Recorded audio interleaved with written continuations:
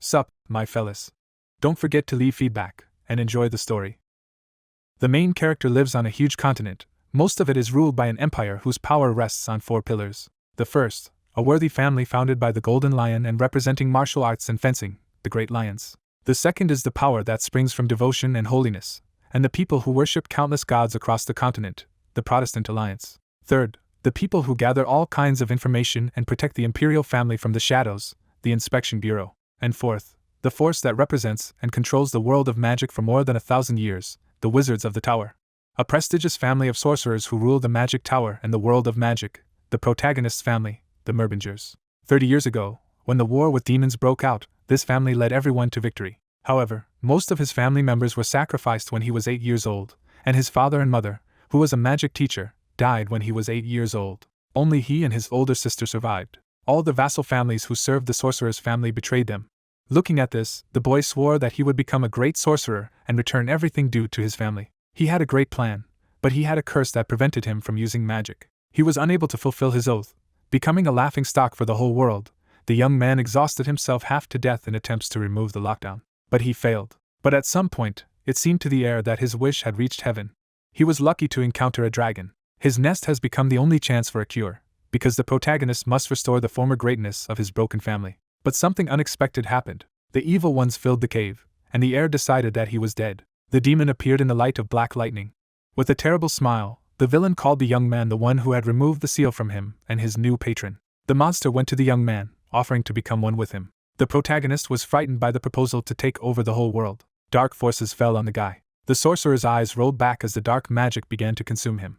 He clenched his teeth, and he fell to his knees, unable to resist him. If the heir knew that this was actually the Demon King's trial, he would never have sought to meet the dragon. In the next moment, his eyes opened. He, Elric Merbinger, would not allow himself to be consumed by the demon. The main character's eyes reflected his own silhouette when he was addressed by name. The doctor explained that the ailment he was fighting was called blocking disorder.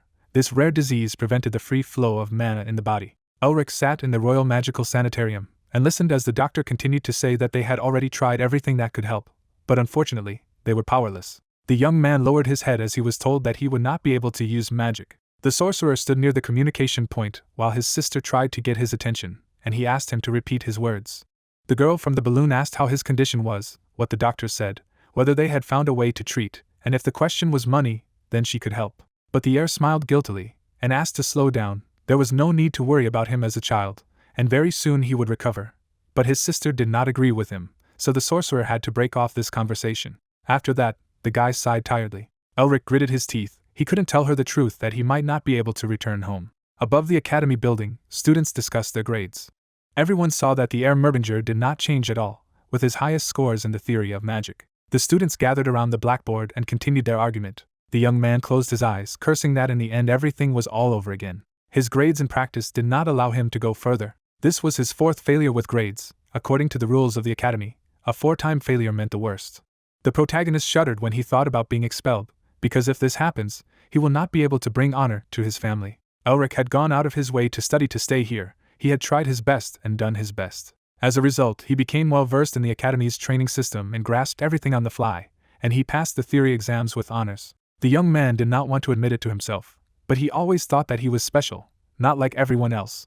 After all, he was not only smart, but he was distinguished by the ability to understand and detect mana better than others. Theoretical knowledge and the ability to mana were the ultimate dreams for wizards, but it did not matter if the sorcerer had the talent that everyone dreamed of. No one could understand that a magus with such a bloodline could not create a circle. He was offered to give up magic and become a scientist, even to put in a word for him. But because of the curse blocking disorder, he couldn't use magic, which meant that at best, he could only become a scientist, and it was impossible to revive a family with such an ordinary profession. The guy stopped near the statue of his grandfather in the courtyard of the academy, a hero of the Great Demonic War, nicknamed the Star Mage. He could just snap his fingers, and like a supernova flash, devour your enemies. And the best magical educational institution, Uston Academy, was founded by the protagonist's grandfather, and if he is expelled, it will mean that he will destroy the pride of his family with his own hands. Elric could hear the discussion behind his back that a man like him couldn't be the grandson of the first headmaster. He continued to be called the Merbinger family's shame, and they expected that the royal magical family would quickly reach the bottom. The gossips walked away, but the young man called out to them. The students turned around when the sorcerer recognized them as first-year students of the Magic Elements department. The heir was approaching them, noticing that he was a close friend of an assistant professor named Sean. With a fierce smile, the guy clarified their names. The protagonist put his hands in his pockets and threatened that their beautiful assistant professor with his disgusting character was unlikely to calmly watch such a person. The students, cursing at the madman, ran away. Elric sighed. And again he squinted his eyes to the side. The statue of his grandfather sparkled in the sunlight, and the guy thought wistfully what if only his father was still with them. The young man twitched the corner of his lips, deciding that he should not be given any slack, even with his damned body. The sorcerer pulled the tie from his neck, and mentally added that he would deal with it. The heir went through the documents, muttering that something was wrong. His eyes swept over the lines of the first academic report, but there was nothing about blocking disorder. Suddenly, a shadow covered the guy. The next moment, his face was stamped on the table. The students sitting nearby looked frightened in the direction of the noise. The protagonist pressed his fingers to the back of his head. Then he jumped up abruptly, cursing, but he was cut short. Sean, clenching his teeth, asked if his friend had used his name left and right again. Elric threw up his hands, greeting the love of the entire nation, but in response, the assistant professor demanded to shut up and reminded that he asked to stop threatening first years with his name. When the guys returned to the table, the young man offered to treat him to a drink if he would fix his nose with magic, to which the friend was indignant that he had to do everything himself, as usual. The heir frowned when the interlocutor demanded to give his nose here, and added that this was why he asked not to do it again.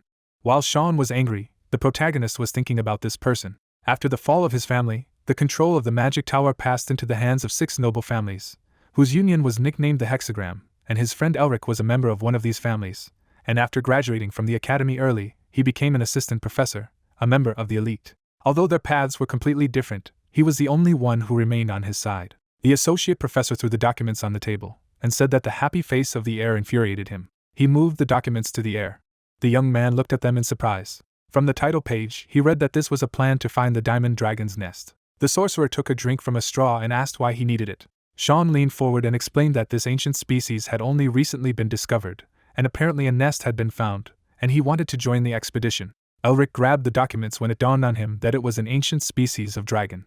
With round eyes, the young man stared at the report. He was sure that they were extinct, but a dragon's nest had been found that could be the original source of magic. The docent folded his arms over his chest, and said that if his friend was lucky enough to find the artifact, maybe the academy would turn a blind eye to his expulsion, because he had tried so hard for it. The heir began to sort through the papers. It was amazing, but it was not only about the expulsion. Perhaps there would be something in the nest that would help cure his ailment, although if he found something suitable, it would still be confiscated by the management. But then the guy slapped his palm on the report. Sean looked at his friend questioningly, and asked why he hit the table.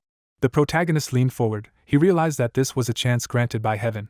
Elric let out a chuckle. After that, he began to laugh out loud. The associate professor frowned, thinking that his friend had gone mad again. But the young man pointed his finger at the marked point on the map.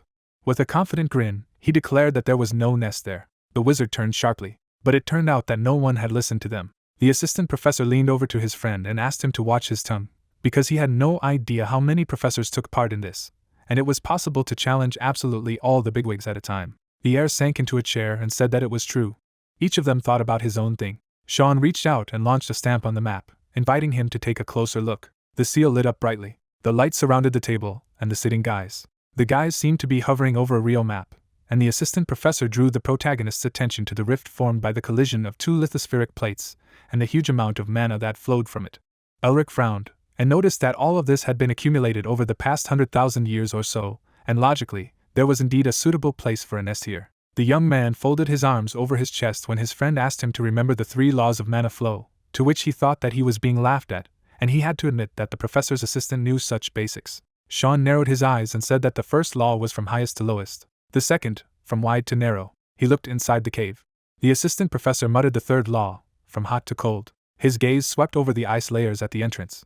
Elric pointed to this with his hand, and assumed that it was because of these principles that they were convinced that this was a dragon's nest. The heir's finger pointed at the gorge, and stated that since there was very hot magma flowing through the rifts, there was no mana gathering there, so the dragon simply could not live there. Sean narrowed his eyes, not believing it.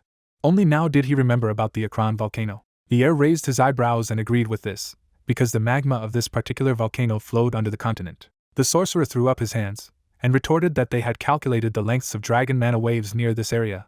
It could not be that there was no nest there. The guy propped his face with his palm and objected that he did not say that there was no nest at all. He smirked when his friend clarified what he was talking about, and stated that the nest was definitely there. And he pointed to the map at a point north of the previous one. Elric was willing to bet that the nest was in Caragul Cave. Sean stood in front of the rector's door, wondering aloud what to say to the top. He knocked. The guy frowned, deciding that he could pretend to be stupid. He could simply be kicked out if he angered the dean, but it could turn out that his friend's words were true. The assistant professor remembered walking down the corridor one night. Strange noises caught his attention. He found Elric, and tried to ask what he was doing here alone in the middle of the night. The guy stood with his arm outstretched and, whispering his wishes, tried to manifest magic. Sweat ran down his face as he cursed his frustration in a low voice. The sorcerer grinned, because if everything was correct, his friend would be able to heal from his illness. Sean slapped his face, deciding that he had to help him as a comrade. The dean looked through the papers. Barox arched an eyebrow and asked if his research report was wrong. The young man stood in front of the director in confusion, admitting that he just wanted to listen to his opinion, since there was such an opportunity. The man put his legs on top of his feet, and said that he did not know how the student came to this conclusion, but he had better try to convince him. The next moment, pressure fell on Sean when the dean said that even his status would not help him. With a threatening face, Barox added that he would not let him get away with it. The young man froze tensely, feeling how overwhelming this person's energy was, which was the strength of a sorcerer of the Seventh Circle. But Elric threw open the door and shattered that feeling. Sean turned sharply. When the friend went inside, the assistant professor indignantly asked what he had forgotten here. But the heir simply bowed, greeting the dean, and apologized for his willful intrusion. Barox frowned, not realizing that this clumsy man had forgotten here. The man's face didn't change, and he asked if the professor's assistant's conclusion was the young man's exact view. The protagonist admitted with a smile that the director was right. The rector straightened his jacket and said that he paid tribute to his insight and intuition. It was hard to believe that the student could think of something like this, but he had no proof, only guesses. Elric's smile became cunning as he revealed that this was a simple truth that even a 3-year-old knew and was surprised that a man needed proof. Barox looked at the young man with a heavy look. Sean almost cried as he wondered why this psycho was provoking the headmaster, as if he had come not to help, but to drive nails into the lid of his coffin. The man lowered his head and coughed, clearly angry at what he had said. Then he began to laugh loudly, admitting that he was even speechless for a while after hearing such a thing from a simple bastard who was not even able to collect mana. The guy narrowed his eyes, and wondered if he really thought that his guesses were wrong. The rector locked his fingers and noticed that there were simply people in the world who were sometimes lucky. Elric tried to keep a calm face when he was called a garbage who wasted his tongue, and did not know his place. But then Barox scratched his temple and added that as a professor he could not simply ignore the student's opinion. A shadow fell on the man's face as he offered to make a bet with him. The rector raised his hand to the young man's question about this. The young man clenched his fists, as the director explained that he would give him all the resources he needed to create a research team. But if it failed, there was one thing that the founder of the academy left behind. Why not put this family heirloom on the line? As the friends rode in the carriage, Sean asked his friend why he wasn't angry. But the main character buried his face in the book and asked him to yell quietly, otherwise his ears would fall off now. The guy smiled contentedly, and added that it was normal, because he would not be expelled if he found a dragon's nest. The assistant professor snatched the book from Elric. He looked at his friend and noticed that he had just become interested. The heir looked in surprise at the interlocutor, who asked what he would do if he was mistaken, because the family heirloom would be taken away from him. The young man lowered his gaze to the pendant, which was transmitted only to the head of the Merbinger family. When the protagonist laughed and reminded him that the man had wanted this pendant for himself since time immemorial, Sean was indignant. But he only smiled embarrassedly and thanked him for the fact that his friend remained on his side. The assistant professor sat down and covered his face with his hand, saying that it would be the end of both of them if they didn't find the nest, so he wanted to know about his friend's plans. Elric sat down and told him that he had not accepted this bet only out of fear of exclusion.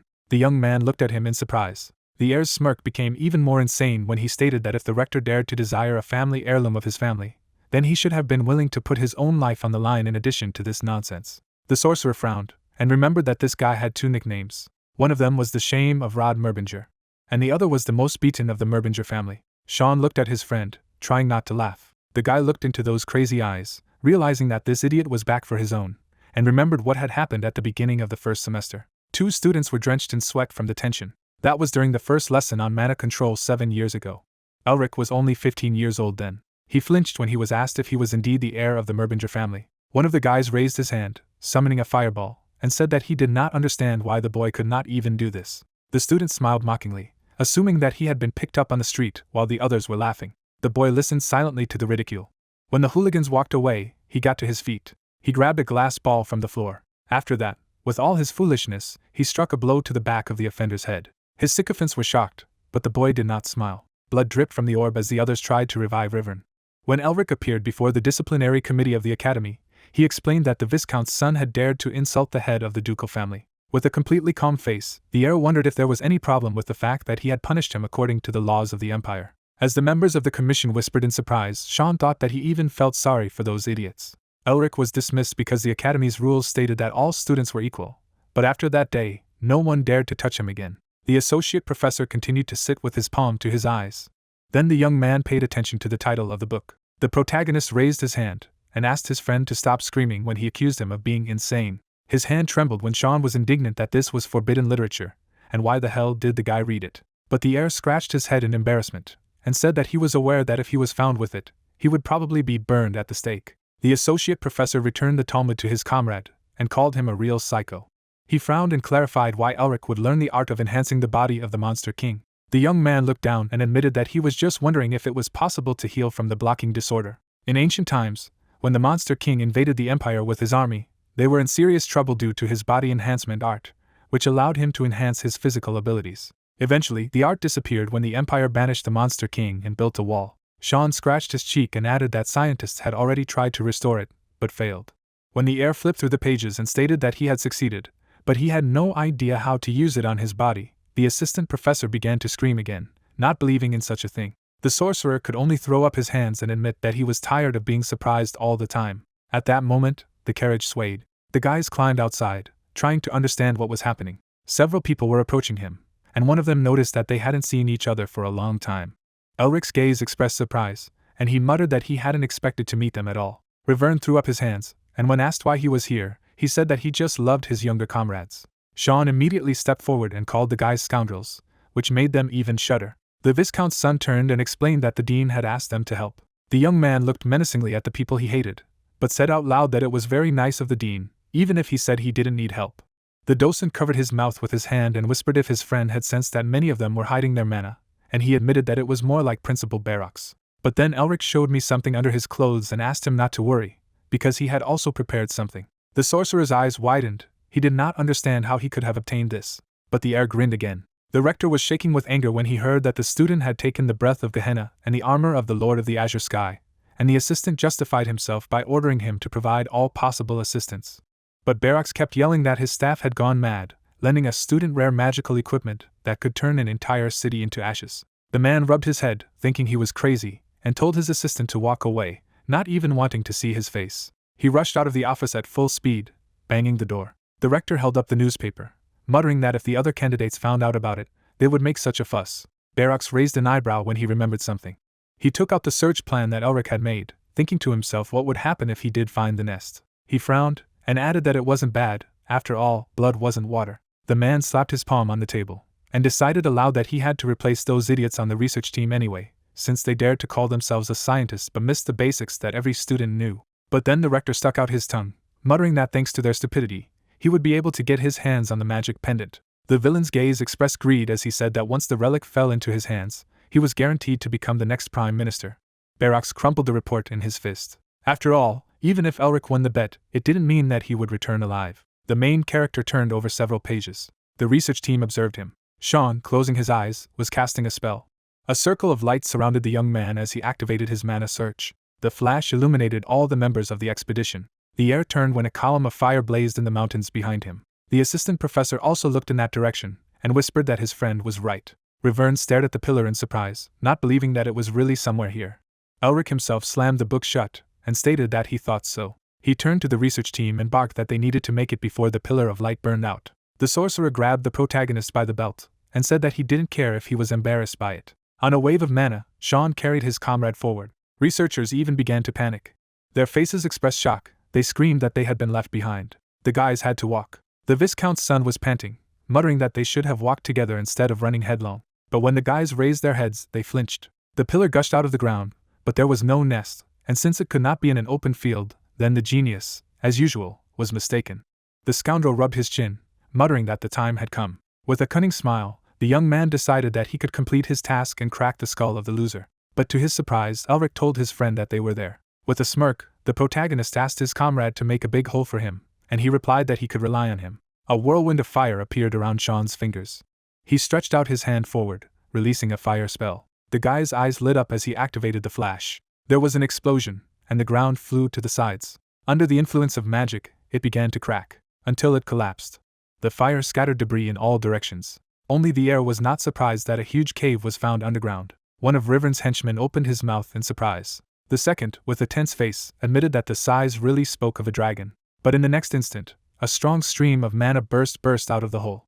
The stream practically knocked down and blinded everyone who stood in its way. But then Elric stretched out his hand. He frowned and ordered not to be carried away. It was just the accumulated mana that was leaking out of the hole they had created. With a resolute look, the young man added that they needed to go down. The heir went inside first, and the others said that they needed to follow him.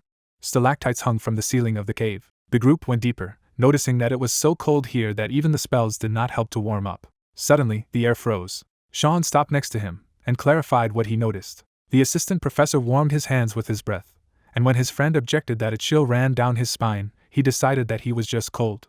The pendant flashed in the semi-darkness as the group moved on, and the guy assumed that his comrade was right. Somewhere in the depths, a dark silhouette opened his eyes.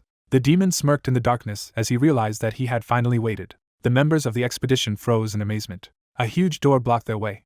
The researchers immediately began to offer options to go further, but almost all offered power options.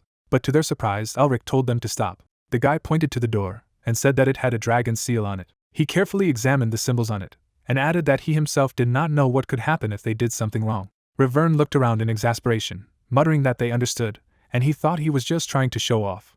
One detail caught his attention while the heir was asking everyone to step aside. The scoundrel stopped listening to what the hated guy was talking about, and sat down near the hemisphere. The young man turned around as he continued to speak, telling the expedition members to try not to do anything alone from now on, as they did not know what could happen. With a frightened face, Elric shouted not to touch him, and the scoundrel did not understand why. In the next moment, flames broke out behind him. Riverne jumped away from the flash, not understanding what was happening. The protagonist gritted his teeth, cursing at this idiot. Under the surprised glances of the members of the expedition, the door began to shake. The symbols on it began to glow, and the young man shouted that it was a trap. The next explosion hit the guy behind him.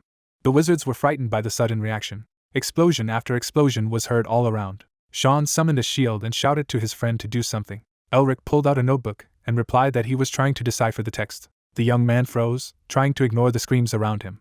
He forced himself to calm down and think of it as a task in a test. The protagonist began to write quickly on the sheet. The heir was sure that he would be able to find the answer to it. As always, you just need to believe in it. He continued to write. Another researcher was struck by a fiery explosion. The guy pursed his lips. The assistant professor could hardly hold the shield while the others continued to shout in fright. Symbol after symbol appeared on the paper. Elric grabbed the hemisphere on the door. The young man held on tightly to the door, muttering a spell, hoping that they could hold out a little longer, and he himself would not make mistakes. The heir squeezed his eyes shut, mentally begging that he would succeed. Suddenly, all the fire went out, and silence fell. Sean could not stay on his feet, and muttered that he had almost said goodbye to life. The main character rushed to his friend to find out if everything was all right with him. While the others tried to get to their feet, the young man replied that he was alive thanks to his friend. The associate professor grinned, and noticed that his interlocutor was not so simple. Elric pressed his fingers to his chin, and grinned that he had learned from a master like him. But then the cave shook. One of the researchers looked up. A flood of mana fell on the expedition.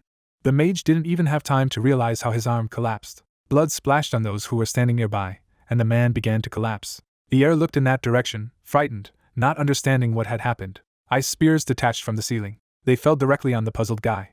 Sean created a shield to deflect the ice attack. The others had to repeat after him, even though they could barely stand on their feet. The protagonist gritted his teeth and grabbed his notebook again, cursing loudly. He concentrated, trying to continue deciphering. With all the speed he could, Elric drew the symbols.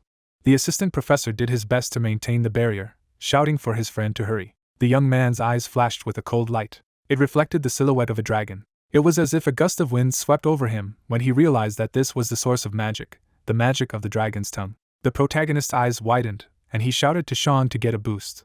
The assistant professor cast a glance at him, but couldn't fully concentrate the spell. There were cuts on the heir's cheekbones, but he continued to break through. A flash of light enveloped his torso. Riverne stared at the guy in shock as he realized what had saved him. The Azure Sky Lord's armor flashed brightly as it fought the attack.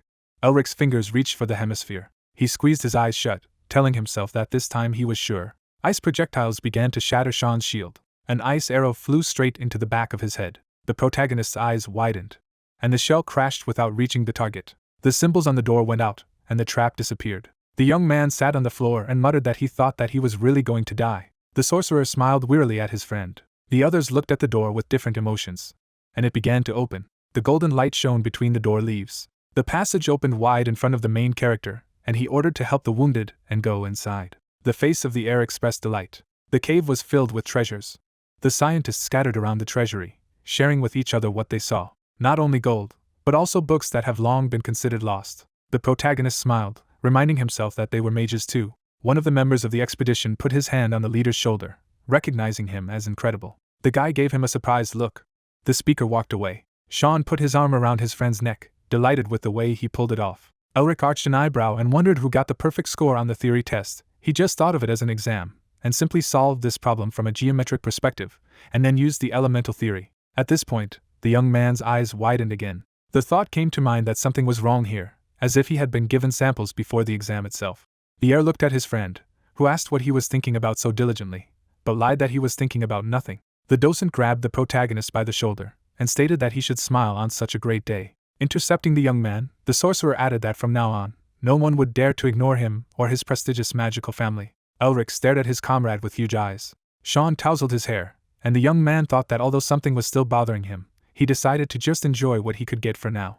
At this time, Riverne took out some artifact from the chest. An evil grin appeared on his face. Someone grabbed the leader's hand. The man dragged the dumbfounded heir to the laboratory. The docent turned to the villain, remarking that his friend had grown up, since he was even called a leader, and he should follow him.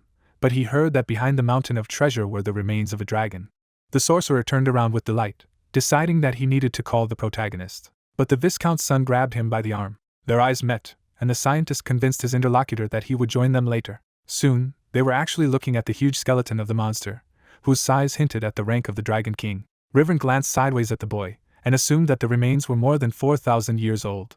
At this time, Elric staggered from the impact. He tried to get back on his feet, calling those who attacked him scoundrels. The young man gritted his teeth, looked back and asked what they were doing, mentally scolding himself for letting his guard down. The guy who praised him tucked his hair behind his ear, and asked him not to think that they were holding a grudge, because he even liked him. His gaze turned cold as he added that work came first. Sean, still looking at the dragon, turned to Riverne. He carefully looked at the skull, and asked if the scientist thought that the skeleton had moved. The heir glanced back when he heard his friend's voice. At this point, a couple of researchers were climbing the stairs, discussing that the others were probably spending their time researching. The guy was grabbed by the collar when he tried to call for help. The enemy's fingers gripped his throat. Elric's eyes began to roll back as he thought that he should never trust anyone, not after what he had done. The man released flames from his palm, but in the next moment, he was swept away by a flood of mana right after shouting that they needed to run. The pupils in the protagonist's eyes narrowed to dots. The villain's hand lay on the floor. The young man quickly looked around, and then he saw what he was looking for. Guys were running in his direction, shouting about the dragon.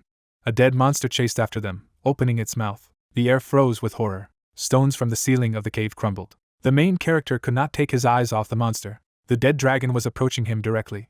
The guy pursed his lips, trying to force himself to pull himself together, reminding him that this was the same test, an exam. As the others screamed in panic, Elric mentally added that this was a test of finding a nest. And opening his eyes wide, he thought that he had to leave the dragon for the sake of survival. The young man frowned, carefully examining the dragon, trying to understand why it was standing still. All the information he knew flashed through the protagonist's head. His eyes widened as he realized that it took time to prepare for continuous fire breathing. The heir ordered the researchers standing behind to gather together and create a line of defense. The warriors raised their shields, the mages took up their positions. A protective dome was formed. The guy immediately realized when the dragon would start attacking. The shields pressed closer together. A flood of mana slammed into the barrier. It immediately crackled under pressure. Elric concentrated. He figured that the breath would last 20 seconds. If they could survive this attack, they would have a chance. Sean gritted his teeth and shouted for everyone to hold on to the last. Mana pulses ran through the barrier. The young man squinted his gaze back, calculating that they would be able to reach the door in 17 seconds. If they can close the door in 3 seconds, then they will survive. Then the air shuddered. Breath pierced the shield, and one of the mages burned to ashes. The mana flow began to weaken. The protagonist furiously shouted at them to run now. The members of the expedition immediately rushed to the door at speed, realizing that they were finished if they were caught. The guy raced after the others, assuming that at this pace they would be able to survive. But then something caught his attention. Something dark fell on the head of the man running in front of him. Blood spurted onto Elric's face. He saw the body of the murdered man fly back. The young man's eyes were filled with fear. The path of the fleeing was blocked by several dozen monsters. The heir recognized the Spartas, legendary creatures known as the Dragon Guardians. The protagonist froze. But then a ball of fire flew over his shoulder and blew up the nearest guard. Sean threw spells at his enemies and ordered his friend to get ready. At the same moment, the sorcerer dodged the Spartan attack. The guy wiped the blood from his face, trying to figure it out, ignoring the cries for help. The only one who could handle this situation was himself, because every problem had a solution. The pendant reflected the light. Elric clutched his head. When he opened his eyes again, he noticed something. The young man saw lines everywhere, as if in a spider's web. Sean shouted something to him, but the heir did not hear him. The heir blinked, and heard that he had been told to dodge. The enemy was flying right at him. The protagonist managed to move aside, which noticeably surprised the monster. But on the face of the guy himself, there was surprise that he had succeeded. He also dodged the next attack. Elric focused, and realized that he had actually seen where the monster was heading, and how it should dodge. In the lines of the web, he saw every movement of the enemy. The young man peered into his new vision, and realized that he would be fine if he followed these zones. He knitted his brows, unable to shake the thought that this was a trap. But the rest of the guys fought with all their might. The protagonist continued to dodge, deciding that he had no time to think. The light flashed. The heir sprang past the monsters forward. The guy resolutely shouted for everyone to follow him, not wanting to die in vain. Sean looked back at the members of the expedition and told them to hurry. Rivern and his men fled, and everyone went where Elric's eyes looked. The dragon roared, and the young man fought his way through the ranks of the guards, paving the way. The associate professor threw fireballs where his friend asked. Soon the group ran out the door, rejoicing at the miraculous rescue. The young man followed the others with his eyes, figuring that they had only to close the door. The heir reached for the orb, but heard a scream behind him. The scoundrel trembled violently on the floor, begging to be saved. The protagonist turned around when he realized that if he wanted to close the door, he would have to leave Rivern, who had been putting spokes in the wheels to the last. The guy gritted his teeth. He watched the Viscount's son reach out for him, and the monster loomed over him. Elric rushed in his direction, deciding that he could not let him die. He was running, trying to get ahead of the guard, and someone was shouting his name behind him. Rivern looked up. While the monster was trying to break through the invisible barrier, Sean attacked the main character, outraged by his act.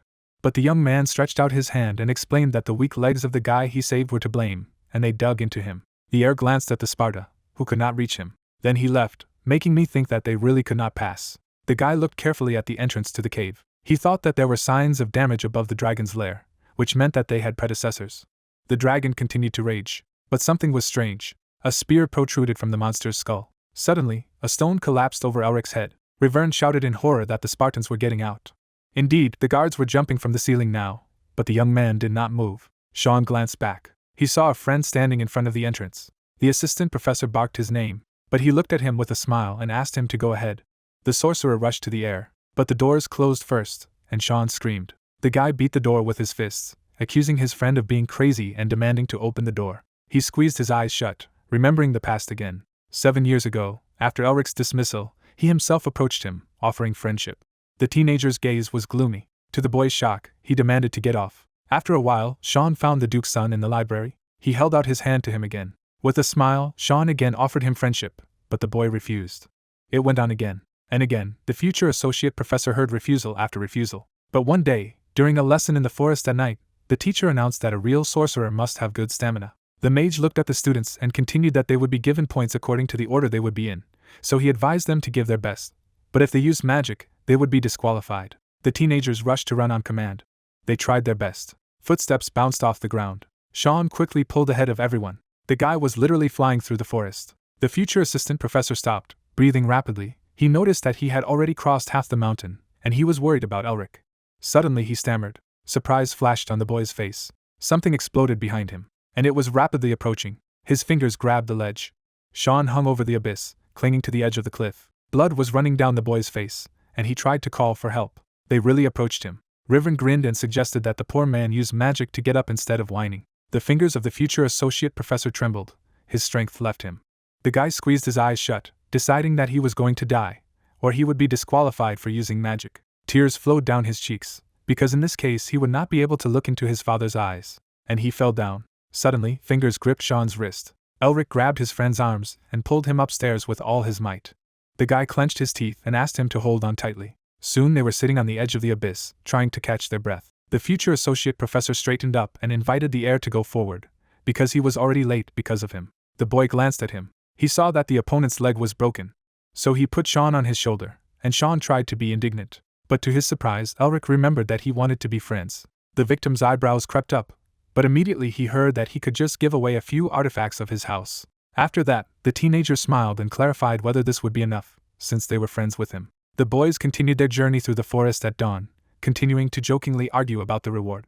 In the present, Sean was pressing his hand to the door, muttering that even though he was weaker than him, this fool was trying to save him. The associate professor gritted his teeth when he heard screams behind him. He clenched his fist and shouted for Elric to wait a while and he would call the elders of his family, or at least his father. The young man rushed to the defense of the others, begging his friend not to die. Elric smiled, mentally thanking Sean, which was why he couldn't let his friend get in danger. After that, the guy rushed forward, straight towards the dragon and his army, barking that he was not going to die. The protagonist traced the desired trajectory. Step by step, the air bypassed his opponents. He stretched out his palm forward. The dragon exhaled mana the moment the young man grabbed one of the artifacts using his weapon. Elric squeezed the artifact, deciding that if you sow, you will reap. The young man's eyes lit up as he offered the guards a taste of his own medicine. Flames engulfed the young man's hand, but it didn't matter to him that it was an artifact that could only be used if a person had mana. Blood flowed from the air's eyes. Everything flared up when he decided to use his life force instead of mana. The guards were blazing in this fire. Another flash appeared when the protagonist stated that it was just a dragon test. The guy went straight to the dragon, deciding that if this was the case, then the answer was within him. The monster opened its mouth, collecting mana. The spear in his skull attracted attention.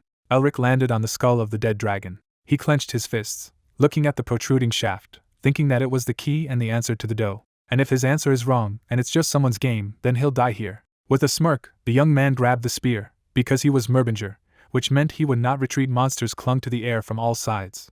But the next moment, mana burst into flames. But suddenly he was at the bottom, looking high up. His gaze was puzzled as he asked aloud what had happened. He saw a dark figure with lightning blazing over it. The dragon seemed to be covered with ice. The figure stood with his back to the protagonist. The stranger turned sharply with a grin. The guy froze when he met his gaze. The dragon from above roared. Darkness lit up in the demon's palm. He held out his hand to Elric. A light burned in the dragon's mouth. Everything around him turned white. Only the stranger held a spear in his hands high up. The demon struck his blow. His eyes were full of rage. His weapon struck the ball of light from the dragon's mouth. The young man covered his face with his hands, feeling a huge amount of mana, and tried to figure out what kind of stranger he was. The demon's spear was approaching the monster's neck. The air looked dumbfounded as the ancient monster's eyes rolled back. Everything around was cracking and crumbling. The demon bared his teeth, swinging again for a strike. A bright flash blinded the protagonist. He saw a black lightning pierce the dragon's skull. The stranger plunged his spear into him. The frightened guy realized that it was this guy who killed the dragon. But then the demon turned his attention to the boy standing there. The stranger grinned wider as he declared that it was the new vessel that would free him from this tedious seal. The villain approached Elric, urging him to become one with him. The eyes of a man with the eyes of a demon, and he added that together they would take over the whole world. But then a cold light lit up the young man's face. The dragon released the chains from its mouth. He captured what the ancient monster called the demon king Mephistopheles. The dragon's eyes shone as he added that the villain would be buried here with him. The heir was surprised to hear about the demon king. The protagonist watched as the chains around the demon tightened, and he claimed to have been sealed here with Shainak 1,000 years ago. The chains shattered, and the voice of Mephistopheles announced that the great vessel had appeared before him. The darkness began to soak into the guy. Elric clenched his teeth in pain. This was not a dragon test, but a demon king's trap. Darkness seemed to pour into the young man, whose head flashed that he would die here. Mana ran through his skin. The protagonist was literally breaking from the inside. As he continued to absorb into the vessel, the demon laughed that Shainak's mana made the vessel's body stronger. Darkness continued to fill the heir's mouth and eyes. Elric knew that his grandfather and the rest of his family had sacrificed their lives to get rid of the demons in the Great Demonic War. Having survived the almost complete destruction of the family and even the death of his parents, only he and his older sister survived. The imperial family, the magic tower, and all of their vassals had all revealed their disgusting desires. Even the person the guy trusted the most and relied on. He tried to take what belonged to them, but they were abandoned. His family was betrayed and insulted, and the child could not do anything at all. Even though Elric was going to heal his blocking disorder in order to get the family back on its feet and make all those who turned their backs feel sorry for them, it couldn't end like this. Suddenly, the family pendant lit up, and the heir decided that he could not afford to be devoured. A bright light surrounded the protagonist's body and his eyes shone, and someone's voice proclaimed the hope that he would reach his descendants sometime in the distant future. The demon was swept back by this light. He gritted his teeth, trying to comprehend what this power was. But his figure was distorted in this light. The young man stretched out his hand and announced in a voice that was not his own, that the first demon would be consumed here and now. Darkness reached Elric's hand. Mephistopheles tried to resist, but the light absorbed him more and more quickly. Soon the darkness disappeared, and a dragon symbol appeared on the protagonist's hand. The young man saw his translucent hands, trying to figure out where he was. He saw the figure against the sunset, and it looked so familiar. The heir froze when he heard a voice that he hadn't heard in so long as he began the story, that they were nothing more than a group of scholars pursuing the ultimate magic. However, because of those who coveted much more power, they were enslaved by demons and brought harm to the world. Those who realized their mistakes in order to return everything to normal also swore for their past and created a family. The figure turned. After the demon deity appeared, he added that he had to uproot the demonic infection. A palm stretched forward. Stone dragons loomed over the figure, who announced that eradicating all demons was their family's duty. However, demons will never disappear completely. They will inevitably appear over and over again. Demons must be consumed over and over again, so the clan will not disappear. The unknown man made several gestures with his fingers. Steam fell. The figure covered his face with his hands. A gust of wind swept over the monsters. One day, in the distant future, their descendants will fully inherit their will. A scarlet eye lit up in the darkness. A palm covered the man's figure. A bright light flashed. The next moment, Elric sat up abruptly on the bed, shouting at the man to watch out. But then he saw his clear palm. Sunlight poured through the window. The young man coughed into his fist. He saw Sean sitting next to him, and called out to him. The associate professor did not turn around when the heir asked if he was crying, but heard a denial. The guy's face reflected anger when a friend said that he could cry, although it seemed that he began to cry in the nest.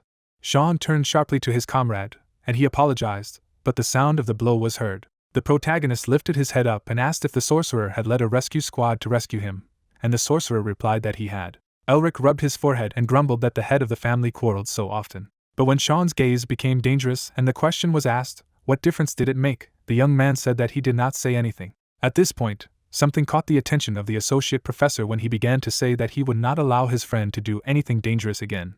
He shuddered all over his body and told the heir to shut up and stand up. The sorcerer measured the protagonist's height with his palm, and noticed that he had grown taller. When the guy looked in the mirror on demand, he really saw that he had changed. Elric's eyes widened as he remembered that terrible moment, not believing that he had changed then. Sean looked at his companion anxiously, and asked what had happened to him and the dragon in the nest. The young man turned around. He could not tell him everything yet, but he promised to tell the first one when the time came. The assistant professor put his hand on the protagonist's shoulder and expressed confidence that he was up to something. Then he pouted and said that it was not fair to hide everything from his friend. But then the heir shuddered and asked what had happened to the nest. The sorcerer took it upon himself to peel the egg and replied that his family was watching it, which made the boy think that they were searching everything there. But to his surprise, Sean retorted that they were guarding so that no one could enter. The assistant professor licked his fingers and added that Elric had found it, which meant that it belonged to him, and no one could do whatever they wanted with him. Officially, the dragon's nest belonged to whoever found it, but it was still a common practice for powerful organizations to acquire the rights to explore such sites. Sean held out his hand and complained that the magic tower and the academy were just furious and were trying with all their might to get their hands on the nest. But the protagonist smiled so sweetly that the assistant professor demanded to explain. The young man thanked his friend with a smile, and he did not immediately find what to answer. The heir continued to smile as he mused that the Neristar family wanted to warm their hands on the nest as well, but they protected him for him, while his friend continued to grumble that he was infuriating him. Laughing, they clashed fists, habitually calling each other names. But then the protagonist remembered something else. The guy was sure that it was the old eccentric Barox there, pulling all kinds of strings, just to get the right to research.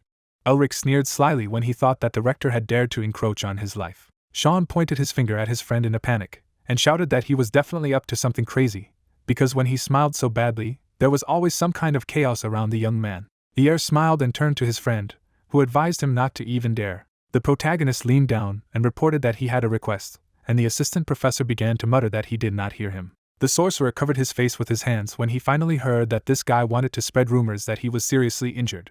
His boots trampled on the cobblestones. The shoulder pad gleamed in the sun.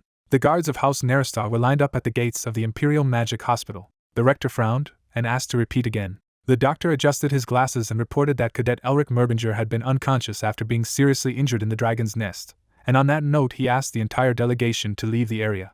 Indignation ran through the crowd that they had come this way, and nothing is clear about the rights to research. The man headed back while the officials continued to complain that they had been blocked from entering the hospital. The main character watched this from the window, calling the old people fools. A representative of his friend's family, Carl, entered the door and asked the young man to rest. The heir did not move. Sunlight was beating out of the window. The door closed behind the assistant. The protagonist exhaled. Then he frowned to the side and asked his interlocutor to stop staring and start talking. I wanted to know how much longer he planned to burn him with his gaze. Mephisto folded his arms over his chest and was indignant that the boy could not show the king a little more respect. He was a great demon king who had plunged the world into chaos. However, right now some fool was picking his nose and saying that he would call him Philia. Mephistopheles was furious when he threw the snot in his direction. While the one who became just an evil spirit tried to beat the impudent man, he thought that a cotton ball probably does a better massage. A certain symbol of a two-faced creature was revealed when it was said that the symbol of darkness, the god of demons, had 4 servants. A kind of fresco with a dragon appeared, meaning the end. They also showed a bird that was called madness. In particular, there was an image of a certain snake, which meant fornication. And at the end, there was an image of a yellow monster who was the original sin, the true king of demons Mephistopheles, the greatest and noblest king, whose name lives on in legends. The demon, pointing his finger at his forehead, shouted that he had already told him about it, and that he should remember his name, as it was the most famous of all the rulers.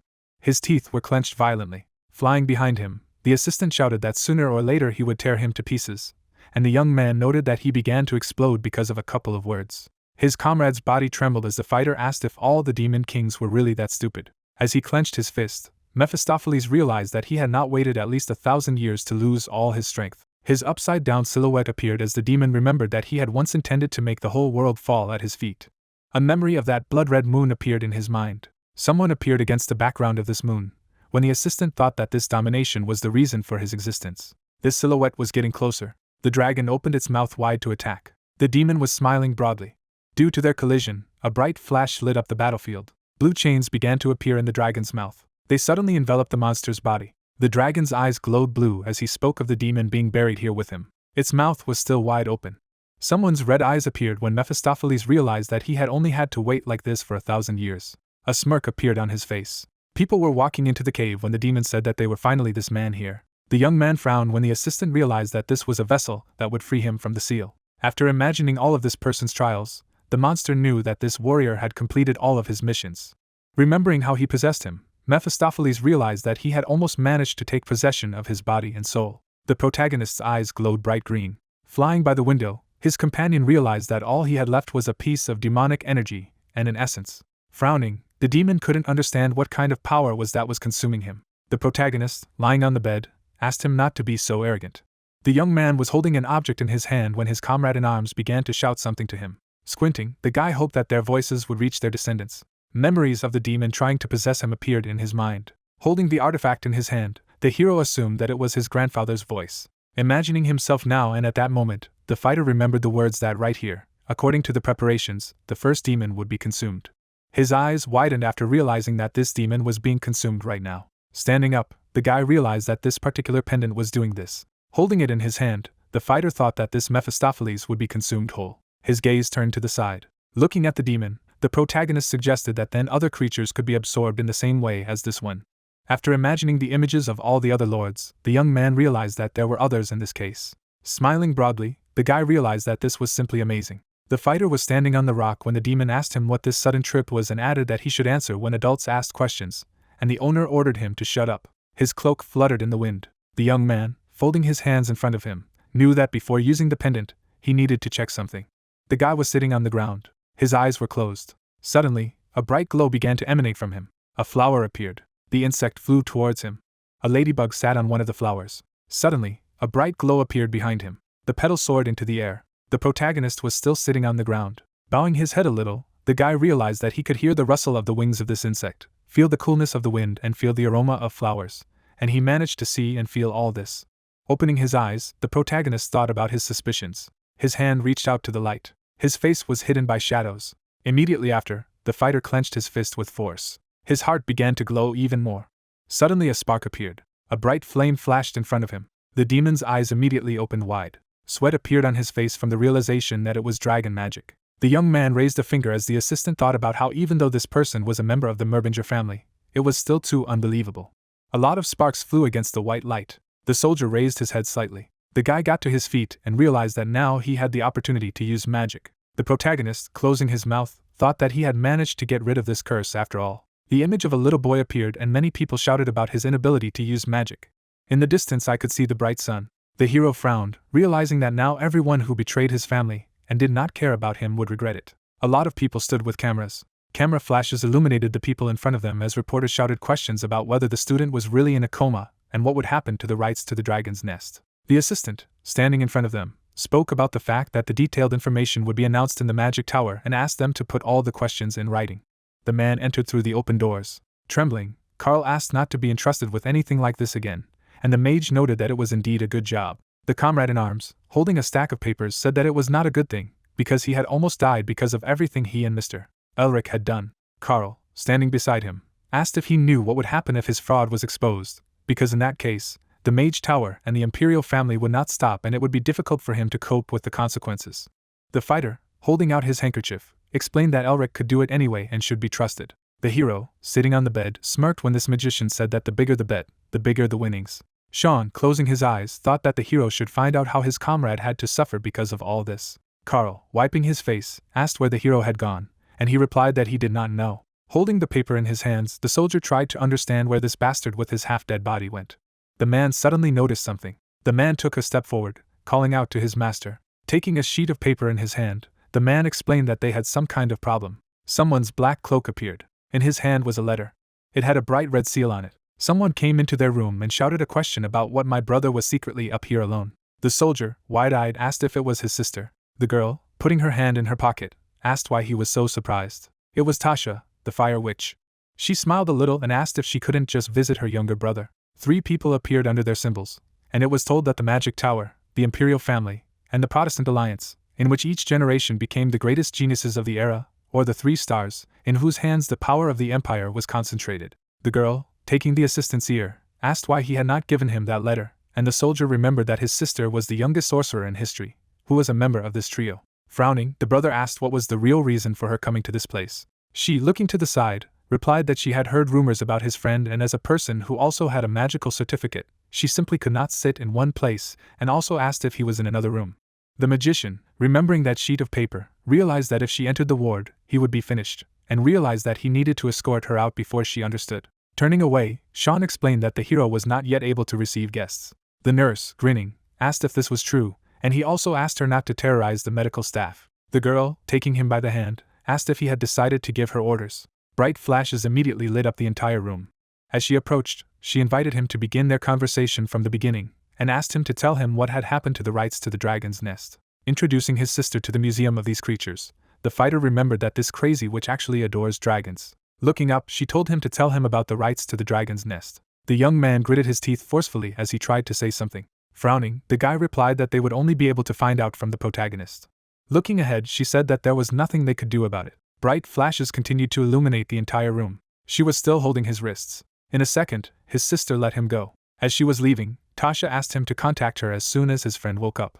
His gaze turned back. She turned around and explained that if she did not manage to be the first to know about it, then her brother would be extremely bad later. Sean, imagining a girl beating him, hoped that the protagonist would return here as soon as possible. His gaze darted to the side as the assistant called out to him. Carl, trembling, asked if they were finished.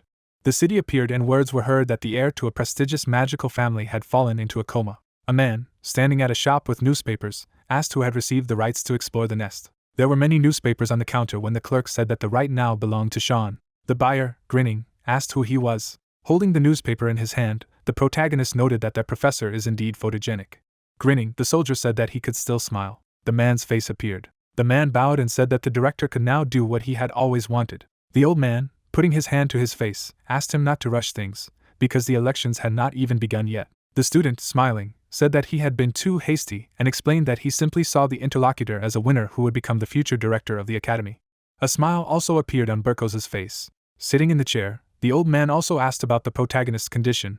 The same replied that this person struggles with death on a daily basis. Closing his eyes, the director said that this was really a pity. The student raised his head and explained that improving his condition could be a huge problem and therefore they would need mercenaries to solve this problem. Suddenly, a black and pink aura filled the room as the director ordered him to stop it. His eyes lit up bright pink. The student, gritting his teeth forcefully, apologized for this. Taking a cup, the interlocutor noted that after the elections, the position of professor would be empty. Sweat ran down the man's face when the old man said that someone would have to take it. A smirk appeared on his face from the man's words that ordinary deans did not know what was going on outside the academy. The assistant, bowing again, shouted that he would not disappoint him. The old man threw back his head, drinking tea. The city appeared under the cover of night. A man was standing in an alley. There was a smirk on his face.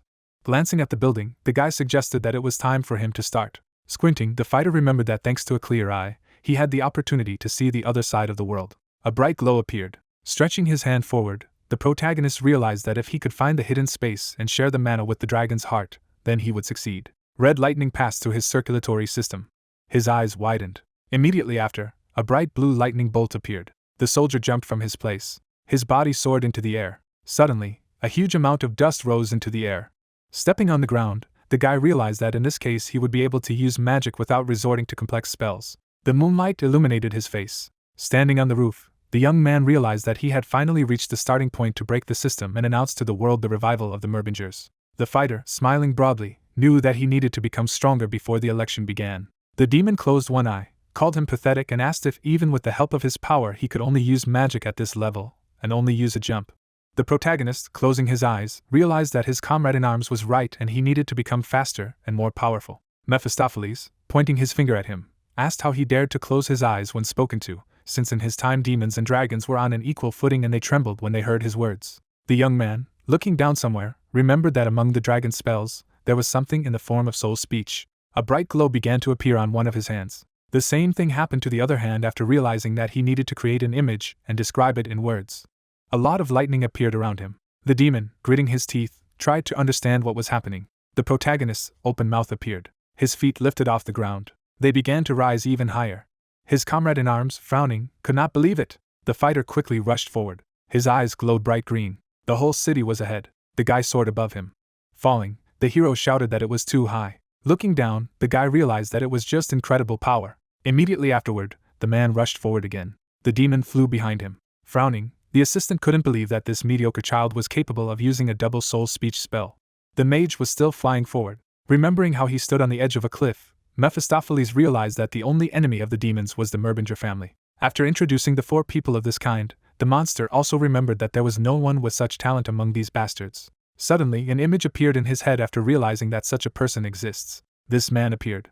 His eye lit up green when the demon realized that such a person was their progenitor. Still flying in the air, the monster realized that he had almost thought about what he shouldn't. Frowning, the monster also remembered that he needed to possess his body as soon as possible anyway, before it became stronger. Flying behind, the demon didn't know if there was a way to accomplish it faster. The hero was looking somewhere ahead.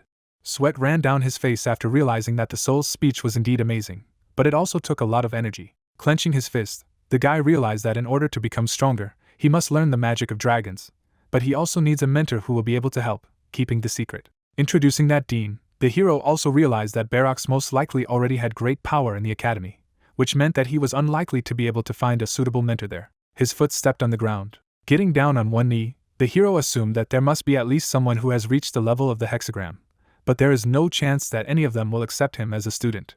An image of his late grandfather appeared in his head. Raising his head, the young man realized that everything would have been different if his deceased uncle or father had been with him. A demon appeared. Getting up, the soldier called out to him. Opening his eyes wider, the protagonist asked if he could teach him magic, as he realized that there was no better teacher than his assistant.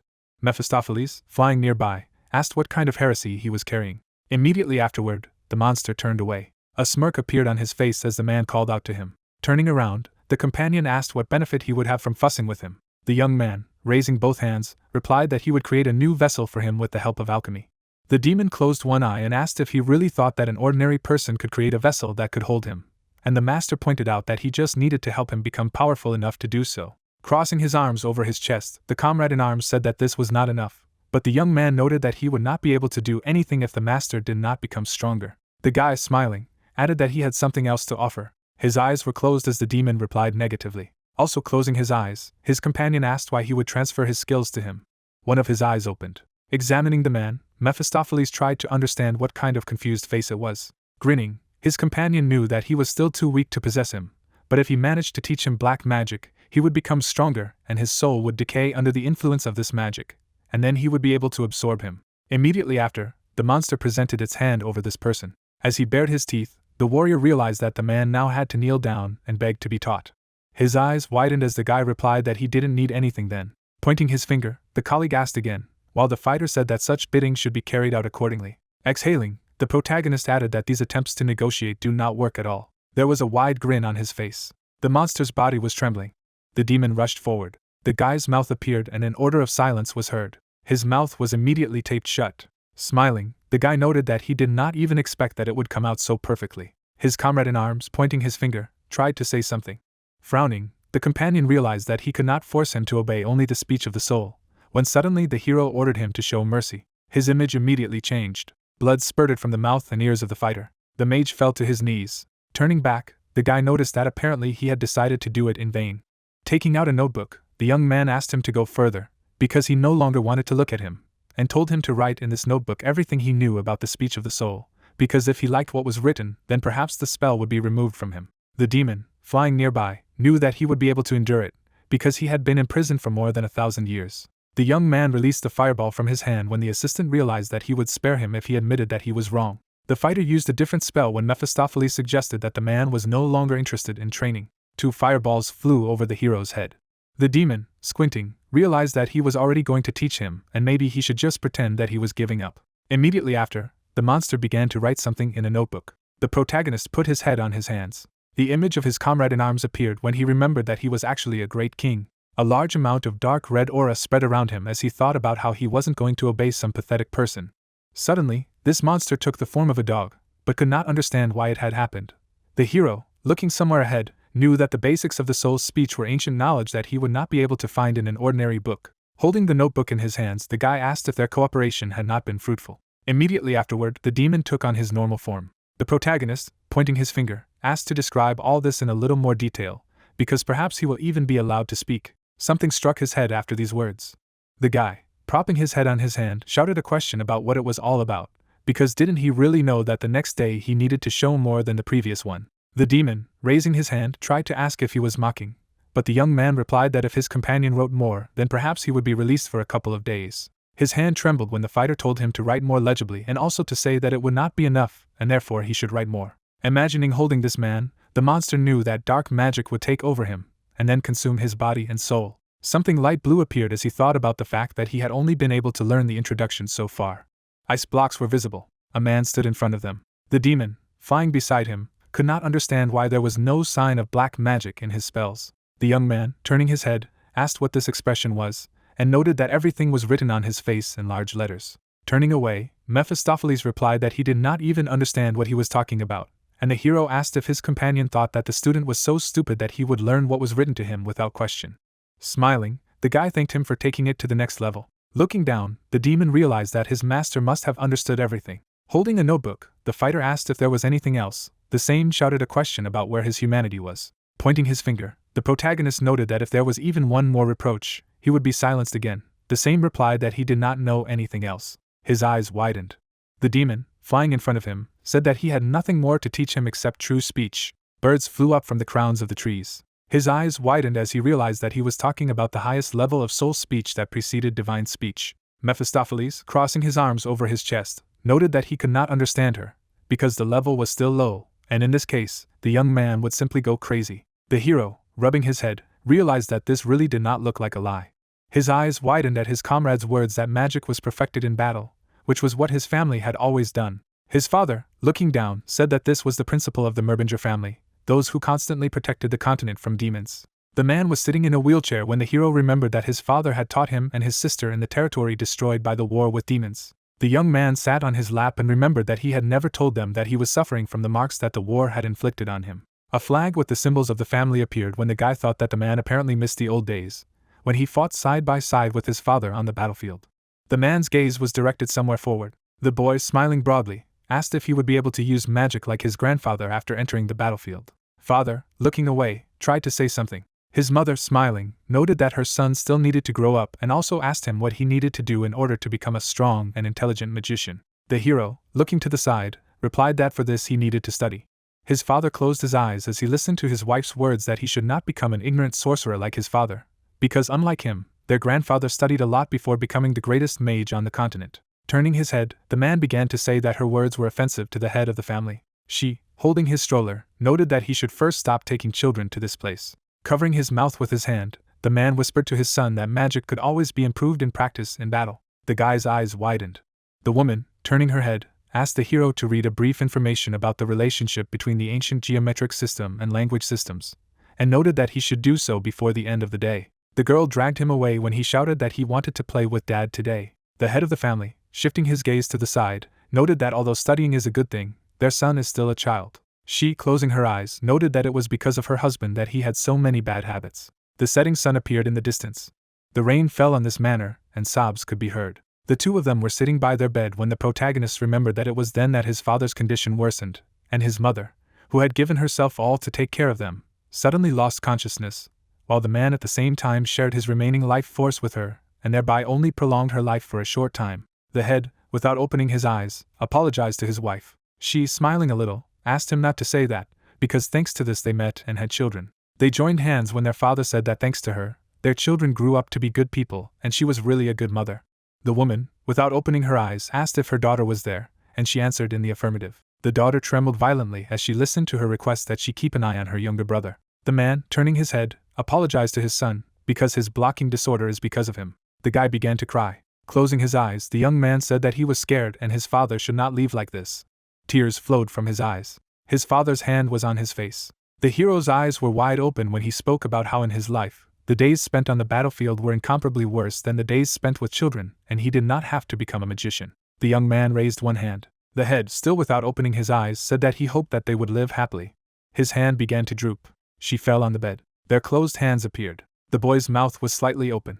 The young man, standing in the middle of the forest, realized that his father was wrong when he said that he did not have to become a wizard, because if a person is weak, then he will not survive. Clenching his fist, the hero knew that he needed to become stronger so that no one would dare to ignore him. Without turning around, the man said that magic can only be perfected on the battlefield, and therefore he needs the experience of battles. Imagining a certain forest, the fighter suggested that he should go to the Crimson Forest, which is teeming with monsters and ghosts, but immediately realized that it was too dangerous there. Also imagine a certain entrance to the cave, but realized that this is also not suitable, since there are too many potential observers. The silhouette of his father appeared, which spoke of the shelters that their ancestors had previously used scattered across the continent.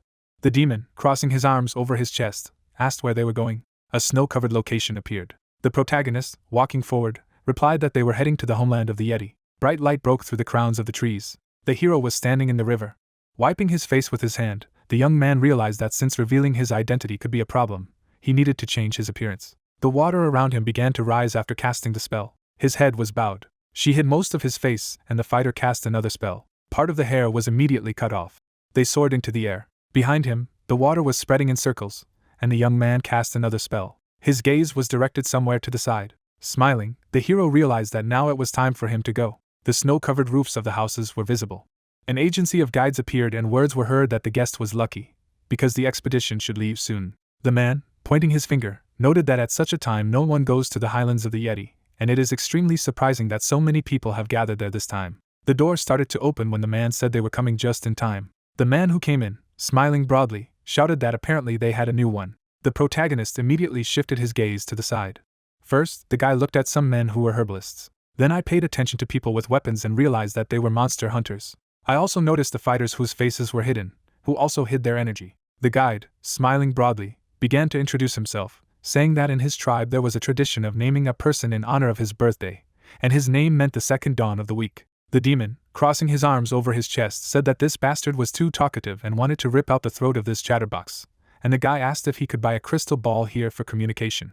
The rest of the people appeared when the guide said that crystal balls were not to be found in this backwoods, and therefore he would have to use the services of the post office and pigeons. Raising his finger, Mingma also shouted that it reminded him of a funny story that happened a long time ago. Someone said that it was very unfortunate, but it was time for them to go. The guide, passing by, said that in this case there was nothing to be done, and he would have to tell this story on the way there. The young man, looking down, realized that his sister would go crazy if he did not contact her soon, and suggested that he should let Sean know, as he would be able to settle everything. The territory of the highlands appeared and the words of their guide were heard that a pigeon suddenly flew into the chimney, which belonged to a person who lived opposite the man who stole money from a person who lived next to the lover of the grandfather's grandmother, who lived there the longest.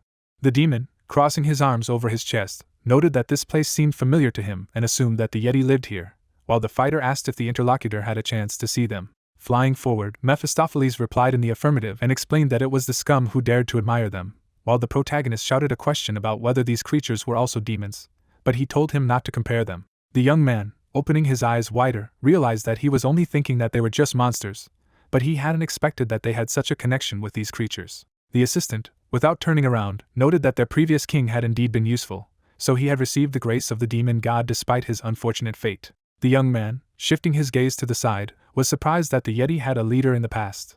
His comrade in arms, looking ahead, said that his grave should still be here. The protagonist, baring his teeth, shouted a question about whether he knew exactly where it was, and the demon replied that he did not know, because even if it was still there, It was most likely already looted. His eyes widened. Mountains appeared in the distance as the young man realized that this grave must have some connection to the family shelter. My father, sitting on the bed, talked about how the shelter was the lair of the ancestors, which was built to protect the family inheritance.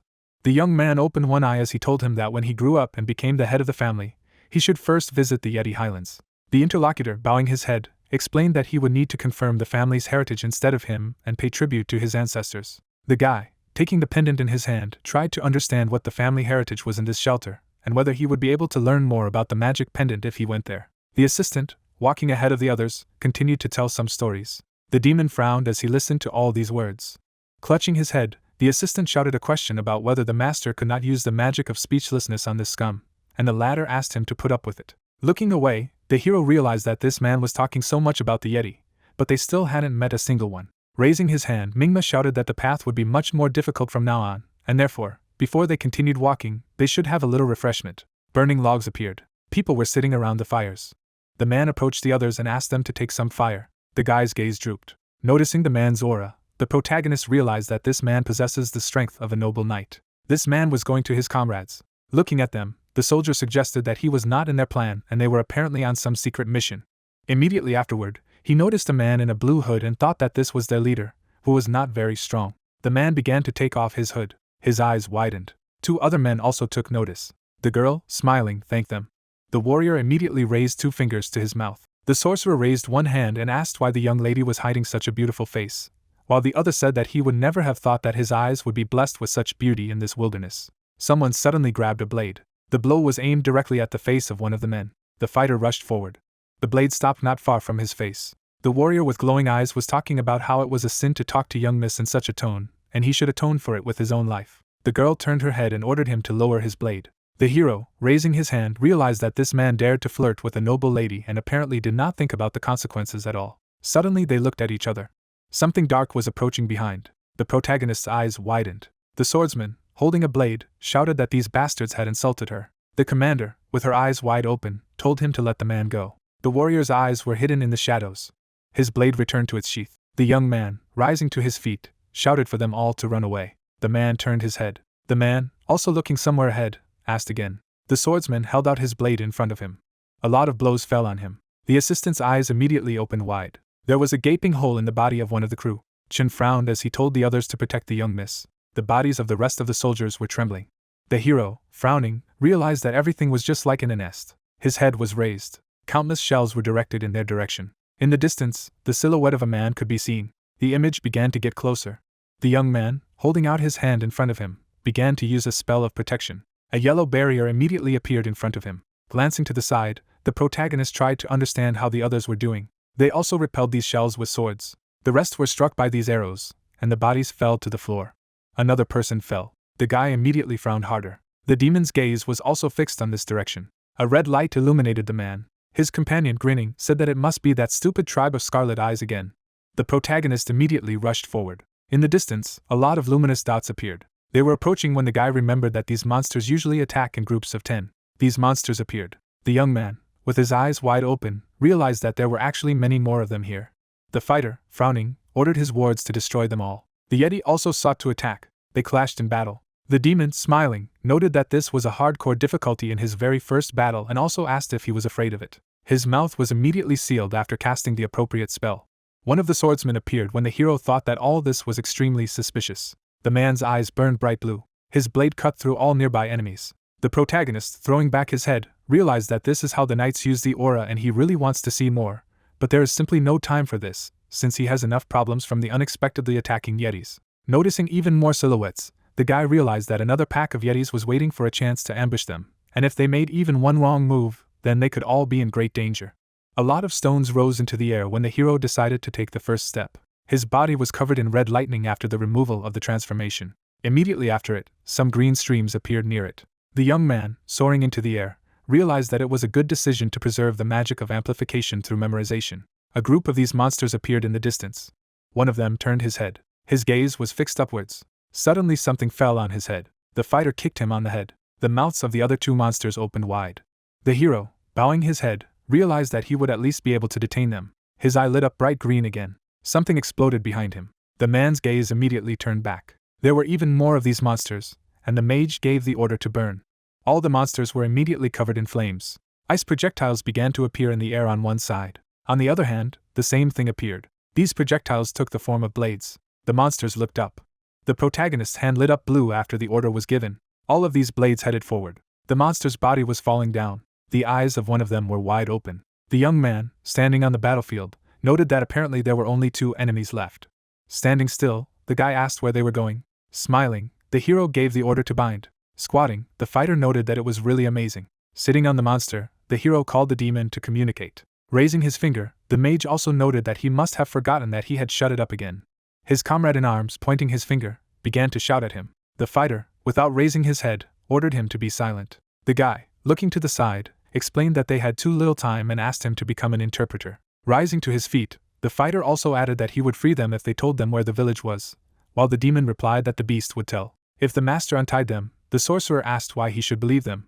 Frowning, the colleague noted that at such moments problems are solved by dialogue, not blackmail. Snapping his finger, the young man asked to tell them that they would be released, but they should hurry up with an answer for this. Mephistopheles, covering his mouth with his hand, was saying something. A smirk appeared on his face and suddenly the hero used the translation. Standing in front of them, the young man heard the words of his comrade in arms that they now need to send this bad man to hell together. The monster immediately got to his feet. A moment later, a shard of ice struck his head. The guy's finger was pointed at him. His eyes widened. The demon and the second yeti were trembling.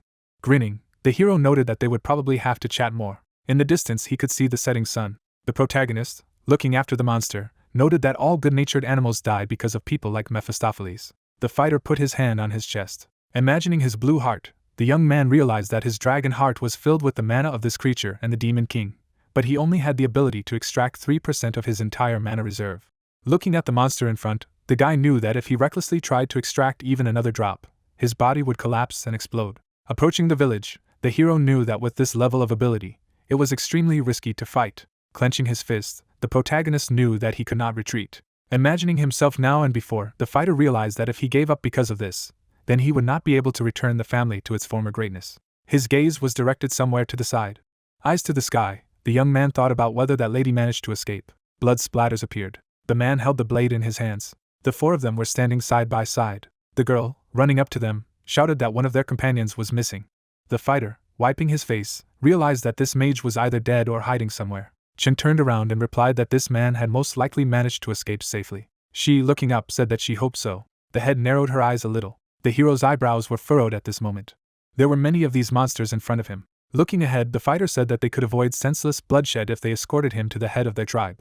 The monster, baring its teeth, only growled. They suddenly looked somewhere behind when someone ordered them to surround a person. Someone took a step. The protagonist's eyes immediately opened wide. A huge beast stood in front of him. Looking up, the guy said that he needed to ask him something. The yeti, looking down, only growled. Holding the crystal in his hands, the young man hoped that he would not come to this, because if the negotiations failed, then he would have no choice but to kill their leader as quickly as possible. Sweat was running down his face when suddenly the beast spoke of his green eyes. The leader, looking down, asked for the guest's name. The young man, opening his eyes wider, introduced himself. The monster put his hand on the snow and asked him to follow him. The 2 of them were going somewhere.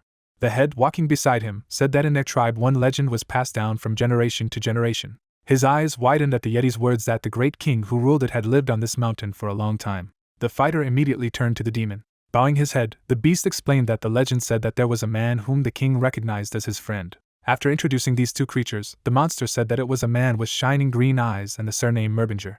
The young man, looking at his interlocutor, realized that one of his ancestors was a friend of the yeti, who, in turn, said that the heads of the tribe followed the will of the king and maintained order in the man's house. The guy's gaze was directed forward as he asked about where this place was. The head, looking down, replied that this house was below. A gorge appeared in front of them. The 2 of them looked down. The young man, his eyes wide, could not believe that this place was in an abyss. His eyes were still wide open. Suddenly, a house appeared in the distance in the dark. The young man continued to look down. The hero noticed something and thought about the updrafts. The yeti, looking down, noted that even they were barely able to go down only once a year, as long as there was this flow. The demon, grinning, noted that the master with his mediocre charms was not even able to cope with frostbite. The protagonist stood by the cliff when Mephistopheles asked what he was going to do, because with his current powers, this is simply impossible. The fighter, without looking back, noted that he was right and he really could not do it now, but if he retreated, then he would not be able to take a step forward. The guy, walking forward, said that he needed to do it because the ancestors were so eager to see the abilities of their descendants. His body flew down. Smiling, the soldier said that he needed to kindly show them. Watching the master fall, the demon said that he would die. Gritting his teeth, the main character thought that this wind is stronger than he thought. Looking at the man, Mephistopheles told him to concentrate, and added that if he couldn't, he would throw away his skates. The hero's leg flew down. Concentration could be seen on the protagonist's face. Looking down, the young man used a step. A building appeared below. Suddenly, the guy's leg was covered with magic. The mage reached straight to the house. The main character fell down. The protagonist's eye burned green. Making a stupid face, the man thought that he would die. Sitting down on the ground, the guy began to laugh. In turn, the demon said that the Lord was strong in spirit. Looking at the house, the young man said that this place was SOSO. The mage approached the door. Suddenly, a spell appeared, and it became clear that the door was locked by an ancient spell. Raising his hand to his chin, the main character said that he thought the casket should open simply. In the end, the monster said that he should try to direct mana, guessing the password. Touching the lock, the protagonist began to guess the password. Closing his eyes, the young man thought that it had nothing to do with the mana pattern, and added that perhaps there was something like a key. Looking down, the man came up with an idea. The guy took the artifact in his hands. The sorcerer brought the thing to the lock. Suddenly, something happened. A man could be seen in the doorway. Going inside, the main character found himself in a blue room. The protagonist took the book. The guy's eyes opened wide. Running through the library, the young man said that there was a fundamental doctrine of magic of fairies and monsters, and even a book on black magic. Looking ahead, the demon said that this must be where the Sage of Winter lived. Looking around the corner, the mage asked who the Sage of Winter was. The monster had its back turned. The guy was looking through books. The man picked up a book called The History of the Merbingers. Reading the book, the main character saw that the eradication of all demons is their duty. Standing with a book in his hands, the protagonist asked if this was what he heard in his dream. The young man continued to read the book. The boy was surrounded by green symbols, reading about how the duty entrusted to them by heaven could be fulfilled if you were able to thoroughly digest the demons you devoured over and over again, unless a new harmonious combination of magic was formed. The words were in the book. Symbols flowed into words. The magician was reading a book that said he needed to eat, devour, and absorb demons. The protagonist's eyes turned green. The artifact began to crack. A medallion appeared. Suddenly, the thing began to emit a green light. Suddenly, memories of various battles appeared. The artifact hung around the young man's neck, making it clear that if the descendant passed the first test and absorbed the first demon, then he had found his true beginning. A man appeared in a meadow. The magician lay surrounded by flowers, asking what kind of place it was.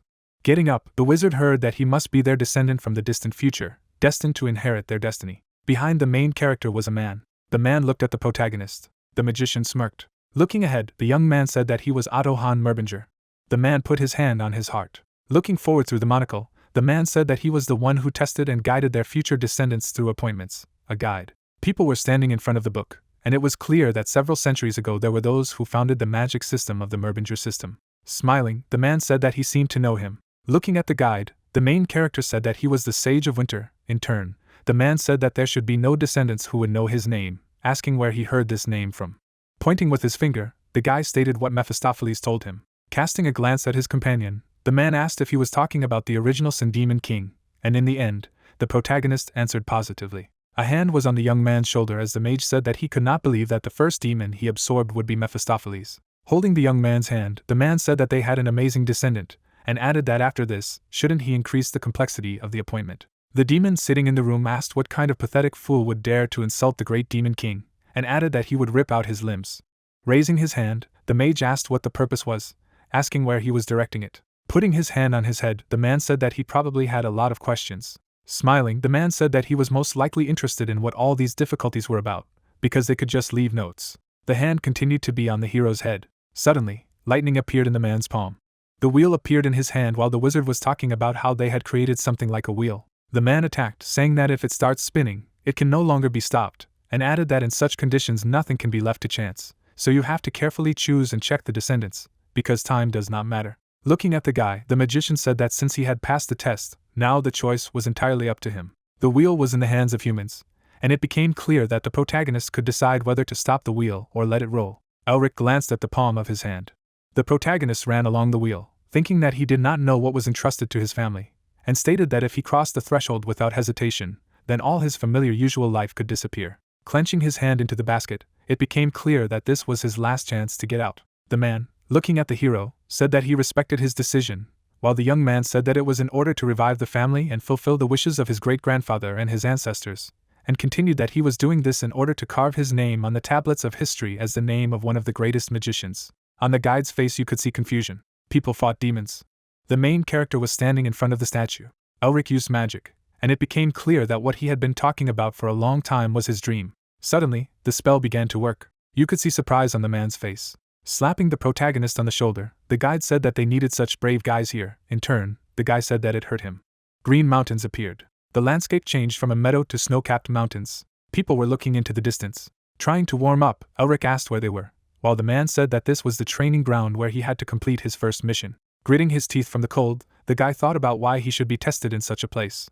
Smiling, the main character made it clear that he would become much stronger. Without showing his face, the conductor said that such a smile was a very excellent mood for a candidate. Pointing with his hand, the man said that the guy should look there. In turn, the young man did not understand where he needed to look. In the end, the man said that he should look deeper and further. The eyes of the main character indicated that he was concentrating. Suddenly, something seemed to me. Something was in the black smoke. The creature had red eyes, and it became clear that he was the king of the ice mountain, that he was the first and last king to unite all the yeti and rule over this ice mountain. In addition, he was ambitious and tried to restore the former status of the yeti as demons, but in the end, he was consumed by his own ambitions, ending his life as a fallen demon. A snow-capped mountain towered ahead. People were looking at something black. Looking ahead, Elric heard that this king was the second demon that he must devour. Pointing his finger at the man, the protagonist asked if he was really telling him to absorb this monster, while the guide stated that he was only saying to absorb it. Without showing his eyes, the man said that from now on he would have to absorb demons and draw their seals, the root of their existence.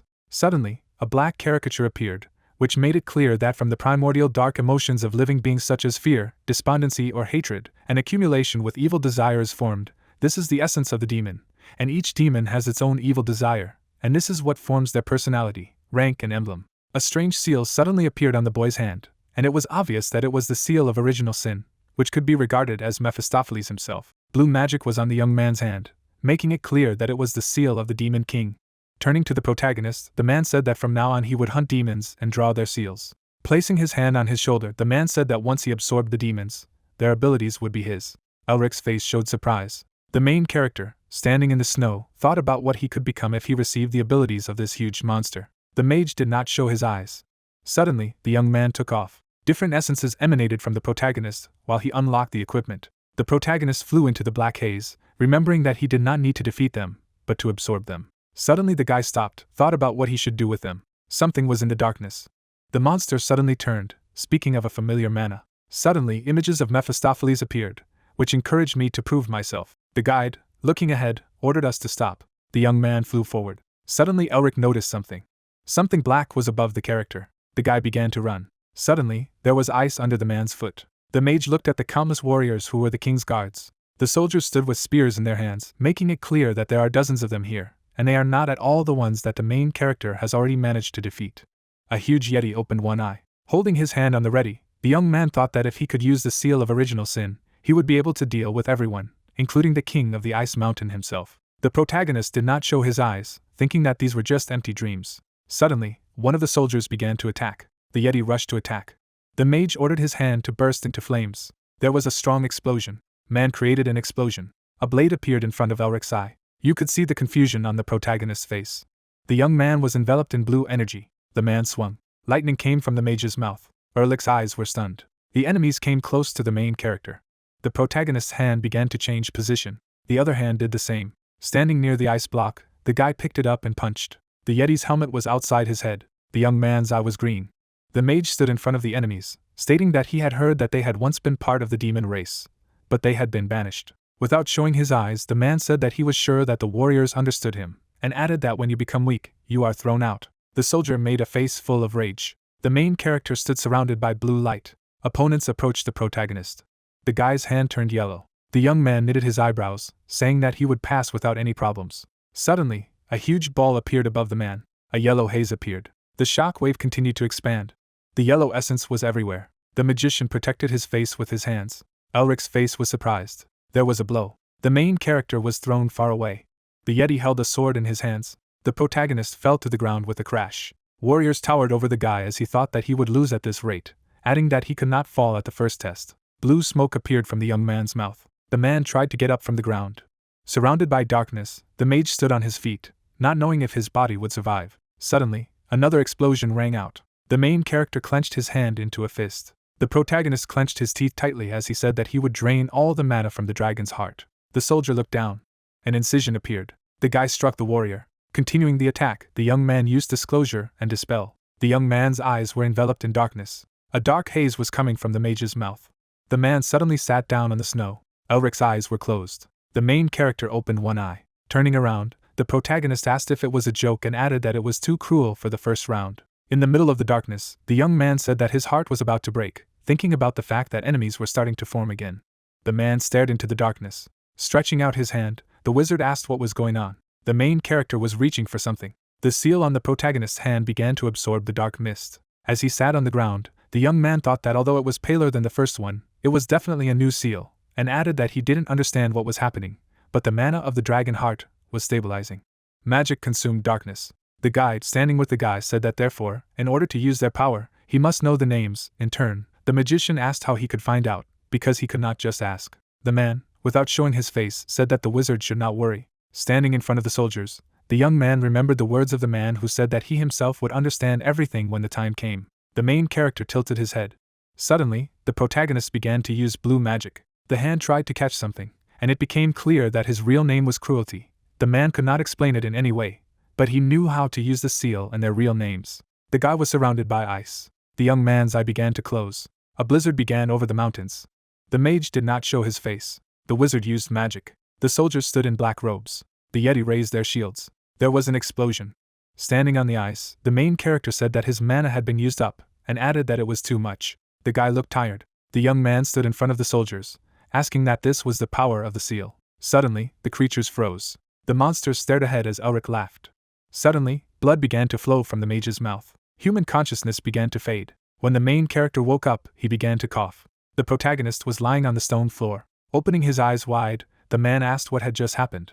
The demon, looking at his master, said that he seemed to have had a good deal. Standing in front of the protagonist, Mephistopheles said that he immediately realized that the task was activated because he fell asleep and the pendant began to go crazy, and added that it was not easy. Looking down, the guy thought about what it meant that he hadn't really died. Touching the seal, the man continued to think that he had gone too far because he had too much faith in the seal, and added that he must have passed out after consuming all the mana. Suddenly, memories of the young man standing in front of his enemies appeared, and it became clear that the strength of his opponent was much greater than he had realized. For if the defective seal of cruelty was so strong, then how amazing was the seal of true sin. The magician continued to touch the seal. Turning around, the wizard listened to what the demon had said. Glancing down, Mephistopheles said that it seemed that the Sage of Winter had come up with an intricate scheme. Sitting on the ground, the main character asked how he could use the seal of true sin, while the monster said that he believed that he had told him about his real name. Without showing his face, the demon said that the guy really thought that he would tell him about it. Looking away, the monster declared that he did not care what humiliation he subjected him to, but he would never get an answer from him. Holding his head, the main character said that he thought that this was a trivial question, but the demon took it so sharply. Looking ahead, the protagonist thought that he knew it, and added that, after all, the seal was the work of demons, and stated that if Mephistopheles approved of the use of sin, it would mean that the man had deprived him of everything, adding that it was regrettable, but for now, the young man should give up. The demon stood with his back to the mage. Holding hands, Elric continued to think that the first thing to consider was that true sin was the seal of the demon lord, because he couldn't even control the power of the yeti, and it was useless to talk about the demon king. Casting a glance at his comrade in arms, the main character asked about the fact that he seemed to say that he knew the king of the ice mountains. Looking at the man, the monster asked why he was asking, while the protagonist said that this place was his tomb, and it was obvious that he should meet with the king. The demon, whose eyes were red, said that Otto Merbinger was crazy, adding that how dare he force the creature to be captured, which the demon admitted. Looking at the creature, the young man asked if it knew any good methods. Moving away, the demon replied in the negative, while the guy said that he was no longer connected with demons, so he could tell the mage at least that. Making a face full of anger, the monster asked what the master was talking about, and added that divulging the secret of the seal, which was both a secret and a weakness, was a violation of his pride. Closing his eyes, the monster listened to how the man promised a 3-day release from the cute regime. In turn, Mephistopheles asked if he really thought that he could break his pride with something like this. The main character put out his hand, saying about 5 days. Clenching his teeth, the demon said that this was utter disrespect, and in the end the master told him to forget about it. Smiling, the monster said that it was an insult, but since his generosity was as big as the ocean, he would agree this time. Looking at his comrade in arms, the protagonist began to joke. Making a serious face, the demon told him to listen to him carefully, and forgot about completing the quest with the current seal, because with it he would not even be able to approach the king of the ice mountain. Looking at the monster from under his brow, the hero asked what it meant. The monster smiled, declaring that this did not mean that the solution did not exist. The man stood in front of the mountain, saying that it was damn cold here, and added that this was the reason he didn't want to go back. The demon turned to hear the protagonist say that he should use Mephistopheles' hint. Suddenly the guy jumped. The mage went on the attack, remembering the demon's words to increase performance, because seals are divided into ordinary, advanced, unique and mythic depending on rarity. The young man dodged the attacks, making it clear that the seal of cruelty was very valuable and definitely not of a low rank. However, his achievement level was only 1 star, and the king of the ice mountain had achieved 10. The yeti continued to attack Elric. The warrior's helmet shattered into pieces, and it became clear that the guy needed to either level up or raise his rank to a unique one. The protagonist smiled. Suddenly, the seal flashed with blue light. It was snowing over the mountain. The mage's foot sank into the snow. Slouching, the main character said that they had finally met. Something lurked in the darkness as the man thought about how his achievement level was stuck at 2 stars, and in order to advance, he had to fight the king. The demon was not surrounded by a shadow, but by demonic energy. Hopelessness appeared on the wizard's face as he said that the guide had indeed offered him to defeat the demon, and added that he was indeed an ancestor of their family, or a sworn enemy. An icy mountain appeared. Standing in the snow, the young man said that he should at least try. Without showing his face, the guy said that no matter how difficult it was, if he kept trying, he could definitely win. Hope appeared in the man's eyes. The demon stared ahead. The main character, not understanding anything, opened his eyes. The man was lying on the floor, declaring that after collecting all the seals and tearing his ass, he died without even lifting a finger. Putting his hand on his stomach, the mage asked how he could defeat this creature. Flying over the master, the monster asked about what he finally understood, and added that he simply refused the task. In turn, the man said that if he had the seal of such power, he would win. Looking at the wizard, Mephistopheles called his comrade names. Raising his finger, the protagonist asked about the fact that the king of the ice mountain is a woman. The hero's eyes were open. The demon lowered his gaze. The monster's eyes darted to the side. Looking at the protagonist, the monster asked why he was looking at him like that, and added what was wrong with his eyes. The creature, whose face had blushed, pointed with his finger. The man was holding an artifact in his hand. The main character sat down, holding something in his hands. Suddenly there was a green light. Starting the attack, the protagonist wished her opponent death. Suddenly, a blue essence appeared. The man froze. Steam was coming from the young man. The magician was cut into 2 parts. The hero fell, cut in half, and it was clear that he was in great pain. The guy was missing half of his palm. The man's head was cut in half. There was a blow. The main character used ice magic. The demon was not happy that the protagonist was getting closer and closer. The monster's face showed that she was furious. Showing his teeth, the mage declared that he now knew how to use the seal of cruelty of the Queen of the Ice Mountain, but nevertheless, once he received the seal, it was difficult for him to surpass a creature who wielded it perfectly. The monster began to attack. The man stretched out his hand. The palms of the opponents collided. A shockwave appeared. The man's hand began to crack. The main character was thrown away from the scene of the collision. The man looked at what was happening. The guide, looking down, said that he would not be surprised if his personality suffered after these failures, but he smiled. The protagonist grinned. Having cut off the hand, it was clear that Elric had not only an innate talent, but also a submissive will and an ineradicable desire to grow above himself. The hand flew away. A dark essence appeared. The seal began to glow, and it was obvious that this person was insane. Looking to the side, the main character said that he had reached 3 stars. Suddenly, a point appeared in front of the protagonist's face. The man evaded. Counterattacking, the young man said that she did not even allow him to catch his breath. Suddenly, the monster let go of the blade. A cloud of power appeared. A magician using a barrier. The monster struck. Crossing his arms, the guy thought that this was his limit, and added that stealing alone was not enough to conquer the Ice Queen. The opponent swung for an attack. Clenching his teeth, the mage thought that he should definitely understand her, adding that he should become her. Man began to break through the darkness. The young man crossed his arms. Suddenly the seal lit up. Shock appeared on the protagonist's face, thinking that he had died again. Suddenly, Mephistopheles appeared in the sky, saying that someone had to prove something to him. The demon smiled and told her to prove that she was worthy of being part of their race. The queen dropped to one knee. One of the monster's eyes glowed green. One of the lady's hands was on the ground. Suddenly the seal lit up. Someone with a skull on his head appeared. His hand reached for the monster. Someone was with a staff, making it clear that the god of demons had sent them a prophecy. The creature was standing in the snow. A monster with fangs appeared. Standing on the cliff, it became clear that they would conquer the mountain range. The Queen of the Ice Mountain was small, having made it clear that she was born to rule. However, as the one who was the first in the history of the Ice Mountain to unite the tribes, she could not get enough of this place alone. Monsters gathered. Red eyes were visible, and the monster made it clear that she had to restore their former legacy. The girl looked into the distance. The yeti were looking ahead. The lady held an axe in her hands, making it clear that she would return to their rightful place. The soldier was holding a sword in his hands, and it was clear that they had brought countless humans and demons to their knees, and once again they had become part of the demon race. The horse's leg was bleeding. A blood moon obscured the sky. Looking ahead, the queen even tried to become the demon queen. However, she was prevented by the demon king Mephistopheles. The soldiers lay dying. The lady got down on one knee. The demon was smiling. Looking at her opponent, the girl thought that the bar of the all-powerful demon king was too high, and added that she had no choice but to know the bitterness of defeat. The mountain was covered in blood. Something was in the darkness. The demon was in the mist, and it was clear that she had almost managed to get Mephistopheles' confession, but someone had told her to stop. Suddenly, a lock appeared. The soldiers were ready for battle.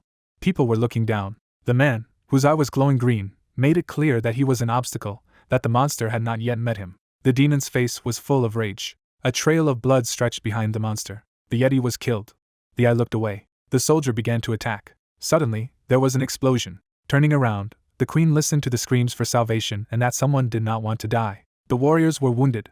Suddenly, a monster appeared. The fist struck, making it clear that the girl wanted to live. The warriors looked ahead. The axe was covered in runes. The heroine took a weapon, stood among the soldiers. The lady's face showed fury as she talked about how they were part of a proud demon race, adding that there was nothing beyond their control, and went on to let the warriors show those who stood in their way all the fear of their terror. Blood flowed. The demon's face was covered in blood. The screams of monsters that died in an instant could be heard. Hopelessness was visible in his eyes.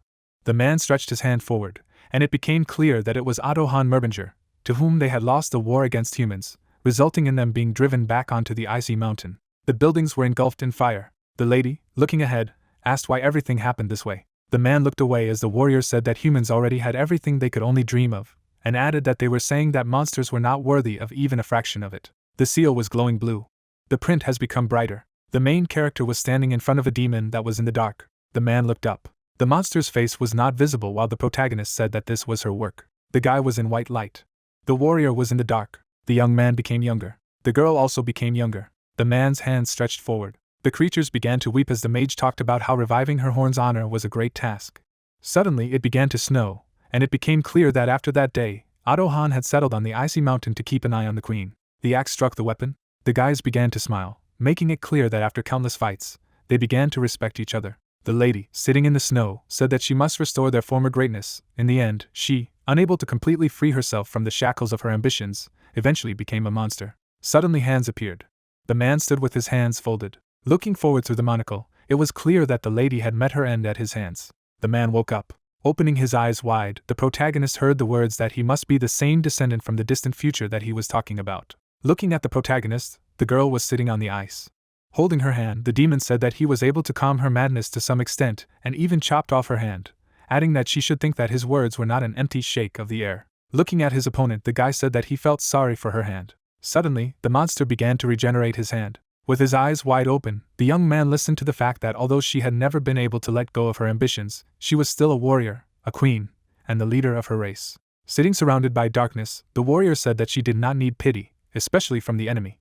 A look of bewilderment appeared on the mage's face. Smiling, the demon asked that now was the time to end this long battle, in order to apologize to her people and revive them. Clenching his hand into a fist, the protagonist listened to why she was so greedy while trying to join the demon race. From the darkness came a voice that she would live well with her lovers. Suddenly there was a memory of the creature being in the ice. The young man didn't show his eyes, thinking that after all, she was once again under the influence of demonic energy. The man opened his green eyes, thinking about what he should do now. Something was standing below. Making a serious expression, the protagonist continued to think that he needed to concentrate, because his opponent was the queen of the ice mountain, the monster that united the huge ice mountain, the greatest of the yeti warriors, and the enemy that he must devour. The guy looked at the demon. In the eyes of the opponent, you could see rage. The wizard stretched out his hand, knowing that he would not win if he did not put all his strength, and it would also be disrespectful to her. The man stood in the blue light. The stones began to fly. Boulders were falling. The lady stood with her foot on the snow. The man's foot slipped through the snow. The two began to attack, making it clear that this was the end of their story. Fury could be seen on the faces of the creatures. Due to the impact, a blast wave occurred. The cut went far. The red haze went farther and farther. The enemies fought. The axe rushed down. The axe was shrouded in lightning. The man parried the attack. The main character clenched his teeth and said that he would become her again. The man's shoes broke in the sock. A series of blows rang out. The girl had her back turned. The protagonist did not show his face. The shock wave from the legs stirred the ground. The man's shoes were directed further. The demon looked furious. Anger could be seen on the young man's face. The opponent swung for a shot. The girl's foot was on the ground. The man's shoes were in the snow, and it became clear that the protagonist's life was at stake in this battle. The enemies took an attacking stance. The mage clenched his teeth, not understanding why he was having so much fun. The monster gritted its teeth. There was an explosion. The shock wave broke the stones in half. The cobblestones scattered through the air. The stones were carried farther and farther. The main character swung. The demon held her hand above her head. The lady struck the young man while he felt the days she had spent with Otto. The hero was thrown far away. The monster attacked the man. The wizard dodged the blow. The demon was surrounded by boulders. Elric's face was furious. Blue magic suddenly appeared near the lady. Someone took a step back. The opponent did the same. The enemies moved away. Blood was flowing from the guy's mouth. The girl's eyes were red, making it clear that they were both already at the limit. Suddenly someone began an attack, making it obvious that the outcome of the battle would be decided by the last attack. The opponent also rushed into the attack. The creatures swung. The girl was preparing to strike with her palm. The mage was also ready to strike. The opponents joined hands, using an icebreaker. Suddenly, a powerful shock wave was heard. A cloud of smoke appeared. Silhouettes were visible in the shadows. The demon was missing half of his body. The man opened his eyes wide. Blue cracks were visible. The queen had no body part. The creature stood in front of the main character. The protagonist began to tremble. The guy gritted his teeth. Opening his eyes, the young man listened to the monster tell him if he would allow him to thank him. Tears appeared on the warrior's face. The snow was illuminated. The girl fell to her knees. The heavens began to clear. The lady smiled. The sun illuminated the mountains. Dark smoke began to emit from the demon. The opponent disappeared. The man clenched his fist. The seal remained on the hand of the main character. A flower grew on the ground. The plant got stronger. The bud opened, making it clear that the guy wished the girl to rest in peace. Starting to clap, the man asked if the guy really managed to absorb the queen of the ice mountain, adding that it was magnificent. Looking to the side, the main character asked if the task was too difficult for the first time. Looking at the guy, the man said that nothing was impossible for their family, and added that he could not consider himself a Merbinger if he was not able to cope with something like this. Looking ahead through the monocle, the hero said that he was surprised, because he thought it would take at least a year or 3, but the chick, who had only known magic for a couple of years, was able to defeat the queen of the ice mountain in a month. Without showing his face, the protagonist asked about the month. Making a serious face, the man said that 1 month had passed. Counting on his fingers, the young man said that he had learned magic a month ago, and had spent 1 month here, so it meant that 2 months had already passed. Looking at the main character, the man said that this was too bad a joke. As he continued to look, the mage asked if this was true. Without changing his posture, the wizard asked if it was some kind of pretentious joke of the Merbingers. Stretching out his hands to the guy, the man laughed, adding that he really had an eye for people, while the protagonist said that he was just talking recently, and he was just quoting his words.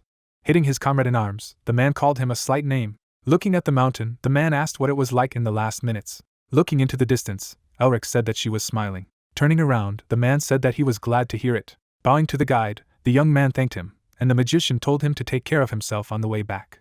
Looking up, the guy said that he might not be able to visit him often. Smiling, the wizard said that he understood, because the head of the family always had a lot to do.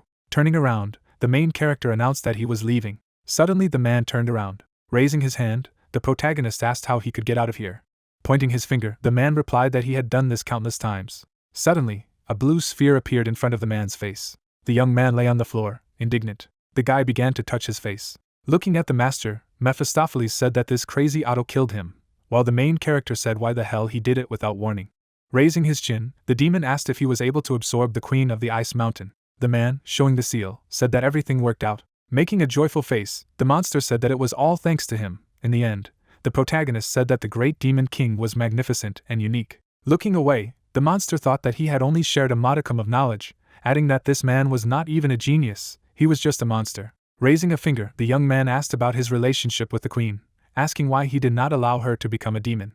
Looking away, the demon asked how he knew, while the main character said that it happened, and added that he looked into the queen's memories. The monster sat on the bones of the victims, giving the answer that he was the king of the demons, and they were only the scion of the demon race, adding that at that time he was just bored. The creature hovered over the mountains, hearing that someone was planning to become a demon here. Looking at the girl's face, the monster thought that she wasn't up to the demon king, but her ambition and ability were commendable. Gesticulating, the demon said that if she had met someone like Azazel or Lilith instead of a benevolent king like him, she would have been torn to pieces. As she left, the creature waved her hand to find him when she became stronger. Looking at the demon, the main character asked if they had met again. In the end, the monster answered why he would date her. The mountains were covered with snow. The girl smiled with the man. The footprints pointed to a cliff. The demon did not show his face. Sadness appeared on the monster's face. Punching his arm, the protagonist replied that he understood. Making a stupid face, the young man asked if he knew how snots mock girls with whom they are not in love. The demon's eyes glowed red as he talked about snot and unreciprocated love. Looking at the creature, the man declared that this was why that bachelor after 1,000 years. In turn, the monster said that how dare he mock him. Comrades in arms were sitting in a room. Suddenly a fist appeared. Lowering his hand, the man said what a wonderful descendant he was. The leaves were flying in the wind. You could see sadness on the man's face. Closing his eyes, the guide asked if she felt the same way, asking if she was offended. Suddenly, there was a creature in his arms. The girl held the creature in her hands. The warrior sat on the ground. Suddenly, a man appeared, addressing her by name. The lady was furious. The monster shed tears. Darkness was approaching man. Reaching forward, the creature asked Otto to kill her. The mage's face was not visible. Without showing emotion, the wizard said that he was sorry. An image was visible in his hands. The man folded his hands. The man looked ahead through the monocle. My eyes began to close. Looking up, the sorcerer told her to leave her regrets and obligations to this child, and rest in peace. Crying, the man said that he wanted to meet her in the next life. The sky was at sunset, and it became clear that the man hoped that everything would be better than before. Mephistopheles, lying next to the protagonist, asked what he was looking for, who replied that he had to find something. The young man put his hand in his inner pocket. He took out an ice crystal in the shape of an egg. Otto, standing in front of the young man, told him to take the ice crystal and find the god of Camellia.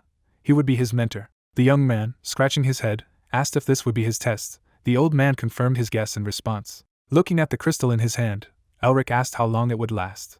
Otto frowned, saying that it would be until he reached the progenitor level. The protagonist frowned upon hearing his words. The man in front of him said that he probably had many questions, but in time he would find the answers himself. The progenitor had achieved a lot and left a lot on this earth. Looking at the sky, the old man said that they had prepared quite a few tasks for him to follow in his footsteps, so he only needed to walk this path diligently. Hiding the crystal, the guy agreed with Otto, who, hearing his consent, said that he was sorry that he had hung such a burden on him, but only he, the head of the Merbinger family, could go this way. The old man turned away, telling the young man to leave. He narrowed his eyes, saying that he should bring winter to perfection. Mephistopheles, covering his face, laughed. He chuckled, saying that Otto must be trying to recreate winter. The young man, looking at the crystal in his hand, asked what winter was. The demon replied that it was their vile 4 seasons. Frowning, Mephistopheles said that these 4 creatures were hunting demon kings like him. The protagonist looked up at the demon. He stood up, asking Mephistopheles to tell him more. Stretching out 4 fingers, the guy said that he would release him from cutie mode for 4 days if he told the demon. Angrily asked how long he thought it would work. Elric gritted his teeth and said that it would be so, he would free him from silence. But that was the maximum. The king chuckled, saying that the fee was acceptable. In the past, there were 4 servants who assisted the progenitor in the founding of the Merbinger family. Since the personalities and abilities of the 4 corresponded to the seasons, the demons gave them the nickname, 4 Seasons. Otto was the personification of winter, a harsh, cold winter. Narrowing his eyes, Mephistopheles said that the fact that someone like him was left behind to watch over posterity in the role of overseer meant that he wanted to pass on the power he once had to him. The protagonist shuddered all over. He involuntarily parted his lips, mentally saying that this all meant that when this ordeal was over, he would be able to gain new strength from the other 4 seasons. Mastering the power of the 4 seasons also meant that he would be able to match the powers of the progenitor they had helped to open the pages of the Book of Destiny. Glancing at his tattoo, the young man realized that if he could continue to absorb seals equal in power to the seals of cruelty, it would be a matter of time before the family was revived. Elric grinned. Looking at the crystal in his hand again, he asked what was so important about this crystal that the god of Camellia needed it. Mephistopheles, imagining the ice mountains, said that it was the core of winter, formed only in the deep parts of the ice mountain covered with eternal snow. In other words, it was the egg of the spirit. Since Camellia is a flower that blooms in winter, it is impossible to think of a better pot than an ice crystal for her. The god will shine when he receives this egg. When Elric asked where he needed to go to meet the god of Camellia, the demon closed his eye and said that he most likely needed to go to the flower temple in the north. The protagonist, with his mouth agape, asked if this temple really exists. Mephistopheles, hearing him, said that it exists, and that noisy idiot is most likely guarding the temple.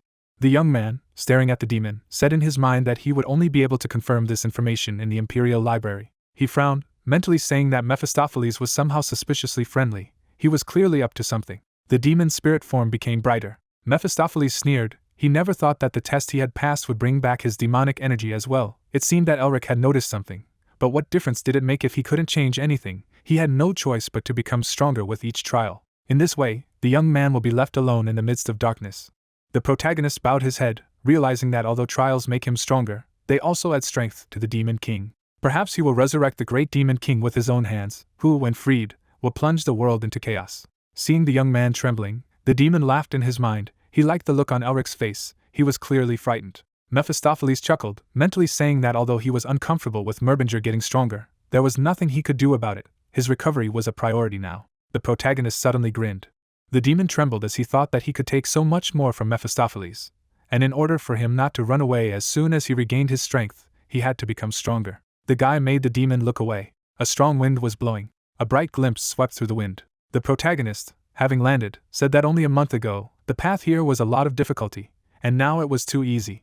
The young man, kicking up the snow with his jerk, said that since he needed a mentor, they should go to the Scarlet Eye tribe. But in his mind, he said that he didn't know if it was because he had been fighting the Yeti for a long time, or because he had absorbed the seal of the Ice Mountain Queen. He wanted to take a look at them. Elric couldn't help smiling. His eyes widened in horror. Houses were destroyed. The snow was covered with blood. The corpses of the Yeti lay on the ground. The entire settlement was destroyed. Seeing the Yeti hanging from bayonets, Mephistopheles said that they were killed slowly and tastefully, although they could quickly end lives, all for fun. Frowning, the demon said that he did not know who exactly had done this, but even the demons would envy their cruelty. The protagonist, looking at the ruins in front of him, said that he felt bad. He stepped forward, mentally saying that since Yetis were monsters, they were often killed. Even he had killed quite a few Yetis, but he had never treated them as toys. The young man gritted his teeth. He felt angry. The young man remembered how he had taken on the duty of the Queen of the Ice Mountain. He opened his jaw sharply, realizing that he was not her and did not have to sympathize with them. The young man's pupil decreased. The guy froze, looking at the space in front of him. He approached a snowdrift. The protagonist began to scatter snow with his hands. Elric clenched his jaw. Soon he dug up the top of the creature's head. The protagonist screamed in grief. Clots of snow were thrown aside. Elric dug up Mingma, and she died crying. In the past, the girl, entering the hall with a smile, was happy with the newcomer. She raised her hands, saying that from now on the path would be much more difficult, so they should have a meal. Mephistopheles froze, looking at the guy in front of him. Looking at the corpses of people stuck in the snow, he said that it was the business of the people they had recently met. The protagonist, feeling an invisible pressure on himself, asked if he felt too bad about them. The knight, despite the wound, ran after his mistress. The lady was breathing heavily. She stumbled. The knights immediately ran up to her, asking if she was okay. When they approached, the girl said that everything was fine with her. They shouldn't worry about her. They didn't know when the killers would return again, so they had better concentrate on finding the grave. Frowning, Isabelle said that she was the daughter of the Blue Lion. She no longer wanted to be a burden to him. Chen stared at the mistress with concern. The girl trembled, mentally saying that many people died at the hands of the killers who persecuted her. For their sake she could not afford to sit idly by. Walking with the map in her hand, she said that a whole month had already passed. They had been looking for this grave for a month, following the map. The lady frowned. She looked up at the sky. Looking at the beautiful clouds, she remembered her father. Looking at the coat of arms of the Blue Lion family, people would say that the only daughter of the family was not even able to hold a sword properly. The men, looking at each other, said that, given that the lion follows only the strong, there would be problems. Isabelle stopped. She walked away when she heard the servants talking. The girl repeatedly brandished her sword. She trained at her personal training ground. The sword plunged into the floor. Breathing heavily, the girl did not understand why she did not have talent, whether she could even call herself the daughter of a blue lion. A lot of ridicule and contemptible words were like a huge burden for her. The man approached his daughter and called her. Herman smiled. Sitting down next to his daughter, he said that he seemed to have put too heavy a burden on her shoulders. He was sorry. The girl, hearing his words, said that the reason was only that she was not good enough. Closing his eyes, the man said that she did not have to follow in his footsteps and become a blue lion. He sneered, saying that she was not a blue lion, she was a proud member of the Val family. Afterwards, he raised his hand, saying that he was still strong as a bull, she should touch his stone muscles. Smiling, Herman said that she didn't have to worry about him, the blue lion, Herman, while, as always, he would continue his dream of becoming the best swordsman on the continent. Tears appeared in the girl's eyes. She smiled fondly at her father. As she walked down the hall, Isabelle asked why her father didn't wake up. She grabbed his hand gently. The doctor, standing by the bed, said that Sir's illness had similar symptoms to blocking disorder. Looking at the men's faces, he said that while he was trying to make it impossible to control the aura, his blood and energy flow had stalled, causing the mana circulation in his body to stop. If they didn't take action soon, his muscles would begin to atrophy. Isabelle froze in horror when the doctor said that the problem would be solved when they restored the mana flow, But Herman had too much mana for human power alone to solve the problem, and they had no choice but to rely on magical artifacts. A shadow hid the girl's face. Soon Isabelle and her faithful knights left the estate. Since simple artifacts were useless, she desperately tried to get her hands on the latest artifacts that the magic tower or academy possessed. However, she was always refused. The man raised his hand, expressing his refusal. So the girl remained in the rain in front of the gate of the tower. She could not find anything that could help in her father's treatment, even if she visited all the cities of the continent. In one of the houses, someone said that there was the tomb of the queen who ruled the icy mountain in the Yeti highlands.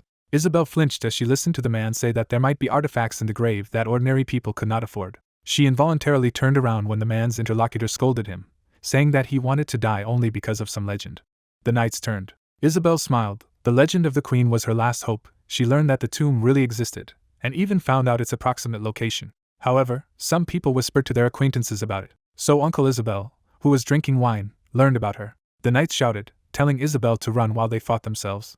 The girl opened her mouth in horror. Her uncle, Paul Vile, who wanted to take the place of the Blue Lion, sent hired assassins for the head of the heiress. Now the girl was walking in the middle of the mountains. She gritted her teeth and asked her uncle if there was anything human left in him. Chen turned around abruptly, telling the lady to hide. The knight seized the girl. The man stood next to the girl. Chen frowned as someone told him that they were hiding pretty well, but that wouldn't save them. The head of the Blue Lion's 6th Division, the one that Paul had secretly raised, was covered in blood. Chuckling, he said that since they still belonged to the Vile family, he would at least give them a quick death. The girl's mouth dropped open in shock when the head of the knights told Chen that since he was here, then his mistress should be there. The young man, frowning, shouted at Hanul, saying that he would pay for Isaac and Zard's lives with his life. The man tried to dissuade the girl from coming out, because they simply could not cope. Isabelle screamed, saying to let her go, otherwise Chen would die. Frowning, the knight said that Chen was risking his life to buy them time to escape, and she wanted his sacrifice to be in vain. The lady gritted her teeth. The girl's eyes widened in horror. Hanul, putting his foot on the knight's head, told Isabelle that her humble servant was about to die. She should show herself. The sword plunged into the knight's body. Grinning, he said that the lady had abandoned the faithful knights. The young lady turned out to have a heart of stone. The sword rushed to Chen's head. Isabelle came out of hiding and stopped him. Crying, she said that since she was his target, then he should just kill her and let Chen go. She frowned sharply when Hanul said that he was sorry, but it would not happen. It was ordered to kill everyone associated with her. The girl's pupils shrank drastically when the enemy told her that if only she hadn't run away, they would all have been alive and would have a happy life with their families. The handprints of the dead were reflected in her eyes. Blood covered the snow. The corpses were stuck in snowdrifts. Mingma died with tears in her eyes. The man grinned. The girl's eyebrows rose up. She was terrified. Darkness descended on her. She couldn't believe that innocent people had died because of someone like her. Hanul swung his sword. He turned around abruptly when he heard someone else's voice. He looked at a tree branch. The guy, stepping on a branch, used the transformation. The man gritted his teeth. The protagonist, sitting down, said that he was just a passing devil. Clenching his jaw, Hanul said that he could have lived longer if he had walked past. Elric disappeared from his seat. Hanul's eyes lit up. The enemy was behind him. The knight's feet slipped.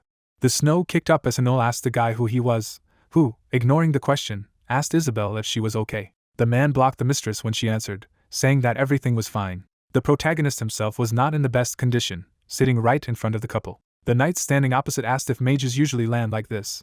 Elric stood up, mentally saying that if it hadn't been for the snow, he wouldn't have been so embarrassed. The girl's eyes widened as she realized that this guy was the companion they had previously lost. Parting her lips, she screamed, asking the boy to run, for it did not concern him. The knights hiding in the forest said that they did not leave any witnesses alive. Hanul's eye flashed as he ordered the devil to be eliminated. The knights immediately rushed to the young man. He frowned, saying that his goodwill had been spent on them. A bright light burst out of his eyes. The wind streams concentrated at his hands. The guy stretched out his hand. An icy wind immediately hit the knights. A moment later, a gust of wind completely covered them. The young man clenched his fist. The bodies of the dead knights fell to the ground. The lady's mouth dropped open in shock. Hanul tilted his head, puzzled. The knights rushed forward, intending not to give Elric a chance to use magic. The guy abruptly found himself in front of one of the enemies. He turned his head sharply. Stretching out his hand, the young man used ice magic. Ice swords rushed towards the crowd. Swords pierced the knights. Some of them dodged the squall of ice. Starting to run away, the knight called for help. Suddenly his head shattered into pieces. The scraps of the bodies began to slowly fall to the ground. Hanul, breathing heavily, asked Elric if he even knew who they were. The guy smiled, saying that he didn't care, so he should bow his head first. Hanul gritted his teeth. Isabelle, hiding behind a tree, tried to understand who this man was. He could handle the blue wolf's cocks with such ease. Her pupil shrank as she realized that Elric was a powerful wizard, her intuition warning her of danger. The knight rushed to the protagonist. He swung his sword, saying that at least he would be killed. Elric frowned at the enemy's speed. Isabelle, getting out of cover, screamed, telling the guy to keep his distance. The guy's pupil flashed. He used the reinforcement of weapons. A moment later he jumped back. The knight froze, looking at his opponent. He stretched out his hand in his direction. Peaks of ice rushed towards the enemy. Rushing towards his opponent, Hanul asked if he believed he could block his path with such magic. The man broke the ice into pieces. Swinging his sword, he roared. Elric frowned at his foe. The sword collided with the ice. A huge block of ice blocked Hanul's attack. Surprising him, he did not understand why the ice did not break. The protagonist grinned. He straightened his hair and told Hanul that his head was about to kiss the ground. The man, sweating, said that this was nonsense. A torrent of mana flew out of Elric. The knight's cloak was torn. His dead body fell to the ground. Chin, looking at the wizard's back, said that he never thought that such a wizard would appear here. The girl, who had disappeared into hiding again, mentally said that they were clearly the same age, but he was too powerful. Elric's figure exuded power and strength. Looking at the guy's face, she mentally said that if he was already so strong at that age, then he could be on par with Tasha, one of the 3 new stars. However, his name was still unknown. The guy closed his eyes. Raising his head, he froze. Elric remembered the smiling Mingma, the yeti he had fought. Narrowing his eyes, he mentally asked them to rest in peace. Mephistopheles, who was standing beside the young man, said that their friends were looking at him very anxiously, that he should talk to them, or their looks would hurt the back of his head. The protagonist was sweating. He did not come up with a plan of action after the battle. The bodies of the knights shuddered. Elric smiled and said that a long time had passed. Chin grabbed his sword, mentally saying that although Elric had helped them, they didn't know him at all. It was too early to let their guard down. He frowned as he saw the mistress step forward.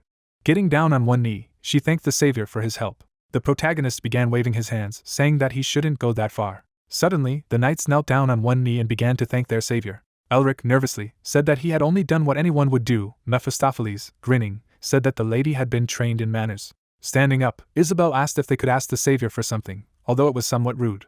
Grabbing the guy's hand, she said that she wanted to entrust it to him. The guy froze with his mouth open in surprise. Night fell, and the moon rose in the sky. A horse-drawn carriage drove along the road. The protagonist, who was sitting inside the carriage, was thoughtful. Mephistopheles, who was sitting next to him, said that he saw the corners of his lips lifting. If he hid his grin, then he had to do it properly. The guy, looking at the medal, mentally said that he was given something incredibly valuable. Taking the medal in his hand, he was puzzled when he saw the coat of arms of the Blue Lion. Glancing at the girl in front of him, he asked if they were of the Vile lineage, and she replied that they were. Looking at Isabelle's face, the protagonist mentally said that this explains why she is so beautiful. Isabelle, although her beauty drove the crown prince crazy, that he even made her marriage proposals. He got down on one knee in front of the lady, but in the end she was abandoned as she was a hollow flower. The leaf was disgraced. Isabelle was abandoned only because she was without talent. If fangs and claws are not attached to the lion's body, its value drops significantly, so the girl was left alone. The protagonist narrowed his eyes, mentally saying that he had heard that she had lived in seclusion since the engagement had been broken. The lady looked down. The young man smiled, saying that she could call him Rick, and it was an honor for him to meet the Blue Lion's only daughter. The girl was surprised, saying that there was no honor in meeting someone like her. Elric closed his eyes and said that in his opinion her persistence would not disgrace the Blue Lion's name in the least. Barely holding back tears, Isabelle thanked the guy. The young man, throwing up his hand, asked what errand she was talking about. She replied, saying that she had nothing else with her now. Moving her lips, she asked if she could shamelessly ask him to be escorted to the imperial capital. Chen jumped up abruptly, saying that they hadn't found that place yet. The girl turned around, saying that she didn't want to lose them because of her greed, and that she should first meet with her uncle and negotiate. The protagonist involuntarily looked at the corpse of the knight, realizing that these knights looked like part of the Vile family. Perhaps they had a feud in their family. Rubbing his chin, he mentally said that he remembered that the Blue Lion had an outflow disorder, something akin to a blocking disorder. He frowned sharply, mentally asking himself if he would be able to get the Blue Lion himself into debt in this way. The alliance of the revived Merbinger family with the Blue Lion would be a sensation. The young man grinned, rejoicing at his insidious plan. Isabelle, looking at his back, said that although they lacked strength, which is why they asked for their help, when she returned to the capital, she would pay him twice as much as she was currently offering. The protagonist stared at the gold coin. He squeezed the coin sharply as the girl reached out her hand. The guy grinned. Grabbing the girl's hand, he said that he would help them reach their destination safely. It was dark inside the carriage. Only the outlines of figures could be seen. Mephistopheles, standing upside down, asked why they needed money if there were tons of jewelry in Shanak's nest. The protagonist turned his head, telling the demon never to say such words unless he himself was cold and hungry. The demon narrowed his eyes. The young man, frowning, asked what he would have to do if he didn't have money right now. It might not matter to him since he was a ghost, but people needed money to eat and sleep. Touching his mouth, the guy said that this sound transmission is quite convenient. With a small amount of mana, he can send words to his target at will. Mephistopheles chuckled, saying that he had trained him only because he annoyed him with his barely audible mumbling under his breath when someone was around. Elric chuckled, saying that it wasn't surprising why he hated the silence spell most of all. Chatterbox. Isabella, who sat in front of them, was tense. As she looked at the young man, she wondered if Elric wasn't speaking just because she was now his employer. She pursed her lips, realizing that she needed his help right now, but her uncle could send a stronger squad and the three of them would not have a chance to fight back. The carriage slowly continued to drive in the middle of the night. Events take us to the castle of the Val family. The knight bowed to his master. The man stood up and asked if the sixth squad had been destroyed. Trembling all over, the servant said that he was sorry. Paul unsheathed his sword. The servant's figure froze. His head separated from his body, and Paul said he shouldn't have done what he regretted. While people were cleaning up the corpse, the man asked Hilton where he thought Isabelle would go. As the corpse was raised, the servant said that since the footprints confirmed that the lady had left the ice mountain, she would most likely return to the imperial capital. A group of men approached Paul. Hilton chuckled when his master asked him if that meant Isabelle would be trying to negotiate with him. The guy confirmed the master's guess.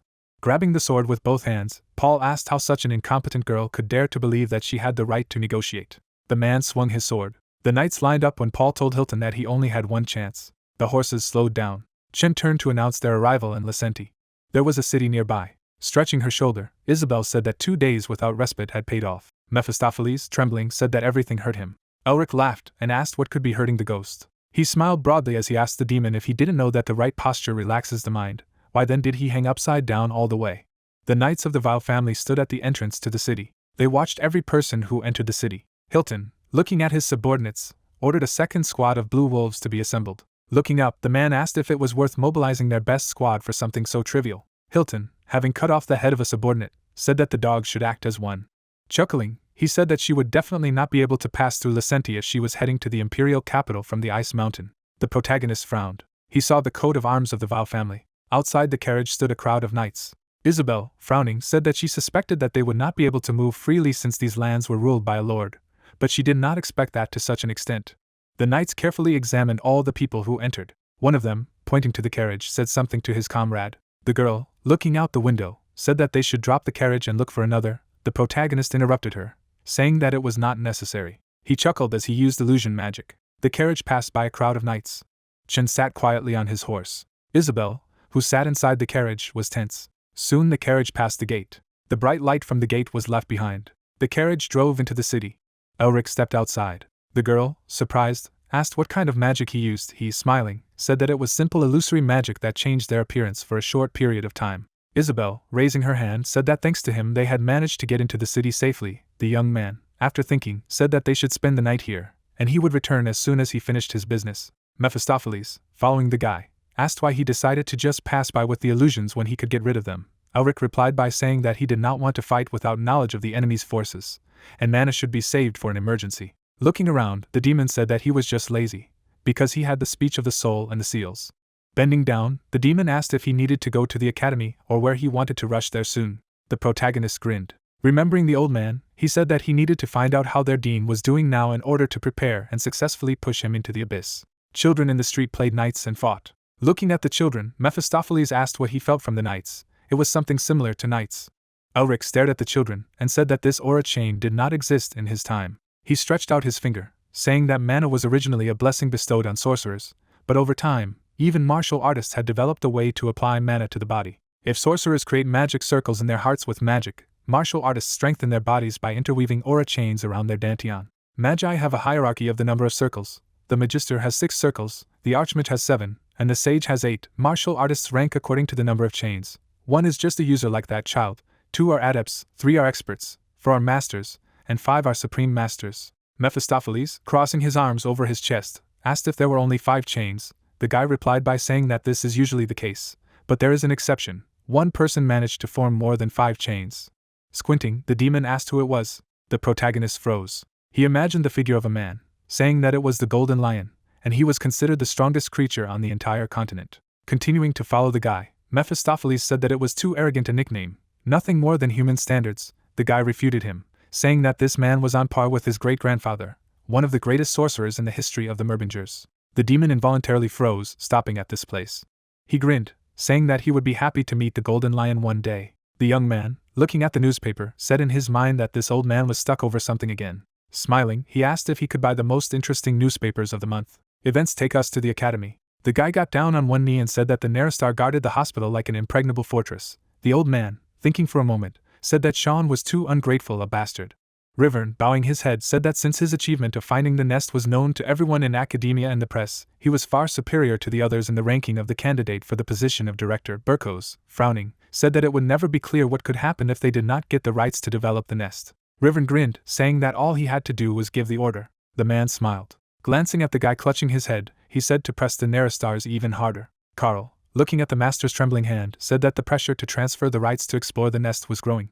Sean's whole body trembled. He raised his head, saying that his sister came every single day and asked him, and there was no news from that idiot Elric. Touching on the papers, he said that he had already come to terms with everything. Standing up, Sean said that he would continue to endure until Elric returned. The protagonist, looking at the newspapers, said that the dean was cunning, and it was his fault that a real hell was going on there now.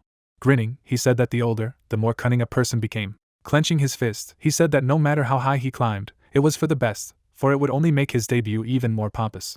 Closing his eyes, the guy said that he felt a little sorry for Sean. Suddenly, something flashed off to the side. A moment later, there was an explosion. Mephistopheles and Elric turned sharply. Screams were heard outside the door. People fled in fear. Children called their mothers. The protagonist, gritting his teeth, opened the door. He opened his mouth in shock and horror.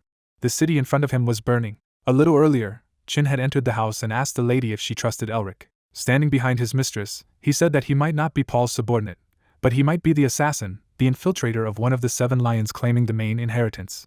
Though he wasn't sure about it, but they had to be prepared for the worst. The girl didn't turn to the knight's words. She understood the origins of Chen's thoughts, but after the icy mountain, his concern became suffocating. Turning around, she told Chen that she understood what he was saying.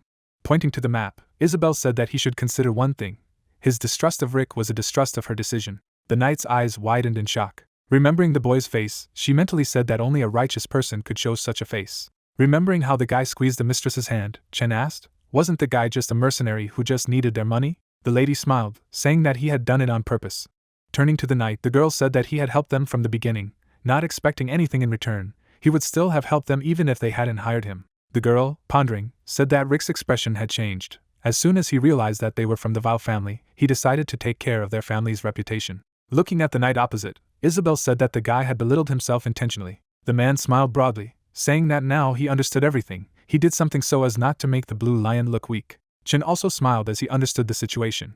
Suddenly, a bright flash appeared in the window. A moment later, an explosion shattered the window. Looking at the burning city, someone said that the city was burning beautifully. Simonin, grinning, said that the scroll of the 4th circle was definitely worth the money. Beskov, frowning, asked how he could be pleased with such a sight. Picking up the scroll, the man said that he had only recently agreed with him, and now he was acting serious. But he had no idea how much he had spent on this thing. Beskov frowned, mentally saying that he had not managed to do anything better anyway. With her own character, the young lady, disregarding the danger, would definitely crawl out to save everyone. Simonin, pondering, asked if it was worth adding fire. The man objected, saying that the 6th squad had been destroyed. According to Hilton's calculations, they were opposed by 3 or more unknowns. They should not underestimate the enemy, for there might be a magician among them. Waving his hand, the knight said that although he would have destroyed this 6th squad himself, he and Hilton were too worried. Licking his lips, the man said that he hoped that there would be decent entertainment here. Closing his eyes, Beskov said that then they should start. He then ordered the knights behind her to find her and kill everyone but her. Sparks flew all over the city. The girl was lying on the floor. She trembled and asked Chen and Ed if they were alive. The girl gritted her teeth. A fire broke out in front of her. People asked to save them. Isabelle's eyes widened in shock. Women, clutching their heads, screamed, calling for their children. Men froze, seeing the dead bodies of their relatives. Severed limbs and corpses lay on the ground. The girl turned sharply when she heard a warning cry. The explosion threw Isabelle away. She began to fall slowly. Chin, finding himself under the rubble, asked the mistress to run away. The lady stretched out her hand to the sword. She grabbed the hilt of her sword. She was filled with anger at her helplessness.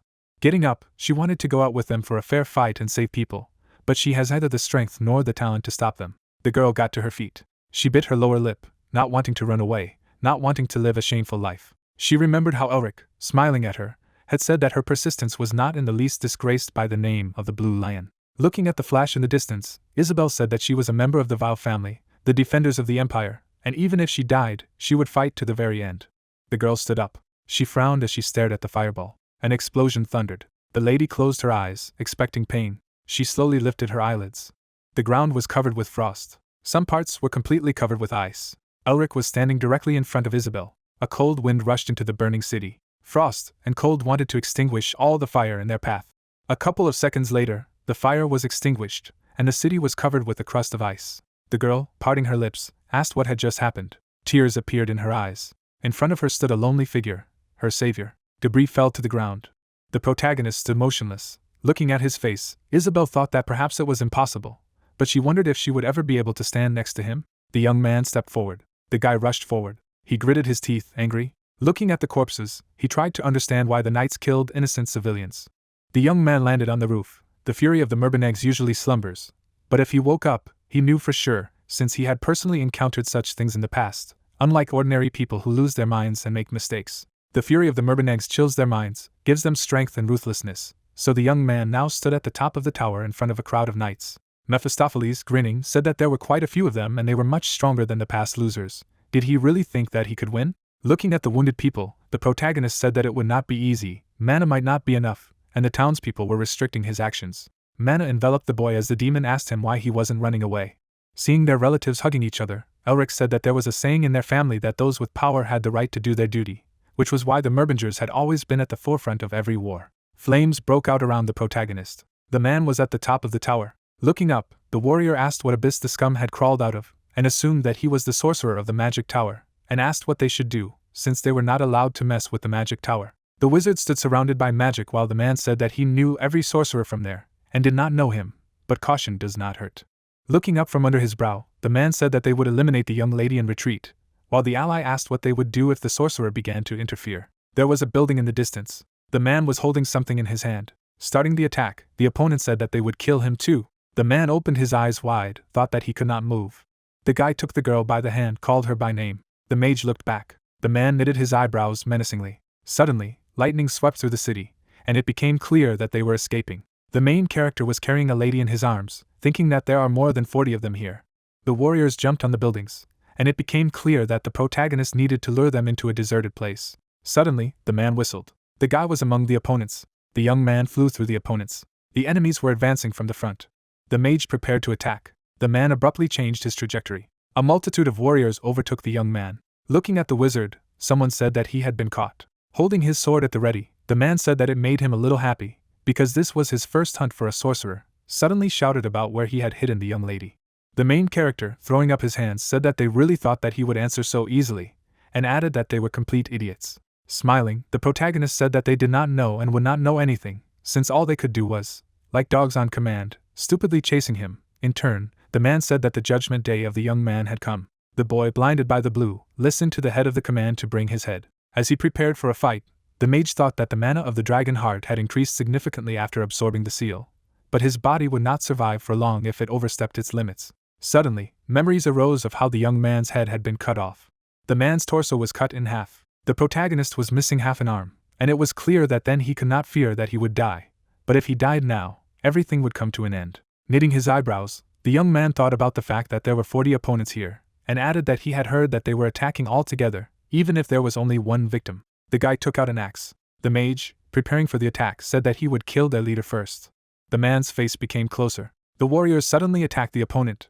Mephistopheles, looking at the hero, asked if the main character was sure that his body did not obey in the same way as when fighting the Queen of the Ice Mountain, because he was not sure that the magician was able to defeat her. In turn, the wizard said that he was sure that his body then moved as he wanted. The protagonist opened his eyes wide as the demon said that he was a fool. Suddenly there was a blow. His eyes glowed blue. The sword entered next to the guy's head, while the monster asked if he really thought that reality would not differ from the game. In turn, the main character said that he should shut up if he did not want to help. Suddenly, the crowd dispersed, having received the command to get out of here. A duel broke out. Stretching out his tongue, the man asked what kind of stupid sorcerer he was, since he fought in close combat, and added why he didn't use the all-powerful magic like last time. The protagonist gritted his teeth. Suddenly, the man cut through the space, using an ability called piercing. Looking ahead, the warrior asked what he had prepared. The mage's face showed fury. There was a blow. Waving his weapon, the man said that his opponent should entertain him. There was an attack from above. The attack took place from top to bottom. There was a smile on the man's face. A drop of sweat flowed down the face of the main character. There was an explosion. The sword dragged along the ground. A silhouette was visible in the fog as the warrior talked about what happens when the protagonist runs around like a hunted rat. The soldiers surrounded the wizard suddenly. Magic appeared. The fireball was in the air. Fireworks rang out in the sky. Turning around, the man asked where the flash came from. The main character gritted his teeth. Surrounded by magic, the protagonist asked if everyone was here. Suddenly, a yellow magic circle appeared. The man, looking ahead, told him to stop his tricks. The warrior's eye opened wide. A huge creature appeared above the guy, and it was not clear how a person could have such eyes. The young man watched the enemies attack from above, while the head shouted for them to kill the mage before the spell was activated. A smile appeared on the warrior's face. The man swung his sword. The activation of the circle has ended. The main character stood in a circle. Suddenly, a creature appeared, and the protagonist used the surge in that area. An ice spike appeared. The warrior froze. The man was covered in ice. The young man, standing on the crystal path, said that magic circles are definitely good for saving mana. Frozen, the warrior said that it was impossible. In turn, the guy said how stupid you have to be not to notice how he has prepared a circle. Making a face full of horror, the man said that the opponent should not approach him. Stretching out his hand, the main character said that the enemy does not face a painless death. Suddenly, the warrior attacked the protagonist. The gentleman, looking down, said that it was not bad, but the opponent's luck had come to an end. The young man knitted his eyebrows. Soldiers were everywhere.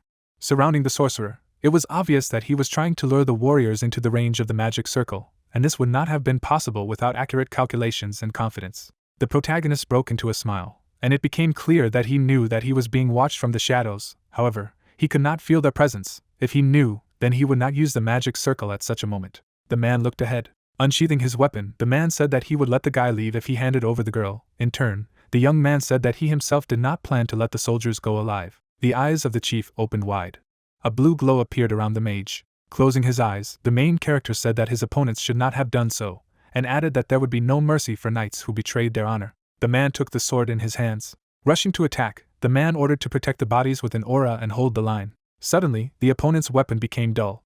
The protagonist dodged the enemy's attack, realizing that the curse of rust did not work. Blue eyes were visible in the hood. The young man, waving his arms, used a magic called Carry Away. Suddenly, the man attacked. Holding the line, the guy realized that all types of non-ice magic had weakened, and now, in order to expand his capabilities, he needed to get his hands on the seal of combining attributes.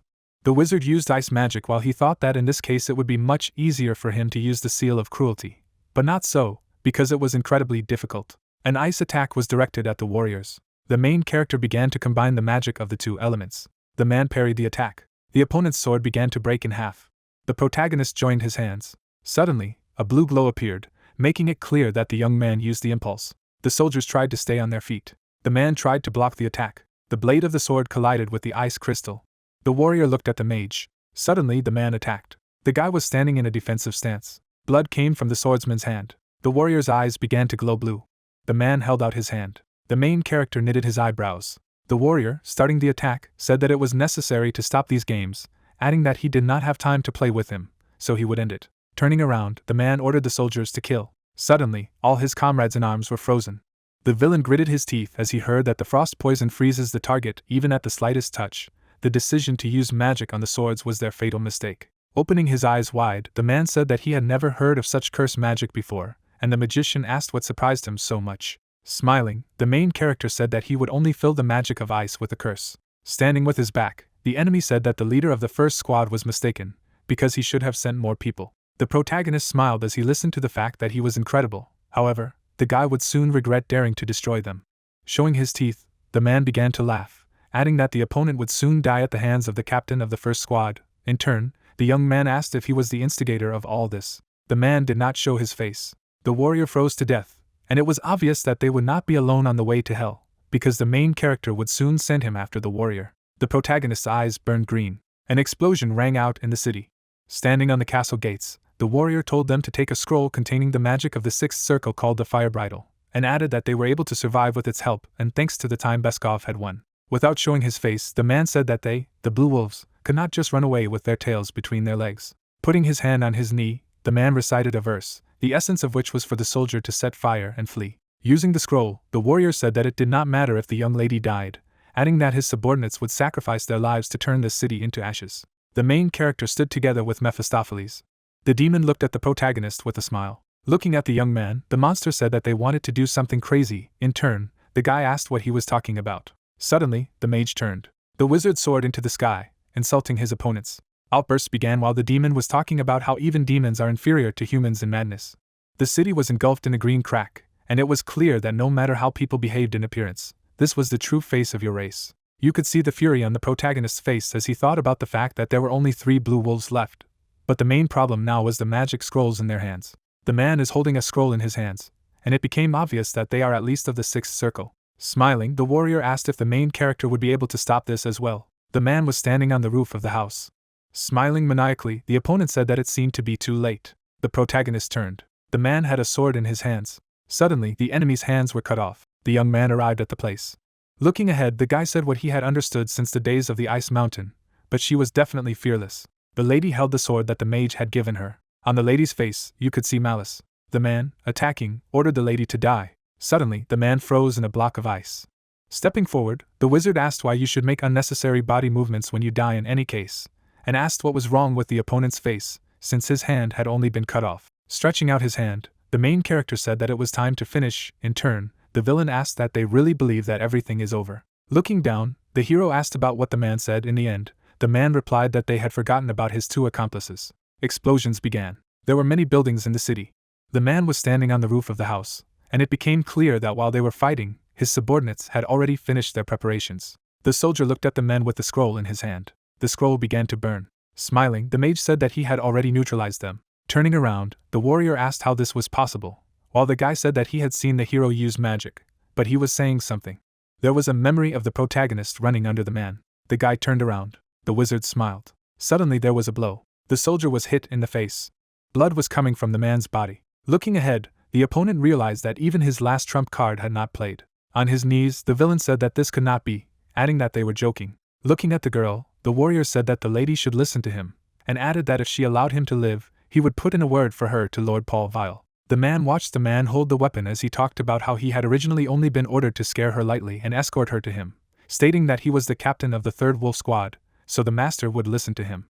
Attacking, the lady ordered him not to disgrace the name of the Vile family. The warrior's head fell down. Looking away, the lady apologized for her temper, and the young man said that he was going to leave him to her anyway, and asked if she was injured. Trembling, the lady replied that she was fine. In the end, the guy said that her situation was like a shock, so she needed to wait a little. The main character touched the girl, using magic. The castle towered in the distance, and it was clear that the lady had never experienced such a thing, because the knights of the family always kept their distance from the untalented miss, bowing their heads to her only because she was the daughter of a blue lion. The girl looked away, adding that her uncle's blue wolves sometimes didn't even salute, but their gazes devoured her. There was anger on the soldier's face. The warrior, bending at the back, asked why they had left him alive, while the man said that they needed a messenger. With a menacing expression, the lady asked to convey a message to her uncle that he would never become a blue lion. The main character was looking at the girl. Suddenly, ice shards appeared. The protagonist used magic, thinking about if he also had strength and talent, stopped himself, thinking that first he needed to get rid of his weak character. The man pointed his fingers up. Someone clenched his hand into a fist. Standing in front of the lady, the young man asked her where she was going next. Smiling, the lady said that she would go to Karnoi, where her father was recovering, and would make plans for the future. In turn, the guy asked if she was going to increase her strength. Looking at the protagonist, the girl replied that she was going to do so, asking for help from her father's old friends who were indebted to him. In the end, the guy said that it was a wise decision, and added that no one would dare to touch the territory where the blue lion lives. Miss did not show her face, but answered in the affirmative. Looking at the magus, the lady thought that if her father did not wake up, then it would be very difficult to win this battle, and added that they would have a chance if the protagonist helped them, but the lion could not cooperate with the magi. The man held out the papers. The lady was holding a scientific work in her hand. As he stood in front of the miss, the young man asked her to forgive his audacity, but he had heard that the blue lion's illness was similar to a blocking disorder, and he added that he wasn't sure if it would do much good, but it was a record of how the blocking disorder would cure. The guy smiled. A blush appeared on the girl's face. The man, sitting on the ground, asked what the main character meant. The wound began to heal. Looking at the person, the protagonist apologized for hiding his identity, and the lady asked what he was talking about. Starting his transformation, the young man said that his name was Eric Merbinger. The girl opened her eyes wide as she heard that the guy was the lord of the Merbinger family. Looking to the side, the mage said that he was the Duke of the Shining Star. Suddenly, a painting appeared with clawed hands, the description of which stated that this title was granted to Ustin Merbinger after his victory over the demons. This nickname symbolizes his radiance on the battlefield, although it does not carry any power. The lady, looking at the main character, said that this man, according to rumors, was in a coma in the Imperial Magic Hospital. Glancing at the girl, the protagonist said that he had circumstances that he could not reveal, and added that it was true, he did have a blocking disorder. As he continued to look at the lady, the young man declared that she had in her hands a work which he had made on the basis of his own body research after the cure, since the blue lion's disease was similar to his, and said that had not the mist said that she would return to those who had tormented her, adding that wouldn't it be sad if the blue lion missed such an interesting scene? The lady opened her eyes wide. The girl did not show her face. A tear rolled down the lady's cheek as she asked how she could repay such kindness. Putting his hand on his girlfriend's head, the guy said that she should forget. Smiling, the guy said that he would return for her dead very soon. The guys were standing in the same place. The wizard closed his eyes. The comrade in arms continued to cry. Without showing her eyes, the lady said to repay him a little for his kindness, she wanted to be the one who would help him. Smiling, the girl asked if the protagonist would mind making a hero out of him. The city was in ruins. Workers were rebuilding the city, while the demon asked if the guy was sure that it was worth revealing his identity. In turn, the young man said that the man would try to find him by any means. Workers were dragging the stone. Looking away, the main character said that his magic is unique, so all the secrets will immediately become clear as soon as he turns the academy upside down, while the demon asked if he made a scene, since the young man would be discovered in any case. Residents raised their hands up.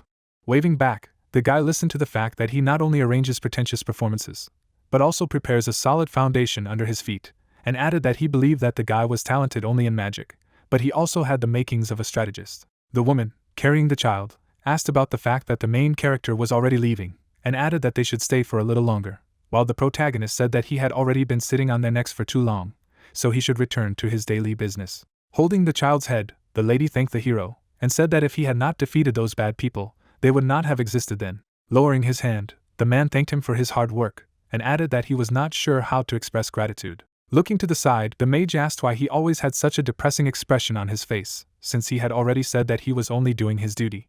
Hand on heart, Jin said that he would never forget the favor of man. Looking ahead, the guy said that it was not worth going so far, while Mephistopheles said that this young man was only chasing after the benefit that he could get with him. Smiling, the main character asked about the swordsman's plans. In the end, the man replied that, even if it was the work of Paul Vile, this sin still lies with their family. Still holding his hand on his heart, the knight said that he would help these people to the very end, and then he would go to Karna with the young lady. The demon, crossing his hands, said that their plan was to raise the mood of the people, and along the way Paul Vile's notoriety would spread around the world, and added that this woman was unexpectedly treacherous, and you could not tell from her innocent appearance.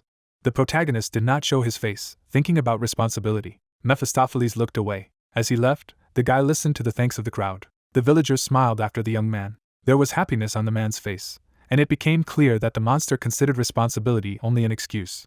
Elric's cloak fluttered in the wind as the mage wondered if he should meet the dean. The castle stood under the sky. The man went into the office. The man, pointing his finger, said that he had said to go and get those damn research rights, even if the Naristar family held on to them with their teeth, and asked what kind of fool he had been fooling around all this time. The young man, bowing, said that he was sorry, while the dean said how dare Sean Naristar stood in the way of his mentor, and added that he would not allow him to take a step into the academy. Smiling, the chief said that he should find a way, even if he needed to use the press or bribe the highest ranks. The door closed abruptly. The table was littered with news. The newspapers lit up, making it clear that there were still 3 days before the election of directors, and the man was finished if he did not get the right to research by then. The newspapers were burned. Suddenly, a purple haze appeared. Standing with his back, the person asked the interlocutor to repeat what he said recently. The creature smiled. The dean turned. The villain, sitting on the sofa, asked if the man really decided to cooperate with them. The main character was wearing a cloak, making it clear that in the next episode, Elric finally returned to the capital of the Empire, but there an unexpected meeting awaited him. The protagonist looked away. Someone was standing in the shadows. The creature's hand was enveloped in red. The dean looked at the stranger and asked if he would make him the director. How would he help him in obtaining the rights to investigate Azure? He stared intently into his face. The stranger said that all the preparations had already been completed and only his consent was needed. Did the master decide to cooperate with them? Burkas's pupils narrowed. What could he do when even they couldn't? The man smiled. Since the dean did not trust them, there was no reason for them to make a deal with him. His grin widened, and he explained that Burkas wasn't the only candidate for director. The man smiled. He believed the stranger, but he wanted to know what he wanted. He smirked and replied that everything was simple. You just need to support their siesta. Isn't this much easier than fulfilling the wishes of the new director? The latter looked at him in surprise and asked, Is this really all? The stranger laughed.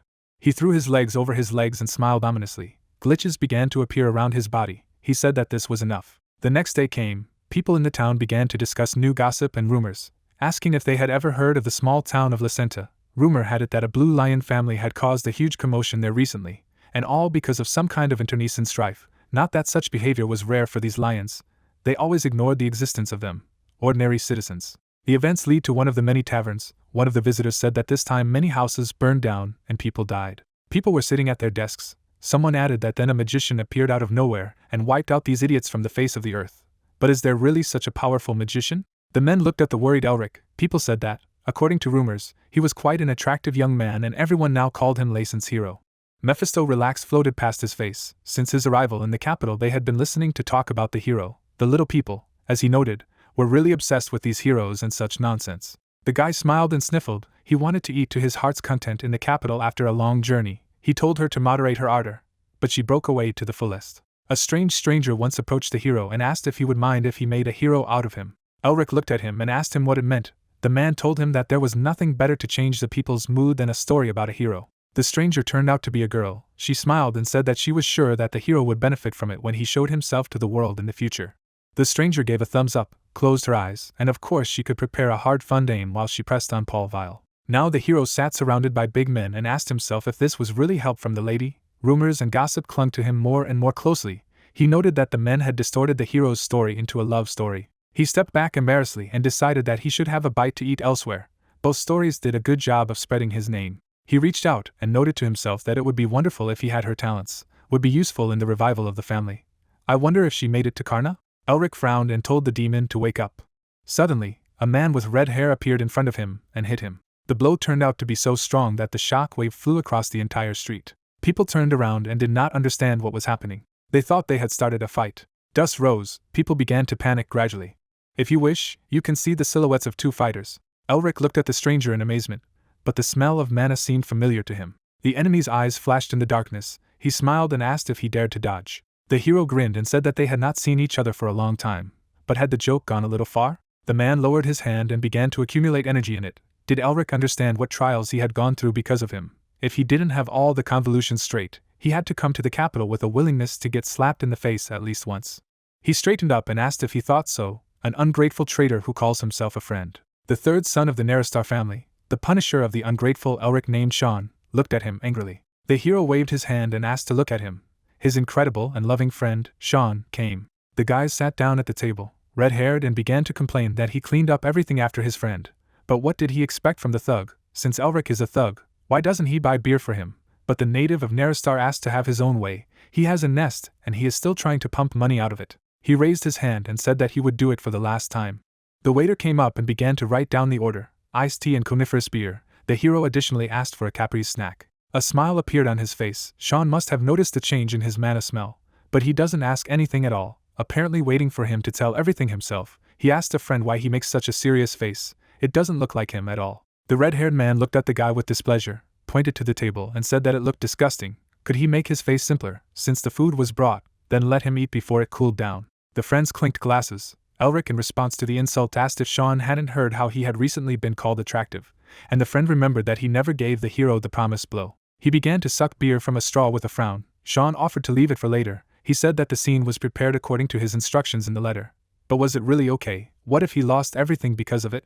Naristar wiped his chin. The hero asked not to worry, because right now two things are important to him right now: the fall of Burkas, who tried to kill him, into hell, and the incredible revival of the Merbinger family. He put the glass on the table and stated that he would achieve both goals at the same time. Sean replied that in that case, he would continue the preparations as he had requested. In any case, Carl is already going through hell because of those rites.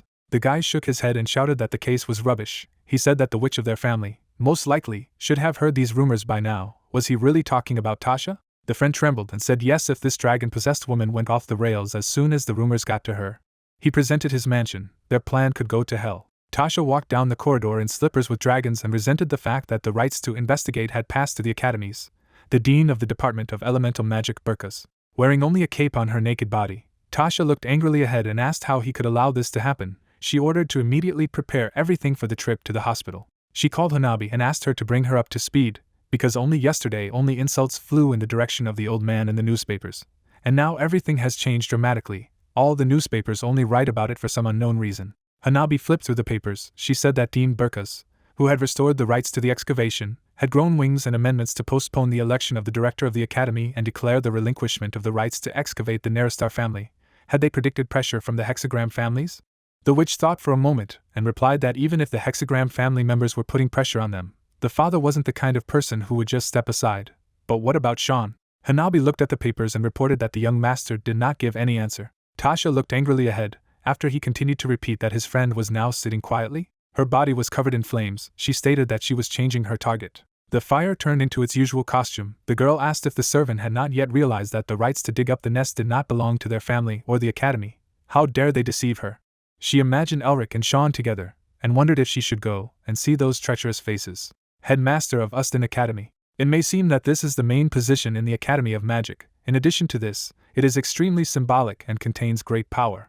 Akin to the position of a marquis in the rank of peerage, this position has enough influence not only in the academic, but also in the political sphere, and also allows you to shoulder with the masters of the Tower of Hexagrams, with the captains of magical imperial knights and with others of equal rank. The Star Mage is a revered position of the descendant of Uston.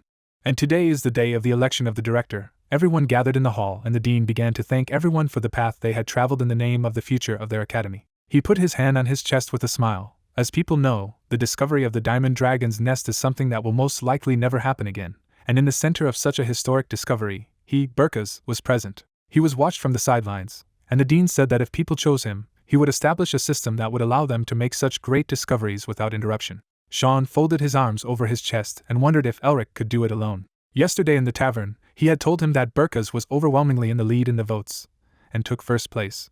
He threw his hand over the back of his chair. He knew that the hero had prepared a thorough plan, but since all his supporters were bought, it might not work for them. The man smiled at him and reminded him that he had not yet been elected and he was rushing things too much. He would do as the siesta wanted, even without his sycophancy, so let him not worry. His accomplice smiled. The old man said that since the other candidates were running their own election campaign, it was necessary to continue their conversation later. The demon decided to trust him. Burkas smiled slyly. He knew that there was nothing worth worrying about for him, the future director, and from the very beginning he had no intention of helping people like him. The mysterious stranger walked away while Burkas told himself that he would soon be on the same level as the magisters of the hexagram.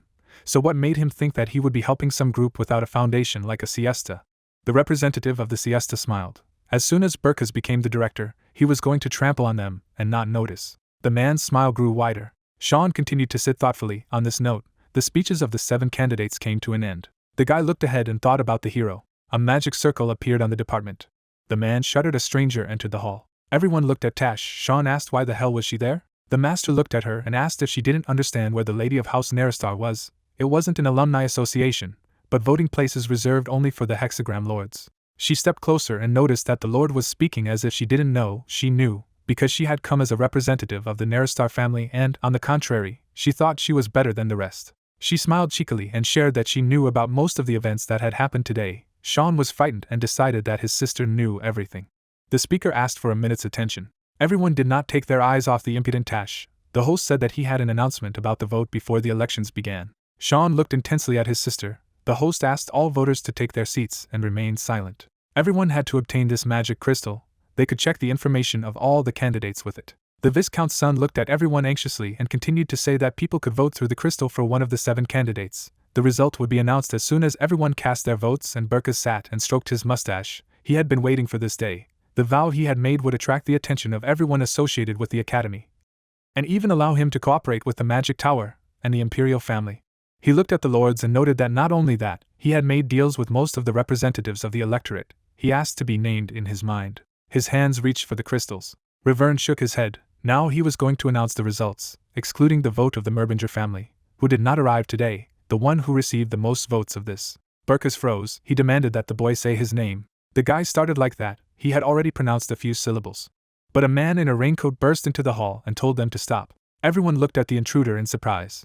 Everyone tried to understand who dared to interrupt the sacred elections. Tasha only gasped, anticipating what was coming. Sean smiled nervously and asked Elric to begin. The hero strode forward. He told his name and family. Burkas was all numb and rolled his eyes. Elric, as the Duke of the Shining Star and the representative of the electors. He smiled cheekily and declared that he had come to exercise his small but important right to vote. The audience looked at him intensely. Someone even raised their hand and dared to call him a disgrace to the prestigious Magus family. No one understood what was happening. Riverne looked at his peer in confusion, people asking, shouldn't he be in a coma? A young man in a dirty cloak walked leisurely towards the stage. He took off his hood and looked ahead. Burkus was covered in sweat. He asked himself, how did this idiot end up here? The guy's hands were burning. He was asked what all this meant. How dare a simple student arrange lawlessness in the election of the director? Elric put away his cloak. He asked if people really didn't care about the laws of the Empire. Right now, he was not a student of this academy. A white jacket had appeared on him. Now the hero was the Duke of the Empire and the representative of the electorate. The central empty seat in the election was Merbinger's. Wasn't Lord Merbinger supposed to honor the first headmaster? The dean threw up his hands in bewilderment. Though he was overjoyed that Lord Merbinger was in good health, he did not understand why he was behaving this way when the voting was over. He folded his arms over his chest. Unfortunately, the vote had come to an end, so it was necessary to announce already. But the young man interrupted him and called the election rules of the Uston Academy. Article 7 and Point 2. Riverne looked at him anxiously. The guy said that if something suspicious was found in relation to the candidate, before the end of the election, he kept going up to the podium and saying that a second vote should be held if the majority of voters agreed to it. Burkus narrowed his eyes. The hero put his hand on the Viscount's shoulder. He declared that he was the Duke of the Shining Star, Elric Merbinger. Perspiration appeared on the faces of the listeners. The young man was going to show that the candidate for director was Burkus. His smile turned mocking. The boy said that Dean Burkus should be disqualified on suspicion of forging private documents. Burkus kept a stern face. He was also accused of trimming with the intent to kill the Duke of the Shining Star. Bewilderment swept through the entire hall. The hero was asked whether he realized the weight of his words, whether he could prove that the dean was a criminal. Burkus frowned, since the Duke was taking part in this election as a representative of a prestigious family. As he had said, they would follow the established election procedures.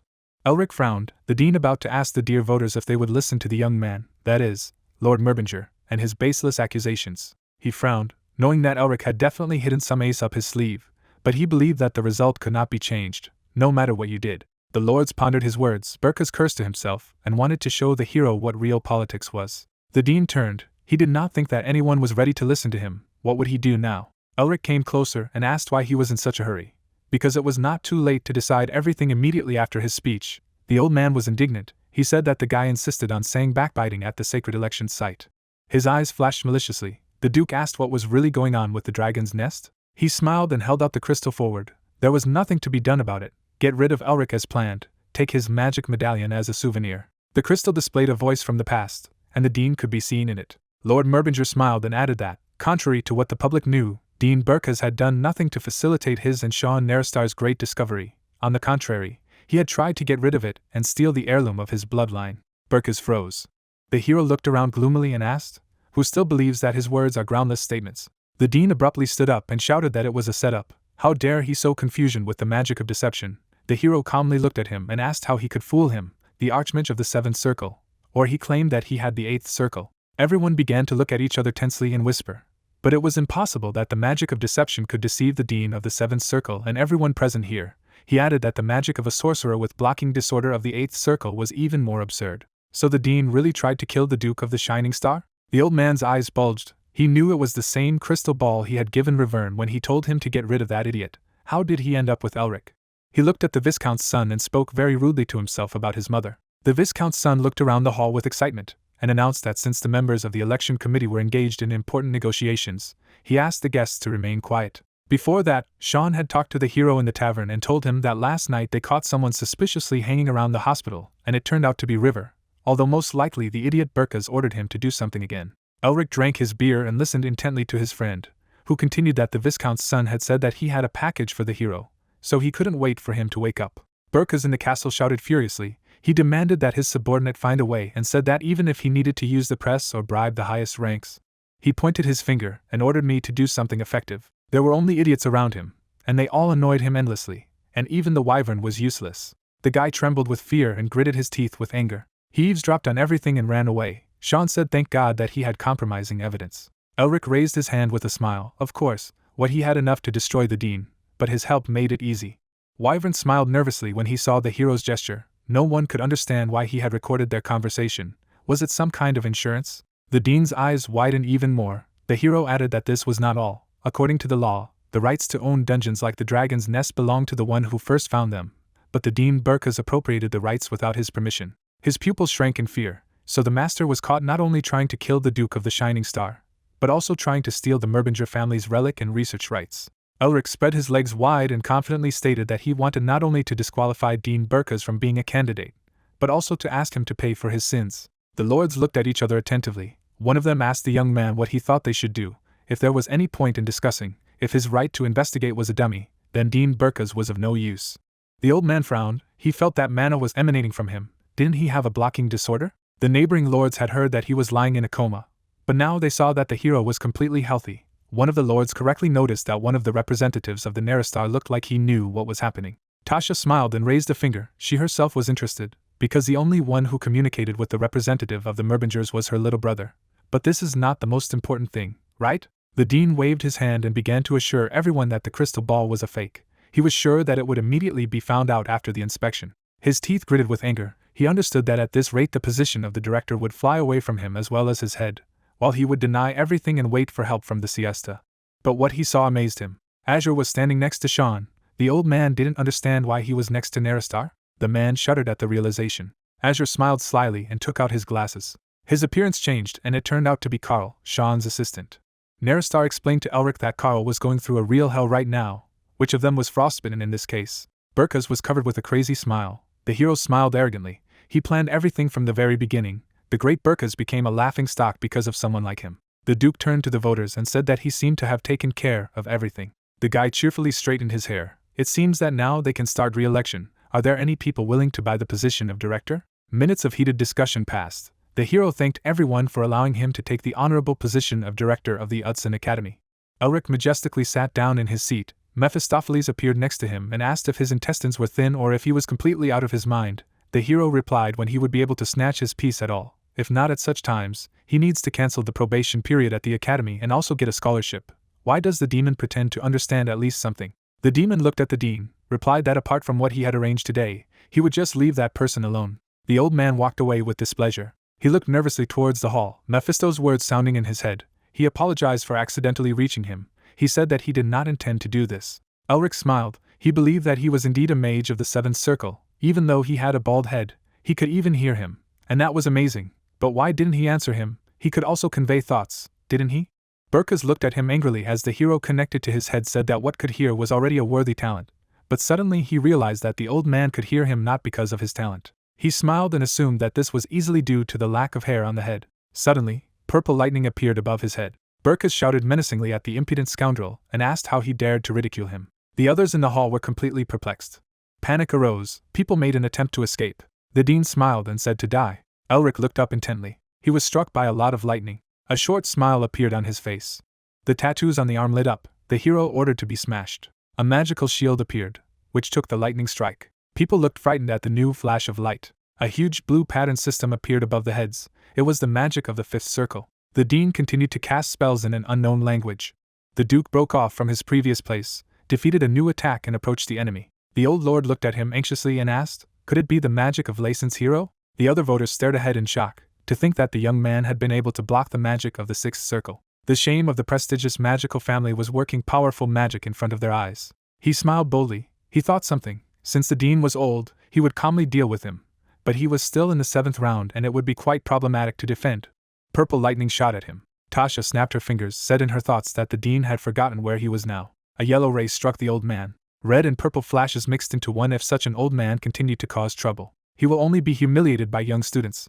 Tasha went downstairs, accompanied by the Firebird. The hero looked angrily ahead. The witch gave him a brief glance, the youngest sorceress of the 7th Circle, who personally tamed the phoenix.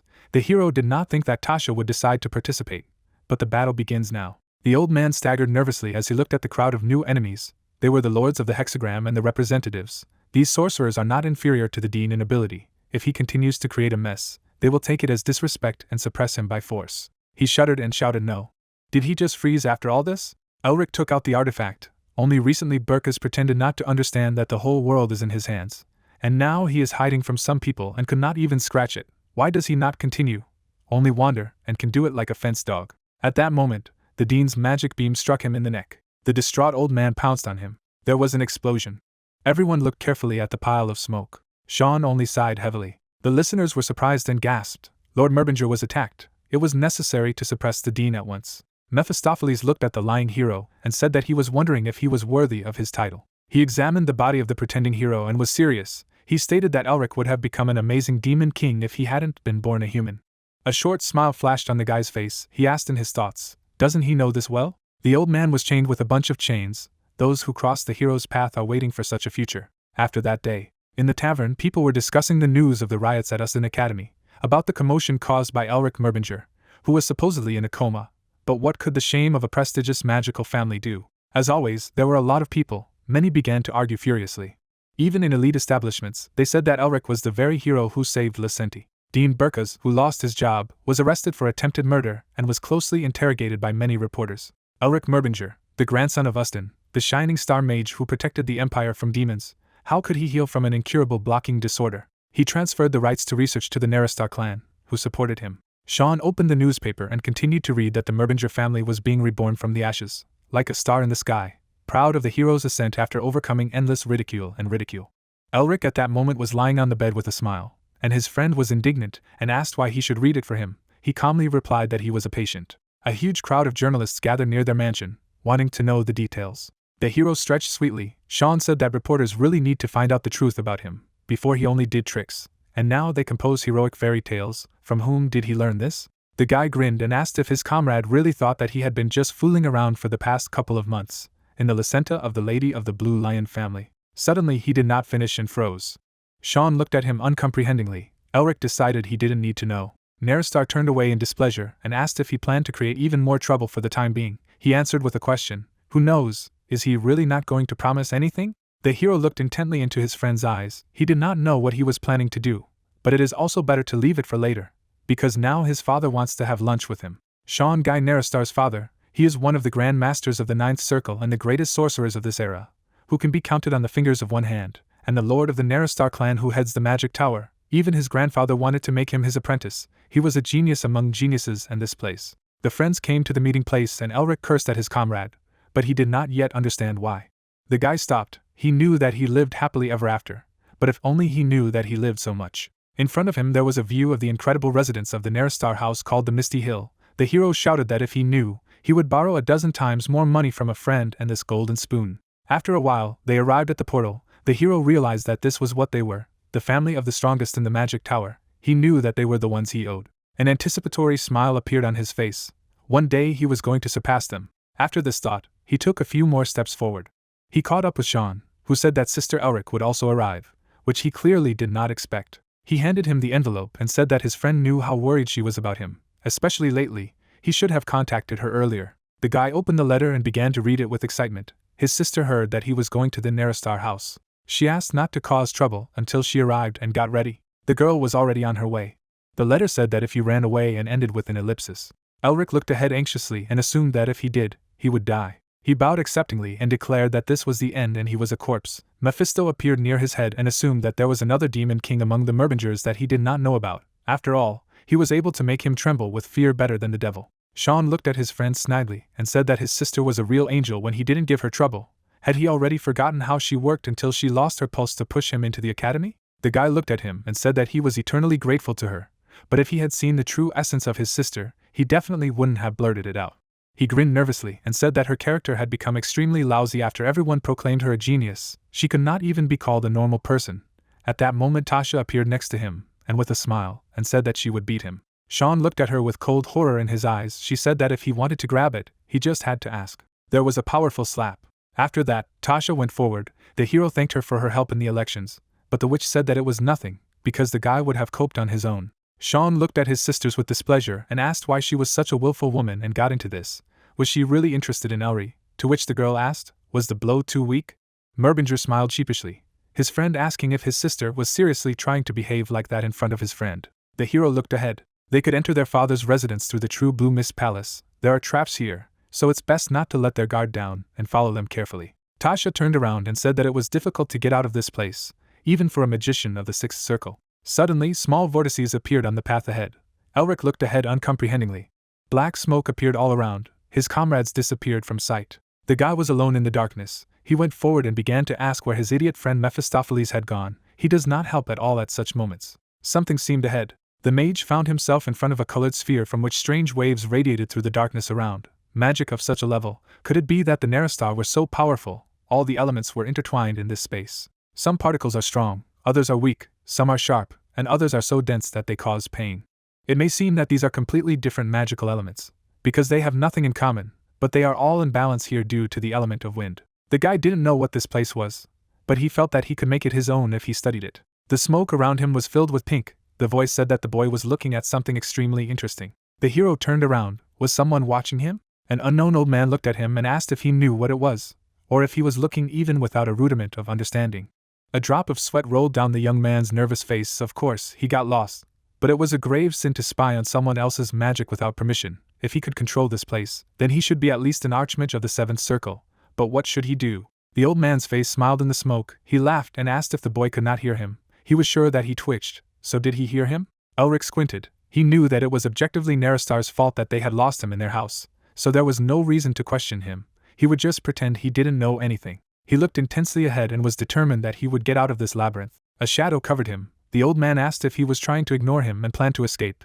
He could hear the gears in his head spinning feverishly.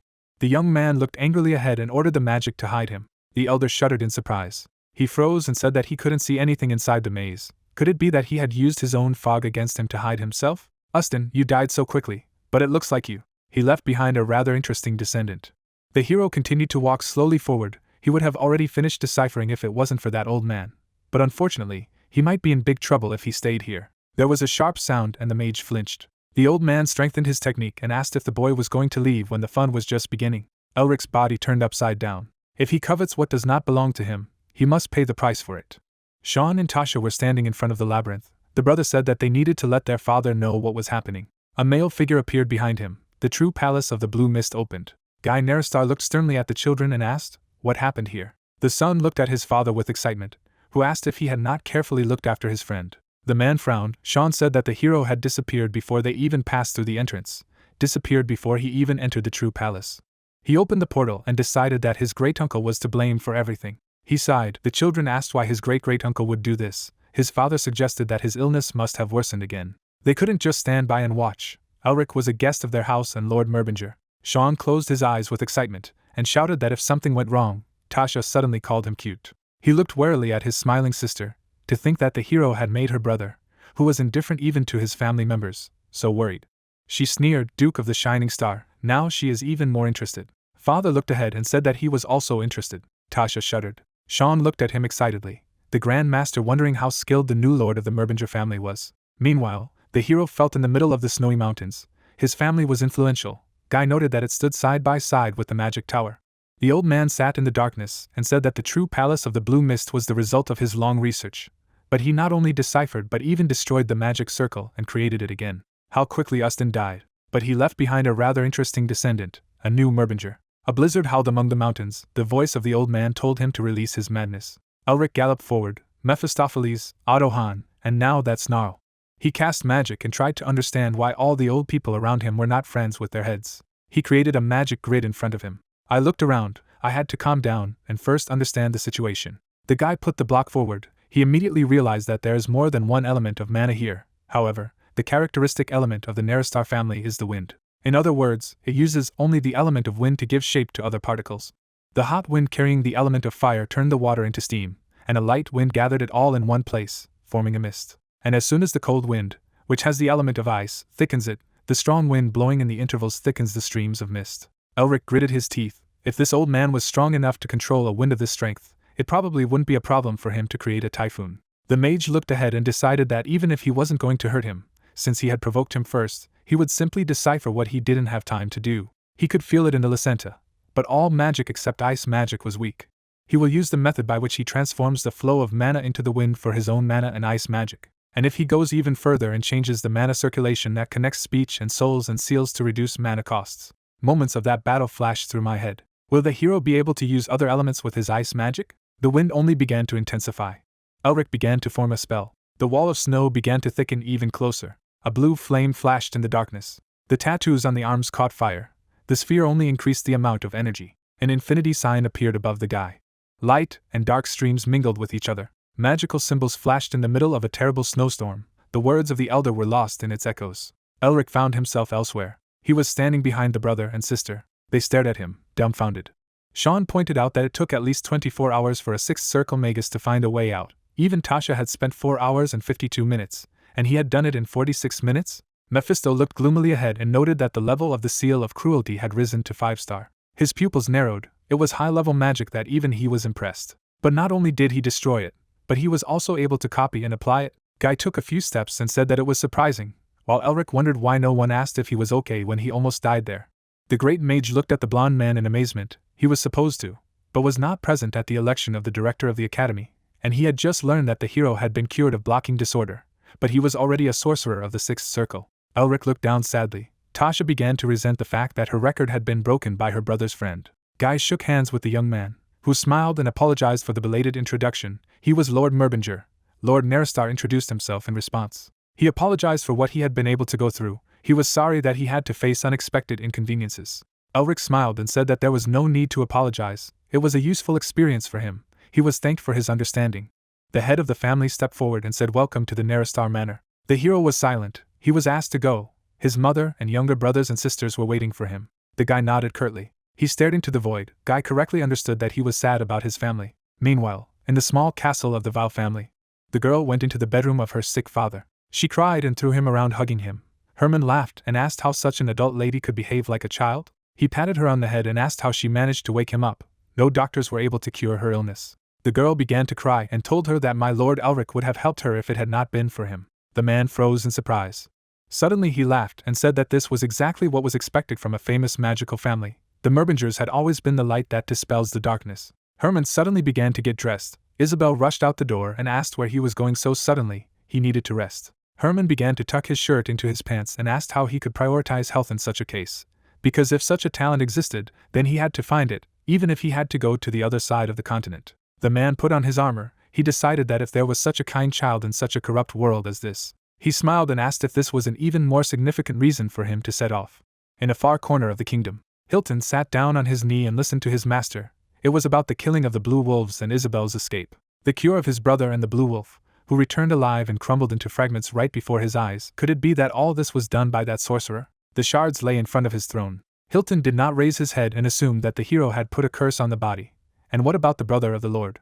He traveled with the Blue Falcons, seemingly trying to make contact with Elric Merbinger, who is now in the Neristar house. The spy fell silent. The Overlord noted that his brother had never attacked him, first summoning his brothers. The gentleman smiled menacingly and suggested that the Blue Lion must have lost a lot. Hilton trembled. Brother Herman and Merbinger should not meet. It will be necessary to kill him as soon as he leaves the Neristar house. The man narrowed his eyes and asked the spy not to forget the reason why he hadn't killed him yet. It was the pathetic skill he possessed. A red tattoo burned on the spy's arm. He replied that he would mean it. A palace appeared. The guy walking ahead said that his mother and his younger ones were already waiting. In turn, the main character agreed. The man moved his legs while the demon insulted him. The monster did not show his face. Raising his hand, Mephistopheles asked if he was human.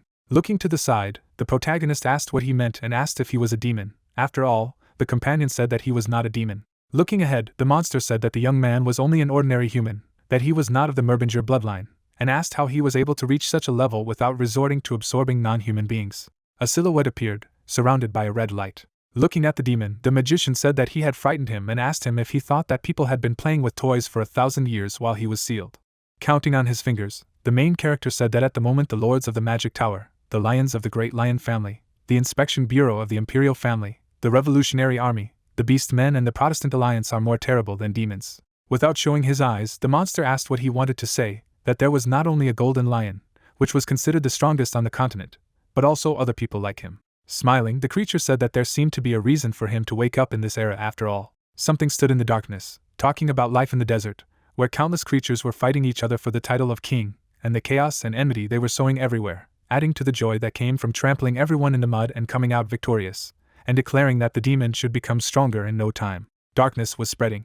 Mephistopheles stood on a mountain of corpses. The man entered the room. People were sitting at the table. The girl, looking at her brother, said that this idiot dropped food when he saw the main character. In turn, the young man said that she dared to call her older brother an idiot in front of the protagonist. The mother, smiling, asked why they talked so loudly in front of the hero they adored so madly, and added that hadn't she said that good children should be quiet during meals.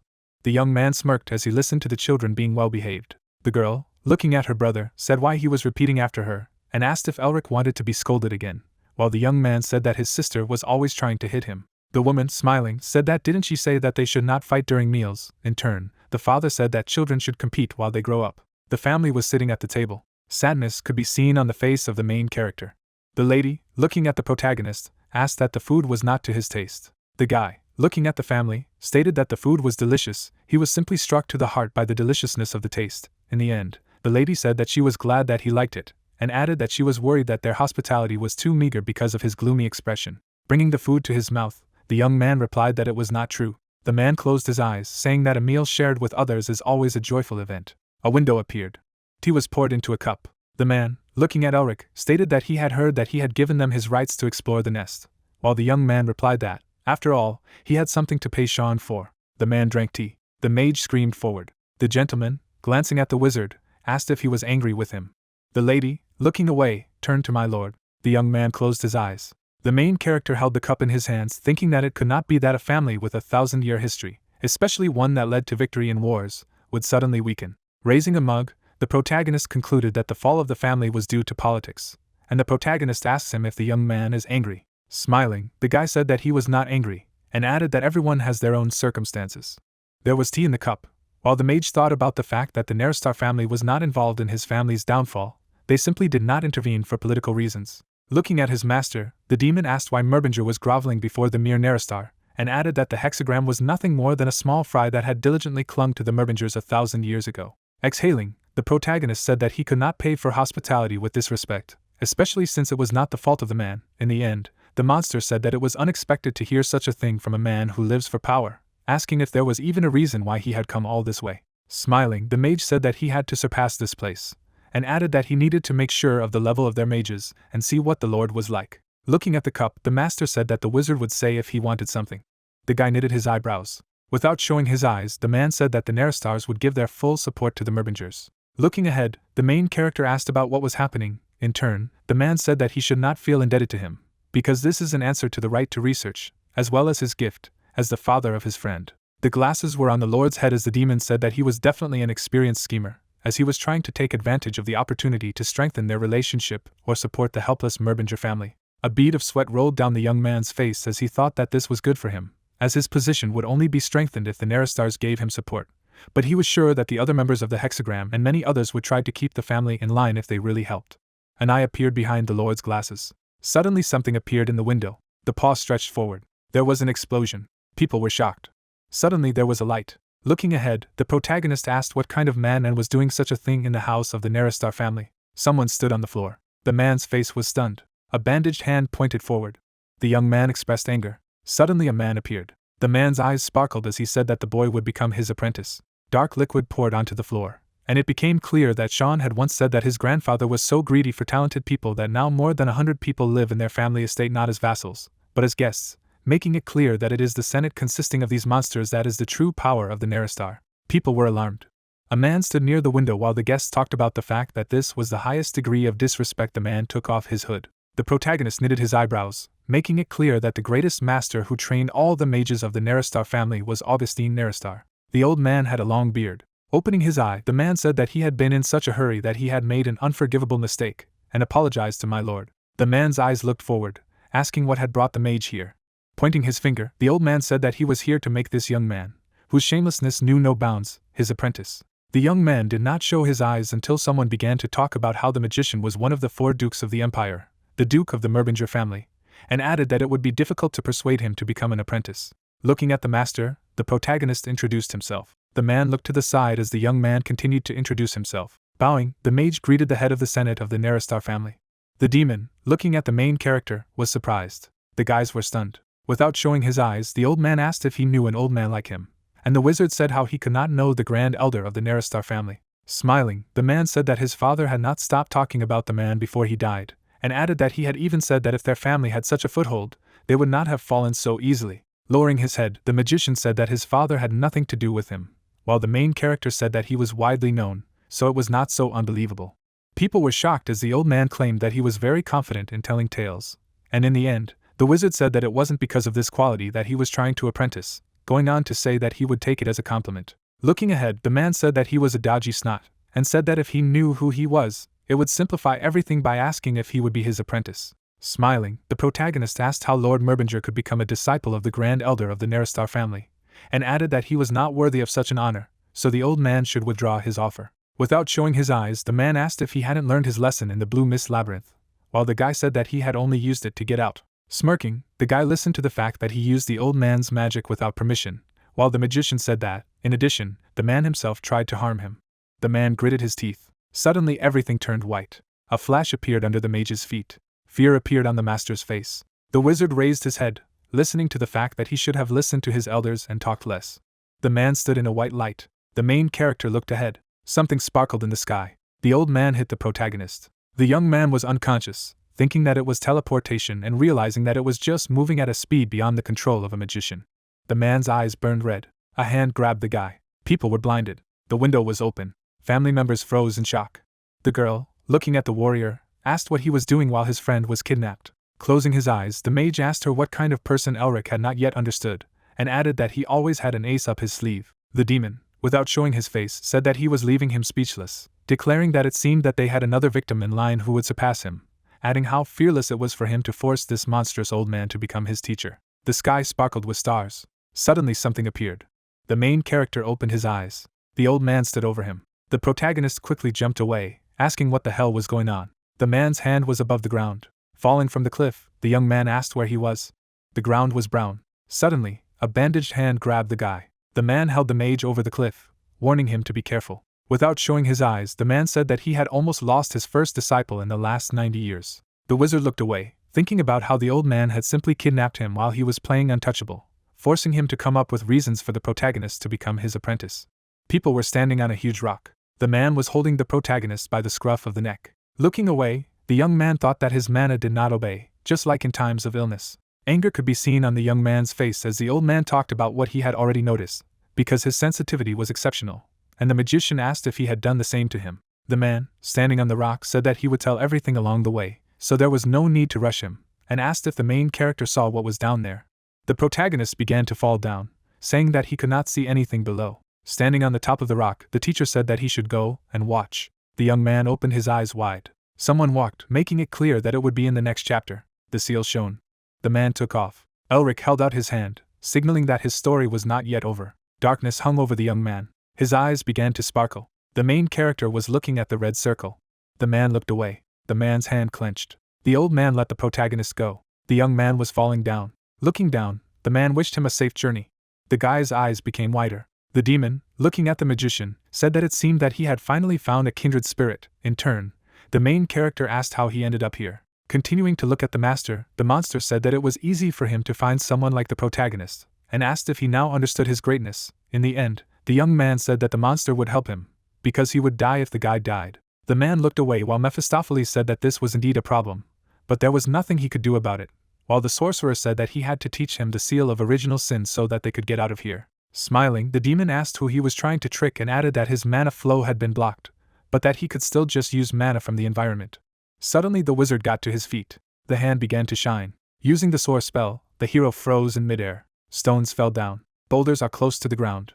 There was an explosion. Getting down on a knee, the main character thought about the fact that he really almost died due to the mana limit, as if he had returned to the time when he had a blocking device. The protagonist knitted his eyebrows, saying that he did not understand where he was, because he knew about the geography of the entire continent, but still did not understand where he was. The young man stood on his feet, hearing that this was a labyrinth of blue mist. The true palace of the blue mist was just one of the images of this place. However, more importantly, the old man limited the mana of the young mana, but he could not think that he would draw mana from the atmosphere. The man looked at the mountains, hearing that the mage had almost died, and why he had done it, since he wanted to take a man as a disciple. Looking up, the wizard listened to the fact that the old man would not teach him any of the skills of the Neristar, because he could not teach the stranger the magic of his family. In turn, the main character asked what he would teach him then. Continuing to look up, the protagonist listened to the story that although the man is the head of the council, he is also the head of the Gressland school. The guy knitted his eyebrows as he continued to listen to the fact that the knowledge of this school was passed down from mentor to student, and it had nothing to do with the Neristar, so they wouldn't have any trouble learning. Turning around, the guy said that they had never read about this school in history textbooks. The demon smiled and said that he could not believe that this school still existed, adding that the old man was very persistent, and the young man asked if his companion had heard of it. Without showing his face, the monster said that it originated in the east, and this place certainly annoyed him when he was still free, adding that the school practiced magical martial arts instead of ordinary magic. Glancing to the side, the man asked about the fact that the school had really existed for at least 1,000 years, and asked what kind of martial arts it was, suggesting that it was something like martial artist techniques. while the monster replied that it seemed to be true, and added that it was a fighting art based on strengthening the body with the circulation of mana. Suddenly, a strange emblem appeared, and it became clear that Grassland is a school that specializes in harmonizing different types of magic, which is perfect for balancing mana within the protagonist. Placing his hand on his chest, the protagonist thought that he was confused because the different types of mana within him refused to mix. But wasn't that a blessing of fate? The young man's heart was shrouded in different types of mana. A paw appeared as the boy asked what he was going to teach him in the magical arts of Grassland, while the old man said if he knew about magical martial arts, since there should not be a single mention of them, stating that they should not hesitate. The magician's eyes opened wide. Taking a defensive stance, the man listened to the fact that he was in the habitat of dire wolves, which is 3 times larger and stronger than ordinary wolves. The main character put out his hands, hoping to survive. A crevice appeared.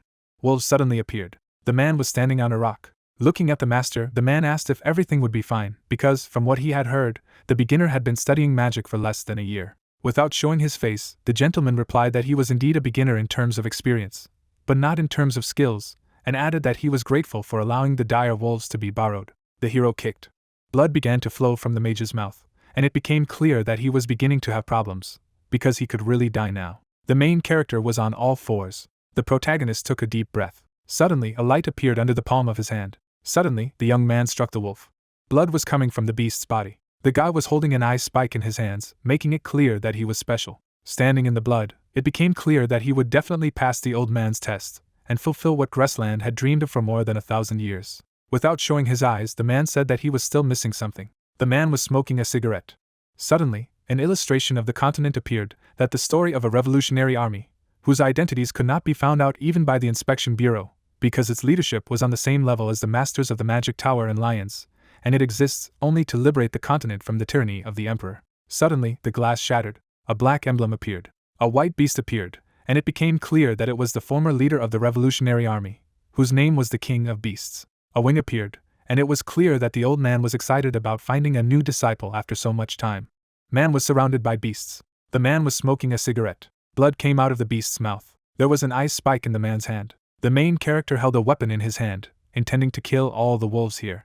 Without showing his eyes, the man tried to catch his breath while the demon said that he was able to defeat one beast only thanks to luck, but he was unlikely to pull another one now, and added that the wolves saw the death of his comrade, so the protagonist should not rely on luck, as this time. A clawed paw of the beast appeared. Sitting in front of the monster, the guy thought that he would only be able to drain mana from the air for 1 or 2 spells. The young man knitted his eyebrows as he continued to think that he had never been in such desperate need of the weaponry magic he had used on the icy mountain, and added that if he had known that he would be in such a situation, he would have taken up physical training. Suddenly, there was a memory of a person holding a textbook in his hands, thinking about body strengthening techniques, because the study technique replaced physical training for him. The mage smiled, noticing that the wizard needed to imitate him. A bloody hand appeared. The man lowered his hand, thinking about the body enhancement technique that was passed down in the Tiger King's lineage, because it increases strength several times and teaches you to fight with all this in mind. The young man took an attacking stance against the background of the tiger's head. A gray mist enveloped his feet.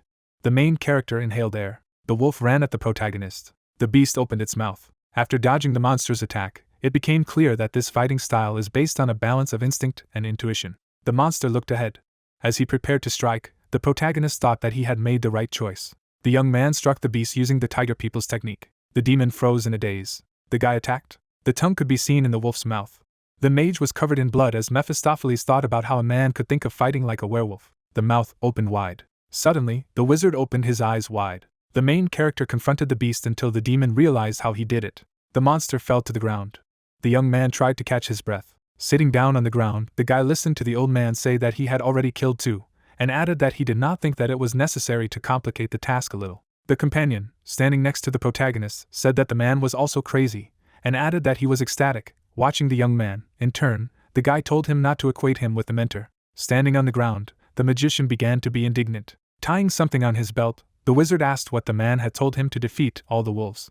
The man tied his belt, saying that they would soon see which of them would win. Suddenly the main character began to move. The wolves looked menacing. The protagonist fought the beasts, making it clear that 10 days had passed, which seemed both long and short at the same time. Looking at the rock, the young man asked about the fact that it was a plant that contained magical energy, and the demon replied positively, adding that he didn't know why it was growing here, as it was one of the plants of the demon realm, the herb of life and death. The guy fought the enemies, thinking that if it contained magical energy, he could replenish his mana by eating it. Red flowers grew right in the rock, while the demon told him that for humans it was just a medicinal herb, but for a mage, as the owner of seals, it could be useful. The man hit the creature, and it became clear that by eating the plant, he would be able to increase the level of the seal. Holding the flowers in his hands, the guy listened to the monster think that the old man did not send him here in vain. But how could these flowers end up here? And added that this place may have been connected with demons.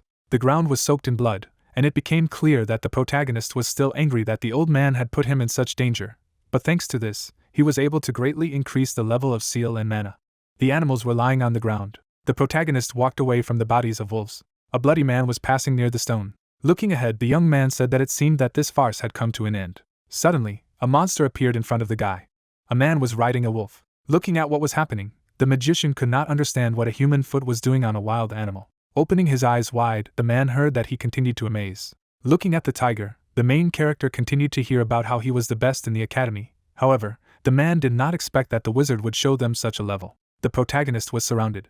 The man landed on the ground. The guy's face showed surprise. The man went on, saying that he had decided that if the young man managed to defeat even this terrible wolf, he would take him as an apprentice. The creature's eye glowed yellow. Suddenly the man fell down. There was an explosion. Gesticulating, the old man said that he knew how long he had been looking for the main character, but he was still trying to take him away. Without showing his face, the man said that this was his phrase, and added that the opponent did not even understand how much effort it took to raise new terrible wolves that were killed because of him, and continued to talk about how to raise cubs. Folding his hands, the demon asked that he did not look like them, while the protagonist said that he could not say that he did not. Looking at the man, the young man said that they should listen to his opinions. In turn, the man apologized for being a little carried away by such a beautiful prospect, and added that the young man probably knew who he was, asking if he wanted to become a disciple of the Beast King. The warrior opened his eyes wide when he heard that the mage had refused. The old man made a nice face as he said that Mr. Augustine might be wonderful, but the wizard was already his apprentice. Looking at his comrade in arms, the hero said that he could not become his student. In turn, the man said that he would teach him the mirage look. Smoking a cigarette, the man said that this art allows him to completely control monsters, and added that thanks to this skill, he became the king of beasts. Smiling, the main character said that having one mentor is just an outdated tradition, and added that he always wanted to be his student. The mentor, trembling, insulted the student, and the demon said that this person did not know respect. Continuing to smile, the protagonist stated that he would like to be trained to look then, while the Beast King stopped him. Stroking the wolf, the man said that hadn't he said that he would accept him as an apprentice only if he defeated this terrible wolf. Turning around, the man stated that the ability to perfectly control mana is very important for those with a mirage gaze, and magical martial arts that effectively use mana circulation increase the power of this ability. Smiling, the hero said that he had restored mana by eating the grass of life and death, but his final test was for him to defeat the beast with only a magical martial art. Suddenly something flew near the man's head. The beast was attacked. The wolf flew into the sky. The man looked up in shock. The tiger scratched his head. Raising his hand, the main character asked if he had coped. Looking at the protagonist, the man answered positively. The warrior walked on. Looking away, the young man said that he could finally talk to someone who enjoyed his suffering. Standing in front of the old man, the young man asked if he was satisfied. The man's face showed dissatisfaction. The man showed no emotion. Putting his hand on his shoulder, the mage spoke of a good job. Suddenly the hand shone. The young man looked down. Suddenly the mountains appeared, and it became clear that the old man could finally tell him about Graceland's offense. Red flowers grew. Someone was stepping forward. Approaching the building, the main character asked where they were. In turn, the mentor replied that it was the sanctuary of the Chronicle of the Night. Opening his eyes wide, the protagonist asked what they had forgotten in the sanctuary, thought that there was a dull and gloomy energy floating here, suggesting that this energy was demonic. The entrance to the sanctuary was covered in a red haze. Looking ahead, the demon asked why the demon domain was here, while the kid added that it was a territory that only the demon king could create. Making a tense face, the monster said that it was not surprising that herbs that only grew in the demon realm had appeared here, asking that this territory belonged to that old man. The man, without showing his face, asked if he felt it. Looking into the shrine, the mage said that he was sure that the descendant of the Merbingers, the demon hunters, was capable of doing so, and the young man asked why the demon domain was the shrine of the Knight's Chronicle. Touching the door, the old man said that he might already know that the school had come from the east. The guys went inside. Looking at the guy, the man said that the founder Graceland was originally an alchemist who studied herbs in the east. Waving his arms, the wizard said that he had once lost his wife and daughter to a certain demon king, and added that in the end he had pursued him all the way to the west in order to take revenge. As he walked past the painting, the old man said that because the demon king was too strong, the founder had changed his plans, and went on to say that he had not only combined Eastern knowledge and Western magic, but had even used demonic power to become stronger. Looking ahead, the main character suggested that the founder's resentment is still alive. In turn, the man said that he has been alive for almost 1,000 years. Without showing his eyes, the man listened to the disciple say that since he had taken him as a disciple, revenge still had to be carried out, and in the end, the disciple said that revenge had already been done. Suddenly, there was a light at the end of the tunnel. Walking in front of the protagonist, the man asked if this was not obvious. Suddenly, the guy's eyes opened wide. Standing in the room, the old man replied that it was him. The demon, looking at the man, said that he was of ordinary origin, but had managed to seal him away, and added that he could not believe that he was so strong, stating that the old man must be inhumanly inventive. There was shock on the youth's face, thinking that even if Mephistopheles recognized the Demon King's abilities, then he was very strong, but then how strong was the one who defeated him? Turning around, the old man said that this was not something he should boast about in front of the disciple, adding that there were too many variables in that battle, so it was impossible to say who was the winner. Looking up, the man stated that, like their founder, he had set a new goal, adding that he would determine the winner of that battle with the help of a disciple who would one day walk his path. The demon was sealed. A drop of sweat appeared on the protagonist's face as he listened to the protagonist determine what is better, the power of the enemy, or the training skills of the old man. The demon's eye sparkled. The man showed his gaze. Looking at his opponent, the young man asked what he was saying, that he had to overcome this crap. Glancing ahead, the old man confirmed, and added that he wanted the disciple to fight his seal. Without showing his eyes, the man said that the guy was able to absorb the seals of demons, being a human. Suddenly, the magician looked evil. Raising his hand, the person said that he understands the anxiety, but there is no need for it, because why should a mentor tell the secret of his student? There was a seal on the wizard's hand. The demon looked away. As he began to bandage his hand, the mentor said that since there should be trust between the teacher and the student, he would show him something. Showing his black hand, the mage said that every sorcerer had a secret technique, and added that he also had one. The old man raised his hand. The man's hand was inscribed with words. As he showed closer, it became clear that it was the hand of a dark elf. The silhouette of an elf appeared. The silhouette of the dark elf was shrouded in bird feathers, and it became clear that unlike the light elves, the dark elves lived in the dungeon and were supporters of the demons. It was even believed that they had a kinship with the demons, but this race became extinct under the oppression of the empire. Lowering his hand, the man asked if the disciple knew that transplanting limbs of other races, especially demonic ones, was forbidden magic.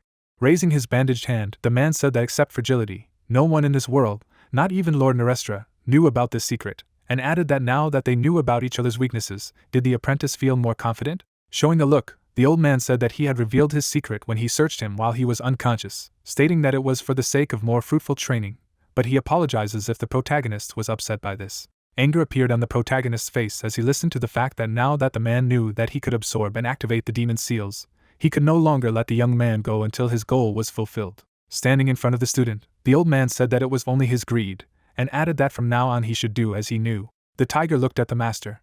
Mephistopheles glanced at the main character. Without showing his face, the protagonist thought that it could be just greed to satisfy a long-standing offense. But is greed a sin? And added that, like him, the teacher has his own goals. The man looked straight ahead. Without showing his eyes, the young man thought about how he could turn away from someone who was striving with all his might for his goal. The guy stood still.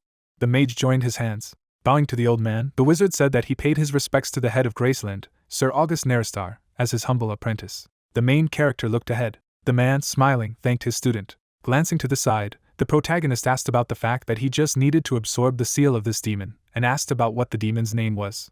Turning around, the old man said that he did not know for sure, and added that he had been given many different names during his journey from the east to the empire. Smiling, the mentor said that in Graceland his name was Yu. The demon's eye sparkled red. Suddenly, the man's leg began to glow. The man looked ahead.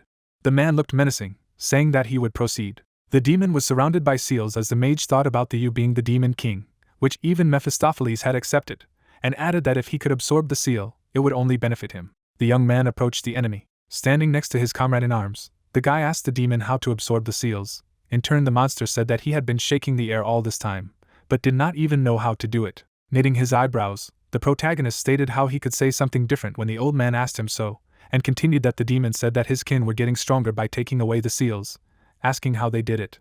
Looking ahead, the monster asked if he had learned to eat before sitting down at the table, and added that taking away the seals for them was like eating, stating how he could teach him something like that. The protagonist stared straight ahead, thinking that the magic pendant was not reacting this time. Raising his head, the guy suggested something. Knitting his eyebrows, the mage used an ability called Absorb. Suddenly, the demon's eye began to glow brighter. The monster threw off its shackles. People were shocked. The seals flew away. The wizard stared at the darkness. Smiling, the disciple said that in the last 2 weeks of training, He had prioritized not magical martial arts or body enhancement techniques, but establishing harmony between the various forms of mana within it. Continuing to smile, the protagonist said that he tried to apply it by combining his seals and the speech of the soul, adding that as he thought it worked. Suddenly a pink haze appeared. The hero found himself in the mental world, and it became clear that he needed to go through some tests, as it was with the Queen of the Ice Mountain. Turning his head, the young man thought that there was not a single living soul in these swamps, as if everything living here had been eaten by someone. The sky could be seen through the crowns of the trees. The man walked on the water, listening to the sound of water, the bubbles of swamp gases, the rustle of leaves, adding that everything was somehow unnatural, dull, but frightening. The water was muddy. The main character was walking through the forest. Suddenly the protagonist turned around. The sky was turning red. Everything turned red. The guy began to panic, turning his head. Looking to the side, it was clear that the young man did not feel the presence of the monster anywhere. Suddenly, the hero found himself in the mouth of the creature, which said, "What an interesting person they have here." Things were packed. The girl walked forward. The lady, standing at the portal, turned to her dear brother. It became clear that earlier the hero was surrounded by magic. The Demon King was sealed. Suddenly the man found himself in the mouth of the beast. The demon's mouth was next to the main character.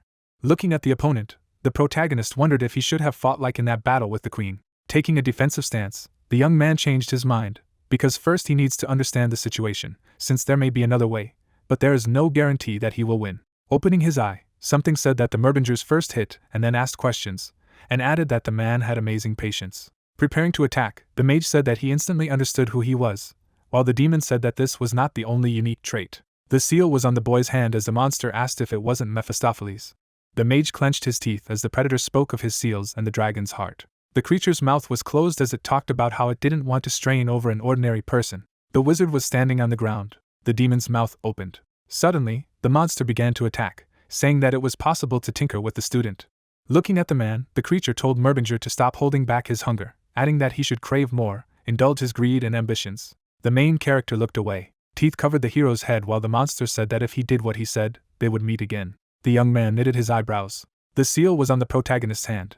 The people in the room froze. The demon, looking at the hand, said that the man really hoped that the monster would tell him its name so easily. In turn, the guy asked that it was usually so easy to get seals. The demon with a vein on his face said that he had only one chance of survival, and added that since he had wasted all his strength in keeping his seal from oblivion and was close to death, he would parasitize in the disciple's body until he recovered. The seal was blue, and it was clear that the demon had said that the person would be able to meet it when he refined this seal to its original form. Stepping forward, the protagonist said that they had a new family member, and asked if the demon wanted to say his real name, while Mephistopheles stated that there was no point in helping a young man who accepts himself in order to survive. In the end, the protagonist said that the true name of the demon is an immoral god. The old man, looking ahead, stated that his status must have declined after the loss. The demon, indignantly, said that the mentor was going crazy, and asked why he appeared, although no one asked him about anything, stating that, besides, only to think that a person knew the true name of such a rank, because he was definitely not himself. Making a serious face, the guy said that he planned to ask the old man if Mephistopheles refused to tell him. Smiling, the man spoke of rage. The man did not look surprised.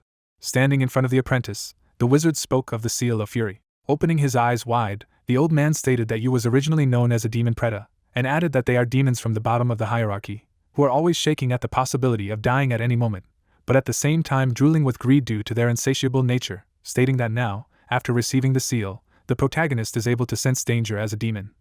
Quickly detect the strengths and weaknesses of the enemy. The guy was surprised. A tear streamed down the man's cheek as he spoke of awakening the sixth sense through the circulation of mana, which Graceland was trying to achieve through magical martial arts. The protagonist's face could be seen stunned.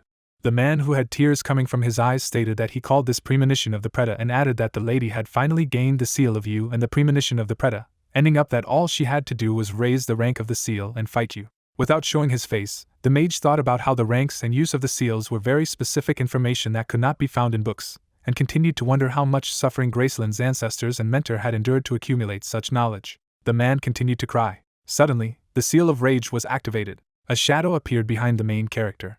The protagonist stood in the shadows. Suddenly, someone sped up.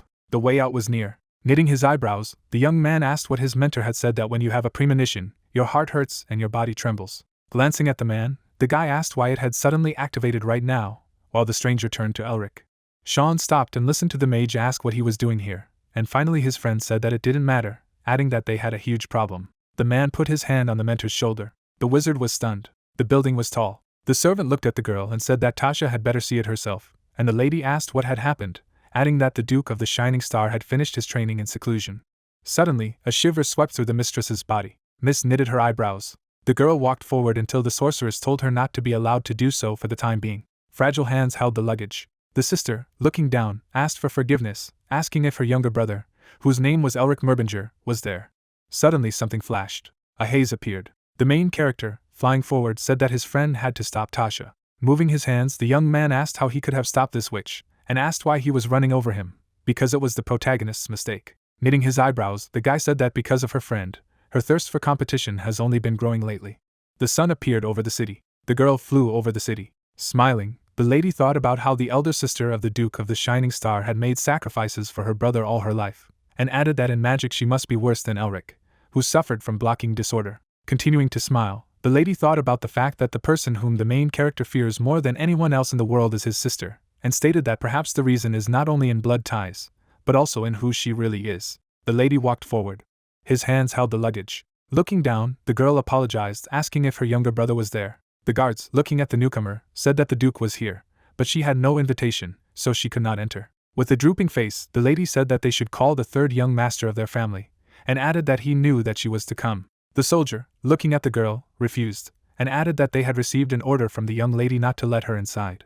Standing in the doorway, the lady asked why she would do this. In turn, Tasha said that it was a pleasure to meet her. Miss suddenly turned around. Dropping her hands, the witch introduced herself. After bowing, Hayes introduced herself in the same way, and added that she had heard a lot about her from Elric and her younger brother. Smiling, the girl said that she had heard that she was full of grace and like a dazzling flame, but these rumors seemed to be a big understatement, adding that it was a great honor for her to meet her. In turn, Tasha thanked her for the words. Closing her eyes, the lady asked why she was not allowed in, saying that no matter how much she thought about it, she could not understand why she had given such an order. Opening her eyes wide, Tasha said that this was the ancestral mansion of the Neristar, the first star of the hexagram, adding that they could not let anyone in. Her sister looked down as she listened to the fact that although she had blonde hair with green eyes, her appearance could be changed, and even if she was indeed the elder sister of the Duke of Shining Star, there were rules of decency for everyone. Looking ahead, the girl asked if she should do the same to make her believe her. Knitting her eyebrows, Tasha said that if she was really the Duke's sister, then she was a member of a noble magical family, and added that she would believe if she defeated her in a magical battle. Looking forward through magic, the lady listened to the fact that her opponent did not possess magic. In turn, the lady asked about the aura. Suddenly, a huge aura emanated from the fragile lady. Grinning, the mistress noted that then the rival would suffer. In turn, Tasha said that it would be interesting to see. Suddenly, there was a snap of a finger. The girl let go of the luggage. There was an explosion. The soldiers stood against the background of the shock wave. The opponent smiled, asking if the lady was comfortable using such a large thing. The miss had a hammer in her hands. The warrior stood against a background of stones, asking if Tasha played ball as a child. There was a blow. The girl prepared to defend herself. Using magic, the lady said that it hadn't happened for a long time, but that she had fun as a child with Sean when they were little. Fire magic flowed through the air. Using the spell, the sorceress stated that they had never lost to him, asking what about her opponent. Swinging, the girl said that she had never lost before, but because of her irresistible desire to win, she had pierced Elric's skull from time to time. The lady smiled. The warrior threw the hammer forward. Her opponent's eyes opened wide. The sorceress clenched her teeth.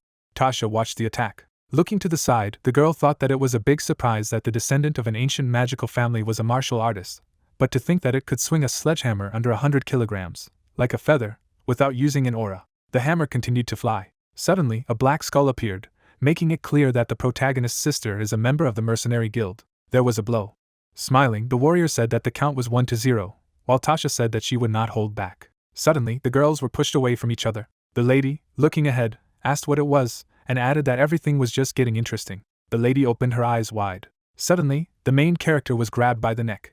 Miss was shocked. Looking at his sister, the protagonist said that she was healthy, as always. Beginning to tremble, the young man asked what she seemed to be having fun with Miss Tasha, and added that she should calm down now and let him go. Without showing her eyes, the girl addressed her brother by name. The lady looked menacing. Making a face full of anger, the lady said that she wanted to talk to the guy. The lady knitted her eyebrows. The girl was holding a piece of paper. Looking at her subordinate, Tasha asked if it was all this, while the servant replied that informants say that all data is kept in the strictest confidence. Folding her hands, Miss said that, as expected, the Black Sherev was the strongest mercenary guild hiding in the shadows, and added that they had as many enemies as they had completed missions, so she was sure that their identities were classified.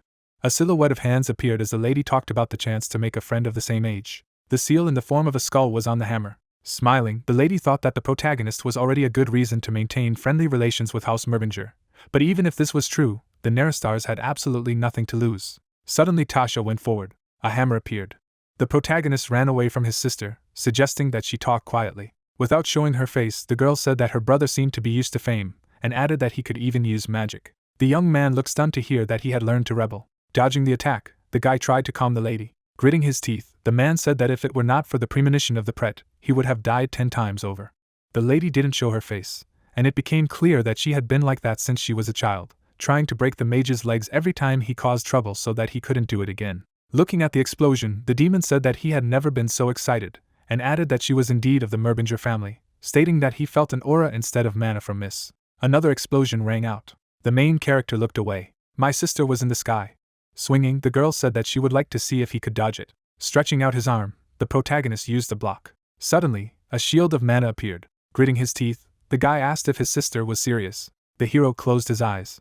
Drops of sweat were running down the guy's cheek. The man opened his eyes. Looking at the hammer that had stopped, the young man asked what had happened. Sitting on the floor, the mage listened to the fact that as soon as she heard that he was going to explore the dragon's nest, she breathed a sigh of relief. Holding the hammer, the girl said that although he had difficulties due to blocking disorder, he always made every effort, so she wanted to support the protagonist with all her strength, and added that the protagonist was in the epicenter of the incident in the nest, was unconscious for several days, and then disappeared for several months without saying a word to her where he soaked up. Without showing her eyes, the sister asked when he had last contacted her, and added that there had been no news from him for 6 months. Looking up, the young man thought that his sister had always been very protective of him, and added that she had scolded him for everything he did, saying that it was dangerous, and at the same time she was on her brother's side. Hiding his faces, the man did not like her care, but he understood her. The warrior stood in front of the mage, making it clear that he was the only remaining member of her family. The girl looked at the guy, and it became obvious that looking after such a problem as the main character, her sister grew up early.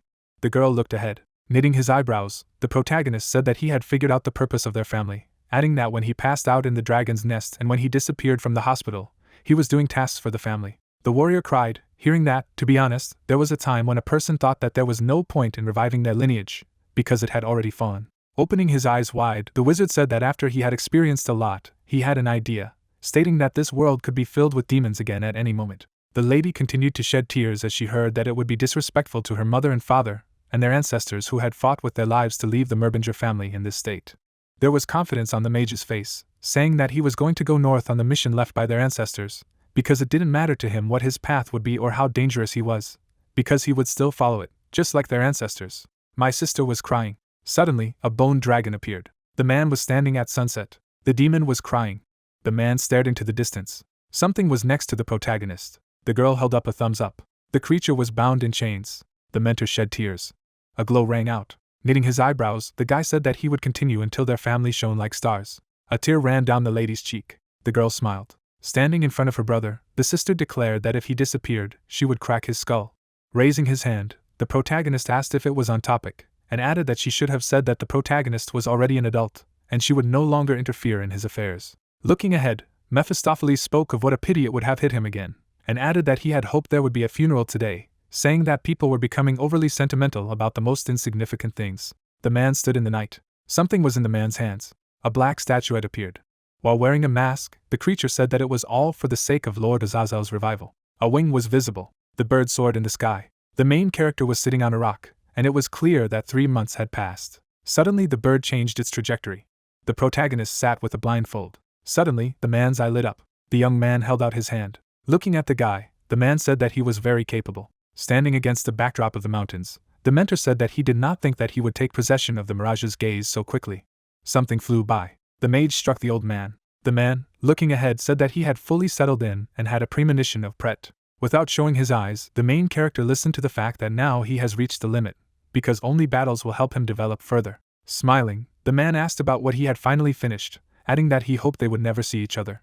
Looking at the protagonist, the old man said that only yesterday he was on his knees and begged to become his mentor. In turn, the man said what an impudent guy he was. Putting his hand on his knee, the young man asked if they had forgotten how much they had tormented him, calling it training, and added that despite this, he had learned a lot thanks to them, that he must bring them a souvenir. Smiling, the guy said that let's not see each other again. Without showing his face, the man said that they should take care of their frail health. The mentors looked ahead. The mage flew away. Standing with the boss, the man asked if it reminded the old man of the good old days, the days when he and Set roamed the world. Standing on the stone, the mage said that every day was exciting then, and now they were spending what they had left hiding in a place like this. Looking ahead, the master asked what Set would say if he were here, and the master replied that he would grumble that they were just waiting for the day when they would be buried like rotten stumps when they were not even 100 years old.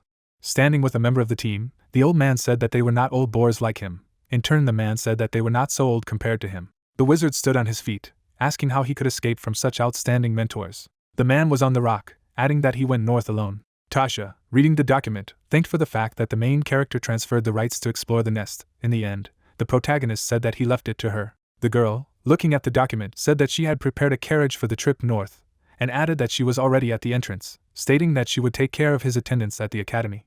The lady's eyes sparkled, making it clear that she was a dragon fanatic. The guy looked ahead, thinking that another candidate had appeared on his list of debtors. The sky was clear. Pulling out the blade, the man said that Paul was hurting his feelings. The soldiers lay dead on the ground while someone talked about how it didn't matter how weak he had become, adding that he couldn't believe he thought there were enough of them to kill him. The man glanced to the side. Approaching the warrior, the girl said that he knew that if a man allied himself with the Merbingers, the man would be in a dangerous position. The young man, looking at his relative, said how smart their niece was, because you could just go to Paul and kill him. In turn, the guy replied that they were in business. The man, looking at the warriors, said that he was the one to decide the issues of Vile's house, and added that the three of them just had to ensure Isabelle's safety. Looking ahead, the man announced that he would meet with the Duke of the Shining Star to thank him personally, and then decide what to do with Paul. People were surprised. The village stood in the middle of the mountains. Someone, standing in a cloak, asked why Paul had not yet been appointed a Blue Lion. In turn, his comrade-in-arms said that there was an unexpected hitch, and added that the ally should not worry, because this would not interfere with his plans in any way. The man turned away and said that he had thought it would be easy to neutralize the sick and weakened Blue Lion, but he had no idea that the fallen Merbinger bloodline would stand in their way. Hiding his face, someone said that it was not yet time to deal with the Merbingers, and added that his comrade needed to make Paul Vile a Blue Lion as soon as possible. The man, showing his eye, listened to the fact that when the Lord became a Blue Lion, both his body and his powers would serve the rebirth of Lord Beelzebub. One of the man's eyes was red. A lot of birds appeared in the sky. The carriage was standing near the city. Sitting in the carriage, the main character stated that he planned to just calmly go north alone. Sitting with the guy, the protagonist said that he was grateful that such a large carriage had been prepared for him, but he did not need a coachman. In turn, the man replied that his name was not the coachman, but Carl. Lowering his head, the guy calmed himself, saying that it was not so bad to go on a trip with a friend after a long separation. In turn, his comrade-in-arms said that he would not have gone with him if not for his father's order. Holding his head, the magician said that his sister should just return home and rest. In turn, the girl asked if her brother wanted to travel with her. In the end, the wizard said that he was jumping with happiness, as he would think that he would spend more time with her. Continuing to hold his head, the main character said that the mentors should just stay where they were, given their age. In turn, the old man asked about the fact that he no longer even allows the elderly to leave for air. Placing his hands on his knees, the mentor said that he had to hammer a little manners into him while they went to breathe the northern air. In his Through the Man, he stated that he had wounded them to the core when he almost abandoned them. The demon made a disgruntled face, said that it would be a noisy journey, and added that he disliked tearing things more than anything in the world. Starting to tremble with dissatisfaction, the man said that he was very happy. Looking ahead, the young man said that it was as if he had gone on a family trip. People sat in the room while the mentors argued. The gentleman looked away. The tiger stretched. The man began to smile. The old man looked away. The guy looked ahead with one eye. The main character's eye was green. The carriage went on a journey. The egg began to crack. The man smiled. The guy looked happy, stating that having a family like this wasn't such a bad thing. Guy stirred his tea. He put it back on the table. He looked at the assistant and asked if they had all come from the north. He nodded. Everything was just like that. The patriarch smiled. The servant was surprised and asked if something good had happened. Guy looked out the window and asked if the assistant wasn't interested. He asked him only to take a look at it. Hayes smiled and asked her brother if she hadn't told him to behave more decently in front of adults. Sean could hardly hold back his laughter. The girl asked to look at him, because he behaves very nobly. Elric looked out the window with displeasure and said to hell with such nobility. Hayes smiled guiltily, put her hand on her chest and promised to teach her brother manners. The elder frowned at her and asked her not to pay attention to them. Such things as discipline should be taught in the family. The lady nodded gratefully and thanked her for her understanding. After that, Elric hit the back near the head. The guy said that he was already an adult. Why do you need to learn his discipline? The sister smiled menacingly and invited her brother to go for a short walk. The guy looked at her frightened and said that if they were just going for a walk, why take such a terrible hammer with you?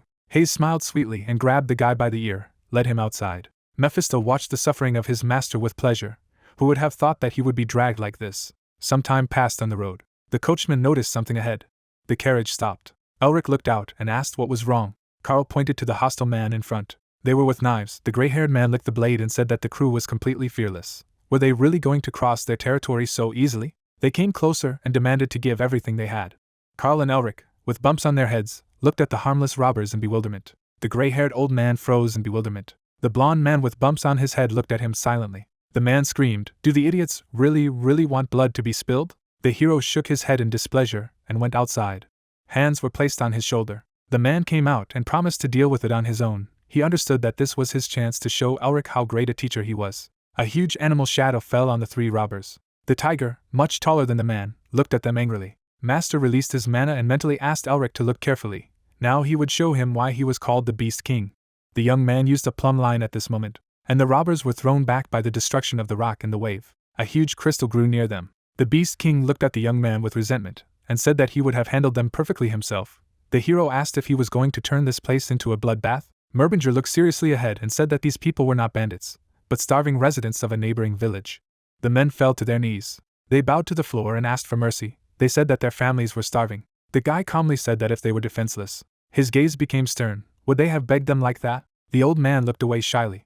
The gentleman looked at them in silence. The eldest hit his head on the ground and said that Mr. Magus was right. The elder closed his eyes and said that he had forced the others to do this, so let only he be punished. The young guys looked at him anxiously. How could an elder do that? He did it for the sake of the village, and it was definitely not his fault, so they began to ask for punishment for them. Elric smiled and waved his hand. He offered to believe them and asked them to stop. More time passed. The detachment came to an empty village. The old people pointed at the hungry children and said that they had been haunted by hunger and drought for the past few days. They thought that if they died anyway, they could become mountain bandits. Mephistopheles looked around attentively. He felt a strange energy. It was 5 days to go to other villages on horseback and they could not leave, because their cattle were also dying of hunger. The elder slapped himself in the face and said that it was all his fault. The stocky old man scratched his mustache and said that the administration of their country did not reach such a remote region. Although these people had committed a crime, he offered to let them get away with everything. After all, they had a good reason. Elric looked around and said nothing. The old man put his hands behind his back and said that it was the duty of the nobility to help suffering people. Didn't he think so? The elder abruptly looked up. The young master said that it wasn't entirely their fault. He immediately bowed and began to say thank you. The old man grabbed the master's hands and began to say that they would no longer rob people. The hero looked at the demon and asked why he was walking around here. The demon looked ahead and replied that he felt the demonic energy in these lands, albeit a weak one. He pointed forward to the source of this energy. The guy was seriously wary. They sent a detachment to the spring. There was only a wasteland around them, all bare earth and bald mountains. The elder looked down and said that he did not feel anything. Was there really something here? The hero looked ahead and said that this was the place. But Mephisto was completely sure that it was buried somewhere here. He looked at the young man with displeasure, and since he had helped them, they should give the magic potion to this king as soon as they found it. Elric said that he knew that the demon was deceiving them. He looked around, said that first it was necessary to dig up the ground. He asked to move away. The blue energy lit up. The guy used the breakthrough. The large crystal slammed into the ground at high speed. The elder looked at this in awe. The guy had dug such a huge hole in a second. Elric jumped forward. He landed at the bottom of the created pit. In front of him, he saw a strange chest. The old man went down to him and asked what his disciple had found, and he told him what he had found.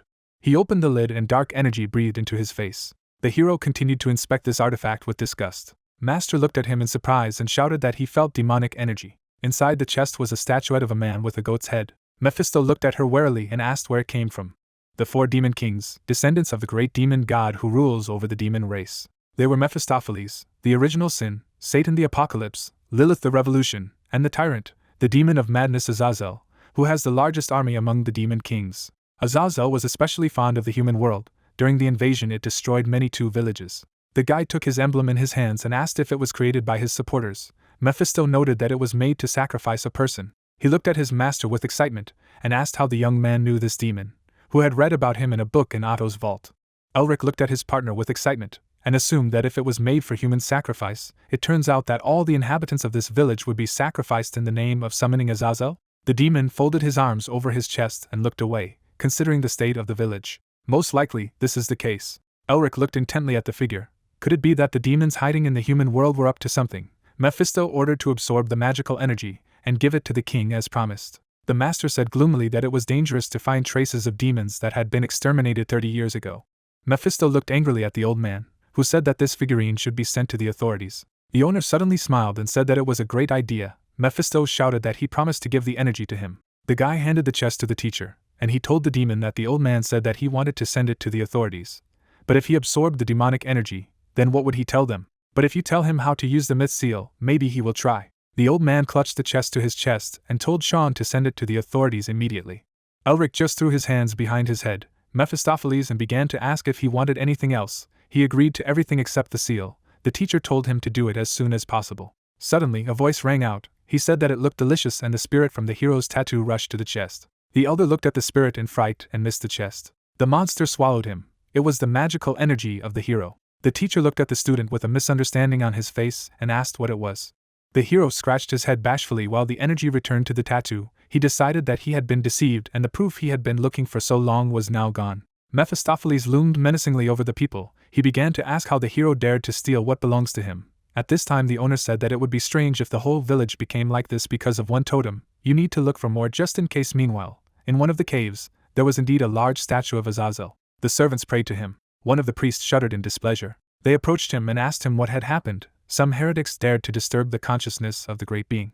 Everyone got up from their knees frightened. What kind of heretic is capable of such a thing? The grand priest looked ahead. He spread his arms in front of the demon statue and promised to get rid of the heretics, so let him not turn his anger on them. The sectarians behind him prostrated themselves. The man shouted that they would surely resurrect him on this land. The priest turned around and ordered his order to be passed on to Yoda.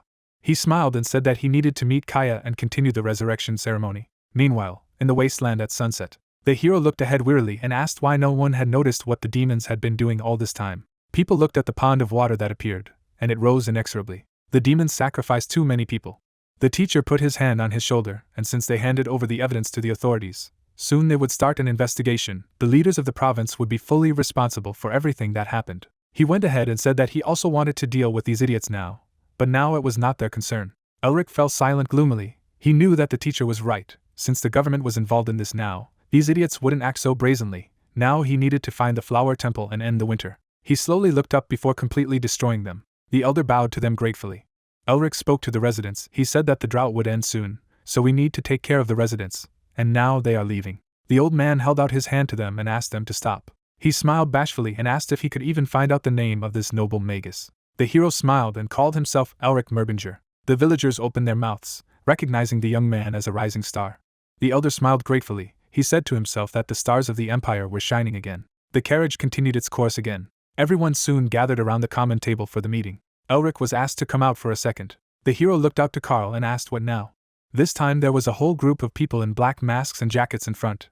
The coachman immediately realized that they were from the inspection bureau of the imperial family. Their leader bowed his head and asked if it was Elric in front of him. The guy only smiled defiantly, noting how pompous the stranger was. The inspection bureau is an intelligence institution that serves exclusively the emperor and the imperial family. They are known as monsters, capable of anything for the sake of mission, kidnapping, murder and bribery, and their power is equal to the magic tower and the great lion family.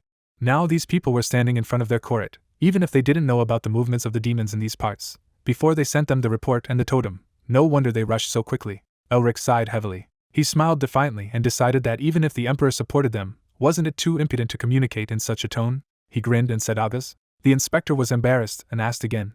His eyes immediately filled with blood. He asked how dare the kid. He released a lot of mana and said that they were agents of the Imperial Family Inspection Bureau, such as he should treat them with respect. The boy began to check his nails and asked, and? Now he released much more terrible mana and said that even if they were from the bureau, the leader himself was probably a viscount at most. The agents began to look around in fright.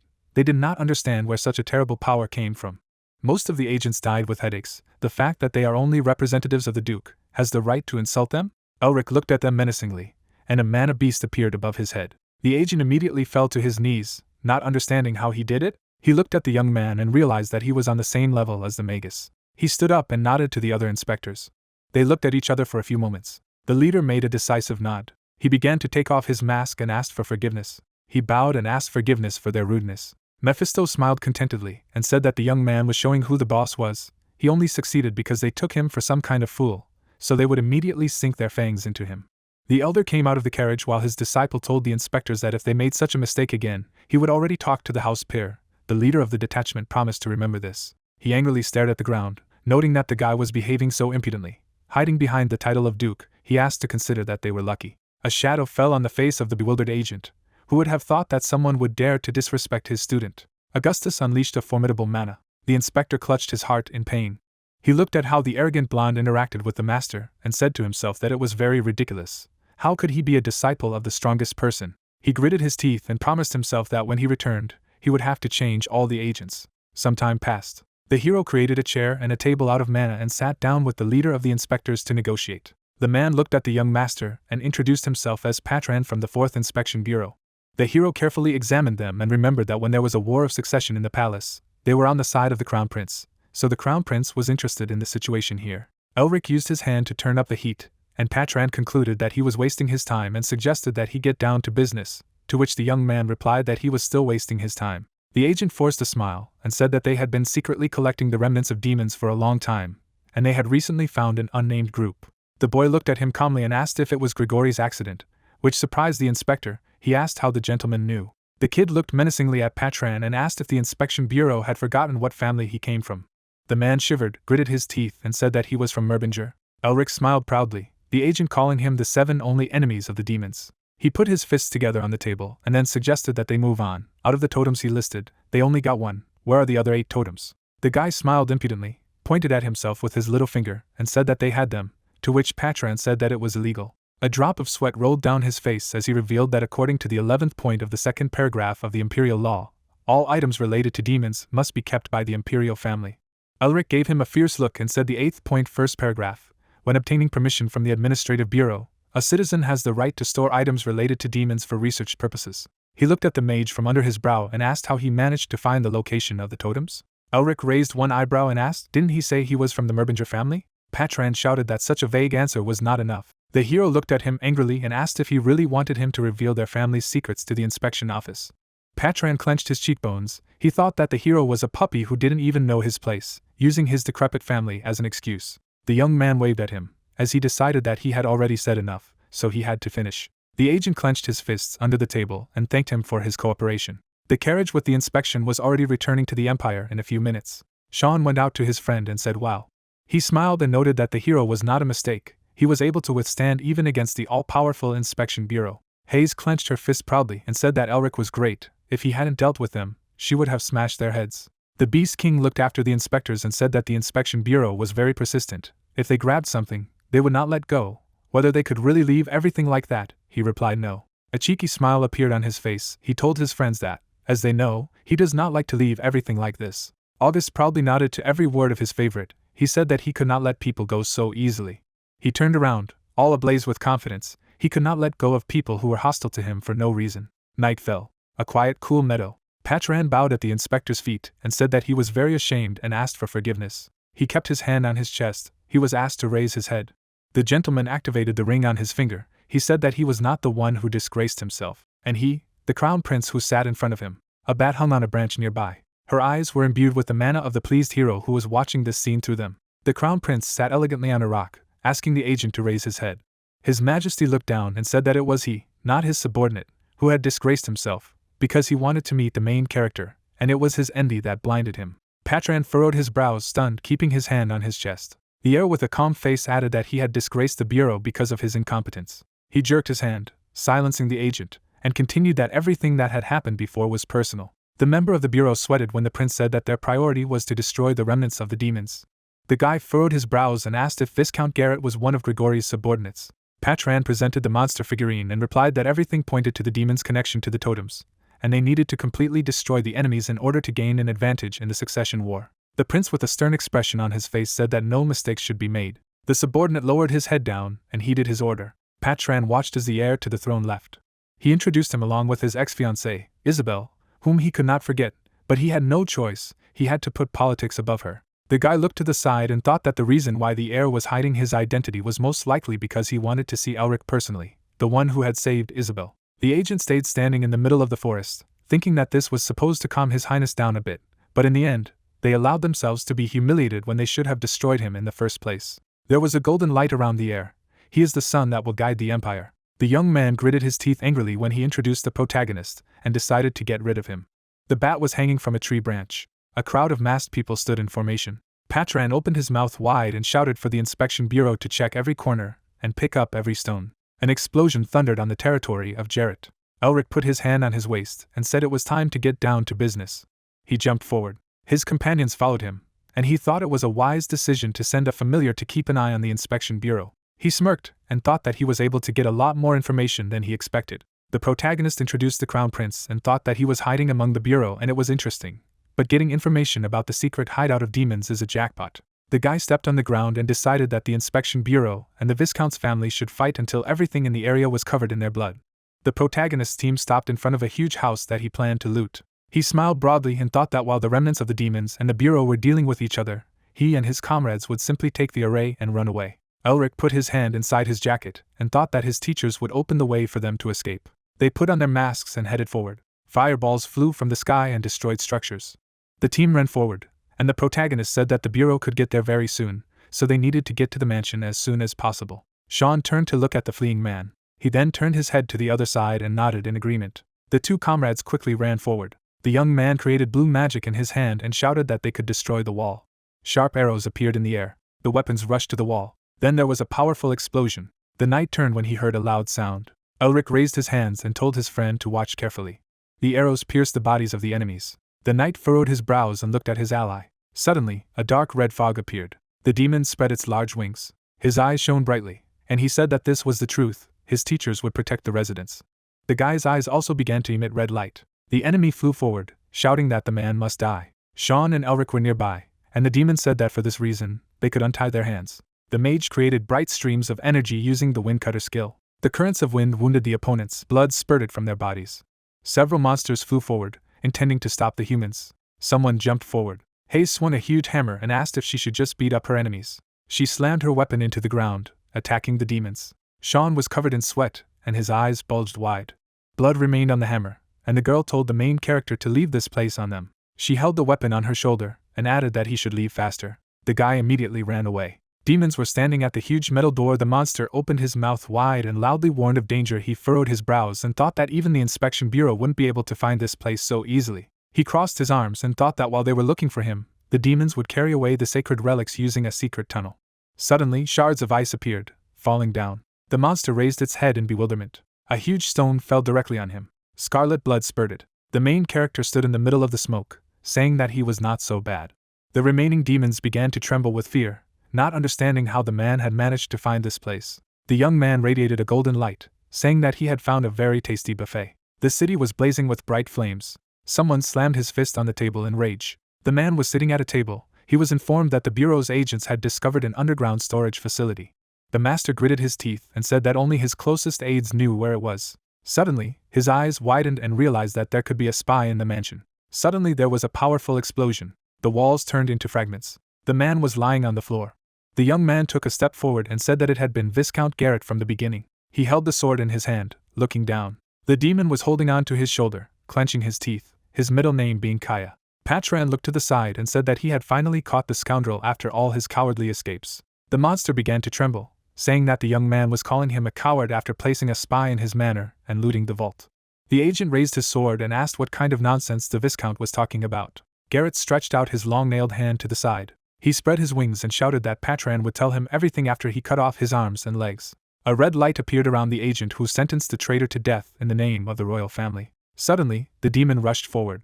The guy gritted his teeth and prepared to attack. The enemies jumped towards each other. An explosion thundered from their collision. The girl and the guy turned around at the loud sound. Sean clenched his fists and said that it was probably the main character who had arranged something again. Hayes was covered in sweat when she heard someone call out to her. Elric ran quickly toward her. He opened his eyes wide and shouted that the time had come. His sister raised her gun, and Sean asked how he could laugh in such a situation. Hayes spun the object above her. She opened her eyes wide and let out a battle cry. Then she let go of the hammer, and the weapon struck each pillar. The demons ran away, shouting that the mansion was collapsing. The three kidnappers quickly ran forward. The main character clenched his hands into a fist, hurrying to the house. Teachers were waiting for them at the entrance. The old man put his hands behind his back and said that a disciple shouldn't ask his teachers for something like that. He began to climb the stairs and asked what to do now that all the residents had already been evacuated. The young man put his hand on the doorframe and asked what else they could do. There was a blue sky over the ruined city. The agent gritted his teeth in rage and thought that he knew that this crazy demon Garrett was capable of mass murder. There were deep cracks in the floor, and the young man thought that he hadn't expected that he would train accomplices outside the territory after all. He looked to the side as his colleague shouted that they had found the vault he was talking about. The guy walked over to the mechanism and thought that things had become a little complicated due to the collapse of the mansion, but his mission was to find evidence of the existence of demons and provide them to the Lord. Patran imagined himself bowing to the crown prince and thought that he should help him become the next king and restore justice, and then maybe he could even become the head of the bureau. The agent looked to the side and thought that if he could leave fake evidence indicating that Elric was connected to demons, it would put an end to his entire family. He smiled madly and giggled. Suddenly, the guy turned around when his ally pointed his finger at something. There was a depression and cracks on the ground. The storage was empty. Patran opened his mouth wide and asked loudly when the demons had managed to take everything. He imagined Garrett gritting his teeth. The young man furrowed his brows and said that it was nonsense, because the Viscount could not have known about their attack, and he was even sure that this bureau had sent spies to him. Suddenly, his eyes widened with shock. He was surrounded by other workers, and he said it made sense, and there was a spy demon in the surveillance agency. The main character laughed loudly. They were sitting on a red sofa, and the young man explained that he had imagined how surprised these fools from the bureau would be when they saw an empty vault. The old man looked at him and replied that these scoundrels had contacted the wrong people. Mephistopheles crossed his arms and snorted in displeasure, and the protagonist asked if he was still offended. He closed his eyes and reminded him that he had absorbed the magic as promised, and called the Demon King Limited. The undead gritted his teeth in rage and trembled when his master said that they would be in the black if he told more about his seal right away. The young man was holding many artifacts in his hands. The enemies were covered in an icy crust as Elric happily hummed a song to himself. He turned around and sighed heavily as Mephistopheles warned that they wouldn't have any more deals if he tricked him again. Then the guy picked up the objects with the help of magic. He threw his hand up sharply. A red light appeared around him as he used his absorption skill. The demon began to cry, saying that it had been a long time since he had eaten such a yummy. Suddenly, his face turned angry, and he asked why there was so little food, to which the young man replied that if he wanted to get something, he had to give something in return. Elric smirked and demanded that the Demon King give him the true name of the seal, otherwise he would not receive anything else. Mephistopheles wrinkled his face with anger. He clenched his hands into fists, insulting the guy who thought it was a good deal, but in fact blackmail. He raised his hand and thought that in order to use the seal, one must have sufficient qualifications, and in order to obtain it, one must understand the basics of the seal. A bright pattern appeared on the skin, and the protagonist thought that in order to understand the power of original sin, he needed to get a seal of the same type, but at a lower level. But the problem was that Mephistopheles did not know anything. Suddenly he knitted his brows. The guy turned his head sharply to the window, from which the smoke was coming out. Someone was walking on the ground, radiating this dark energy. A carriage was standing in the distance. The demon opened his mouth and sighed. Then, his eyes shone brightly and he said that he had finally found the thieves. Someone was running quickly through the forest. The Viscount gritted his teeth, thinking angrily of the inspection office and of Patran. He pushed off the ground and decided that he would not give up so easily. Garrett then flew up and thought that the totem they had taken was emanating a smell that only he could smell. A purple mist could be seen. The man decided that when he absorbed the totem and strengthened the seal, he would tear each of the enemies to pieces. His eyes emitted a red glow. The old man looked to the side and assumed that someone had seriously angered the demon since he was walking around like this in broad daylight. Hayes bowed and said that she would go and check it out, but August asked her to sit down, because there was no reason for her to interfere with this. The girl looked to the side and asked what he meant, because the person who sent the invitation must meet the guests. Elric looked at the figurine with a smile, saying that he was the one who called the demon here because he still needed to take something from him. The guy's sister turned around abruptly and asked if he needed a seal.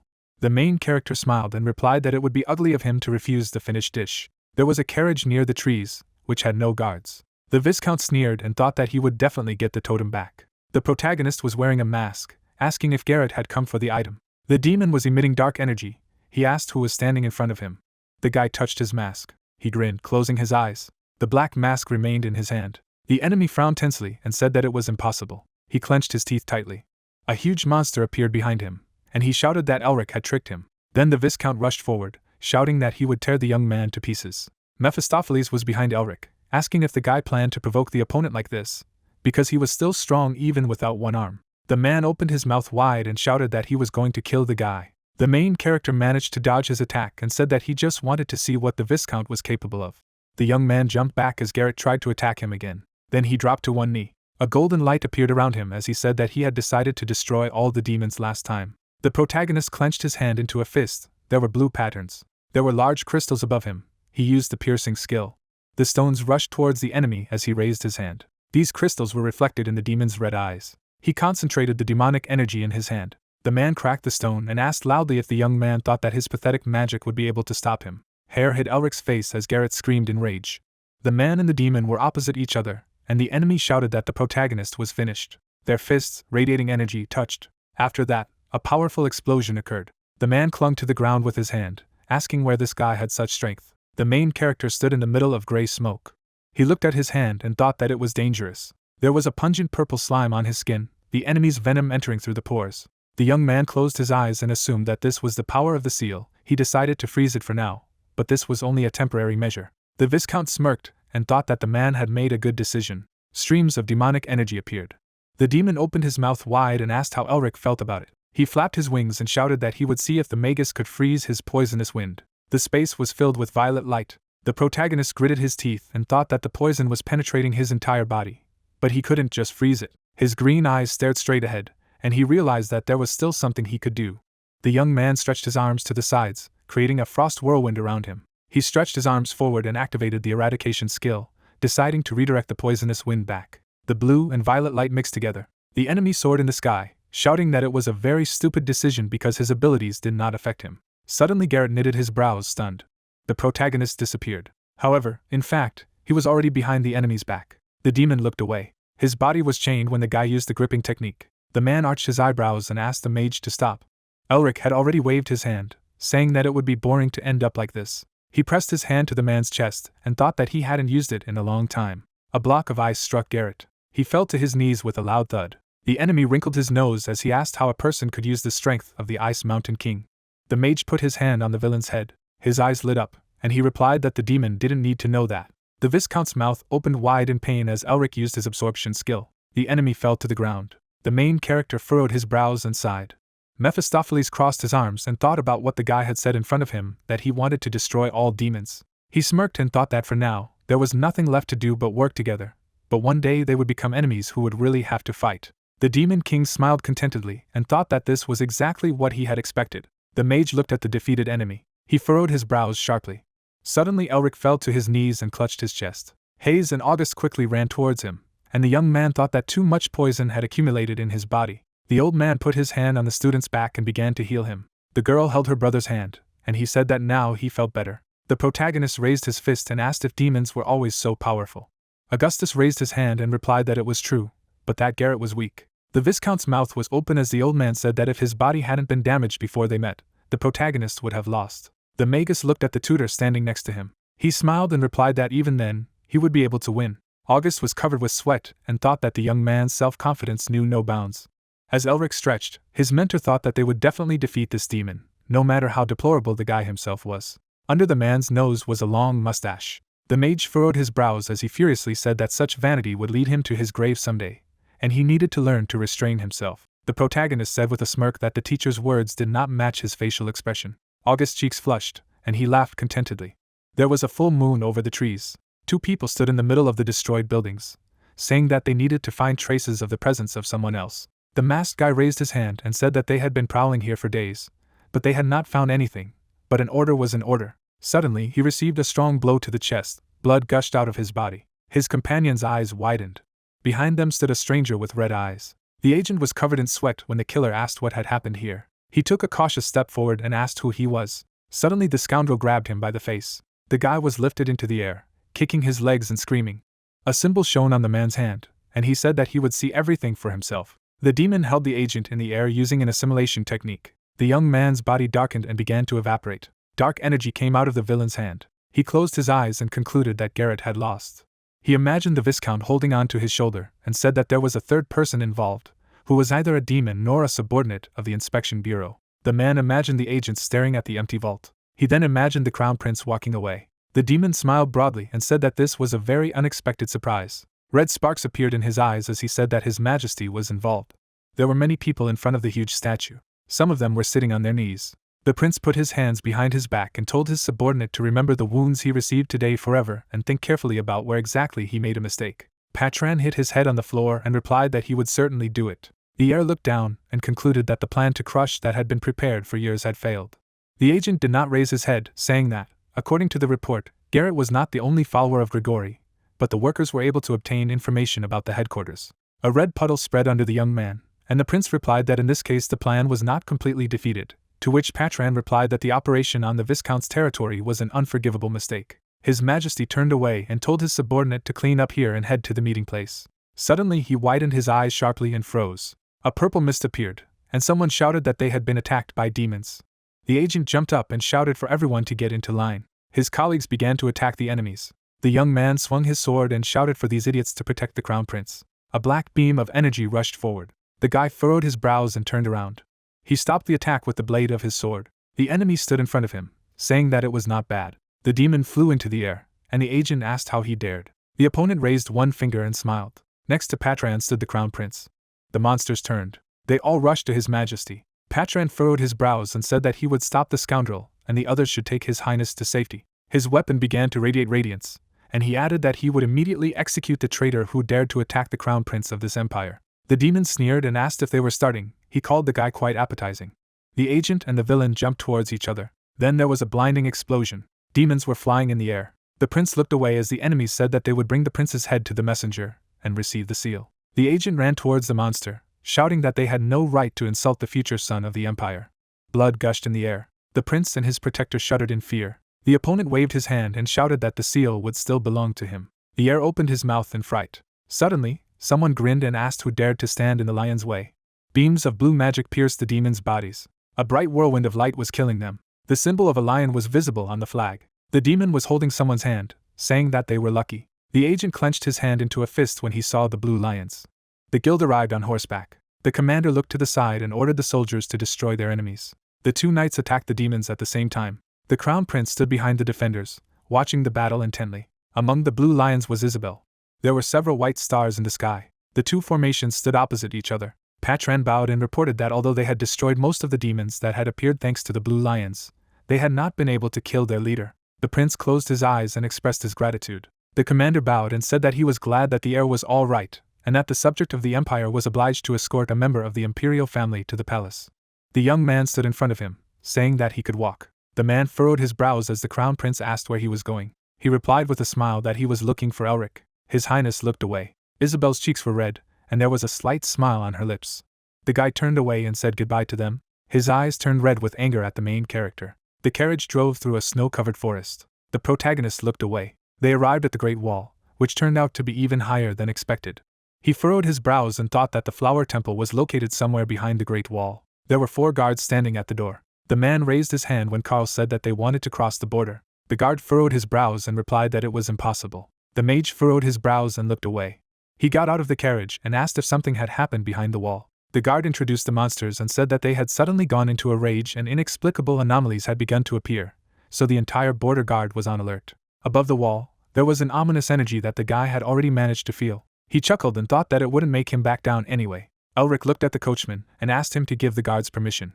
Carl reached into the inside pocket of his jacket. Then he stood on the ground and walked towards the man with the bundle in his hands. He handed the document to the guard. The man covered himself with sweat and unwrapped the bundle. He then opened his mouth wide in surprise when he saw the protagonist's name there.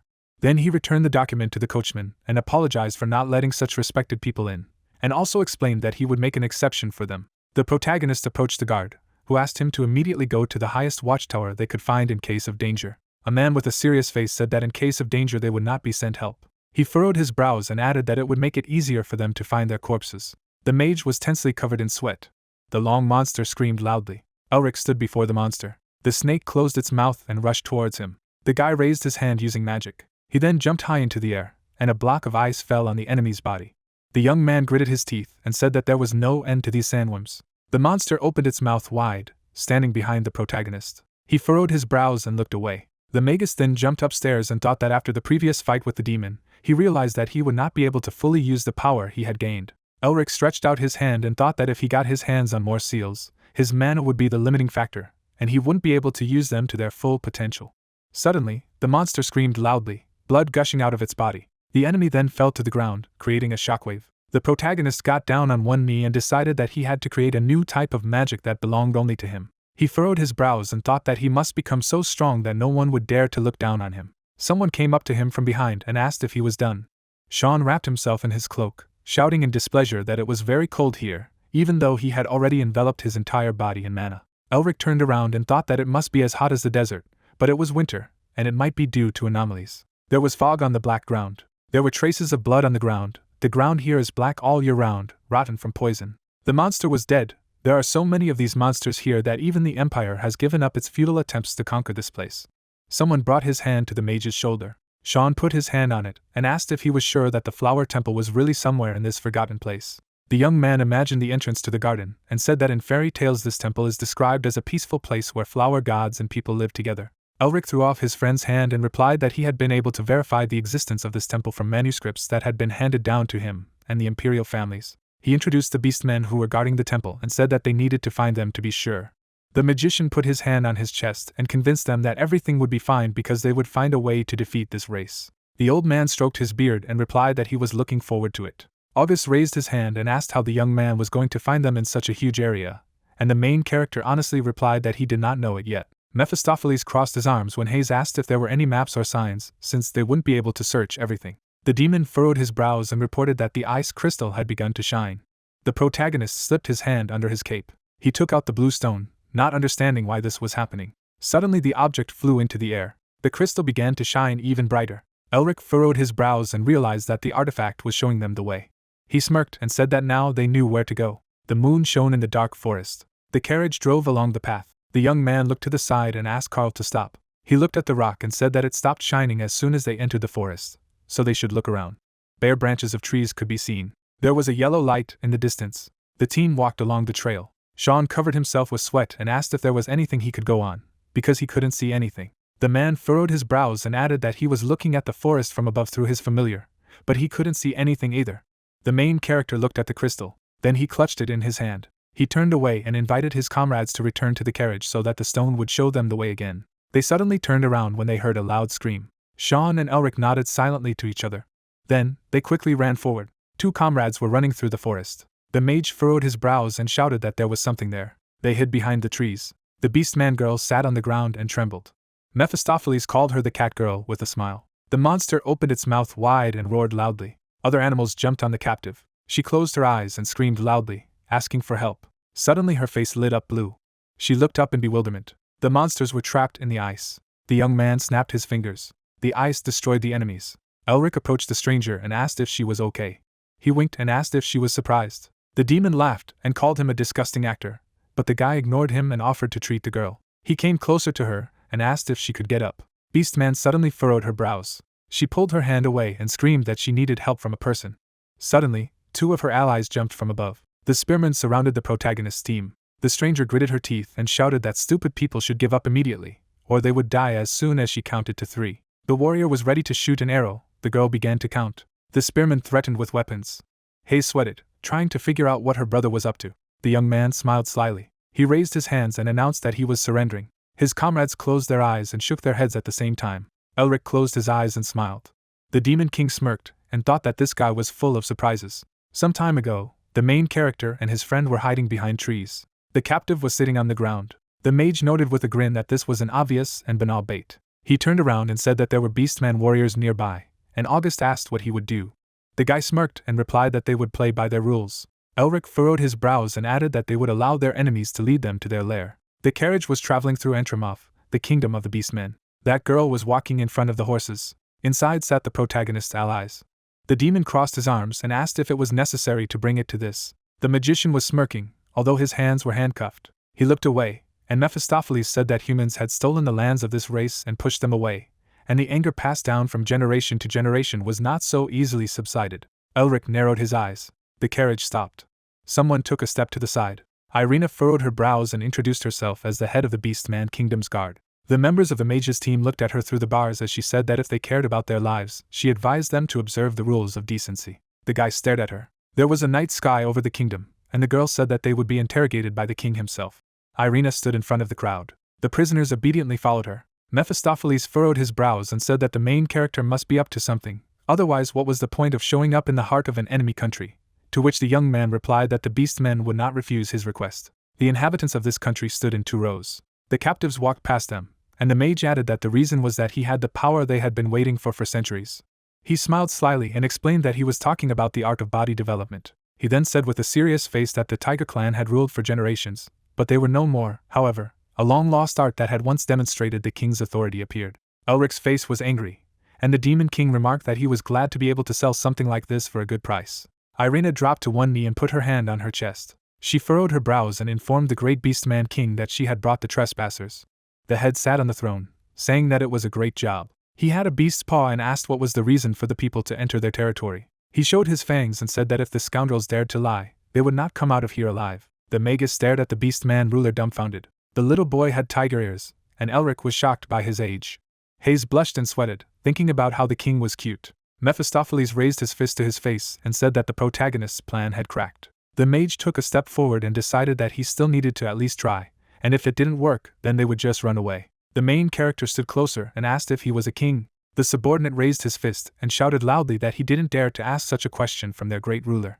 The young man scratched his finger in his ear and told him to shut up, calling him an old man. The boy's eyes shone brightly, and he angrily ordered the man to be quiet. The subordinate gritted his teeth furiously, and the guy looked at him with a smirk. The king furrowed his brows and asked if the stranger had anything to say. Elric smiled contentedly, and thought that now he could see that this young man had tiger's blood in his veins, and it would be easy to convince him.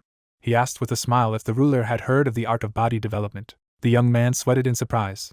Elric held up one finger and asked how much the tiger was willing to pay for it. The subordinates immediately went out of line and began to shout in indignation. The boy raised his paw and asked them to calm down.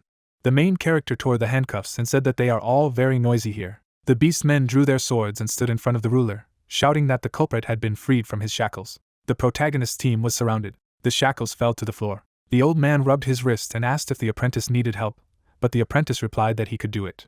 The magician began to radiate a golden glow, saying that he had to show himself in action in order to finally be believed. The enemies rushed to him, and Hayes said that she would kill her brother if he laid a finger on that cute tiger cub. The enemy was approaching the mage. The main character raised his hand and smirked. He quickly ran forward. The beast man and the young man found themselves in front of each other. Elric gritted his teeth and swung for a blow. Red streaks appeared in the air as he used the body cultivation art, the ferocious tiger phenomenon. The man opened his mouth in shock that the man knew about this technique. The guards nodded as they were ordered to take on their beast forms immediately. One of them turned into a predator. His clothes began to crack and tear. The huge wolf stared furiously at the enemies. The beast opened its mouth wide and shouted that it was time for them to attack. The predators ran to the main character. He clenched his hand into a fist and furrowed his brows. Then he took a step to the side. The mage swept the enemies down with a tiger blow. The man staggered in fear as the wolf fell to the floor in front of him. He began to tremble, his mouth wide open in terror. A beast appeared behind the guy as he used the black tiger hunting technique. A huge paw pinned his opponent to the floor. Irina gritted her teeth and trembled, looking at what was happening. She rushed forward, but the king ordered it to stop. The blade of her sword stopped right at the neck of the young man, who was smiling contentedly. The head of the guard turned around, stunned. The boy stood up, glaring angrily at his subordinates. Elric lowered his weapon. His eyes lit up, and he asked if this demonstration was convincing enough. The little tiger furrowed his brows as he looked at him. Everyone in the throne room froze. The king, gritting his teeth, asked where he got the art of developing the body, even if they did not have it. The wind in the hall raged. The protagonist, smiling, said that it was magic. The monarch raised an eyebrow and was puzzled.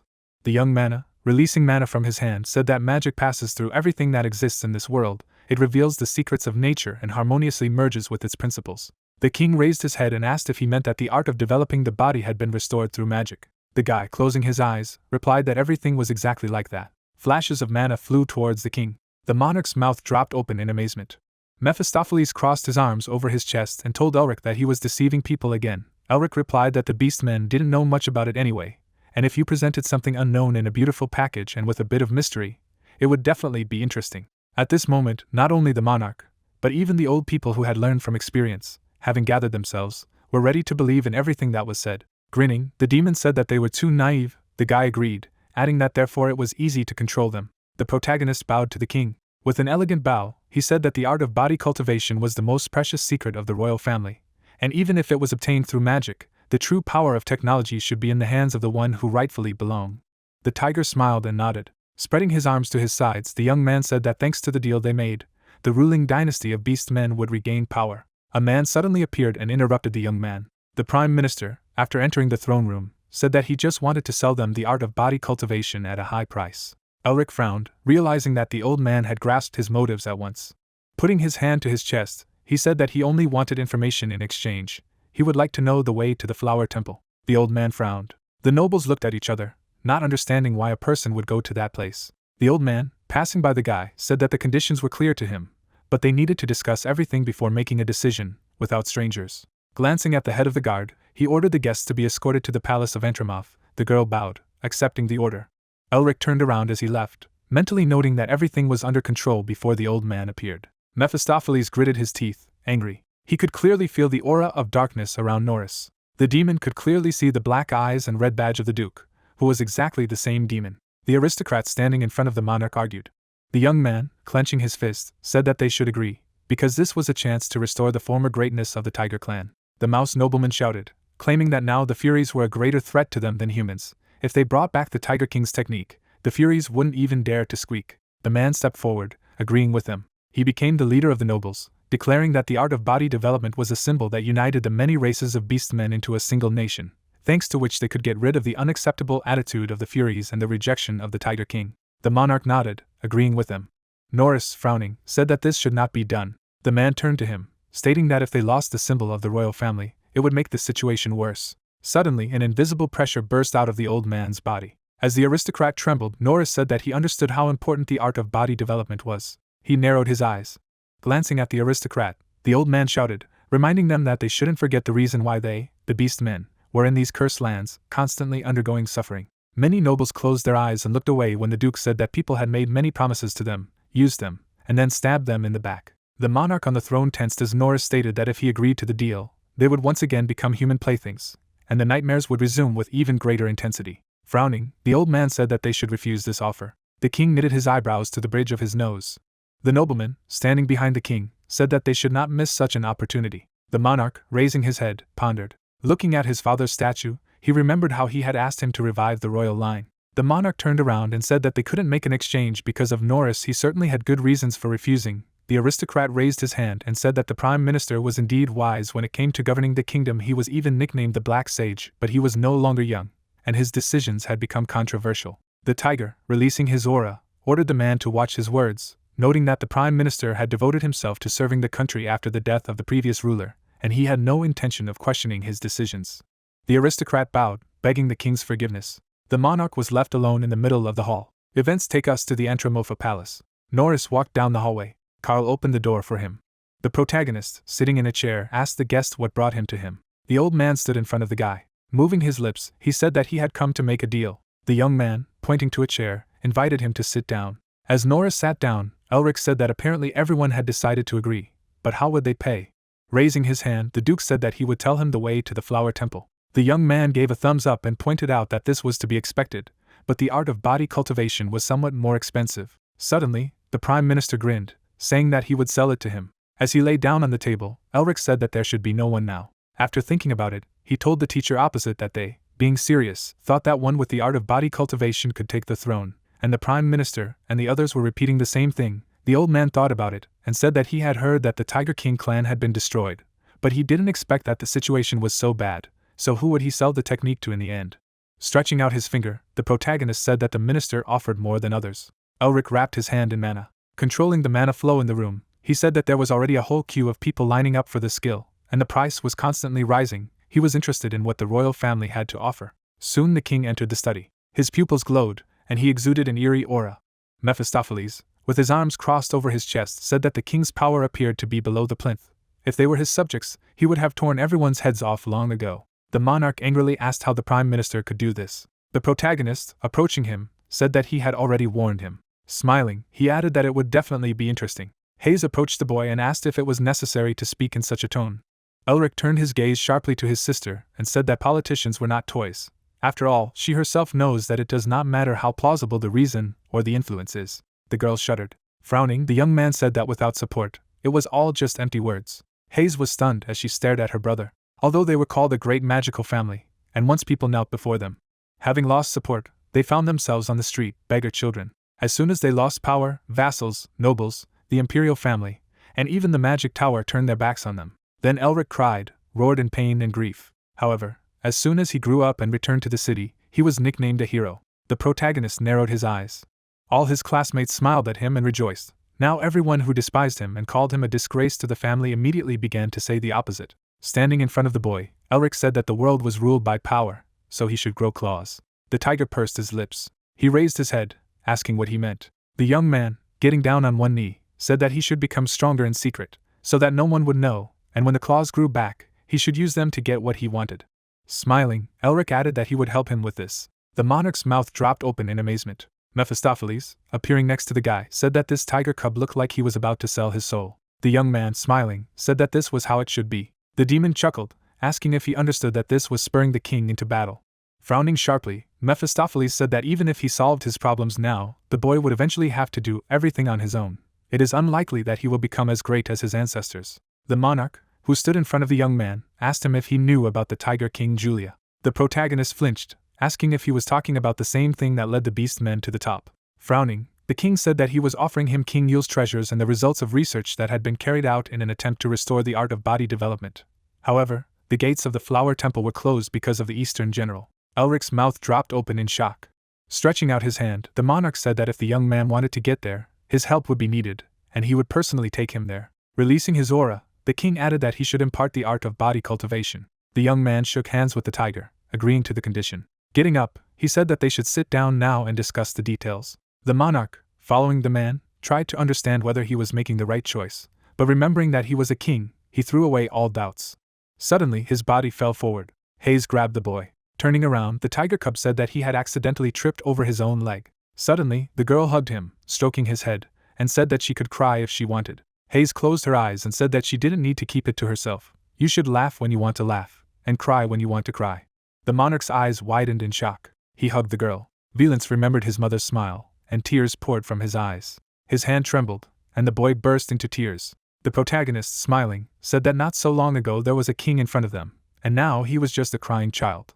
Mephistopheles agreed, noting that the crown was too heavy for such a young man. The guy coughed into his fist. Sitting beside Augustus, Elric told the king that he had mentioned that he would personally take him to the temple. Did he mean that he would have to leave Antrim off? The king did not listen to him, enjoying Hayes' caress. The young man, throwing up his hand, asked if they should go now, since they did not know what the prime minister and the rest of the officials would do. It is necessary to urgently gather the guard and leave the palace as soon as possible. Opening his eyes, the king said that the guards could not be taken. Irene, being the head of the royal guard, was the adopted daughter of Norris. The protagonist, frowning, asked if this meant that the duke already knew where he was. The king, parting his lips, said that they had probably already guessed everything. Sean abruptly opened the doors, saying that the beastmen were gathering outside. The young man rubbed his chin, realizing that it would be problematic to leave unnoticed in such a situation. His eyes widened, and he realized that there was no need for them to leave. He looked at old Augustus, then on the former head of the Revolutionary Army and on Sean. The last thing he looked at was the monarch and his sister, mentally saying that together he could just calmly neutralize everyone and leave through the main gate. The guy clapped his hands. He grinned. Suddenly, the building trembled, and an alarm sounded. The monarch jumped up, saying that they had been attacked. He went to the window, not believing that the Furies had invaded them. When the king opened the window, Elric thought that the Furies were a tribe of beastmen who did not have a good relationship with Entramoth, and if they invaded, Valence would not want to leave. The king clenched his teeth. Suddenly, explosions began to thunder in the city. The tiger's pupil dilated. Pointing to two approaching people, he said that the enemy was coming towards them. Elric freed the mana from his body and ordered them to prepare for battle. The lady parted her lips and called out to the mage. The protagonist, mouth agape at the sight of the guest, raised his hand, ordering everyone to stop. The couple crossed the threshold of the room. Sean, who was standing behind, shuddered. Isabelle, accompanied by her father, entered the room. Elric, staring at the guests, tried to understand what they were doing there. Mephistopheles began to fly around the man. Pointing to Herman, he asked what kind of monster it was. The protagonist bowed to the head of the Val clan, saying that it was an honor for him to meet him. The blue lion bowed, saying that he was just an ordinary warrior who had been given the title of count, and there was no need for officialdom. Throwing up his hand, the guy said that in this case they should go inside. Isabelle led her father, telling him to go down more slowly. Elric stopped and asked the girl how they knew he was there. The man, frowning, said that he wanted to personally thank the one who saved his daughter and helped heal the disease.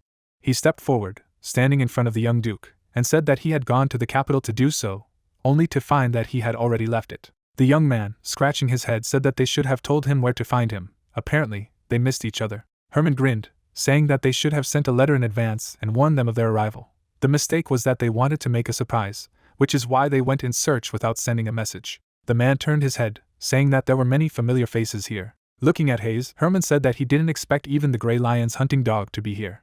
The girl, parting her lips, said that she had already told him several times that she was not anyone's dog. The protagonist turned around and asked if he knew his sister. Herman was surprised to learn that she was his relative. Rubbing his chin, he said that he had a bad acquaintance. When he met him, he also noticed his sister somewhere nearby. The man looked away.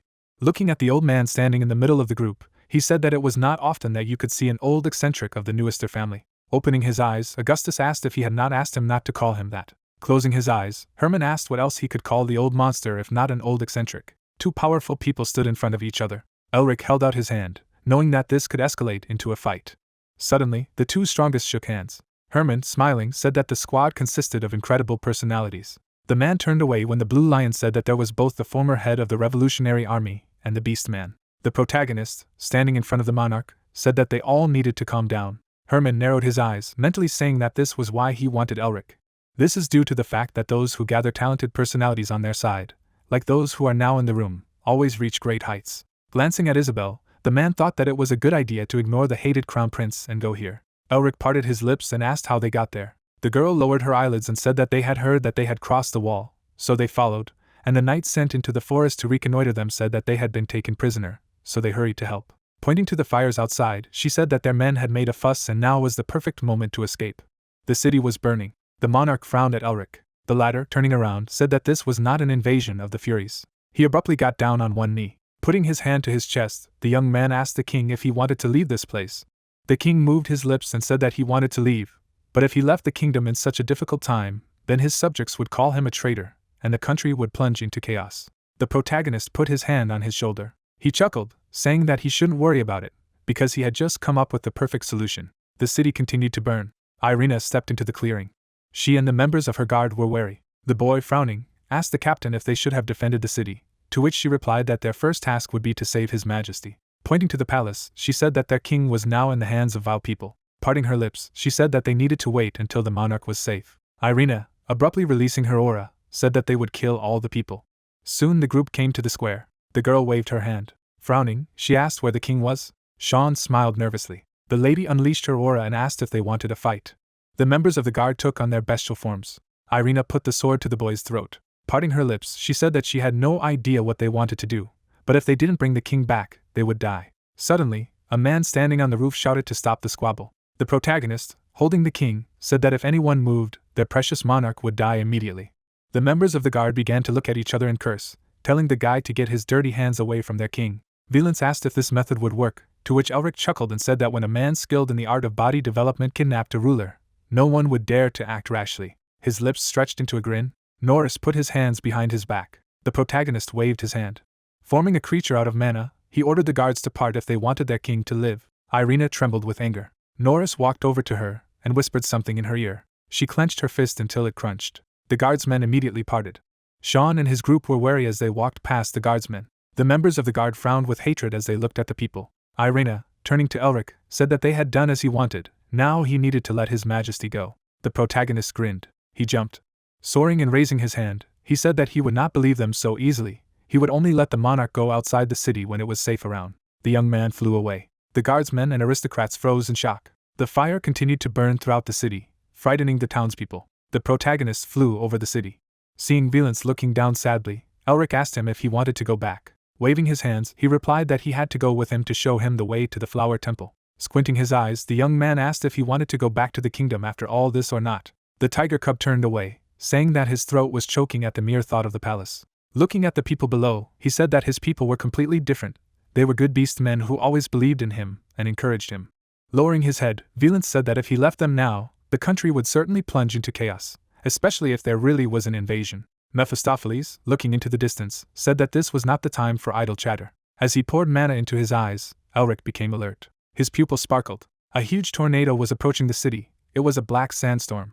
The monarch's mouth dropped open in horror. A huge tornado, sweeping away in its path, meant the approach of an Eastern general. The protagonist, having created a barrier around himself, realized that the tornado in front of him was a catastrophe that destroyed the north. He frowned, realizing that if he went there, he would immediately turn into minced meat. Mephistopheles grinned, saying that something sinister was approaching with the wind.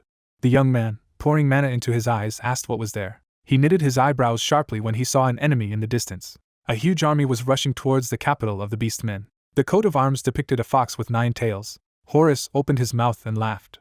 Furies with a coat of arms with a fox with 9 tails were strong. The Tiger King, who led Antrim off, had an old enemy, the beast men, who went against the ruling family, who had lost the art of body development. Foxes and wolves regularly became the heads of the Furies. Though the Furies dreamed of ruling Anthromoth, there had been only minor skirmishes between the two forces so far, while there had never been a full-fledged war. Only small groups of warriors gathered. The boy's mouth dropped open in fear. The protagonist sighed and said that the spies from the palace had probably already relayed information about the returning art of body cultivation. The monarch immediately objected.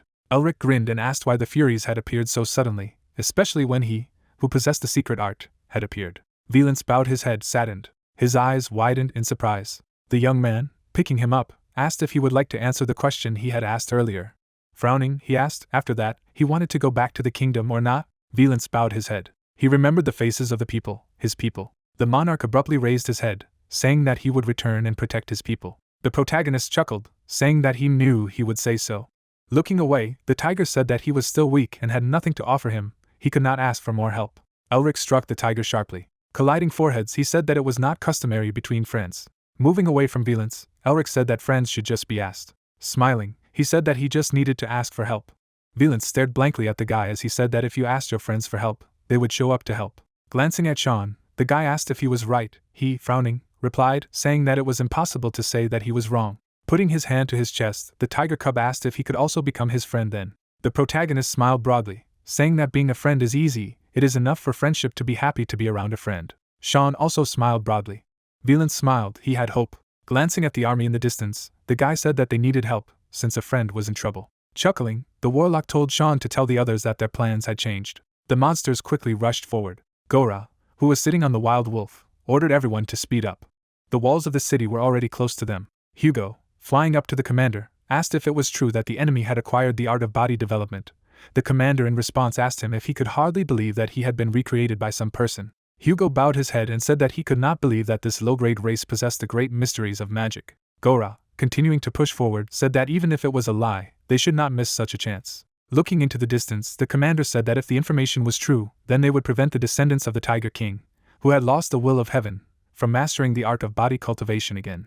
A huge number of warriors knelt. The commander-in-chief, clutching the armrest, said that if a magician with green eyes had not stood in their way 40 years ago, a great empire would have been erected on the corpse of the Tiger King. The tails wriggled as the general said that now that he had the art of body development, he would finally get his 9th tail back. The fox licked his lips and said that no one could stop him. Gora nodded as the general ordered his warriors to obtain the art of body cultivation for him. The soldiers, standing on one knee, listened to their king. The fox roared and, releasing his aura, said that soon the whole world would fall to their clutches. Gora opened her mouth and said that the only one who had inherited the will of heaven was their blood king. The protection granted by the overlord, the protection of the tail, would protect them. He involuntarily imagined the general. Raising his sword, the general shouted, ordering the soldiers to decapitate the Tiger King and devour it. The beast men opened their mouths and howled. Rushing towards the city, they were going to drink blood. Elric's tattoo flashed. A wall of ice formed in front of the soldiers. The beast men in front fell from their mounts. The jackal raised his head. He grinned with anger. Looking at his relatives, running at them, he shouted. The warrior's face contorted with anger and fear. Blood gushed onto the battlefield. Soldiers fell from their horses. Many screamed and howled when they collided with the ground. Even the rhinoceros fell off the horse. Gora pulled the team sharply. He stopped, looking at the dead soldiers. The protagonist, pouring mana into the tattoo, said that there were too many of them. Sean, frowning, asked why they were the only ones going to fight. Hayes raised her hammer and said that it made the battle fun. The trio slowly walked towards the army. Events take us to the main gate of Anthromoth. The man, standing next to August, asked if he was really going to just stand aside. Looking at the enemy's army, the old man said that there weren't that many enemies. Stroking his beard, the old man said that Elric himself had asked them not to interfere, so there was no reason to worry. They had better look from afar at the entertainment he had prepared for them. The two men calmly stared at the army in the distance. The protagonist smiled, despite the huge number of enemies. The soldiers, stopped by the ice wall, were puzzled, assuming that the heavens had left them. Hugo turned around and shouted, saying that this man uses magic and heaven has nothing to do with it. The dogs, opening their mouths, said that their enemies were now on the same page with the vile people for whom they had once been banished. Hugo, pointing his wing at the humans, said that they were their enemies. Elric picked his ear pointedly.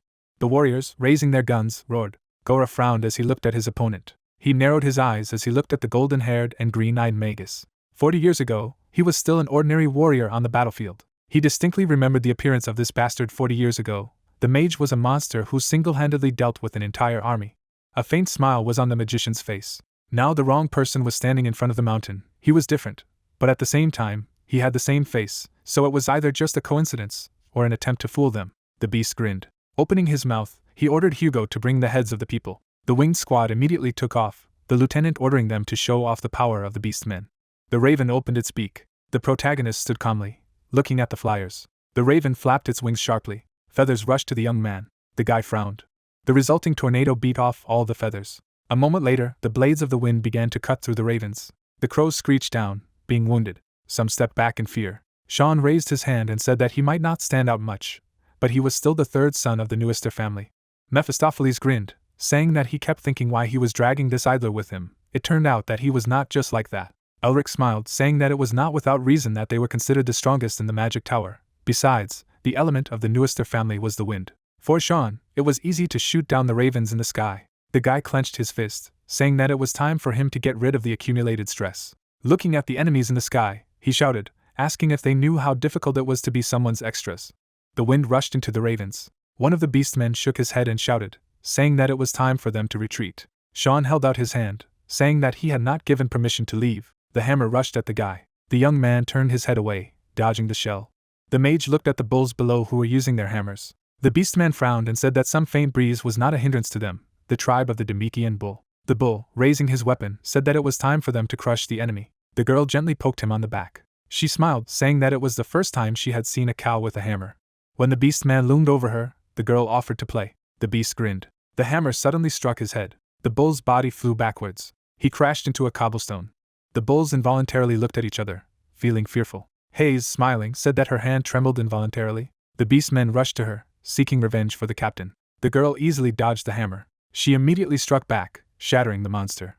Her impact shattered the ground in front of her. The protagonist and Mephistopheles froze, looking at the girl's battle. The demon grinned, saying that now it was clear why he trembled so much at the sight of his own sister. After all, she broke other people's skulls with a sincere smile. The wolf, holding his sword, rushed forward. With a swing of his sword, he sliced through the ice. Seeing how the army broke through, the protagonist said that his hands were already itching. Pouring mana into the tattoo, he said that it was time for him to put things in order. The beastmen, grinning, rushed towards the enemy, wanting to crush them by force. Mana whirled. A stream of cold air burst out of Elric. Covering his face, the wolf asked where this blizzard came from. His eyes widened in fear. A huge number of ice icicles formed above the guy. Frowning, the young man ordered the shells to pour. The shells immediately rushed down. Ice crystals pierced the warriors, killing them on the spot. Looking at the surviving enemies below, Elric said that there were a bit too many of them. He landed on the ground. Sneering, the guy said that it was time to demonstrate the magic obtained through hard work. The mana of darkness and light burst out of the seals. It was a mixture of the seals of cruelty and fury, as well as the power of the dragon heart. The protagonist squatted on one knee. Now everything that his hands touch will freeze in an instant. Elric waved his hand. The rhinoceros, feeling terrified, raised his shield. The young man rushed to the enemies. He waved his arms many times, leaving only a bright glow behind him. The bodies of the beastmen were scattered in different directions. The protagonist grinned, saying that it was too good. The ground crumpled under the mountain's foot. Elric frowned. Mephistopheles immediately said that the enemy was dangerous. The young man knitted his eyebrows to the bridge of his nose. The enemy's aura in front of him was definitely as high as the fourth link. Grinning, the bear said that he was quite an interesting person. Pointing his sword at the guy, Gora said that it was he who made this whole mess. The young man narrowed his eyes, mentally saying that if he thought sensibly, this was not an opponent he could easily defeat. The guy pursed his lips, realizing that he could not waste time here. Gora swung his sword, saying that he was too arrogant. The protagonist dodged the enemy's attack. Elric, with a grin on his face, decided to enter into a direct confrontation. His fist collided with the sword. The guy slid along the ground. The young man gritted his teeth, realizing that the strength and speed of the enemy were incredible, and if their fight continued, he might well lose. There was a dent in the mountain's sword. The bear turned his sword over and looked at the dent. Wrapping himself in an aura, he said that he didn't think he could let him go. Glancing at the aura enveloping his leg, Elric realized that it would be difficult to escape by flying now. Gora ordered Hugo, who was standing behind, to lead the army and go to Antramoth. Beastman's eyes flashed as he said that he would join them as soon as he cut off this boy's head. The raven immediately flew up and led the army. Flapping his wing, Hugo ordered the army to rush forward. The soldiers ran past Elric, ignoring him. Turning around, the guy realized that because of this bear, the situation had become more complicated. Mephistopheles laughed, and said that it seemed that some people had underestimated the beastmen, and there were times when even demons did not dare to attack them thoughtlessly. The commanders of the two groups stood opposite each other. The protagonist, frowning, said that the race had weakened, but there were still quite strong representatives in it. Apparently that was why Antramoth was surrounded by a wall, and the inhabitants of the kingdom were always afraid of the Fury tribe. Gora, frowning, said that now they were finally left alone. The young man, shrouding himself in an aura, said that he would have to give his all to win as soon as possible. A tiger projection appeared behind him. The guy grinned. Clutching the sword in his hand, Gora said that in order to forget about the humiliation he had received 40 years ago, he had trained again and again, and even though he was a completely different person, he would still tear him to shreds. The beast man jumped up and swung his sword. The protagonist smiled, saying that it was sad, because he needed to train for another dozen years. Gora swung his sword in a rage. He froze abruptly. He asked the swordsman who blocked his blow who he was. Herman, smiling slightly, introduced himself as the Blue Lion of the Empire. The protagonist shuddered when Herman said that he would figure it out here, he should leave. The young man immediately rushed away, thanking the swordsman. Gora, who had crossed blades with his enemy, asked if he was a lion. He waved his sword, asking if he really thought that some wretched lion could defeat a bear. The man poured mana into the sword and said that they would check it now. Mephistopheles, who was following the guy, frowned. An explosion thundered behind Elric. He knitted his eyebrows to the bridge of his nose, mentally saying that even though Father Isabelle wasn't at the peak of his power right now, he wouldn't lose easily to that bastard. The young man looked around, hoping that everything was fine with his sister and Sean. Sean threw the ravens away with gusts of wind. Hayes was crushing skulls with a smile on her face. The protagonist, flying past them, realized that the pair worked well together. Looking at the battles of his partners, he said that two people could not stop such a number of opponents, so he wanted to surround the beast men in order to kill the three of them. The guy turned his head sharply. A squad of Blue Lion Knights burst onto the battlefield. The commander immediately entered the battle and killed the beast man. The man grinned. With a swing of his sword, he chopped off the enemy's paw. Raising his head, the knight said that he could leave them on them. After all, he was a hubby. Waving his hand, the man said that not a single mouse would slip past them. The protagonist turned away. He heard something he shouldn't. Elric shuddered all over, for once the knights had entered the battle, he should have taken care of the rest of his enemies. The enemy army approached the city. Events take us to the walls of the city. The young man frowned, not understanding why there was no one on the walls. At this time, the nobles inside the palace were arguing. Throwing up his hand, the man said that now was not the time for this. They urgently needed a plan of action. The aristocrat, also raising his hand, asked if he thought they could stop the Fury tribe even if they stepped onto the walls. Frowning, the nobleman asked if they were suggesting that they should just sit there and watch. One of the old men stepped forward. Parting his lips, he offered to surrender. The nobleman, waving his hands, shouted at him, saying that it was not appropriate for the Minister of Finance to say such a thing. The Hare frowned when the minister said that they needed to protect the kingdom and its inhabitants, even at the cost of their own lives. Turning his head to the nobleman, the guy said that he agreed with the Minister of Finance. The nobleman's whole body trembled, saying that they were all crazy. Were they really going to endanger all the beast men? Norris, with his arms crossed over his chest, stood motionless. The tattoo on his back was slowly releasing mana. The old man stamped his foot. He approached the aristocrats, saying that he had heard everyone. Grinning, he said that he thought that the Minister of Finance was right, and that he asked all those who agreed to stand behind him. The man was horrified and shuddered. He was left alone. Trembling all over, the nobleman asked the Prime Minister what he was doing in general. The old man narrowed his eyes. Dark mana enveloped the bodies of the aristocrats. The man opened his mouth in horror, realizing everything. Veins bulged in his neck as he angrily asked the Prime Minister if he was serious about betraying his king and country. The demon's eyes changed color. Putting his hands behind his back, he ordered the traitors to be locked up. Wild beasts rushed towards the large building, and someone shouted that Entramov could see. Holding the blade in his paw, Gora told everyone to be faster. Suddenly, a huge wall appeared in front of the monsters as Elric used the blocking ability. The animals put their paws forward and shouted that they needed to stop. The sinister monsters abruptly turned their heads to the side when they were told that they had frozen in time. The main character resolutely glided along the slope of the icy rock. A moment later, the sorcerer landed on the ground. The wild beast put his fist to his chin. Putting his hand in his pocket, the guy admitted that he was a little upset that he did not manage to fight that bear, and then invited the enemies to have fun. Lowering his jaw, the monstrous monster asked how this man had come to be here, and his partner did not understand if he had managed to defeat the captain. A goat with huge horns appeared, who cried out that everyone should shut their mouths, because there was no way he could lose. Barrison held out his sword and declared that this man was a coward who had escaped from their leader. The wild beasts set their sights on the mage, and their leader told them to kill him and break through to the walls. Above the protagonist's hand, the silhouette of a beast's paw appeared. The sorcerer furrowed his brows angrily, and used the art of body cultivation. Suddenly, a white tiger jumped on the enemies, and everyone was surprised that it was the Tiger King.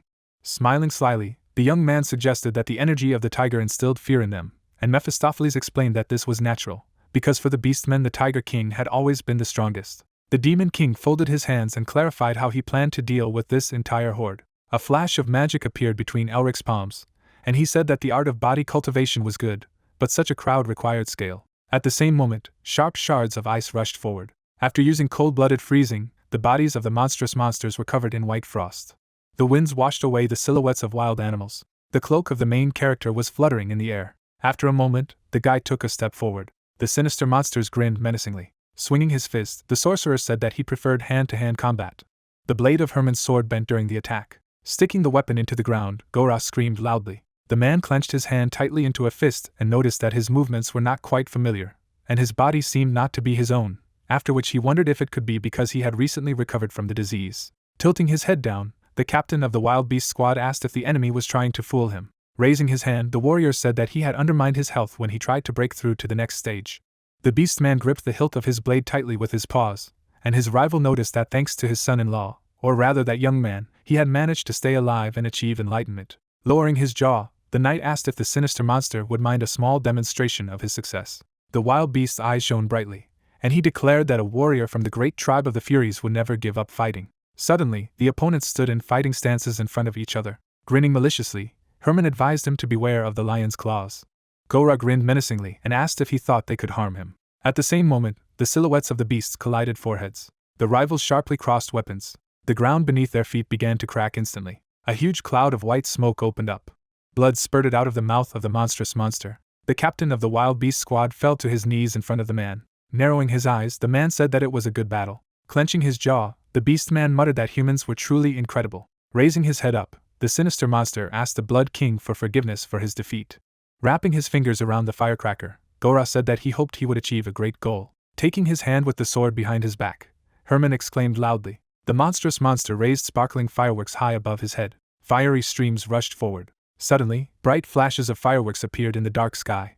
Looking up, the warrior realized that he was too late. At the same time, Elric noticed a bright light in the sky. Putting his palm to his forehead, the main character did not understand whether it was fireworks. The beastmen held their swords in their paws and exclaimed that their captain was dead, which meant that he had given them the last order. At the same moment, the eyes of the wild beasts began to emit a red glow. An enraged mob of sinister monsters bared their jaws and cried out that death was inevitable, and they were going to fight for the Blood King. With their mouths wide open, the animals rushed to attack. The sorcerer abruptly released magic beams using the slash skill. Drops of blood instantly flew out of the enemy's body. Huge fragments of stones hit the rhinoceroses' heads. Barrison ran forward and shouted that the advance party needed to concentrate on breaking through, after which he added that it was necessary to clear the way with the main forces that would soon arrive. A view of the ice wall in front of the castle opened, and the lieutenant of the wild beast squad ordered the trampling of Anthromoth and the overthrow of the dynasty of the Tiger King, and then ordered everyone to destroy the city, plunder it, and leave no one alive. Abruptly rushing from his place, the monstrous monster thought that now was just the time for a signal to be given from within. Clenching his jaw tightly, the beastman realized that the Anthromoth officials had decided to surrender to the Furies, so it didn't matter if a damn human mage stood in their way, because the outcome of the battle was already predetermined. On the roof of the tower you could see a wooden stick, and someone shouted that there was a flag hanging on the wall, and this was a signal for victory.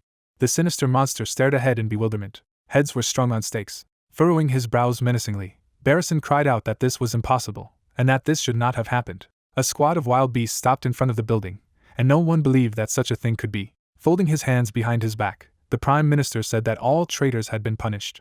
Norris lowered his jaw and addressed the warriors of the Tiger King and the heroes of Anthromoth. The archers drew the bowstring while the man ordered them to defend their lands from the Furies. Suddenly, sharp arrows flew down. Raising his chin, the lieutenant of the wild beast squad loudly protested. At the same second, the bodies of the monstrous monsters were pierced by a large number of shells. Behind the walls of the high fortress wall, there were no attacking fighters to be seen. Elric glanced abruptly to the side when he was hailed. The Tiger King came to the side and asked what was going on. Raising his eyebrows in surprise, the main character clarified whether he was talking about this. With a sly grin, the guy said that he had made a deal with him. There was a view of the annex of the Anthromoth Palace, and someone was heard saying that he would sell the art of body development to him. Lowering his jaw wearily, the sorcerer thought that even the Prime Minister was like that, although no one here could be trusted. Norris looked carefully ahead and began to speak. Rising from his chair, the Duke admitted that there was something he wanted to show, and then asked if he would mind going out for a while. At the same moment, the protagonist turned his head back. The Tiger King's eyes shone brightly, and the sorcerer agreed. A stone statue towered in front of the heroes. The rays of the sun fell on the sculpture, and the protagonist clarified whether they wanted to show him this. Raising his head up, the king's subordinate reported that there were too many hyenas in this palace. The mage stood behind the interlocutor. The Duke turned abruptly to face the wizard and asked him to protect their king from them. The man began to bow and repeated that he was asking for him. Elric asked what Mephistopheles thought about what it was all about, since only recently he was going to betray the monarch, to which he spread his hands to the sides and replied that he had no idea. Norris put his hand to his chest and said that he was ready to pay any price and even pass on all the riches and secrets of the body development technique. In bewilderment, rounding his eyes, the main character asked if he had secret techniques, to which he received a positive answer. Looking down, the man noticed that it was only partially, because they had lost part of the first and second half. Tightly clenching his hand into a fist, the sorcerer thought that at the moment, he had not been able to complete the development of the body to the end. But if he got the secret technique, he would be able to bring everything to perfection. Standing opposite the interlocutor, the guy clarified why he suddenly decided to share such valuable information with him, after which he added that he was the one he hated. Lowering his eyelids, the Duke asked if he knew that he looked exactly like his grandfather. The sorcerer's pupils bulged out in bewilderment. Taking a step forward on the pedestal, the king's subordinate spoke of green eyes and golden hair. Touching the statue with his hand, Norris explained that it was only a long time ago that they had seen this gaze, which looked like 2 emeralds, before they immediately called it precious. Part of the stone slab fell down under the pressure of the palm. The young man spread his arms to the sides as the room began to shake. A bright light appeared from a small crack, and the Prime Minister said that those born with such eyes make the world shine. Covering his face with his fist, Elric noticed that something had suddenly happened to the wall. Suddenly, his pupils noticeably decreased in size. A silhouette of a man with golden hair appeared on the wall, and the man said that his grandfather was just such a person. Young Uston had a joyful grin on his face. The main character lowered his jaw in bewilderment. Folding his hands behind his back, the king's subordinate said that when he first came here, he had the same thing around his neck that he was wearing now. The heroes looked at the portrait of the great fighter, and the Prime Minister noted that if it were not for his grandfather, then now there would be neither the Tiger King nor this kingdom. Looking up, Norris wondered if the boy knew what he had said when they asked why he had given them a helping hand, to which Norris clarified what it was. Squeezing his eyes shut, the man said that he had said that they were friends. Turning his head in the direction of the interlocutor, the king's subordinate said that when they asked why he considered them friends, the answer was that the Mervingers had always been friends of the Beastmen. The Duke asked if it was true, but the protagonist already knew about it, to which he put his fingers on his chin and replied that he had read that he had rummaged through the notes. Closing his eyes, Norris noticed that this meeting had taken place more than 3 centuries ago, after which he added that he was very surprised when he heard that it was not another mage who came to them, but help. The man stared down and began to speak. The members of the band of wild beasts bent their knees, and their leader shouted that all troops must retreat and leave Antrim off. Standing at the top of the fortress wall, the heroes watched the enemies fleeing away. Lowering his jaw, the sorcerer asked for forgiveness. The Duke's pupils had noticeably shrunk in size. The young man raised his eyebrows with sadness and said that he had come too late, when suddenly his interlocutor thought that this moment was remembered by him for the rest of his life. The protagonist pursed his lips while the king's subordinate said that when a man appeared who looked exactly like their old friend, he immediately understood everything. Grabbing the jacket with his fingers, Norris noticed that it was too late when he heard the news of the Mervingers' misfortunes. A black brooch hung around Elric's neck, and the man admitted that he regretted that they were not there at such a difficult moment. Suddenly, the main character touched the shoulder of his interlocutor with his palm. Smiling sincerely, the sorcerer said that at that time even the Beastmen had a hard time, so everyone understood, to which he thanked him. Clenching his hand tightly into a fist, the Duke remarked that he knew that it would be impudent of him to ask for help a second time. The silhouettes of the grandfather and grandson were illuminated by bright rays of light, while the king's subordinate asked a descendant of the Mervingers to help them again. Looking at the flying arrows, the guy explained that while the Prime Minister was dealing with the traitors from the inside, at this time he was protecting him from the outside. Norris stood on the fortress wall, and the sorcerer said that this was the result. Tears began to appear in the Tiger King's eyes. Running up from the side, the assistant shouted that the Eastern general had also changed direction. Squeezing his eyes shut, the leader of the Beastmen exclaimed that thank God. The protagonist suddenly began to smile slyly. Raising his hand, the mage asked if they would now put an end to this war. At the same second, a powerful explosion occurred. Grinning furiously, the monstrous monsters shouted that they were retreating. Under the feet of the heroes, the bodies of wounded enemies could be seen. Pressing his back against the wolf, Elric noticed that the Prime Minister had good skills, to which the Prime Minister replied that he might be old, but the wolf's fangs were always sharp. Irina held the Tiger King in her arms, who loudly called for his assistance. The head of the guard of the kingdom of Entramoth lowered the tiger to the ground. The protagonist and the Prime Minister bowed to his majesty. The man obediently put his palm to his chest. The Beastman King abruptly shifted his gaze down. At the same moment, the boy walked past his assistants. The Tiger King stood in front of the crowd of his subordinates. After a moment, the leader raised his fist high up. Furrowing his brows, he shouted that they had won. The warriors began to rejoice at the same time, smiling broadly. A satisfied grin instantly appeared on the protagonist's face. The Beastman King was moving resolutely towards the sorcerer. The tiger stretched out his paw forward. The space between the characters was shrouded in a bright glow. The boy raised his head and said that he was grateful to him. Bright stars could be seen in the sky behind him, and the Tiger King noticed that he was not speaking as a king, but as a friend. There was a view of a huge castle in the night. People watched as the Prime Minister knelt before His Majesty. Raising his eyebrows with sadness, the boy asked his subordinate for forgiveness for his distrust. Putting his hand to his chest, Norris retorted that he needed to apologize for not warning in advance. Closing his eyes, the man said that he had already managed to become a great king. On the carpet stood the inhabitants of the kingdom of Entramoth, and at the same time the Duke noticed that the tiger had made great friends, after which he added that now he could cope with everything on his own and without his support. Letting go of his chin, the Beastman explained that since he had betrayed his ruler, he was now obliged to leave the post of Prime Minister. Grabbing the assistant's limb with both paws, the Tiger King shouted that he would never agree to this. His eyes widened in frustration, and the leader of the Beastmen declared that he still needed him. Standing opposite the interlocutor, the monarch asked him to stay by his side as long as possible and help. Closing his lips, the man said in his thoughts that he also really wanted it. Suddenly, small pieces of multicolored paper began to fall down. It seemed as if the Tiger King was standing on the balcony under flying confetti, and his assistant was thinking that he wanted to see Entramoth return to his former glory. A satisfied grin appeared on the tiger's face, and Norris thought that he wanted to see His Majesty revive the royal family that had lost respect. The man's body was enveloped in streams of dark magic, and he said in his mind that his body had reached its limit, so it would be best to keep it a secret from the king. On the Duke's neck was a drawing of a wolf. Suddenly, his pupils noticeably decreased in size when he was asked why he had contacted the demon. Standing near the throne, the boy clarified what he was talking about, and what the demon had to do with it.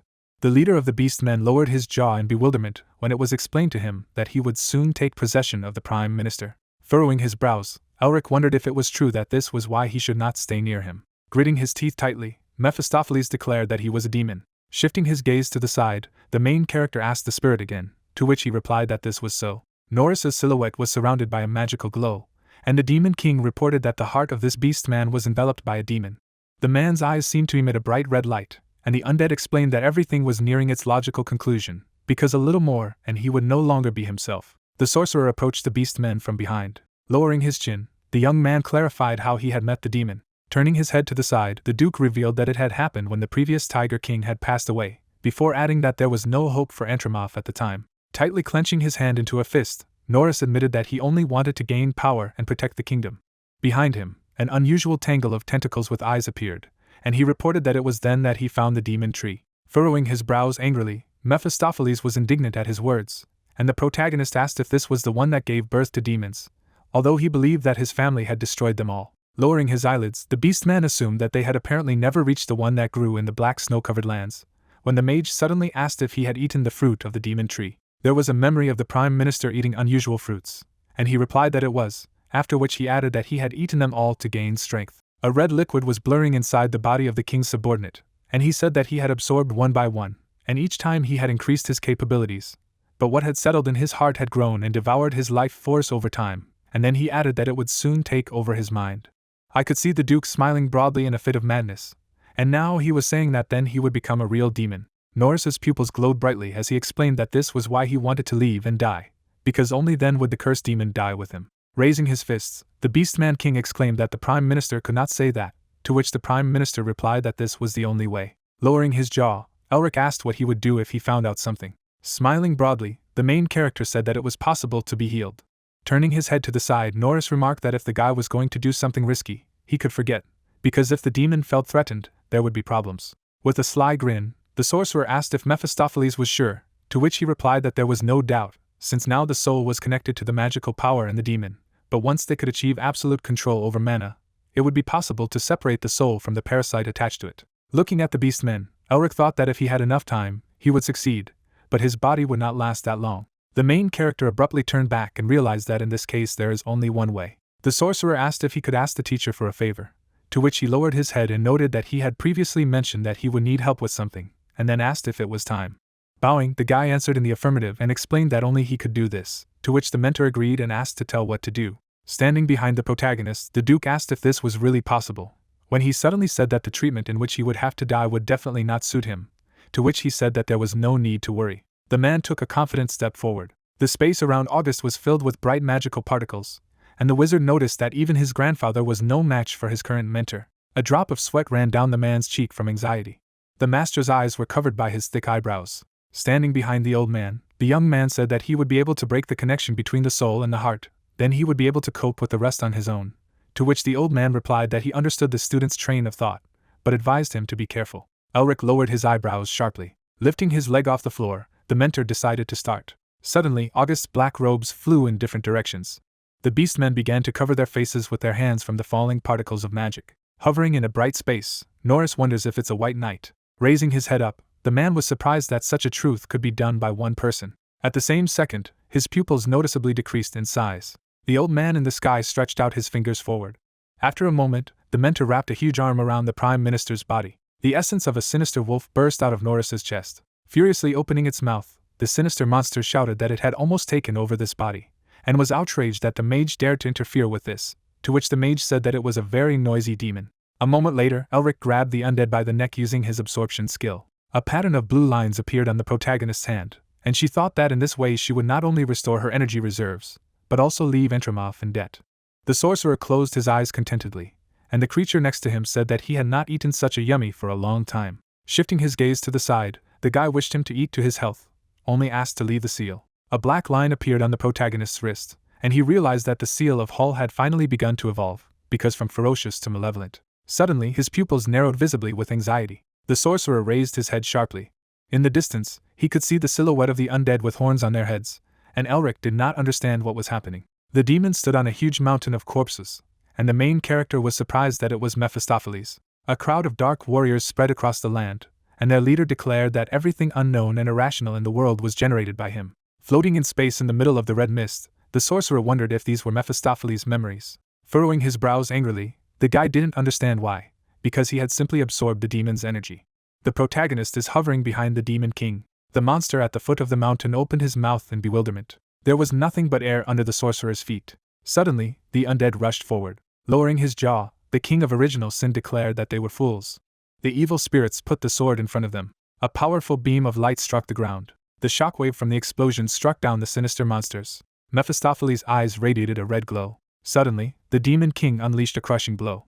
With his mouth wide open, the undead were indignant that they thought they could defeat the king just like that. Elric watched the scene, floating in the air. Lowering the corners of his lips, the main character thought that he had already forgotten what the one he devoured originally looked like, because he was too used to being a spirit. The undead grabbed the severed head of his subordinate with his fingers, and the sorcerer said in his mind that this was the greatest and noblest of the demon kings. He put his hand to his chest. The guy thought that he also did not know why, but he could feel everything that he did.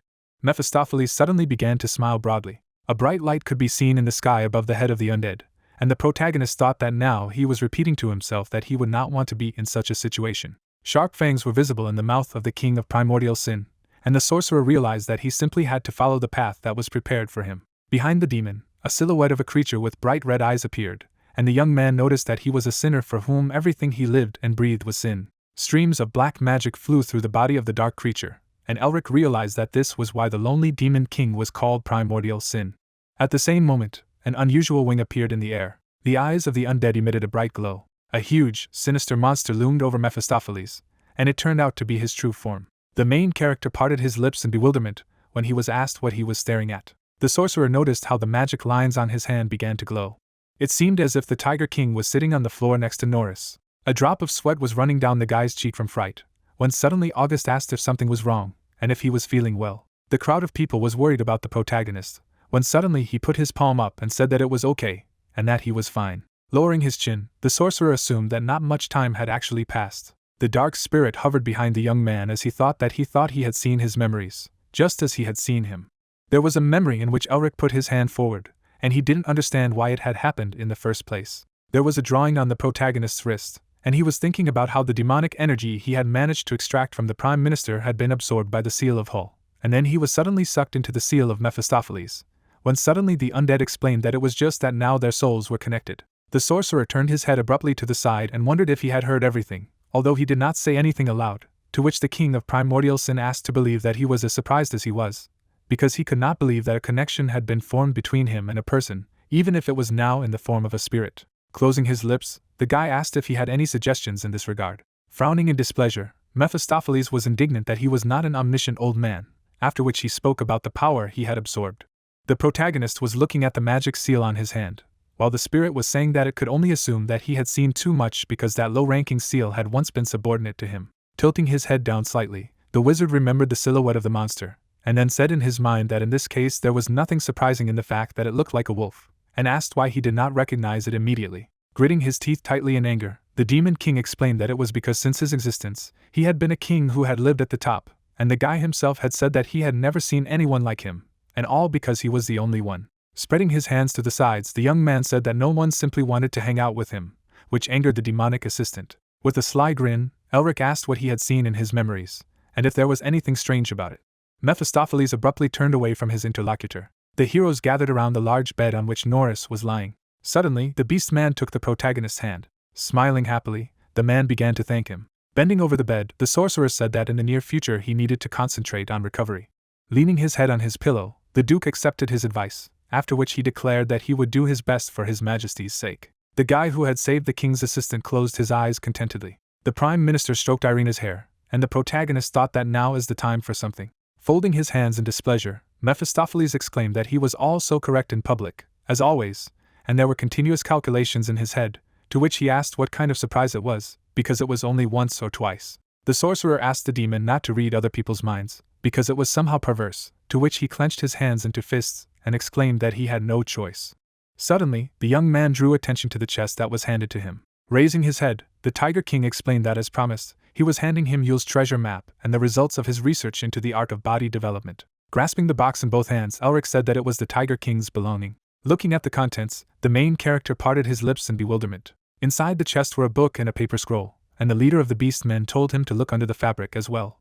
Raising his eyebrows in surprise, the sorcerer asked him again. At the same second, the guy's pupils noticeably decreased in size. At the bottom of the chest there were brown shoots, and the protagonist exclaimed that this is the rarest plant in the East, and then clarified why he was given something so valuable. Lowering his eyelids, the monarch began to say that one of the legends of the beast men had the following words. The paws of animals with claws appeared, and the boy said that when this world is about to fall, the hero king with the art of the body will lead everyone to prosperity by appearing at the right moment.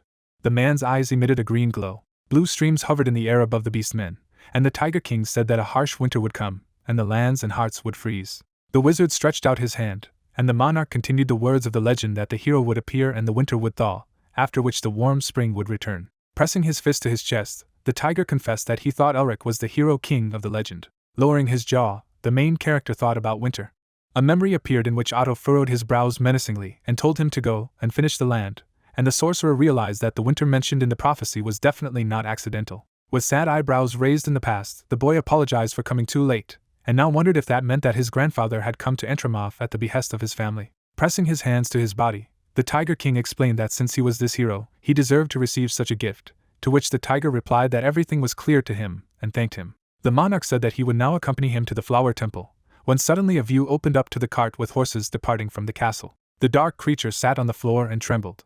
The masked servant bowed his head and begged the Blood King's forgiveness before making a promise about what would happen next time. Suddenly, his pupils narrowed noticeably, and he cried out loudly in pain. A red magic beam pierced the raven's body. The leader slammed his fist on the surface in anger. The assistant's head flew away from his neck at the same second, and His Majesty said that since he had been let down, he would have to return the tail on his own. The red-white fur fluttered in the wind, and the king noticed that it was all because of Merbinger again. The cloaked servant took a confident step forward when suddenly he was asked where they were going. Placing his hand on his chest, the beast man announced that they were going to the flower temple. The Blood King's face was hidden in the shadows, and he said that the flower temple was the path his ancestor had taken. Behind the assistant, a crowd of monsters knelt to the ground, and the leader ordered to burn it.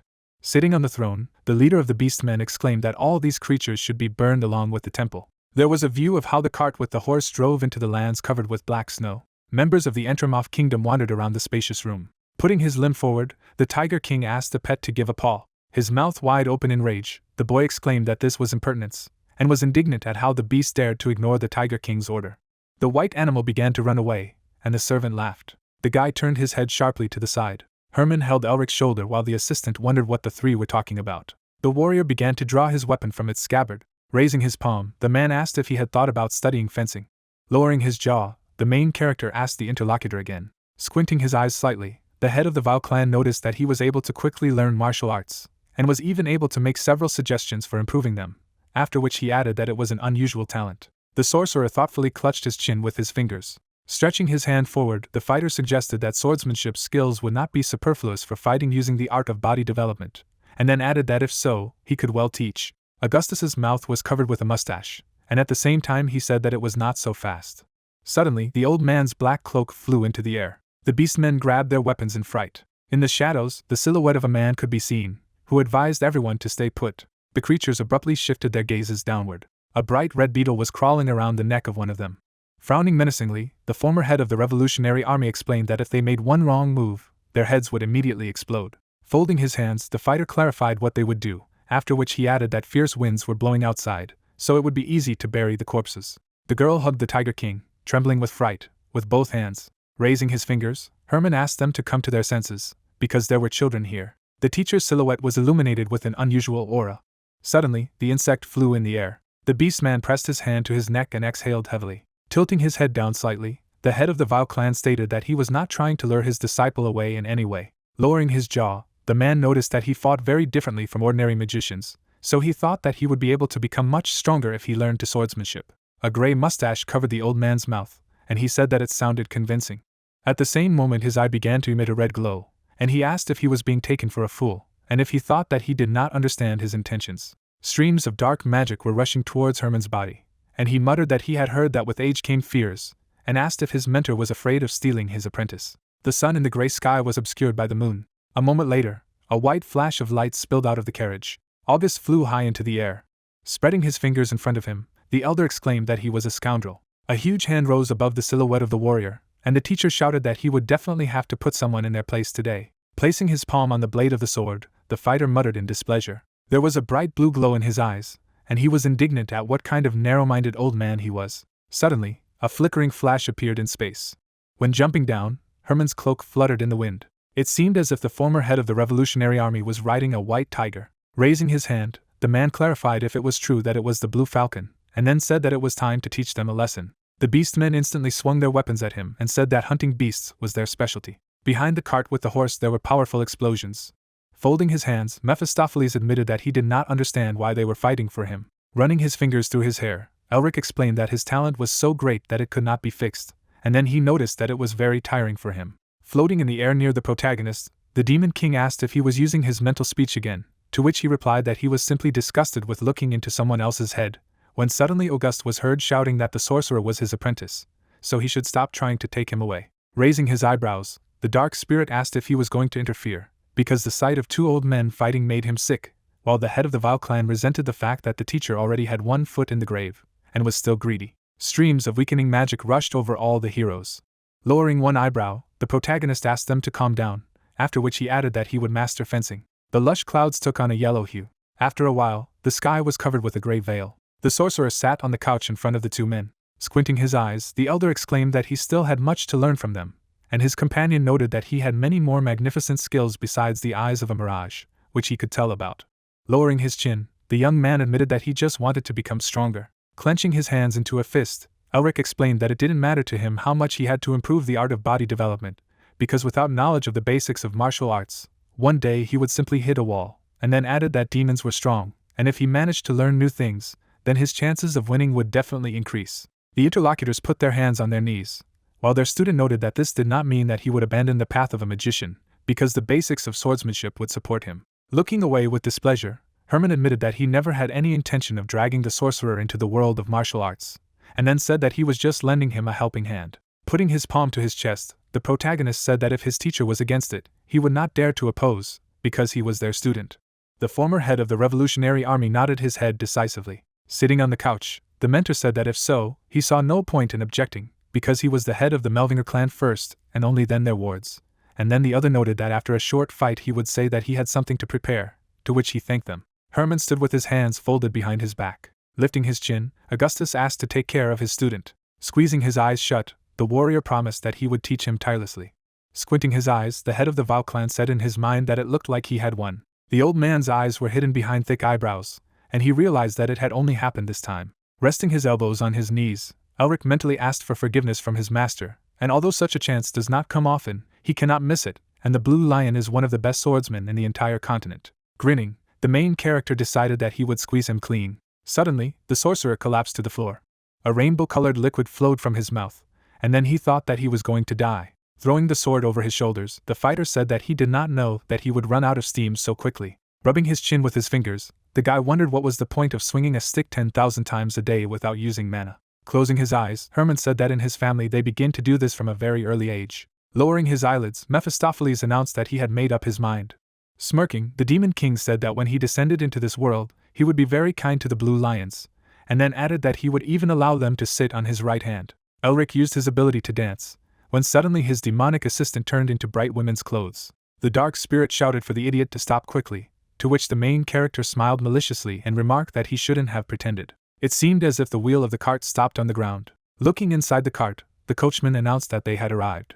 The sorcerer carefully descended the steps and thought that he had finally reached the flower temple. At the same time, the protagonist took a step forward. The sorcerer raised an eyebrow in bewilderment. Standing in front of the abandoned ruins, the young man did not know if this place was the flower temple. The comrade turned his head and explained that this temple was now closed because of the general of the East, but he had already managed to inform them of their arrival, so they would have to be let in soon. The demon crossed his arms over his chest and noted that they were all talking about this temple, and he wondered if everything was still there, while the fighter wondered what he meant. Mephistopheles, looking ahead, explained that this place was created in case of the destruction of the world and is something like an ark. Smirking, the companion also added that humans, dragons, and giants, frightened by the great demon god army, were planning to be reborn in this place after the world fell. Spreading his hands, the ward said that it was then that the protagonist's family stopped the offensive. The fighter, taking hold of the pendant, thought of dragons, giants, and the god of demons. Imagining a huge creature, the hero tried to understand whether his words were related to what he happened to see. Suddenly, the ground beneath their feet began to shake. The young man looked down. The boy, pointing with his finger, asked him to look somewhere.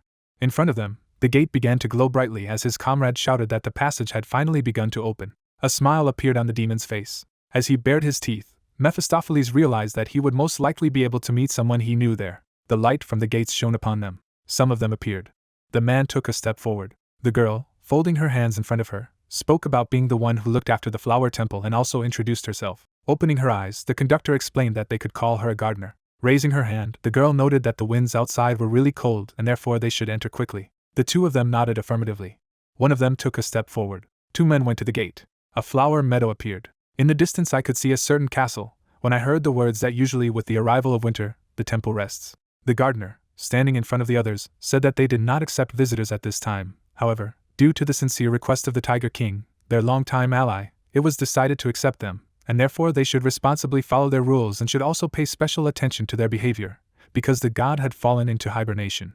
The protagonist turned his head when he heard someone start talking about how they were people. The little fairy, flying over him, said that she had not seen any people for 40 years and was extremely happy. The conductor, looking to the side, explained that this was the goddess of daffodils. Flying up to her sister, the goddess said that she was very beautiful. I also flew up to the old man and noticed that he looked like an old and gloomy monster, and the teacher replied that he was called old by someone who had lived for more than 1,000 years and laughed.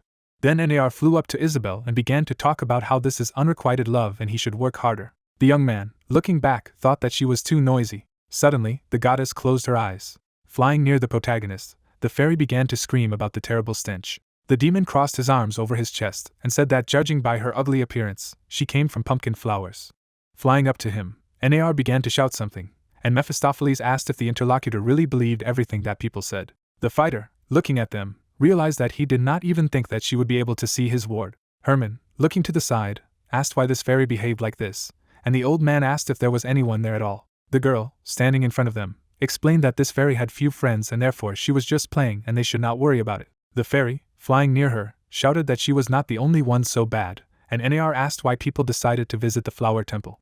The hero immediately put his hand in his bosom. Taking the crystal in his hand, the guy explained that he needed to give it to the goddess Camellias. They were walking through a certain church. The protagonist, looking to the side, mentally told the demon that apparently the general of the East had caused a lot of damage to this place, because it seemed to him that this temple would look different. Mephistopheles frowned as he explained that this place was intended to be an ark to protect against the attacks of the devil god, but so far only winter had affected the destruction, and the fighter asked why the general of the East had become so ferocious lately.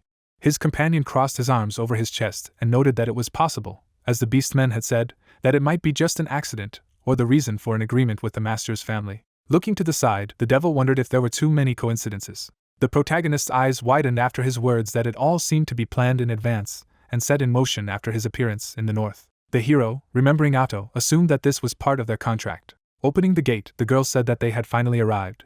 The fairies sat at the tables. One of them, folding her hands on the table, asked what kind of person he was, while the other asked why they had come here. Another goddess, crossing her arms over her chest, asked why they were looking for Camellia. The next fairy asked why they were trying to give her an ice crystal. The protagonist, looking at them, realized that Camellia was not there. Putting his hand on his chest, the soldier gave his name and surname. Two of them, flying up to him, shouted that this was the man with golden hair and green eyes and this was their friend. Then the guy asked if his grandfather was there. They, surrounding him, answered in the affirmative, and one asked why he had come here. The young man, taking the crystal in his hand, replied that it was all because his ancestors had asked to give it to the goddess and asked where it was now. They all stopped in front of him. They all walked through the church together. The hero's gaze was directed somewhere to the side. They stopped after one of the fairies said that the goddess had withered. The young man, looking down, asked if it had anything to do with the general of the East, and the companions began to talk about how the winter had become too long and everyone had withered due to the fact that spring had not come, and in the end, the winter flowers had fallen asleep, which happened to them. The soldier sat down near one of the boxes. His hands trembled at the realization that if he had to give the ice crystal to Camellia, he would not be able to complete the task. Biting his lip, the young man also realized that it only meant that his family would never regain their former greatness. The demon at the same time said that it was hard for him to believe that some gods withered due to the mild winter cold of winter, and they were extremely insignificant. The fairies, looking at him, shouted for him to be quiet, for he was still here only because of their friend. The fighter, looking down, remembered their words that they had withered. Lifting the lid, the protagonist realized that they were not killed, but withered. There was a seed inside. The protagonist, placing the crystal next to him, thought that this might work. A kind of blue glow began to appear near his hand. Looking down, the fighter began to activate the absorption skill. The energy of the crystal began to combine with the energy of the seed. They were both glowing. A blue glow lit up their faces. Suddenly, cracks began to appear on the seed. A sprout immediately appeared from it. Something red began to appear in front of them. A certain person appeared from this light. The dress of this girl appeared. Behind her were wings. Camellia, placing her hand on her chest, said that as promised, this man had come. The guy, raising his hand, introduced himself and noted that she had an agreement with his grandfather and asked what kind of agreement it was. She, looking ahead, began to say something, when suddenly someone interrupted her. The fairies, flying in front of her, began to talk about how they had not seen each other for a very long time and therefore missed her. The goddess, crossing her arms over her chest, shouted for them all to calm down, because she had an important conversation here and they should be silent for at least a minute, and also asked why they were always so noisy. The goddesses immediately closed their eyes. The protagonist, looking ahead, realized that Camellia was somewhat different from the rest of the goddesses and looked somehow more grown up, while the demon wondered where all her pride had gone. The goddess, grinning, noted that his face was still as vile as it was and the only thing that had changed was the case, because he was no longer there. Mephistopheles, baring his teeth, said that he was a great king. The interlocutor, exhaling, noted that he did not even have subordinates, and the only one who called him so was himself. Holding her hands behind her back, the girl said that the protagonist's name was really beautiful. Bowing, the fighter thanked her, and she also asked who woke her up. Closing his eyes, the hero explained that he felt demonic energy, hidden by the energy of cold in the seed in which she slept. Remembering their glow, the fighter also added that that's why he decided that he would be able to wake her up if the seal absorbed both energies, and it seemed to work. The girl, crossing her arms over her chest, said that he was as smart as he was handsome. Smiling, she asked if he wanted to become her concubine. The fighter's eyes widened after this question. The demon, burying his hands in his hips, noted that she was back to her own and still needed handsome men, while Camellia said that he still had the same inferiority complex and added that she was not interested in ugly demon kings. Looking down, the goddess inquired about the guest's opinion and explained that such an offer is received only once in a lifetime. The protagonist, looking ahead, realized that if it were any other situation then it could be considered some kind of nonsense, but his family has a contract with this goddess and therefore he needs to treat her somehow delicately. Putting his hand on his chest, the guy thanked her for the offer, and replied that he would be the head of the clan and he should not act so thoughtlessly, and immediately apologized. The girl, putting her finger to her face, replied that it was really pity. Turning away, the goddess said that they should end these useless conversations and asked if he wanted to know what she and his grandfather had promised each other. Looking down, she began to talk about how this man had said that one day his grandson would come here. A man standing in front of her said that the one who would steal the winter that covered the field of black snow and bring spring with him would come. The young man's mouth opened in surprise. Taking the pendant in his hand, the guy could not understand how it knew. Turning sideways, she asked if he would be able to stop this long cold and bring the warmth they had been waiting for too long. The protagonist, holding the crystal in his hand, replied that he did not know if he would be able to perform such a feat. The demon turned away, listening to his words that the ancestor had told him to give her this thing and something else as well. Holding out the stone, the fighter said that he had come here to end the winter. The goddess, looking down, noted that this was very similar to the advice of that grumbler Otto. Flying over it, Camellia also explained that this may well be interrelated. Stretching out her hand, the girl said that now his path lay elsewhere. She brought her hand closer to her face. The hero suddenly stepped back a little. His pendant began to glow brightly after her words that he needed to go there to learn how to stop the cold. His body turned out to be a flower meadow. The young man, his eyes wide, said that he had not felt like this for a long time. Getting up, the guy asked if this place was a flower temple and added that this was how he imagined it. A field strewn with flowers appeared and his question about the location of the temple itself was heard. The guy covered his face with his hand because of the wind currents. His gaze turned to the side. Suddenly, everything around began to turn into winter. Getting up, the hero realized that this was a field of black snow. Otto, holding his hands behind his back, explained that this was also the location of the second mission. Looking ahead, the guy said that it just couldn't be. The old man, smiling, noted that they had not seen each other for a long time. The fighter ran up to him when he noticed that his follower had grown a lot since their last meeting. The man also drew attention to the image on the interlocutor's hand and said that the seal of cruelty had nevertheless found its place. Smiling, the guy asked how he got here. Otto, closing his eyes, replied that he planned to follow the interlocutor and constantly grumble until he was over the winter.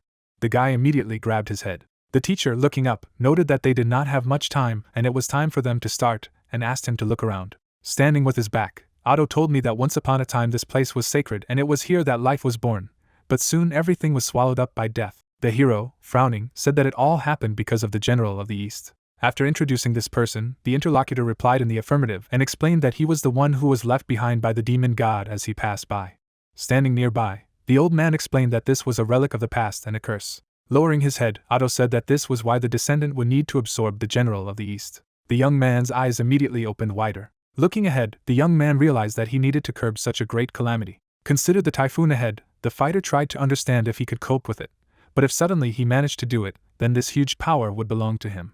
A smile immediately appeared on his face at the realization that he would be able to become much stronger. The old man looked at the descendant. Raising his hand, the guy asked if he needed to just stuff this demon into the seal in the same way as in the first test. He also answered in the affirmative. The fighter, putting his hand on his chest, understood that since this was the second task, he should be sure that this opponent would be many times stronger than the Queen of the Ice Mountains. Lowering his hands, the young man replied that he was ready and asked if he just needed to fight him. The interlocutor, holding out an object, asked just to take it. The guy, looking at his hand, asked why he needed this. The old man, smiling, replied that he needed to grow it in 100 days and the task would be completed when the resulting tree from the seed bloomed. The protagonist silently looked at this man and suddenly asked again. Frowning, the fighter couldn't believe that he just needed to grow a tree. The man, adjusting his glasses, asked if it was too difficult. The interlocutor, looking at the hand, noted that growing something on this dead land sounds like an impossible ordeal and asked how it relates to the general of the East. Otto, smiling, replied that he would understand everything in time. The young man, frowning, could not believe that this man could not explain everything normally. Suddenly, the man snapped his finger and asked him not to worry. A kind of seal began to appear in front of them after the words that he would have a mentor. The guy was wiping his forehead with his hand, when suddenly someone said that they would not be left behind. His eyes suddenly opened wider. Camellia appeared again. The girl, raising her hand, noted that she had already asked not to wake her up for trifles. The hero looked up at her. She, smiling, asked if he really knew her. The guy frowned as he realized that this fairy looked just like that goddess. But there was a slight difference between them. Pink flowers appeared when the soldier thought that although she was not tall, he had the feeling that there was a tree in front of him. Camellia appeared against the background of the tree after thinking that it was so huge that the crown was able to cover the entire sky and apparently this was the real goddess. The old man stretched out his hand and introduced the descendant to her. Camellia, adjusting her hair, said that she was sorry that this man belonged to this family, but noted that she would turn a blind eye to it because of his beauty. With a wink, the goddess asked if he wanted to become her concubine. Her eyes widened after being asked if he had refused her once. The hero, looking ahead, assumed that she had managed to communicate with her body outside this place. The interlocutor, crossing her arms over her chest, said that it was not important and they should get down to business, and also noted that it was quite difficult to grow a camellia tree and asked if he would be able to do it, while the fighter replied that he was ready for anything. The fairy, looking down, said that he would receive advice from her, and he would have to grow the tree entirely on his own. The young man, looking at the seed, explained that this would be enough for him. The old man, holding a plate in his hands, called out to the descendant. In handing over this thing, Otto said that this messenger would allow him to see the state of the tree in real time.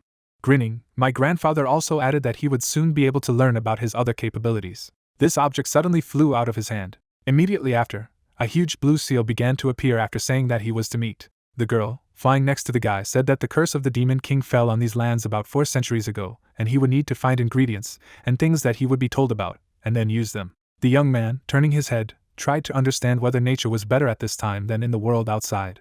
Looking at the goddess, the protagonist asked where they should start, and she replied that first they need to find a place where he will plant the seed, and such a place should be fertile. Looking down, the fighter realized that it would be more likely to cleanse this land than to search the entire field of black snow, but the girl explained that this place was the realm of the mind, so the nature here was exactly the same as in reality. The guy's gaze immediately rushed somewhere back. A creature was flying towards him. The fighter dodged this attack after saying that he should not forget about monsters.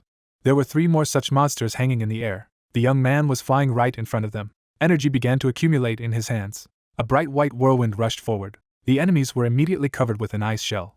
Immediately after, several black flashes appeared in the air. The monster ate the remains of one of the monsters. The guy, smiling, noted that he did not even think that there would be something to profit from. The fairy, putting her hand to her face, said that he was as skilled as all his predecessors. Holding out her hand, she asked if he would be able to find the right land in this huge snow-covered field. The hero, frowning, thought that this was all an open space, several trees, which meant that there should be water nearby, and the place should be such that it could be easily defended. Looking at her companion, the protagonist asked if Entramoff would be somewhere here if they moved 400 years into the past, and the girl replied that they were just finishing the construction of the city. Holding her hands behind her back, Camellia also noted that the places were very different from the ones he knew, and wondered how he would find the creature, but the fighter replied that it wasn't that difficult. Immediately after, the hero made a jump. Flying forward, the young man said that gorges and hills usually do not change much during such a time. The fairy flew beside him, listening to his words that with their help he would be able to understand the approximate location. A kind of dead forest appeared. The goddess, crossing her arms over her chest, said that he apparently remembered Entramoff's place and its surroundings quite well. A blue energy began to appear in his hand after saying that it was time for him to start preparing the ground. The girl closed one eye because of the bright light. This light almost completely illuminated her face. The sky appeared lit with blue light, and the protagonist asked if this would be enough for the plant to grow. The interlocutor, smiling, replied that it was not just enough. The ground around them was surrounded by ice rocks as she talked about how the land was fertile and most of the monsters would not be able to overcome the obstacle. The fighter suddenly raised one leg when the goddess thought that this boy was extremely talented. His hand fell to the ground as she realized that it was the first time she had seen a human being so fluent in dragon language. Smiling, Camellia could not believe that she liked this man. The guy put his hand in his pocket. Suddenly, that object in his bosom began to glow brightly. Taking it out, the young man said that this sign reacted and apparently they managed to do it. The hero took it in his hand. Symbols and words appeared on it that the task had failed and they would be moved to day 0. They were again at the starting point. The young man said that he would probably have to start all over again. The companion, in turn, asked if this was the work of the old man. The fighter, burying his hand in his side, explained that during the first test he returned to the beginning after he was killed and it seems that now this happens when the mission fails. She also noted that he apparently misses something. Flying nearby, Camellia talked about how this place is a field of black snow and there could be many reasons for the failure. She raised her hand. Suddenly, a pink gate appeared near her after saying that enough instructions had already been given and she wanted to go to sleep and look at the outside world, and the guy asked where she was going. The girl, looking at him, replied that she would go to a safe place, and at this time he should only think about the task. Then the ward asked if she could give him any hint. This gate immediately closed. The fighter was lying on the rock, saying that he would probably have to understand the reason for the failure himself. Getting up, the hero tried to understand what they were missing. His eyes began to glow green after thinking that he didn't have time for this and needed to concentrate. A bright golden glow began to emanate from his foot. A silhouette appeared in the distance. Closing his eyes, the protagonist realized that there was something there. The ground beneath him began to shake. The protagonist looked down and screamed. Something crawled out of the ground and there was a message that this is a death worm and monsters of this species are so large that they are able to swallow huge monsters alive. And this worm is considered one of the most dangerous monsters and even the magicians of the Sixth Circle will not find it easy to cope with one individual. The enemy opened his mouth wide. The opponent's huge mouth appeared after the message that anyone who met him should flee. The young man, finding himself in front of the mouth of this worm, realized that he had no confidence that he would be able to cope with this creature on his own. Ice projectiles began to appear next to him after thinking that apparently his previous attempt to grow a tree failed because of this crawler underground. Blades appeared over this monster when it became clear to him that in order to defeat it, he would have to break through the skin again. The blades began to hit the enemy's body as he tried to understand why the monster's skin was so strong. The guy, looking down, realized that magic would not help him in this matter. Immediately after, the fighter made several quick dashes to his opponent, and decided to finish him off with the art of body development. The monster suddenly closed its mouth. The hero's eyes opened wider. A bright green liquid poured out of his mouth. The warrior, holding out his hand in front of him, created a shield. The poison began to eat away at him when the young man realized that the saliva of this worm was so poisonous that it destroyed the barrier. Looking at the breaking barrier, the guy knew that he was finished if his attacks were as thoughtless as ever. The monster suddenly began to crawl away. The protagonist, also making a dash forward, realized that if he lost it, he would not be able to complete the task on time. The worm was still striving forward. His body hit the ground. After that, the enemy looked back. His mouth opened wide again after the soldier's words that he apparently used a deceptive maneuver. Standing on the body of the monster, the young man noted that this time he got a rather cunning enemy. Looking up, the hero said that a little more and he would have to start all over again. Suddenly, poison began to pour on him from above. The protagonist immediately began to run away. Some green drops appeared. This green wave rushed down. The young man rolled over in the air. Looking into the open mouth, the fighter realized that if he couldn't finish off this monster, then he would have to start the test again, and therefore he only had one chance. Raising his hands, the hero began to use the weapon skill, as he realized that he just had one trick in stock, which he managed to learn from the blue lion. Raising his fist back, the fighter knew that if he managed to concentrate all his strength on one point, then he would be able to increase the force of the blow. A huge lion's head appeared behind him, and his blow struck the monster. Shrapnel began to fall to the ground. The guy was surrounded by that barrier again. Looking at his hand, the young man realized that if he hadn't put all his mana into this attack, he would have simply been minced meat. Closing his eyes, the protagonist said that he would not be able to perform such a feat a second time and also asked if he had managed to do it. Taking the stone plate in his hand, the fighter read the words that he had managed to successfully fulfill the condition and remove the first restriction. Suddenly, the object in his hand began to glow brightly. Immediately after, blue streams of energy began to emanate from his hand. The guy was still looking at his hand. Looking at the seal, the fighter realized that he hadn't expected to get the fourth mark so quickly, and assumed that he needed to use it to absorb the General of the East in the same way as he had done with the Queen of the Ice Mountains. Rubbing his head, the hero asked himself how this was possible at all, because he did not even know the true name of this creature. Imagining the demon above him, the protagonist said that he would probably laugh at it. Waving off the image of Mephistopheles, the fighter noted that he should have dealt with it himself. Getting up, the young man was talking about the fact that the cleaning was finally finished, and it was time for him to start working on the beds, when suddenly someone asked him to be careful. The hero dropped both hands, trying to understand what was happening, and immediately there was a warning that although death worms live mostly alone, but under favorable conditions they are able to gather in groups. Immediately after, several similar monsters crawled out in front of him. They all went to the young man. The guy, looking up, said that there were no options at all. Clutching his head, the protagonist shouted a question about whether this is feasible at all, because worms alone are a huge problem here, but he also needs to destroy dozens of them. Flying somewhere, the young man tried to understand how the generation of the Tiger King had built a city in such a place. Remembering those monsters, the warrior knew that only his teachers could cope with such a large group of monsters, but the presence of a huge number of worms proved that the land here was indeed good. Looking at some forest ahead, the guy realized that he only had to try to complete this task. Smiling, the protagonist said that he needed to fight these freaks a couple of times, and then he would definitely have a chance to kill them all. His eyes immediately turned white. The fighter equals was lying on the ground and a message appeared that the 34th attempt had already begun. Imagining all his failures, the young man realized that he had already tried everything, but it was simply impossible to kill all the death worms alone. Sitting on the rocks, the protagonist remembered that he had even found another place for the seed. Everything turned gray after thinking that it couldn't sprout in that place. Remembering himself again surrounded by worms, the fighter began to hope that he would not have to hang out here until his old age. Introducing Otto, the protagonist realized that there was neither Mephistopheles nor the goddess Camellia here, and this impudent man was clearly watching everything from the sidelines and giggling disgustingly, and he had no one to expect help from. Looking up, the soldier guy suddenly thought about help. These monsters appeared and suddenly he shouted and asked why he had to remember it only now, because no one forbade him to ask someone for help. Standing up, the hero spoke about the Tiger King. Immediately afterward, the young man introduced him and thought that he should find the family of this beast man. A rose tree appeared. The goddess slept under him. Someone was walking towards her, saying that she seemed to be too fond of sleeping. Her eyes immediately opened. It was that old man. Camellia stood up and asked what he was doing here, for no one could enter this place without her permission. The man, looking down, replied that as far as he knew, someone had once begged him to come here. She, looking at him, shouted a question about when it was said, and Otto asked if she had already forgotten that day, since the goddess had reached an age when sclerosis had taken its toll, and she had also noted that she had once been the queen of the Winter Palace. But now she was being rude like this. Throwing one leg over the other, the fairy asked why the interlocutor had come here, and he replied that he had come here at her own request. Looking down, the guest asked if she was feeling well and reminded her that the curse she had managed to block 40 years ago could not pass without a trace. Camellia, crossing her arms over her chest, explained that she was already recovering from this, and he should not worry, and added that she hoped that this would never happen again, and suddenly asked how their character was doing. The old man, opening the portal, said that she could see for herself. An image of a young man running away from the beastmen appeared.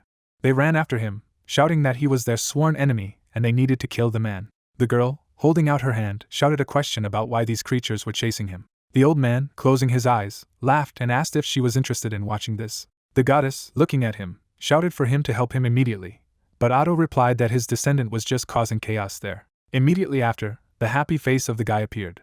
Looking back, the fighter realized that the Tiger King's family was not yet visible. Upon landing, the young man realized that if he wanted to complete the task, he would need the help of those who in the future would be able to build an entire kingdom in a place infested with worms of death. The monster standing behind said that they had finally caught this psycho. The protagonist, smiling, realized that it would be difficult for him to find the right beastman, given the size of the black field of snow. Next to him, a huge glowing tiger appeared after activating the art of body development, hunting the black tiger. The persecutors, trembling with fear, shouted a question about how a person could use the art of body development. The guy, raising his leg, realized that he was the one who used someone else's equipment, and after that, the hunt for him would definitely begin. Snow-capped mountains appeared. Suddenly, something hit the rock. A bright flash lit up the entire area. The wolf, falling to the ground, said that they should not miss this bastard. The young man, standing on the branch of a tree, realized that he had made a fuss in the 6 settlements, and it was time to see the result. Bringing his hand to his face, the hero suggested that his efforts might not be enough. Sitting down, the soldier realized that he needed to visit other places. A black and red hand suddenly appeared behind him after saying that he needed to run.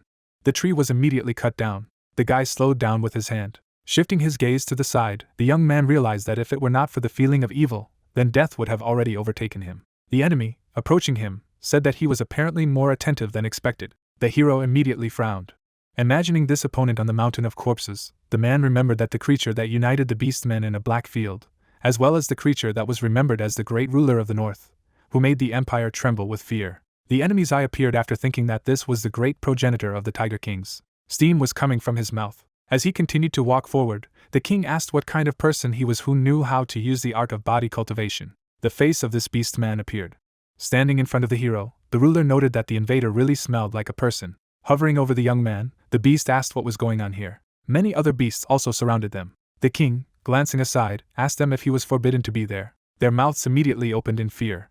The guy, standing behind the interlocutor, suggested that not all the tribes were at the same time in this place, and it seemed that the king could not unite everyone. Frowning, the fighter also realized that at the moment, this beast had not yet reached the 5th link of power. Looking at the huge tiger next to him, the young man couldn't understand why he had such an overwhelming aura. The king, wide-eyed, said that if they were not going to fight, they should all get out. They all began to run away, shouting that this creature simply could not take the side of humans. After all, humans are their sworn enemies and he still has to pay.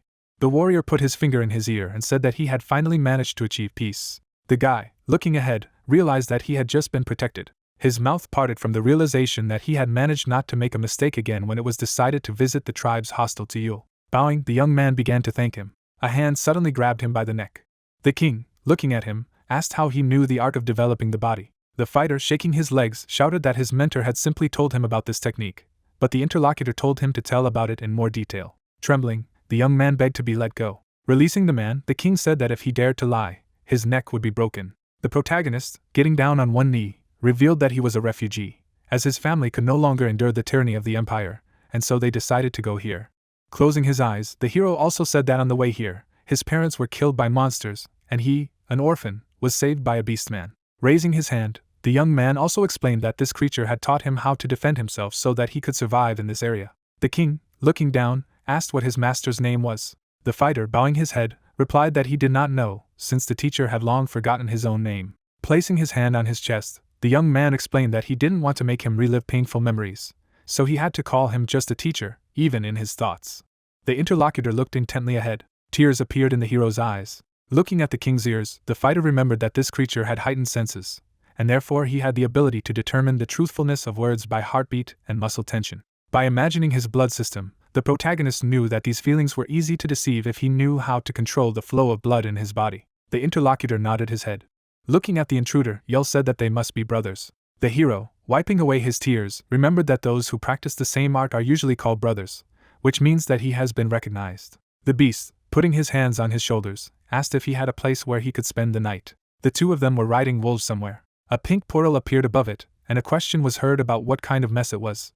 The fairy, sitting on his shoulder, asked why there was not a single normal person among his family, and the fighter asked if it was okay that she had come here. The queen crossed her legs and asked him not to worry, for everything had been done so that the king could not feel him. They continued to gallop after him when Camellia asked him what his plan was, for did he really think that this beast would take him for one of his own? The young man, closing his eyes, replied in the negative and explained that he would still keep him by his side, but the queen wondered why he had decided so. The hero, introducing the Tiger King, explained that now is the time when the tribes of beast men are at war with each other, so it doesn't matter who, the main thing is that the warrior is strong and can fight with others, and they are looking for such people. The subordinates began to run towards him, shouting that they needed to get ready since their king had returned. The girl, looking away, remembered that these were the times when the beast men hated humans the most, and it was not clear whether the rest of the tribe would agree with his decision. Suddenly, the eyes of one of them opened wide. They all took a fighting stance, and someone began to say that it was the enemy, that he had killed his father, and they did not understand why the chief had brought a man here. The king, raising his hand, explained that it was their brother. The subordinate, frowning, asked again. Yo, looking ahead, asked them all to remain calm and let everyone gather. The protagonist, standing next to him, understood that in these times the tyranny of the empire was stronger than ever, and therefore these creatures hated people. Frowning, the young man realized that his plan would definitely fail if he couldn't change them to his side. They all suddenly surrounded the guy, asking why the teacher had left them. One of them, taking him by the hand, said that he was really lucky, since he managed to accompany his mentor. The fighter looked at the king. Yo gave him a thumbs up. Looking at him, the young man realized that a moment ago they were ready to tear him apart, but such a sudden change in their mood clearly lies in the chieftain. There was a smile on his face. Suddenly the beast struck with his fist. Raising his other hand, the chief shouted that the teacher had then begun to make his speech. Trembling, Yul said that although humans and beast men were inferior and constantly at war, he was grateful to fate that in the last moments of his mentor they still remained a teacher and a student. They were all looking at him. His eyes were closed. They all suddenly began to sob, screaming that it was too cruel. The fighter, putting his hand to his face, could not understand when he had a chance to tell such a story. They all surrounded him again when the king whispered to him to play along, for these idiots would believe anything. A smile appeared on his face. Suddenly, someone appeared behind and said that they were against it. Another beastman approached them and asked if they could believe the words of an ordinary person. The young man turned to them. The goddess, flying nearby, explained that this was the tribe of the Black Wolf, the faithful dogs of the Tiger King. Then the guy realized that these were the ancestors of Prime Minister Norris. Yul, shielding the guest with his hand, asked if his subordinate was disputing his order. The beast, looking ahead, replied negatively. Pointing his finger, Ralph shouted that they would never accept a member of an inferior race as one of their own, even if he was telling the truth. A dark red aura began to appear behind the king after asking if he had forgotten something. His eyes lit up red. The ward immediately turned away, listening to his words that they had principles according to which they were all abandoned and persecuted, as well as one family, regardless of race and the length of the pedigree. Frowning, Yo also explained that if he happened to forget it, then his neck would be twisted at once. These fighters immediately lowered their gazes. Walking forward, the young man relayed the teacher's words that they needed to unite all the beast men, regardless of the differences. The young man, pointing to the king, explained that this was the purpose of Antimonth, and the interlocutor asked if the guest knew about them. The hero, closing his eyes, replied in the affirmative and added that he had found out while loitering in the snow-covered field. Looking at the new comrade in arms, the protagonist also noted that although many tribes consider them enemies because of such beliefs, it is rumored that more and more beings are beginning to share their point of view. The fighter, stretching out his hand, explained that he, a man, was rejected by people, but the teacher gave him warmth and they were able to accept him as a brother. Placing his hand on his chest, Elric also said that such an act could already be considered as progress in the Tiger King's beliefs. Opening his eyes, the fighter noted that he would most likely have to prove it with deeds, namely that he was willing to join them and asked to live up to his expectations, adding that he had already heard that the hierarchy of beastmen was based on strength. The beast frowned and asked what he was getting at. Standing in front of him, the hero invited him to fight, and if he managed to win, he would have the opportunity to become part of their tribe, and if he was defeated, then he would leave this place forever. Gritting his teeth, the other man gritted his teeth and asked how a pathetic man sowed to challenge him, a warrior of the great Black Wolf clan. The guy, smiling, asked why he suddenly began to yell. Grinning, the soldier asked if he was frightened. The interlocutor bared his teeth after these words and called the invader a mutt. The protagonist, pointing his finger, asked if he was the dog. The warrior's hand suddenly reached forward. The wolf, putting her on his chest, said that he would kill him. The young man, smiling, asked if he would be able to do this. Suddenly the king stamped his foot. The two of them jumped back. The subordinate frowned. The hero bowed his head, listening to the leader's words that they should be asked a question before starting. Yul, crossing his arms over his chest, asked if they would accept the result of the fight when their lives would be at stake. The wolf, smiling, explained that if this man wins, he will be recognized as one of them. The young man raised his hand and swore on his master's honor. The king, looking ahead, said that he understood. The wolf was already flying towards him. Swinging his hand for a blow, the enemy shouted that he would be shredded into ribbons. The young man, dodging the attack, realized that the legend he had invented would soon be exposed, so he needed to prove himself as best he could in front of the king. Immediately after, the protagonist raised his hand back, as he realized that thanks to the duel, it would be a piece of cake. The enemy opened his mouth wide. A bright golden glow began to emanate from the guy's hand. The attack hit the opponent's body after activating the art of body development, the appearance of the ferocious tiger. Ralph flew back after the man asked if he had felt hard after the first blow. The fist was already in front of his muzzle. Immediately after that, a huge number of attacks began to fall on him. One of the wards raised his hand to his mouth and said that this warrior was one of the strongest warriors in the king's guard, and it was hard for him to believe that he was being beaten like a puppy, while the other said that this intruder was very good at using the art of body cultivation. Another beastman raised one hand and called out to the fighter. The wolf immediately fell to his knees. Blood dripped from his mouth, and someone said that apparently the fight ended faster than expected.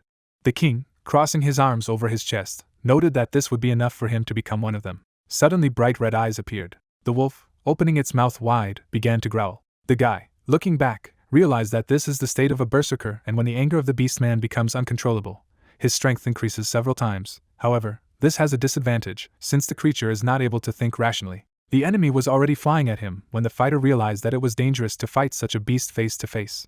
The young man's hand began to glow bright blue. Stretching out his hand, the guy ordered him to freeze. Streams of cold air began to fall on the enemy. His paw suddenly slipped. The enemy immediately fell to the ground. Chains began to appear above him. One of them quickly rushed forward. They shackled his body. The guy's hand rose into the air. Striking the enemy on the neck from behind, the young man ordered him to rest. The opponent's body collapsed to the ground. The beast, looking at him, began to talk about how this intruder had deceived them and was actually a magician. The fighter, bowing his head, knew that this was the only way to stop him without killing him. Bringing a finger to his face, the protagonist realized that his abilities would have surfaced anyway. Looking at the king, the guy tried to remember the story that was prepared for such an eventuality. Yul, smiling broadly, began to laugh. Patting his guest on the shoulder, the chief noted that this man was much more interesting than expected, because it was hard to believe that he had both the art of body development and magic. The fighter put his hand on his chest and said that he should have only used body cultivation skills, but he didn't want to harm a member of his future family, so he had to resort to the use of magic. Yul, tilting his head a little, replied that it didn't matter, because he took the easy way out or decided to hide his strength. The strongest wins on the battlefield. Looking at the guest, the king asked his name and then the new comrade introduced himself. The chief, looking at the rest of the wards, noted that according to the past duel, they accept a person into their tribe and asked if there were any objections. They, smiling, answered in the negative. Raising his hand, the king shouted that from that moment on, Elric was part of them. They still raised their hands in the air. Suddenly, the plaque in the fighter's bosom began to glow. The guy took it in his hands. Golden symbols appeared on it, and words that he had successfully completed the conditions, thanks to which the second restriction was lifted and his true name would now be revealed. A dead forest covered with snow appeared when it was said that it was a plain painted black, where razor-sharp winds blew over the barren land, and the true name of the seal, containing the sharpest wind of the field of black snow, was the north wind. The mark on the fighter's arms began to glow again after thinking that it was a seal of rare rank, similar to the seal of cruelty that the Queen of the Mountains had given him, but he didn't know how to awaken it at the moment, so there was no way to use it yet. Imagining the goddess next to him, the hero also realized that she was missing and suggested that the girl again intended to keep silent about the power of the new seal. Taking a step, the protagonist realized that in this case, there was nothing he could do anyway. Frowning, the guy decided to focus on completing the second task of the ancestors. All the beastmen gathered in a certain room and someone ordered the man to enter. The soldier was walking towards them. The king, raising his hand, explained that it was finally time to officially introduce him, because on this day Elric would become one of the royal guard of Antramoth. The young man, bowing his head, thanked him for the honor. The chief, standing in front of him, noted that this was indeed a good mood and that in order to celebrate it, he would be entrusted with one task. Smiling, Yul explained that according to the guest, he was wandering around a field of black snow and that was how he managed to stumble upon this place, and then ordered him to use his knowledge to find a suitable place for their tribe. After these words, the guy opened his eyes. Smiling, the hero realized that fate itself was now on his side. Bringing his hand to his face, the fighter noted that he had recently seen a place that really attracted his attention. Imagining a dead forest, the ward said that this place is surrounded by mountain valleys and hills, which would make it easier to defend against outsiders, and also added that there is a water source nearby, and the place itself is cursed less than the rest of the black snow field, so the ground there should be better than anywhere else, but there is also a problem. The king looked down and began to say something. The hero, frowning, repeated his words that there are many worms of death there. The young man put his hand on his chest as he listened to the chieftain's words that he had also come across this place, which was definitely the most suitable among other options, and then the young man noted that he had never found a better place in this land than this, even if it was infested with monsters.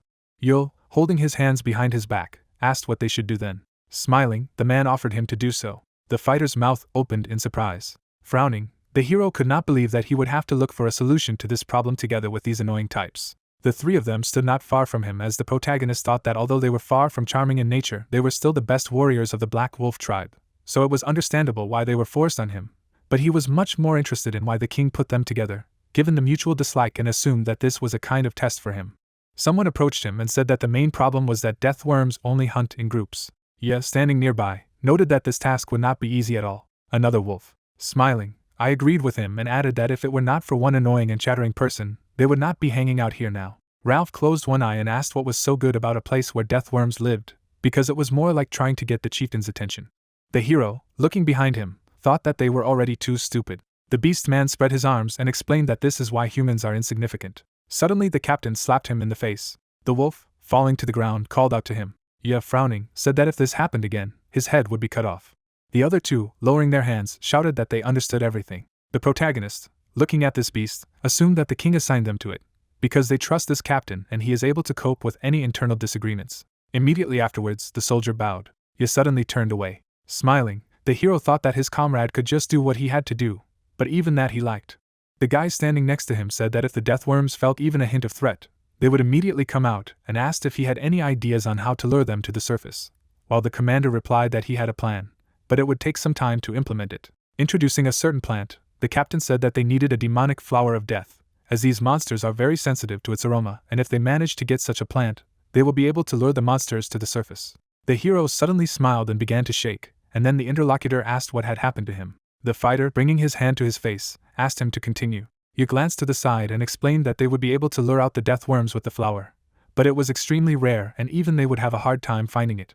The protagonist, smiling, asked him not to worry about it, as he had already managed to find him. The wolf, looking away, realized that he liked the confidence of this person, but such flowers are quite capricious to the place of growth, and they are not only difficult to find, but also extremely dangerous to pluck. His eyes widened. The fighter, raising such a flower up, said that it was a jackpot. Immediately afterward, the guy glanced at the others.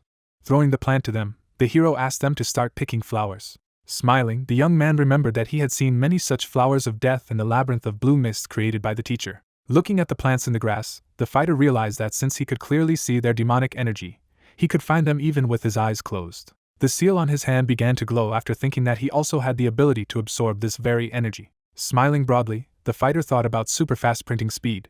They all suddenly opened their eyes wide with anger after the ward's shout that it was time for the dogs to speed up. The captain was staring ahead when they started shouting something. Immediately after, the warrior kicked one of them and told them to do what Elric said. The young man looked at them. There was a smile on his face.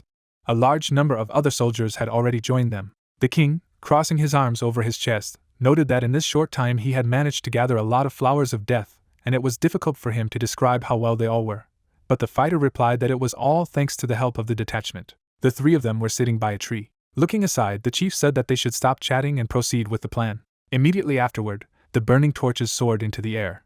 Boxes with flowers began to burn. The ground trembled beneath their feet. Cracks went along the ground. A huge number of those worms immediately appeared in front of them. The king, putting his hand forward, shouted for all of them to prepare to attack, when suddenly someone said that they had some kind of problem. Turning around, Yell asked what had happened there, and the ward began to talk about the Fury tribe. The monster was already right behind them. The creature, looking at the young man, asked for an explanation. In turn, the guy said that he thought that they somehow found out that they were hunting death worms and were now coming here in the hope of setting up an ambush. The man, making a face full of malice, said that they dared to stoop to such cowardly tricks. Suddenly, monsters appeared. The warrior was walking towards the mountain. Looking ahead, the creature turned to the great warriors of the Fury tribe, adding that today they would kill the Tiger King Yule, declaring that they would destroy the Entramoth. The warriors were preparing for battle. Monsters crawled out of the ground. The man began to attack. Yul made an attack. Looking up, the opponent thought that the Tiger King was indeed strong, but they were preparing for this day and collecting magic items from the war with humans for a reason, and added that it didn't matter how strong he was, because it was impossible to protect himself from cannons by fighting in parallel with death worms. The guns were ready to attack. Smiling maniacally, the leader announced that he would throw the enemy at the feet of the Fury tribe and become the king of the beast men. The warriors were blinded by a sudden flash. Opening his eyes wide, the villain assumed that this smell came from the flowers of death. The battle was in full swing. Suddenly, there was an explosion. Stepping on the monster, the king said how easy it was to kill them. Turning around, the creature said that they had magically transferred the scent of the flowers towards the tribe, and added that the Furies and Death Worms had killed each other in the end, stating that he could not believe that he had come up with such a plan. Looking ahead, the main character said that an eye for an eye, and an ambush for an ambush. Smiling, his comrade in arms said that great minds think alike. Standing on the monsters, the man said that it was time to collect trophies. Swinging, the villain ordered the survivors to stand in line. With a face full of fear, the soldier announced that the Tiger King was here. Suddenly, there was an explosion. Enemies suddenly appeared. Fury appeared on the antagonist's face, shouting the name of the Tiger King. Swinging his axe, the creature asked how he had the audacity to come here. Yell hit. The allies' eyes began to glow as he told the royal guard to capture the Fury tribe and kill those who resisted. The soldiers went on the attack. Following the order, the soldiers began an attack. Swinging, the creatures shouted not to retreat. The battle began.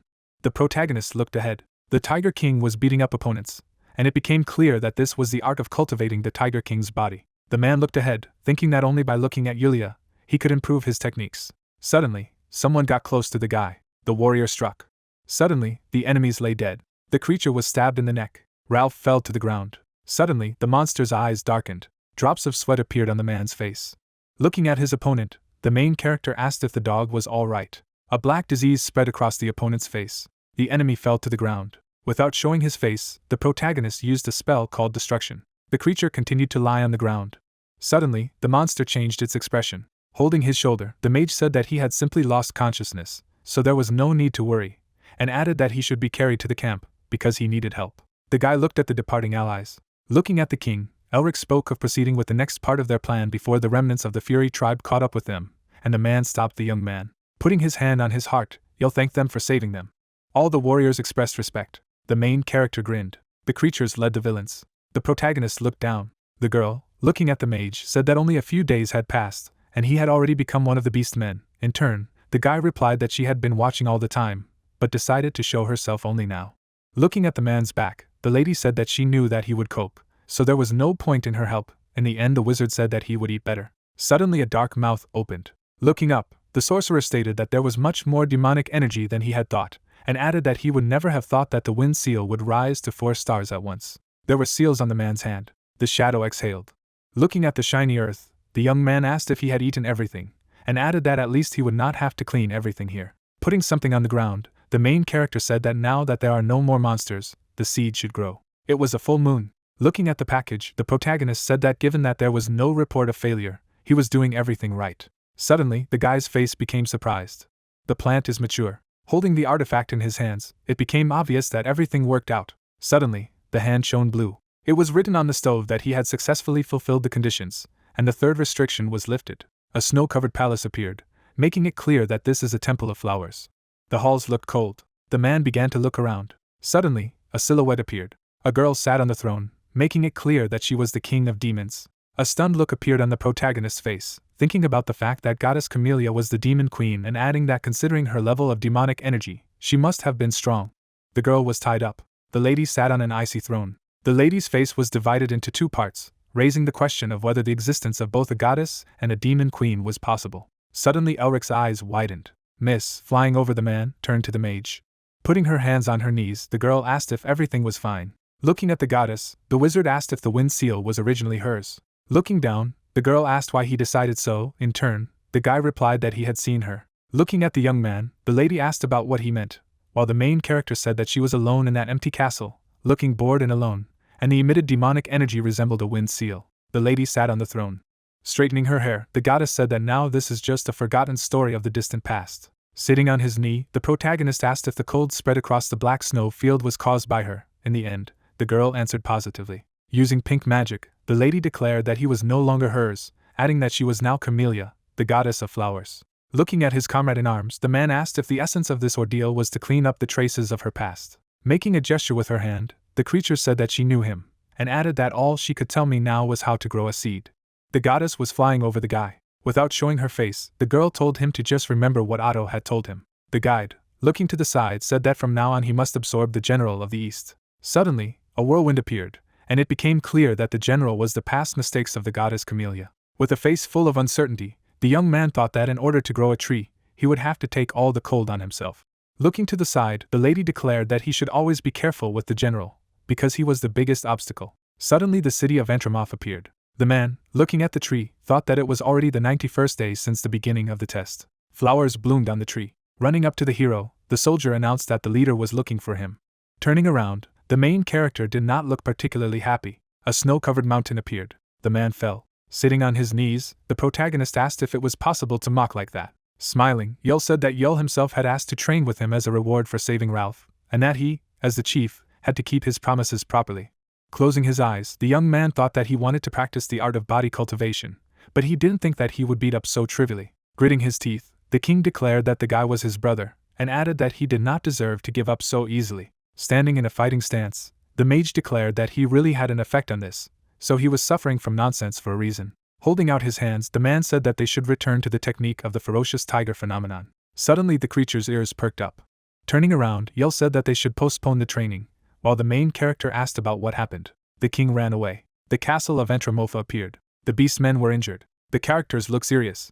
Holding on to the Pirula, the protagonist said that these people were refugees, and added that this was the work of an Eastern general, while the goddess stated that this was true, continuing that around this time, living beings began to learn about him. Looking at the inhabitants, the girl said that, after eons, the Eastern general was greatly weakened, and added that the current one is a real and merciless disaster. The man clenched his hands tightly, making it clear that the Tiger King had once been able to hold back the chaos that had spread among the inhabitants, but only because he was powerless against the general. The creature turned and ordered Ralph to gather the chiefs in his tent. Kneeling down, the beast-man added that he wanted him to put on his battle attire and head there as well.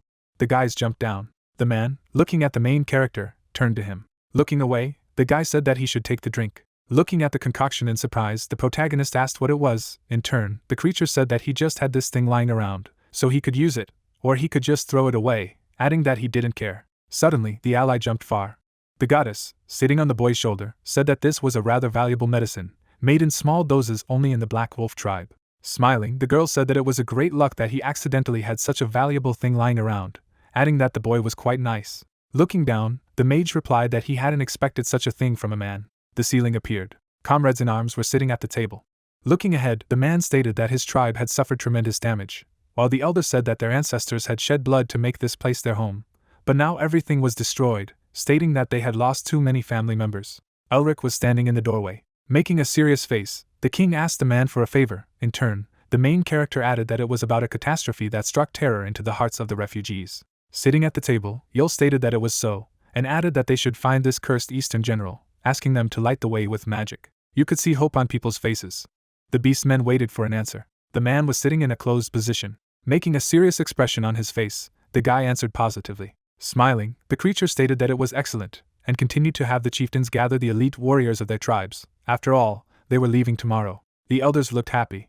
Jumping up, the beastmen accepted the command. The creatures ran out of the tent. Looking forward, the young man thought about how everything was very coherent, adding that the fact that he had found the Tiger King to cultivate the seed, as well as the joint battle against the general, was definitely part of it. The comrades in arms advanced into battle. The man was dressed in a blue cloak.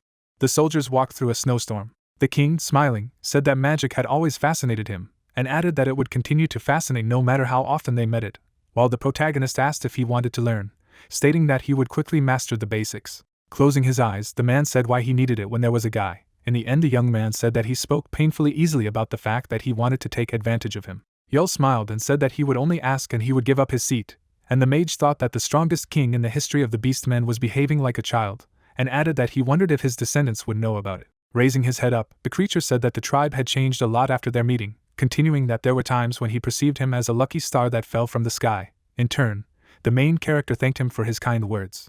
Standing behind his comrade in arms, the king said that he had a gift. Man opened his eyes wide to hear that a gift is the final part of the art of developing the body. The hero turned to his ally. The man gritted his teeth, saying that he thought he didn't know that the rapprochement with him was for a reason. Looking at the king, the protagonist asked how long it had been since he realized this. As he walked forward, the creature said that the person who said he had learned the art of body development from some hermit was suspicious, but it was possible. The warrior approached the hero, declaring that the same cannot be said about magic, because it is impossible to study it on your own. The king's face was furious, suggesting that he had provoked the clans hostile to them to meet him and learn more about the art of body cultivation. Knitting his eyebrows, the man asked why he had accepted him then, if he knew everything. The creature did not show its face. Slapping his shoulder, the beastman said that both humans and beastmen had always had their own interests. After all, it was normal, so he had accepted it for his own good. The girl, flying over the magician, said that the guy had been dancing to his tune all this time, while the young man said that even if so, he had no reason to teach him the final part of the art. The monster's hand touched the wizard's head. The man, standing in front of the main character, said that he had gone through a lot to get here, and it would be unfair if he died defending a foreign people. There was surprise on the protagonist's face. The king withdrew his hand, and it became clear that he was going to train the boy so that he would survive. The man did not show his face. Smiling, the young man thanked his ally. The lady, looking ahead, apologized for getting involved, and added that now was not the best time for such a thing. The magician's eyes opened wide. Suddenly, a shadow appeared that exuded the energy of the goddess Camellia. The guys stood in the light of magic. Something looked ahead, making it clear that such malice could only be described by one word, that it was a demon. Suddenly, the friends began to close themselves off from the blow, and it became obvious that they immediately needed to leave the territory of General East. Suddenly, the main character was standing in complete darkness. Looking away, the protagonist thought that he could not feel the energy of either the goddess Camellia or the scouting party, adding that the general's demonic energy had cut off all mana flows. The man's face was not visible. The warriors lay dead, making it clear that the guy had to somehow get rid of the darkness before that happened. The young man gritted his teeth. Looking at the hand, the mage thought that the seal of the icy wind was related to the goddess in the same way as the general of the east, adding that with its help, he would be able to try to open the way. The hand was covered in runes. Clutching his head, the wizard said that for this he needed to awaken it. Holding his hand on his head, the man said that he had no other seals besides this one. The main character knitted his eyebrows. The man, looking away through his monocle, said that from now on he would have to absorb the general of the east. Looking at the hand, the protagonist stated that it seemed that he should stuff this demon into the seal in the same way as in the first trial, while the guide replied positively. The guy stretched his hand forward. Closing his eyes, the young man used a spell called absorption. Black streaks appeared from the man's hand as he thought about suddenly being able to take away the general's cold with the seal of cruelty. The seal sparkled blue. A blue light came out of the hand of the magician, who thought that the magical power emanating from the seal of cruelty was bound to the seal of wind. The mountains depicted on the seal were glowing. The drawing began to light up. The wizard's eyes were green. Suddenly, silhouettes appeared. The guys came closer and closer. Suddenly, a person appeared among other people. The main character was looking at his hands. The guy with the flowers called out to the queen. Smiling, the boy stated that these flowers had just bloomed, and added that he had brought them because they resembled hers. The girl, sitting on the throne, asked how they resembled her. The man, looking at his comrade in arms, said that these flowers look beautiful, adding how they cannot resemble a queen. A man pointed his finger and declared that these flowers would never be equal to their queen, and the gentleman asked him if he thought she would like such a gift. The guy, smiling, said that of course he would like it, and the one who thinks the opposite, let him come forward. The queen showed no emotion. The girl exhaled heavily. People were happy. Suddenly, the subordinates began to disappear. The guy was standing in front of the lady. Looking ahead, the young man thought that he partly understood her feelings. Looking down, the lady said that she was very bored, and it became clear that she felt alive thanks to the people who had followed her in the past. And now, closing and opening her eyes, she saw only emptiness and loneliness in front of her. The queen sat on the throne. The girl walked past the magician. The lady opened the door to the balcony. The lady stood by the pillar, making it clear that all that was left for the lonely ruler was a huge palace and land on which a sprout could not break through, as well as snow falling on a lifeless wasteland. Mist went outside. The houses were covered with snow. Looking into the distance, the queen asked if she could just fall asleep. Suddenly, the girl's eyes turned green. The lady squatted down. Smiling, the lady said that she did not seem to be in danger of boredom in the near future, making it clear that the queen's cold face, which always resembled a piece of ice, was touched by a smile for the first time. The man looked ahead. A sprout sprouted from the stone, giving a glimmer of hope. The girl, sitting down on her knee, said that there was something she had to say. Holding her hands to the sprout, the lady said that she usually did not care about the likes of him, so let him always remember how lucky he was. Smiling, the lady said that she believed that it was only his decision to appear here. An ice hedge appeared around the plant, making it clear that it would be up to the queen to decide whether to stay here or not. The girl fell near the wall. Suddenly the lady's eyes opened. Green eyes opened wide. The flowers bloomed.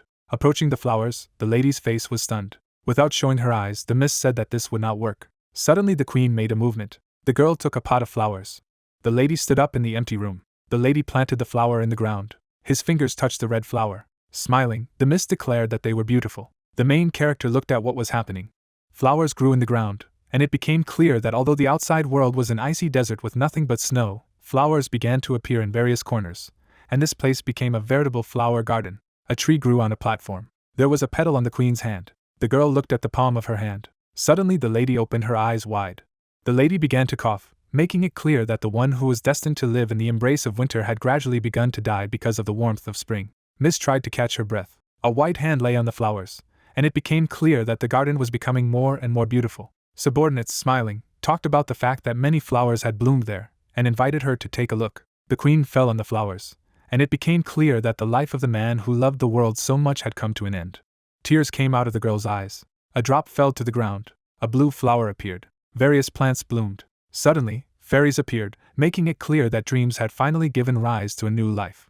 Friends looked at the queen's body, asking many questions. In turn, the protagonist thought that the gods of flowers are all the same in the past and in the present. Looking at the sky, the guy asked about what happened next, asking how such a beautiful place became different. Suddenly, the sky became cloudy. Darkness enveloped the flowers. The fairy hid in the flowers. The demon god was looking forward. Suddenly, a memory of a huge demon arose. The darkness flashed with its eyes, making it clear that although his appearance was different, it was definitely the same god he had seen in his dream. The creature stretched out its hand. The girl's body began to rise. Looking at the lady, the demon asked if winter should not remain just winter. The lady's eyes were red. A black liquid flowed from the miss's eyes, making it clear that she was the demon queen. Suddenly a villain appeared. We will inform you that from now on spring will never come to these lands again. Dark magic was heard.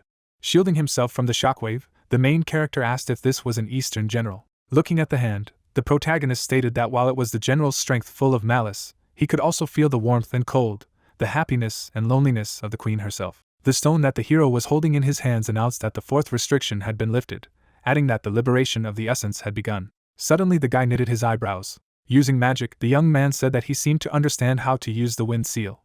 The hand began to glow. Suddenly, there was a click, using a spell called Appear, because I was lonely. A blast wave rang out. The blue essence was striving further. The goddess, looking into the distance, said that the magician had coped.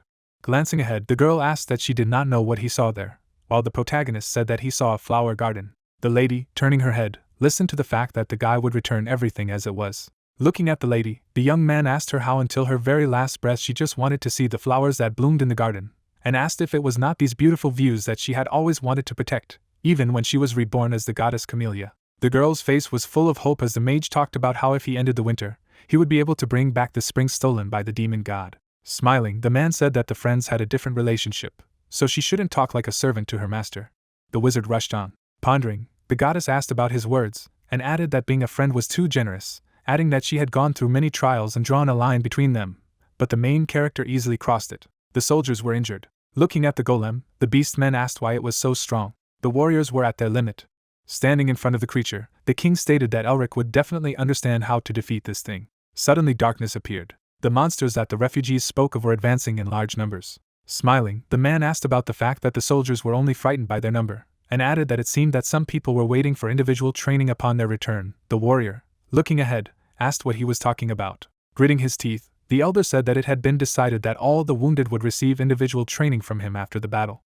The warriors went on the attack when they heard that it was time to hunt. The ice golems were split and crushed. Looking at the monster's hand, the beastman asked what had happened. The king smiled. The mage could be seen against the moon, listening to the man glad that his brother was back. Suddenly shoes appeared. Approaching the creature, the main character apologized for being late. In turn, the man asked that he did not run away. Smiling, the protagonist asked if he had ever seen him escape. The king smirked. Suddenly, a golem appeared, and it became clear that the warrior's attacks had no effect on it. The man's eye turned green as he suggested that something special was needed here. There was an accumulation of energy near the monster's left leg. In turn, the man said that he was hitting him on the head to no avail. Closing his eyes, the creature said that his plan was to destroy the monster with his body development art technique, so that he could copy it. Suddenly the king was covered with yellow energy. The beast man suddenly jumped. Looking up, the young man said that he seemed to be going to teach him the basics himself. The guy jumped too. The friends began to attack the monster. Bad weather began. The king, continuing to run, said that someone might say that the art of body development is a fighting style focused solely on feelings and instincts, but this is not true, adding that the art requires knowledge of the basics and the use of certain movements at the right time, because this will release the power of maximum efficiency and destructiveness, and went on to say that, in addition, the power will differ depending on the order in which it is used. The monster struck. The king attacked. Suddenly, the man's foot pushed off the blue platform. Swinging, the man said that there should be the same movements. A powerful blow rang out, which is called the appearance of a ferocious tiger. The armor looked terrible. Turning around, the creature said that the principle may seem simple, but it is not easy to learn, so you need to pay attention. The mage swung. The main character hit the ice golem. A hole had formed in the monster's armor. A stunned look appeared on the face of the ally, indicating that he had not only repeated after him, having seen only once, but also combined the technique with his technique. Smiling, the king said that he was a real beast. The battle began. Swinging for a blow, it became clear to the protagonist that the three seals also began to connect with each other, as the disparate techniques of the art of body development lined up in one system while he repeated after the king. The golem's body was divided into two parts. Jumping away, the guy said that the energy was leaving his body. Smiling, the young man stated that this meant that they could now attack any part of the body. Knitting his eyebrows, the man remarked that this was wonderful and added that it was time to teach him the final part of the art of body development. 2 lions of mana came out of friends, and it became clear that if the first part of the development of the body was the gait of a beast, then the second part of it was the claws, and then the fangs. Suddenly the ground cracked. The man's hands were yellow. There was no pupil in the eye. The allies attacked the opponent. Swinging, it became clear that you need to bite as deep as possible, because if the fangs are sunk into the prey, they will never let go. Suddenly, everything turned gray. Magic came out of the creature's fists. The monster fell on its back. In turn, the man said that the monster should not get up, it must be torn to pieces and devoured, because otherwise there may be no chance, and therefore you need to become a real disaster for your opponent. The king slashed with his claws. Mash also carried out an attack. The guys made their way over the body of the monster. The partners jumped over the monster. The beastman struck. The man swung, making it clear that they were kings now, that they ruled the battlefield. There was an explosion. The main character stood in a blizzard, making it clear that when his consciousness expanded, a sixth sense opened. The protagonist's eye glowed with different colors. The guy looked into the distance, making it clear that this world was created by the unity of his mind and sixth sense. Looking at his friend, the man asked how the young man told him that it was wonderful. Pointing his finger, the king said that he couldn't believe that he was smiling in a place where he was in danger of dying, and added that he was really crazy, while the magician asked if the beastman himself was not smiling. Smirking, the colleague replied that he had never been normal. Suddenly the king's eye opened wide. The wizard stood in front of the magic, making it clear that he had become stronger again. Looking at his hands, the man thought that he had reached the seventh circle, declaring that he had been able to overcome the wall against which he had bumped. The main character glanced at his friend. The man folded his hands over his hips until the protagonist understood why he was so friendly to him, since they were not of the same blood, so he had no reason to train the guy. Standing in front of the beastman, the young man asked why he was helping him. Looking at the man, the king said that since he had already recognized someone as a brother, he would believe in him until the very end. Placing his hand on the mage's head, the king said that even if he was hiding something from him, there was no reason for the brothers not to help each other. Suddenly, the eye of the protagonist opened wide. People held hands, and it became clear that the protagonist does not trust anyone except his sister, because he knows too well how people can betray. But if he does not plan to lead others, does he need to become as open as Yul? The creature was smiling. Suddenly a snowstorm began. The monster got back on his feet. The guy clenched his fist with his hand. Looking ahead, the young man asked if his friend would mind another round. The palace stood under the night sky. People were sitting on sofas. The girl was biting her nail. Turning to his daughter, the man said that nothing would change from her excitement, and asked if she could calm down. Looking down, the lady said that he had been gone for 4 days. The young man folded his arms and said that it had been so long since their son-in-law had entered it, and the young man asked if there was nothing they could do. The lady, closing her eyes, said that they were currently dealing with matters related to the family, and thanked them for their concern, stating that they would not interfere. Looking at the girl, the man stated that they didn't seem to want them to meddle in their affairs, and added that the protagonist was with the White Knight and the King of Monsters, so there was no reason to worry. Suddenly an earthquake rang out. The lady looked out of the window. The lady threw open the window. Mist looked shocked on her face. Everything was on fire. The 2 warriors looked at the burning city. The deer standing behind the captain informed him that all of the Blood Wolf King's breath had been used. The man created a flame in his hand and replied that in this case it would be the last. Behind him stood his army, and ahead of him the buildings were blazing brightly. They rushed to the castle, deciding that it was time to carry out their plan. Herman raised his hand and asked rudely how these scoundrels dared to attack the sacred temple. The animals bared their teeth menacingly, shouting that they would now get rid of people. They rushed towards a detachment of 3 warriors. Suddenly the wolf turned around in surprise. A white tiger ran towards them, with a soldier sitting on its back. He furrowed his brows and shouted that there was no place for such nonsense. Isabelle was covered in sweat and thought that something was wrong, since the enemies should know how strong they were, but for some reason they were so reckless in rushing at them. The tiger fought with the wolves while the girl thought that they did not attack from an ambush. She furrowed her brows with exertion. The warrior with a smirk suggested that his comrade finish it quickly while they could cut back on the losses. Isabelle suddenly stood in front of them and loudly warned them of the danger. The man laughingly replied that she was too kind to worry about them, but it was okay. The member of the guard furrowed her brows and shouted that Elric was in danger, and it was just a distraction. The lion and the deer ran forward, their real target being the protagonist. A large white door with golden patterns was visible. The beast destroyed it with a blow of his fist. The deer stood behind, asking what kind of kindergarten it was. The fairies looked at the intruders with displeasure, and demanded that they leave the place. The predator put his hand on his chest and apologized for interrupting the goddess's rest, and they would humbly accept the punishment for the sin they had committed. Suddenly, black smoke appeared next to his face. He pointed his finger at the door, and reported that their target was there. Nair stretched out her hand and shouted loudly to keep the visitor away. The lion's eyes turned red, and he threatened that if the fairies stood in their way, they would inevitably face disrespectful treatment. The girl was covered with sweat and thought that they could not let these scoundrels in. She imagined the protagonist sitting in the lotus position, and how the goddess says that if the mental world is destroyed, then the guy and she will be stuck there forever, so no outside interference can be allowed. The goddess of daffodils furrowed her brows and firmly decided that they had to stop the beasts at all costs. She stretched out her hand. The predator suddenly drew his sharp sword, and red streaks appeared in the air. His eyes shone brightly, and he said that it was useless. He attacked the fairy with a weapon in his hands. She closed her eyes and covered her mouth with her hand. Suddenly, her eyes widened when she heard a loud sound. Someone threw the enemy back, and the room was flooded with blue light. Lev looked straight and said that he knew who was standing in front of him. It was Herman, whose body radiated powerful energy. The man furrowed his brows and looked away. Nair looked at him in fear. The warrior raised his sword and said seriously that no one would be able to go inside. The protagonist looked to the side and said that they had destroyed this thing many times, however, it was constantly being restored. There was a huge monster in front of them, and the Tiger King asked if Elric felt that this monster was getting stronger with time. He looked at the young man, and they both concluded that they wouldn't be able to defeat the enemy. Yo looked at his subordinate, and said that the enemies respawn every time they defeat them, and their side has already suffered serious losses. The creatures stood motionless as the tiger said that now that they had discovered the location of the Ice General, their goal was accomplished. But this golem was unlikely to let them go so easily. The protagonist furrowed his brows and said that he was giving up on the idea and he didn't need to hear what the predator wanted to say in order to understand what was on his mind. The guy with the evil face came to the conclusion that Yo wanted him and the rest of the squad to escape, while the captain bought time for them. The king looked to the side and replied that the protagonist was now the only one who could help the others escape from this place, to which the young man replied that he would prefer to stay while the captain led the others. Yo silently knitted his black eyebrows. The guy was sweating, thinking that he could just start over. However, he couldn't let his ally fall so senselessly this time either. He opened his mouth wide in surprise when the tiger asked if he wanted the chief to leave him here and run away. The man knitted his eyebrows to the bridge of his nose and concluded that it was time to pay for his lessons. Elric turned as beads of sweat trickled down his cheek. Yul slammed his fist into his palm and told the protagonist to lie down here for the crime of order.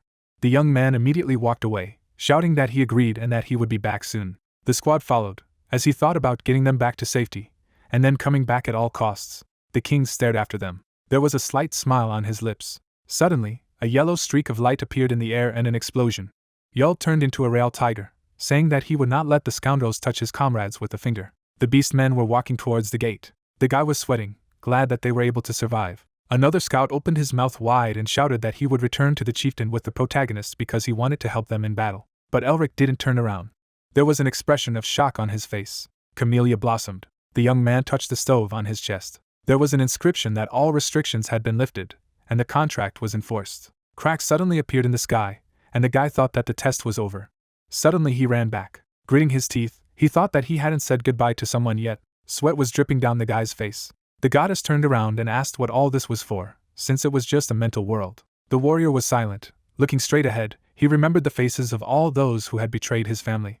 Elric imagined himself and Hayes as children, thinking of those who heartlessly turned their backs on them. Then the aristocrat rudely hit the girl, who was desperately begging for help. People in the crowd looked down furiously. These hyenas were smiling at them, but all they cared about was how to steal the remnants of their possessions. The boy sobbed, begging someone not to leave. Among those who left were countless those whom he considered friends and close acquaintances, whom he trusted. Everyone turned to look at the protagonist passing by. After going through all the humiliation, he closed his heart and became cold-blooded because there were many who would have come for him if he hadn't pulled himself together.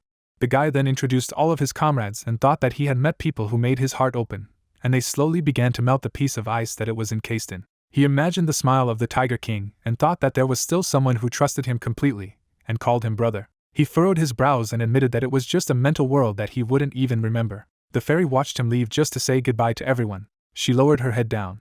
Camellia then smiled and thought that she had never had the desire to hate the Elric bloodline. The warrior walked on the frozen ground. The sky was covered with a web of cracks. The protagonist's face was sad. Yul sat in the lotus position, greeting his friend with a smile.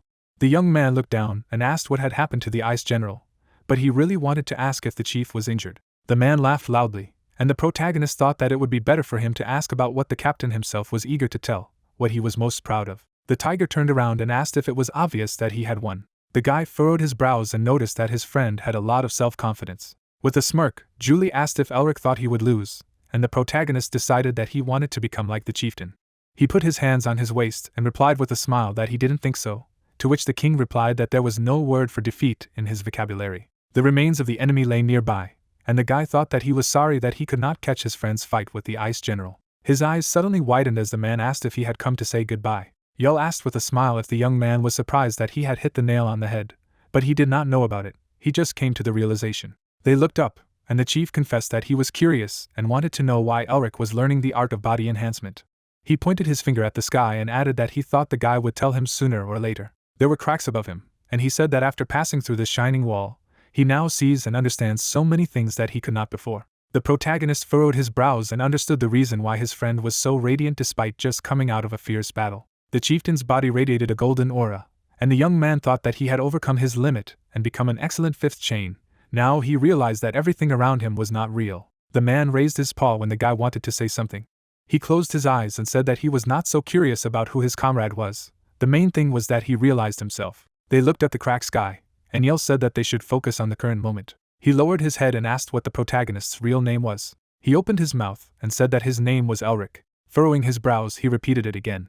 There were scratches on the tiger's cheek. He slapped his forehead and laughed loudly. He then got up from the ground and said that the guy had saved his promise because he had survived and saved his family again. In gratitude, the chief promised to show his friend something interesting. He lowered his head and explained that this would be his parting gift. Suddenly, Yul's hands began to emit a golden light, and he said that he had used this to drive the ice general away.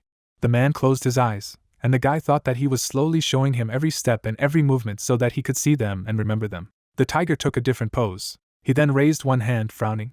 Elric's eyes sparkled as he decided he wouldn't miss a single detail. There was a picturesque sky behind the captain while the main character looked at his parting gift.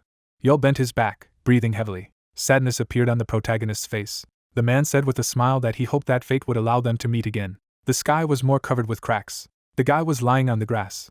He looked away. The man walked up to him and said that Elric should be proud to have more than they thought. The young man clenched his hand into a fist, asking if he could try the test again, but the tutor replied that he wouldn't succeed. He furrowed his brows and asked if the protagonist thought he could achieve victory in 100 days. Camellia looked down sadly when Otto said that the reason for creating the flower temple was because the ice general was unstoppable.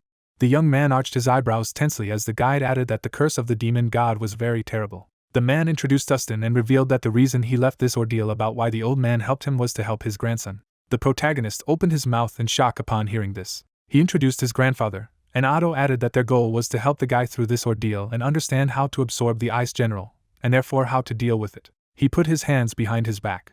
The guide looked down, saying that the young man would be able to solve the problems that he could not solve in the test in the real world. Elric looked at him carefully. There was a dark sky outside the window. The guy was meditating. Suddenly, dark energy appeared in the corner. The fog spread. Someone's voice said that he had found the protagonist. A red-eyed deer stared at him.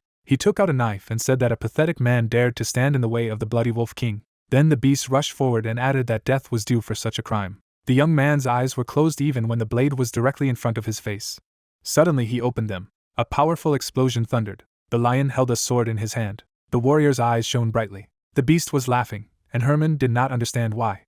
He suddenly looked sharply towards the door and opened his mouth in shock. At this time, the deer approached the young man, wanting to punish him. The blade was near the guy's face. Suddenly Elric opened his green eyes wide. Ice streams came out of his body.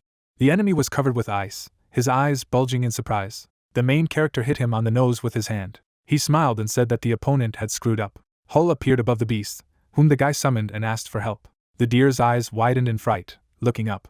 Elric raised his hand and said that after passing the test, the monster seal had become stronger. Mephistopheles crossed his arms and reported that his master could use the cold winds, as well as create some snow and clouds, to create winter. The young man touched his face and asked why he was glad to see this ugly worm. Camellia looked at the demon king with a smile, and said that it was time for him to admit that his face looked funny. The young man looked at them with a warm smile. Suddenly he looked away in surprise. On his hand was a snowflake, which had turned into an ice crystal. The three of them turned sharply. The doors swung open loudly. Elric sweated and cursed.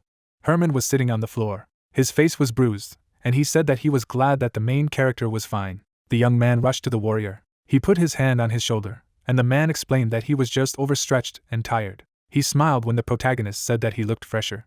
Herman looked to the side and asked if the guy knew what good came out of meeting him after he fell ill with a plaguing disease. Elric looked at him carefully and asked what he was talking about. The general raised one finger and said that he had taken a step towards what he had long striven for. There was a large crack in the wall, and an unconscious lion lay below. They were standing in the middle of a ruined room, and the protagonist warned that he would give his comrades some of his mana. The man turned around as their bodies began to emit a golden light. He looked up and thought that the protagonist had crossed another limit. Herman said with a smile that he was feeling better now. Suddenly, a loud sound was heard behind them. The young man rushed there. There was a fire outside. Wolves held firecrackers in their hands. Elric furrowed his brows and insulted them. He raised his hand up and used magic. A cold wind began to blow over the enemies. They looked up and shouted as they recognized the mage. The protagonist's eyes lit up with anger. The opponents began to run away, and the young man said that although they had come here of their own free will, it was not for them to decide when they would leave. Ice blocks flew past the beasts, which were forced to stop. They turned, sweating with fear.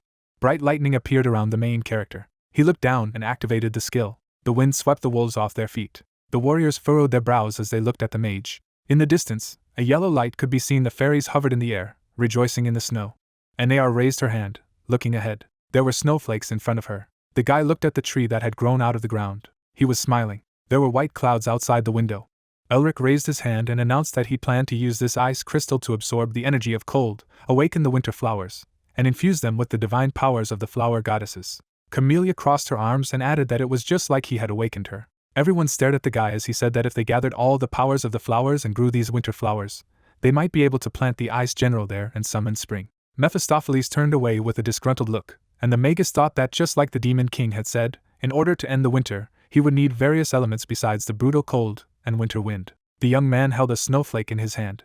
Then it took off and made a circle, leaving a white light behind it. Here lies the power of Camellia and the elements. The snowflake turned to stone, and the guy thought that winter would come, and then spring would return. All the fairies opened their mouths in admiration. They happily floated in the air. Members of the guard communicated. Suddenly Isabelle's eyes widened. A smile appeared on her face due to the warm spring breeze and the smell of flowers. A green field was visible. There was a blue sky above the castle. Sean ran up to his friend, who told him that they had to kill the ice general. The guy raised his hand and explained that they should not act without information. The magician replied with a smile that it was in the Fury tribe. His friend closed his eyes and said that the protagonist had taken up his own again. The members of the Blue Lions looked at Elric intently. Hayes hugged the little tiger cub.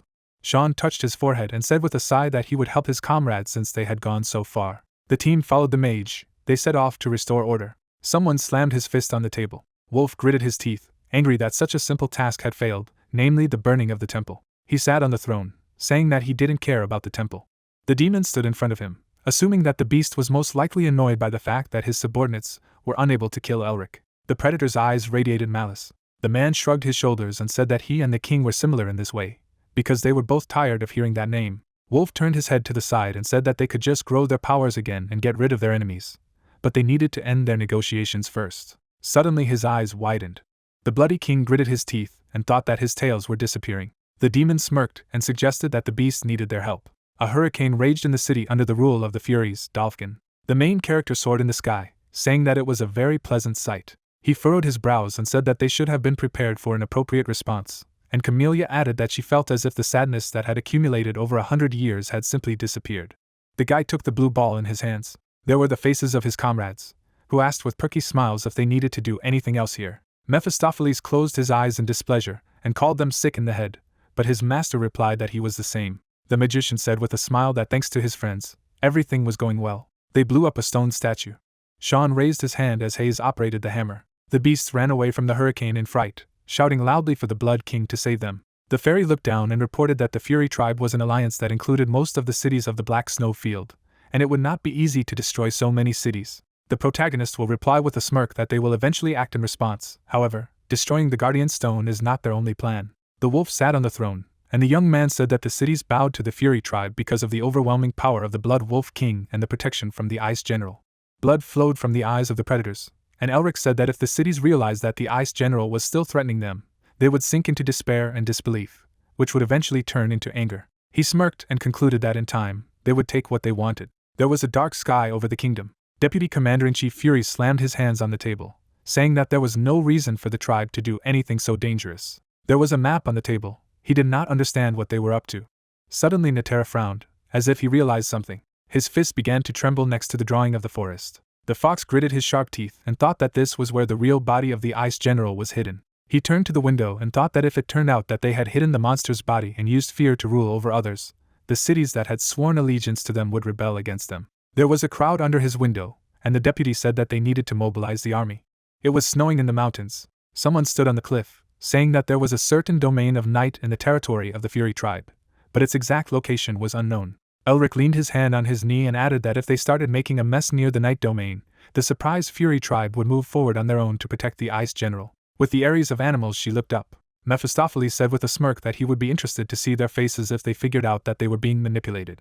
The mage looked into the ball and reported that the enemy tribe had advanced. Herman's face was in the reflection, and the main character said that this time he would rather move out alone, because the others had to wait in that place. The man furrowed his brows and hoped that the guy wouldn't risk himself too much. The protagonist then put the ball in his pocket and concluded that it was time for them to go. In the middle of the forest there were tents.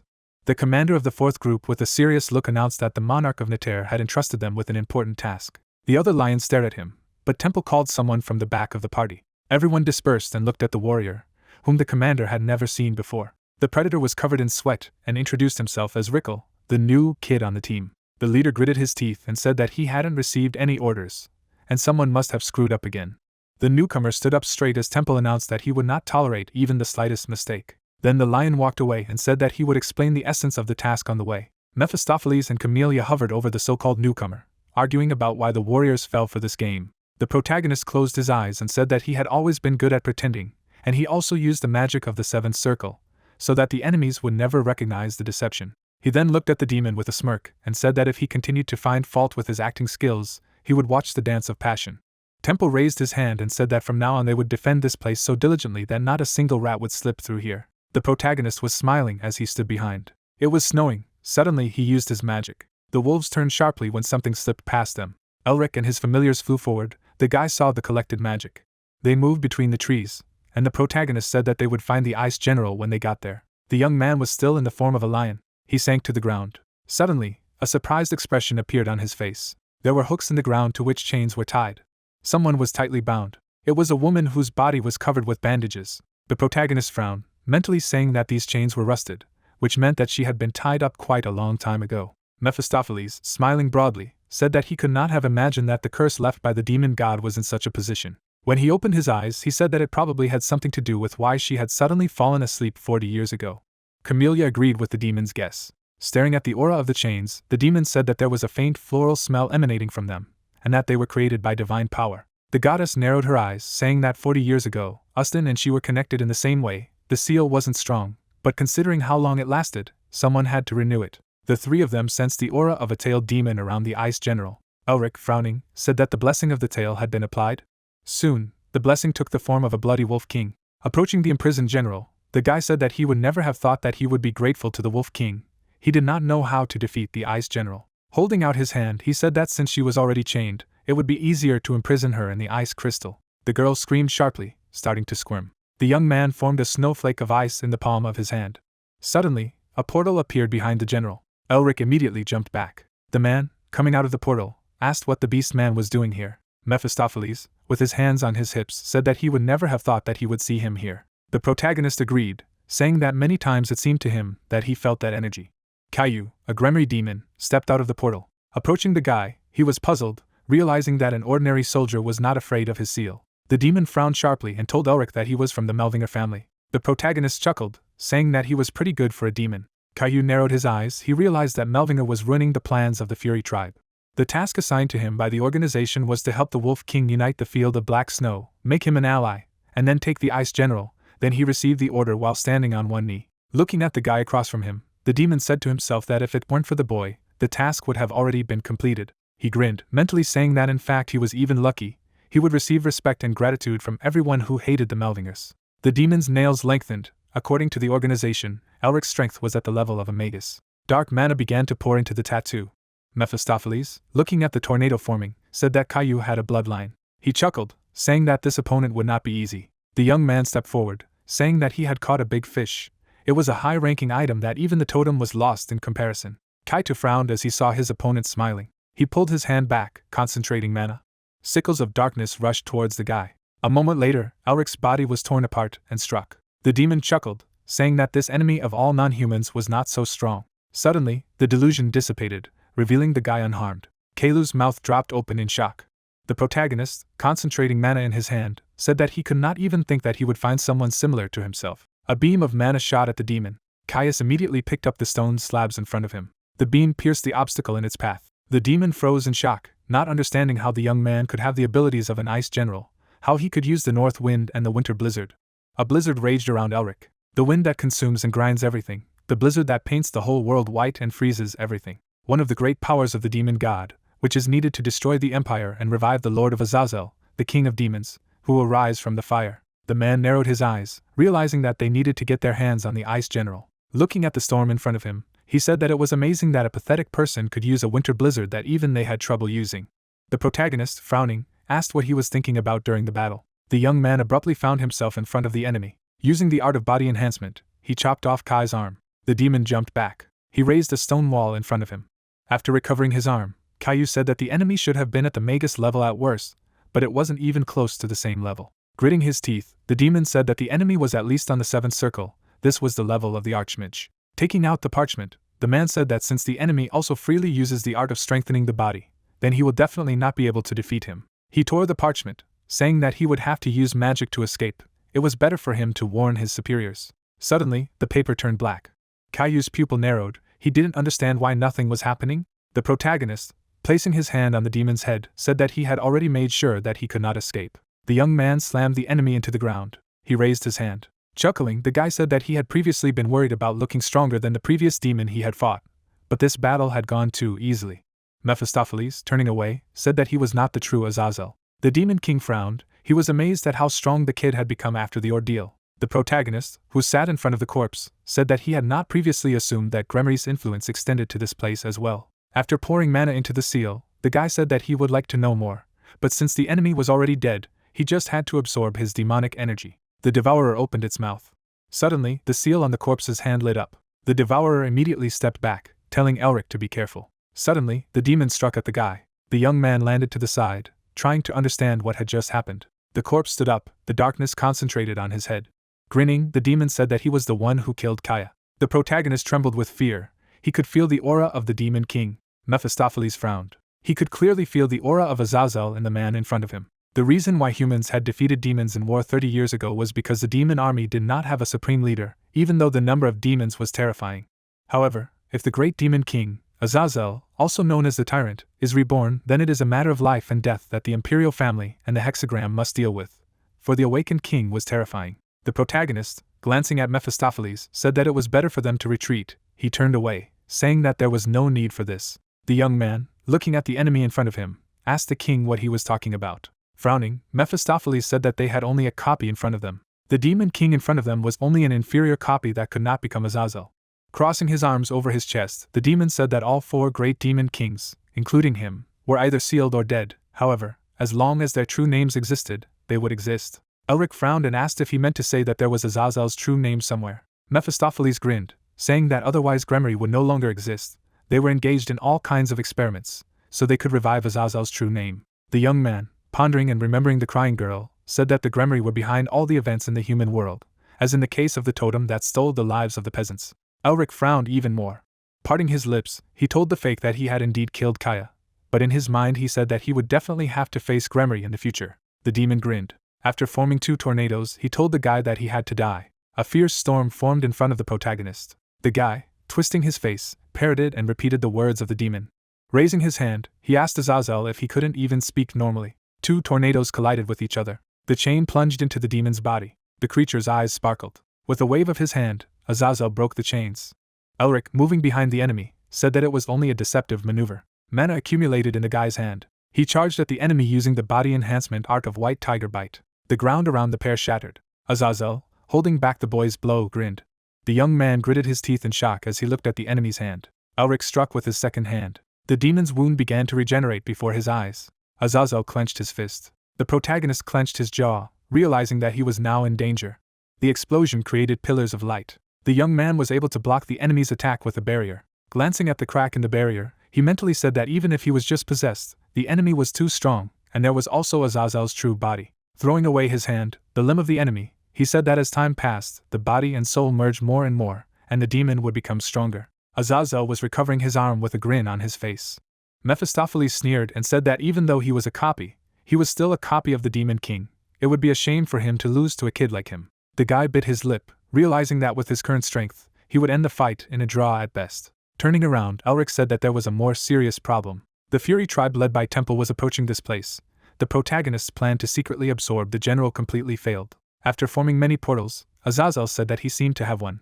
Demons burst out of the portals. Elric stood motionless, looking at his enemies. Parting his lips, he said that he could escape using his mana, but the Fury tribe would make it difficult for him to escape. The young man abruptly raised his hand, puzzled the Demon King. He sent a sickle of mana to Azazel. He formed a barrier in front of him, saying that it was just meaningless fluttering. Sneering, the young man said that his family had a good tradition. The demon opened its mouth abruptly and roared. The protagonist, smiling, said that since the general does not get him, then no one will get it. Sickle mana abruptly changed its direction. The sickles broke the chains restraining the ice general. Azazel froze, his mouth agape in terror. Mephistopheles, grinning, told the young man that he was crazy. The ice general roared, releasing her aura. Camellia frowned and said that she understood that he was Merbinger, but he was clearly mad. The Demon King laughed, saying that everything was in the spirit of the Mervingers. This was the best thing he had seen since making a contract with him. The goddess flew up and asked if he wasn't going to encase her in an ice crystal. How would he free her now? The guy, wrapping himself in mana, said that he had no choice. He stomped his foot sharply. The protagonist jumped up. With a smile on his face, Elric rushed away. Azazel pointed ahead and told them to follow him. The ice general walked beside him, though they need to tie up the general again as they don't know where she will attack. The hero continued to break the distance. If they missed him, he would surely become an obstacle to their future plans. The demon touched the ground with his hand. They need to pluck out this Merbinger sprout before it becomes even stronger. Everything shuddered inside the villain, and he began to cough up blood. He smiled menacingly. The life force of his vessel ran out at this very moment. The general ran after the guy and shouted. Mephisto and Camellia looked at each other. The demon did not understand why the giant was chasing Elric. The fairy explained that he emitted a strong smell of the mana of the Merbingers, with which she was bound. Mephisto looked ahead. The same could be said about the beastmen who had strengthened her ceiling. Why was she chasing him so fiercely? Camellia sighed tiredly. She looked back and decided that something was wrong here. The rage of the ice general was directed at all living things without exception. Her anger had never been directed specifically at one target before. She had known an ice general for a long time, but she had never seen her so furious. She shuddered. I looked at the hero and asked if he had done anything to the giant. He replied not really. He showed an ice arrow and revealed that when he opened its seal. He ordered her to fly. Elric snapped her with an ice arrow. Camellia looked at the hero in bewilderment and asked again. She squeezed her shoulders in indignation and asked why he did it. The guy needed her to chase him, so he could lure her where he wanted. The two beastmen looked at the giant and screamed when they learned that she had been freed. The flying demon pointed at the hero with his hand and ordered to grab him. At that moment, the ice general had knocked him down with his body. Elric could use it to get rid of those pesky flies. The trio flew on. The screams of the crushed giants echoed below them. Mephisto grinned and asked what the hero would do now. Since it came to this, he would try to make this turmoil even larger. The demon laughed and said that for the first time he really liked the hero. Elric smiled at him briefly, and was asked what kind of nonsense was going on here. The commanders looked at the guy through the sphere. They noticed that the waves seemed to have become stronger. Whether he was wounded, the young man asked them not to worry, because he had organized all this fuss. The captain sighed excitedly and asked Elric to be careful, because if he was wounded, his niece would swear. The warrior asked what the hero had done, since such a rampage was happening. The three commanders screamed as the guy revealed that he had simply captured the ice general. Herman's mouth was wide open. The men laughed. The big man knew that Elric was even crazier than them. Did he have a plan? Could they help? The young man asked to accompany him. He looked confidently ahead. He was asked if he was trying to get somewhere, and he answered yes. He was on his way to the tribe of the Furies. Meanwhile, in the Fury Fortress, they shouted that the domain encirclement had been destroyed. The ice general was seen near the wolves. Idorado was seriously injured by the general, and she appeared in Tychon. The fox slammed the table and asked how Merbinger had freed the ice general from her seal. Netera trembled. His subordinate reported that they were being inundated with questions from all places, asking why the ice general appeared in the territory of the Fury tribe and what happened to the blessing of the tail. The fox looked menacingly ahead and thought that the giant was only a tool with which to secure his power. He knew that this secret could not be allowed to be revealed. If it did continue, the entire system of governing the Fury tribe would be destroyed. He pointed to his subordinate and ordered them to send the mobilization order immediately, and let them warn them that they would lose their votes if they decided to do anything stupid. The Fury immediately ran to carry out the order. First, the tribe had to make sure that the other cities would not come up with any stupid things. When they suppressed the Ice General, they could prevent her from escaping again. The claws left deep furrows in the table. How did it all come to this? He clenched his fangs and decided that it was all because of Merbinger. They had to kill him at all costs. Netera pointed to the mages and ordered them to find the hero. Because he was behind what was happening now, the signalers reported that they had found someone they suspected of being Merbinger. The fox looked at their backs and asked where he was. The subordinate turned around in fright and said that the hero was right in front of the central gate of the Fury tribe. Netera squinted in anger. He asked what kind of nonsense he had just said. At that moment, everything shuddered. The commander ran to the window. His fur stood up from what he saw. Merbinger flew straight towards him, leading the Ice General behind him. There was a confident smile on the guy's face. Everything began to collapse. The Furies shouted that the general was literally bursting with rage. What was going on here? Elric stopped and wiped the sweat from his forehead. He was tired of playing catch-up. Mephisto looked contemptuously at everything around him. Once again he caught himself thinking that he felt sorry for those who had to deal with the hero. He looked at the giant and asked what she had done wrong. He asked the hero to see how he infuriated her with his slap. Elric replied that the demon knew that he had always been like this. He raised his hand and his tattoos caught fire. A bunch of ice arrows appeared from the portal. It was time to make a real fuss. He attacked the barrier of the castle and ordered arrows to pierce and destroy. The Furies ran out into the courtyard, and Netera gave the order to stop the idiot. At that moment, the army led by Hermann entered his domain. The commander-in-chief said that they would not allow him to get to him. The fox sent the wolves to attack. Suddenly the fox shuddered. The barrier above his head began to crack. The deputy said that this simply could not be. The Ice General was approaching that castle. Elric smiled and decided to lure her right into the center. The ice blocks around the castle began to crack with the force of her step. A creature in expensive clothes and furs crawled out of the ground. The Wolf King released a huge burst of energy and shouted, asking who dared to disturb his peace. The giant white wolf looked ahead. Elric used magic and looked at the new enemy. He knew that it was the same Blood Wolf King he had heard of. But what was this strange energy? A green flame burned around the monster. It repelled the cold aura of the Ice General. But it was neither mana nor demonic energy. The king looked at the man. He noted his green eyes and golden hair, as well as the foul smell. He immediately thought he was Merbinger. His tail stirred excitedly. Thanks to the demon, he regained the 8th tail. To restore the last one, he would need the art of strengthening the body. How good it was that it found it on its own. The general continued to run to the castle. She shouted at the king. He bristled contentedly, ready for battle. He spread his arms and screamed. A pathetic monster who didn't even have a mind of his own dared to attack him. The two waves collided with each other, and the king ordered them to disappear from his land at once. There was an explosion. Elric shielded himself from the shards and energy with a barrier. He squinted warily. Why did the Ice General suddenly attack the Blood Wolf King? Camellia looked carefully ahead. She decided that the general saw how the wolf strengthened the chains that restrained her, so she considered him her enemy. The trio hovered in midair, watching the beginning of the battle between the two giants. Elric thought deeply. Camellia looked at him and asked if there was any problem. The guy suddenly flew forward. The spirits flew after him and asked him to stop. The hero took out the seal of the Ice General. The fairy asked where the young man was carrying the ice crystal. Green energy enveloped the giant, and she screamed in pain. The guy flew up to her and said that the Blood Wolf King had done so much to help him. He stretched out the crystal forward and said that he couldn't miss such an opportunity. The artifact began to accumulate energy. Mephisto grinned, his master stealing what he wanted, defeating his enemies without lifting a finger. The guys laughed mischievously. The original Sin praised the youngster. He was really good at such tricks. Elric shuddered suddenly. He turned abruptly and looked at the white wolf. He smiled and activated the magic of the tattoo, hit the monster with a powerful beam of energy. The king covered himself with his hand and asked in surprise, what was the guy doing? Elric grinned and asked, didn't he think they were on the same side? Mephisto clenched his jaw tensely. It looked as if the hero wanted to deal with them at the same time. The monster unleashed even more energy to fend off the attack. The demon correctly thought that this wolf must be on a rampage. The king looked angrily ahead. Merbinger, if he had his 9th tail, he wouldn't have experienced such humiliation. He shuddered. Another of his tails fell to the ground. At great speed, he got up himself and tried to pierce the man with himself. Elric looked at him in surprise and asked what it was. There was an explosion. Many white kings appeared on the battlefield. The guy grinned and called it pathetic tricks. He sent a stream of cold at them and ordered them to freeze. His gaze became cold as he was about to kill. Ice cuts pierced the clones. Elric cut them down mercilessly. He flew higher. He didn't know what the king was up to, but he wouldn't get anywhere. The protective barrier on the side broke. The guy immediately turned around and put his hand forward. Blue mana flew out of his mouth. The wolf smiled contentedly and decided that the boy was caught. The young man began to be lifted up by magic. He himself was weakened.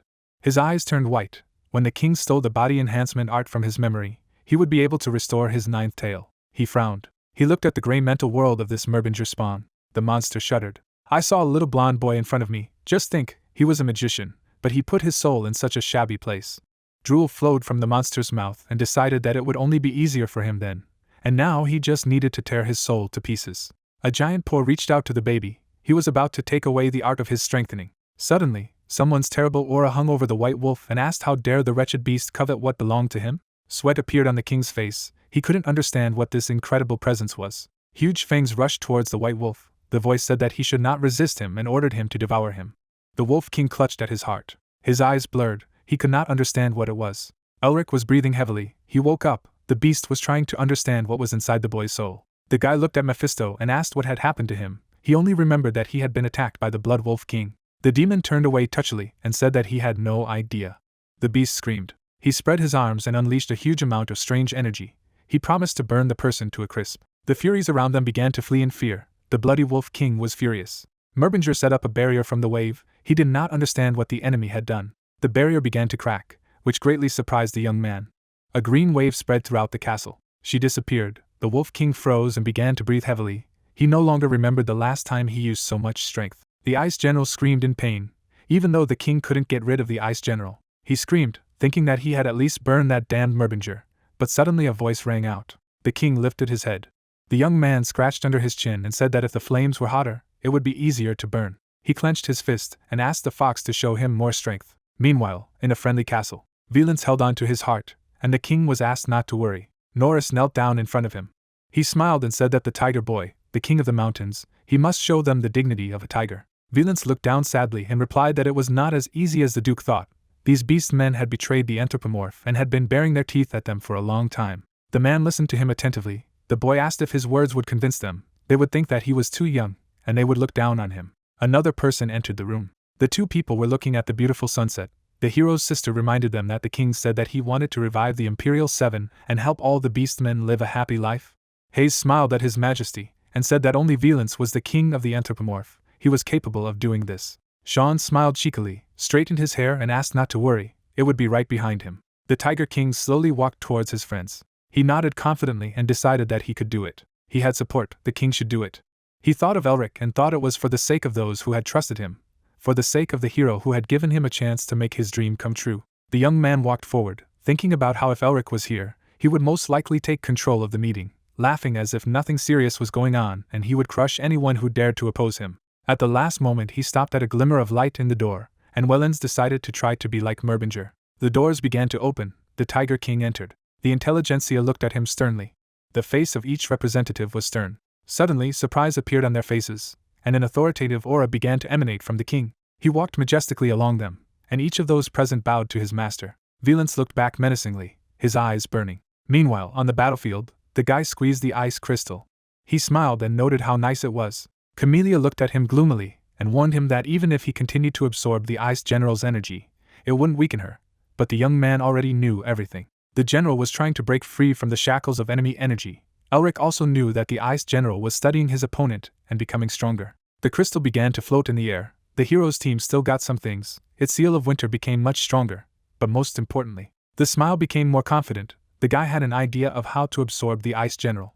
He flew up to the screaming woman. He turned to the fox and noticed that he seemed to be exhausted. So why didn't he give up? The Wolf King looked at him angrily. He couldn't understand why he had to deal with the Merbingers again, if they didn't exist. His soul turned to memories when he died in a dark and cold place, after his tribe rejected him. He met someone using a mysterious force. It was an old hermit beast. The Wolf King had been trained by him for centuries. He was able to gain strength that was incomparable to any opponent. He was able to gather an army under his banners and tried to become king. He wanted to go beyond the black snowy field and bring the empire to its knees, but a huge wall appeared in his way. And this wall was called Merbinger. The hero's grandfather was hanging in the air. He was looking at the animal army. He was forced to ask them to return. He asked them to just leave and then no one would get hurt. The fox pointed at the magician and told him to overcome this wall. He was trying to get rid of that arrogant man, however. They met a miserable end. He lost his tails and the army. Despite this, the fox did not give up and gathered a new army. But this time another idiot stood in his way. The idiot who was more in line with his ideals than himself was the Tiger King Yell who had defeated the Bloody King. The fox, all exhausted, went into the wasteland. He did not understand why he could not do it. He beat the ground and asked why he was doomed to lose so pathetically to mere mortals. He knew that he needed more strength. His eyes were burning madly. He wanted a power that no one could get. And then he threw away everything he had learned for centuries and became fascinated by the forbidden power. He entered the territory of the demons they feared so much.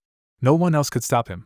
But why do people get in his way again? The only thing in his head was that the name Merbinger was pronounced. The king shouted and asked why he was constantly in his way. Elric bent under the weight of the pressure. The monster screamed that he would not forgive the Merbingers. A red aura burned around the monster. His pupils narrowed to red dots in the darkness. The fox promised to kill the hero, but at that moment, he used a cutting spell. All of the monster's tails were cut off by a single attack. Blood flowed from the beast's eyes. It shouted no. Elric jumped on his head and suggested that he had always had an ill-fated relationship with his family. He offered to end it here. The young man attacked. With the help of the ELD element, a powerful explosion was created. The Blood King fell to the ground and was covered in ice. Smoke was everywhere, and shards of ice were still falling. The mage landed on the ground. The beast barely moved, growled and cursed. His eyes began to roll back slowly. He said that this was not the end. But that's exactly how the Bloody King died. Elric nodded curtly. He didn't think there was anything else. He turned around. The Ice General continued to scream and thrash. The hero said that he was just going to take care of her, so she didn't need to rush him. He smiled and said that she drives. Kalia and Mephisto watched in shame as the mage played with the Ice General. The demon folded his hands on his chest and assumed that the hero had seen something. The fairy did not understand what he meant. The demon said that the owner had already said something similar before. After absorbing the seal, he sees memories that help him understand the owner of the seal. Most likely, Elric saw something after absorbing the Ice General's power. Camellia remembered how a similar thing had happened between her and the young man. She looked at Elric and asked in her mind if he had seen the memories of the Ice General. However, this giant is a mystery that is impossible to comprehend. Even a fairy cannot understand the Ice General. She wondered if the guy would be able to do it. He asked why the giant was so afraid of him. He thought that she wanted to play with him. The general gritted her teeth. At first Elric thought that the Ice General was just the body of the goddess Camellia, filled with evil intentions. The guy looked at the crystal. The memories of the Ice General that came with this fragment were completely different from what he expected. His eye reflected the silhouette of a woman, curled up in a ball. It was a lonely child. She wasn't hostile to humans from the beginning. She, born as an Ice General because of the demon god, was full of curiosity like a newborn. But it didn't take long before curiosity turned into hostility. The beast men were afraid of her, freezing from her cold. They chased her away with sticks and stones and told her never to come again. However, the Ice General just wanted to play with them. Play with children running on a field of black snow. Laughing, socializing and eating with them, she hid behind a tree and wanted to hunt monsters with them, run through the forests, and play in the water. Her wishes were simple as she approached them, but the beast men drew their weapons to defend their homes. The monsters also ran away, frightened by the strength of the Ice General. Even the trees were devoured by darkness. The river froze and stopped flowing. The damn girl just wanted to have friends, but she froze everything around her without wanting to. She, who had no parents or friends, didn't know how to make friends with anyone. Because it wasn't long since she was born, she didn't know anything, and in the end she ruined everything. That's why she thought that the world itself was against her and wanted everyone around her to suffer like herself. That's how she became a real monster, full of hostility. However, there was one desire in her heart. Nothing serious. The first children she saw after she was born, a game that they played with such pleasure. She looked at it with admiration and wanted to play it. She shivered at the suggestion now, even if it was unintentional. The way he had brought her to the lands of the Furies reminded her of a game of catch-up. Elric smiled warmly, even if it looked like she was furious from the outside. After absorbing the fragment, he felt that inside she was enjoying the chase, which was why he planned to continue playing with her. The hero pointed to himself, smiled, and now, since she couldn't catch him, now it's his turn to be water. The Ice General looked at him in surprise. The guy said that she could start running. Elric touched the ground and released mana. He warned that if he blurted it out, he showed a fragment, and said that then she would lose. The general gritted her teeth and turned around. She immediately ran away. The familiars followed their master. Mephisto couldn't believe that she wanted to play such a game. It was too primitive. As Elric tried to reach out to the cursed girl, Camellia remarked, who would have thought that saving the Temple of Flowers and Fields, something she couldn't handle for so long, would just have to play a game. The fairy looked down sadly. Maybe this decision should be obvious. After all, the general was born from her shortcomings. After all, she remembered herself in the past. Most likely she was lonely just like her. The general must have felt incredibly lonely, just like winter. The wind ruffled the mistress's hair. The Ice General was smiling. Most likely Elric had become her friend, relieving her loneliness. The guy shared the fun with the giant and smiled. He looked at the ice fragment and said that the girl was running away from it quite well. With the help of magic, he reduced its size. Now the Ice General was the same height as him. It began to decrease even less. The bandages began to fly off her body. So Merbinger touched the little girl's shoulder and said that he had caught her. Her crumpled black hair turned soft and pink, and the wind picked it up. The happy girl turned to face the magician. She smiled broadly and disappeared into space. The pink light began to drift towards the heavens, and the voice said that she was having fun. A hand reached out after the light, clutching the ice crystal. The guy froze and ordered him to dissipate. A pink light surrounded him with his head. The scent of flowers absorbed into the ice crystal rode the winter winds and dissipated everywhere. The aroma flew through the cities in a field of black snow, driving away the darkness that has filled the world, melting the frozen earth and awakening the sleeping life. And while the air is still cool, the wind feels refreshing, a feeling of rejuvenation that eases the stuffiness that everyone has felt for a long time. Camellia looked around with tears in her eyes. It was the spring frosts that told the people that winter was gone, and soon it would be replaced by spring. The fairy looked at the flowering meadows with flowers around, and said that spring had come. Meanwhile, the Tiger King and the Prime Minister went down to the ruins. They said that the Fury tribe had fallen. The young man and the man looked at the dawn. Valence heard that the Ice General had been defeated. It was so strange to see all this live. The man smiled. It all seemed incredible to him. In just one night their long-awaited dream came true. Norris looked at the young master, and said that what would happen next was more important. Even if the Fury tribe fell, rebuilding the Tiger King's family and uniting the snowy field wouldn't be an easy task. The young man looked at him happily and agreed. Now he needed to be collected more than ever. At that moment, the fairies flew over his head, rejoicing in the spring. They pointed to the side and asked the young king to take a look. Elric walked towards them through the ruins and smiled. Fakes began to circle in front of his face and ask how the hero did it. The guy shrugged his shoulders and said that all thanks to the floral aromas that they gave him. There was nothing better than them to drive away the winter. Anear thought for a moment and asked what the guy meant. Her girlfriend also did not understand what he said. Camellia folded her arms over her chest and looked at them sternly. She explained that Elric had simply said that everything had gone well thanks to all of them. If that was hard to understand, then let them just accept his gratitude. The fairies immediately began to dance in a circle, rejoicing that they had chased away the winter. Meanwhile, the magician approached His Majesty and asked how everything went for them. Valence put his hand on his chest and told them that they had been able to convince them thanks to Elric. Merbinger nodded cheerfully, even though he had arranged a meeting, but it was the king who had convinced them. Norris looked at the mage carefully when he saw their leader negotiating with the leaders of the Fury tribe, as if he saw Elric in his place. He clenched his fist tightly, thought that the person admired by the Mountain King, he was born with qualities worthy of a king, and the actions of the Merbinger family would definitely affect the future of their continent. The Duke became even more serious. He knew that they had to team up with the hero no matter what. Dust was wafting among the ruins after the battle. 2 guards guarded the corpse of the Blood King. They still couldn't believe that he was dead. It seemed that the person known as Merbinger was incredibly strong. Black shadows crept up on the men from behind. They took shape and pierced the guards, the voice saying that he knew it was him. Azazel appeared on the scene of the slaying. He looked angrily ahead. He was barely able to maintain his physical body, stealing the life force of his subordinates. But when he arrived here, the Blood King and the Ice General had already been defeated. He looked at the dead body. They had put a decade of labor into the Blood King to get their hands on the Ice General. If only that fox united the Beastmen. The Devil's hand clenched. He thought that it would be a matter of time before he got the North Wind and Winter marks. The villains silently looked up at the sky. They should have gotten rid of that Merbinger when he was sick with a plaguing disease. They had to leave no ashes from their family.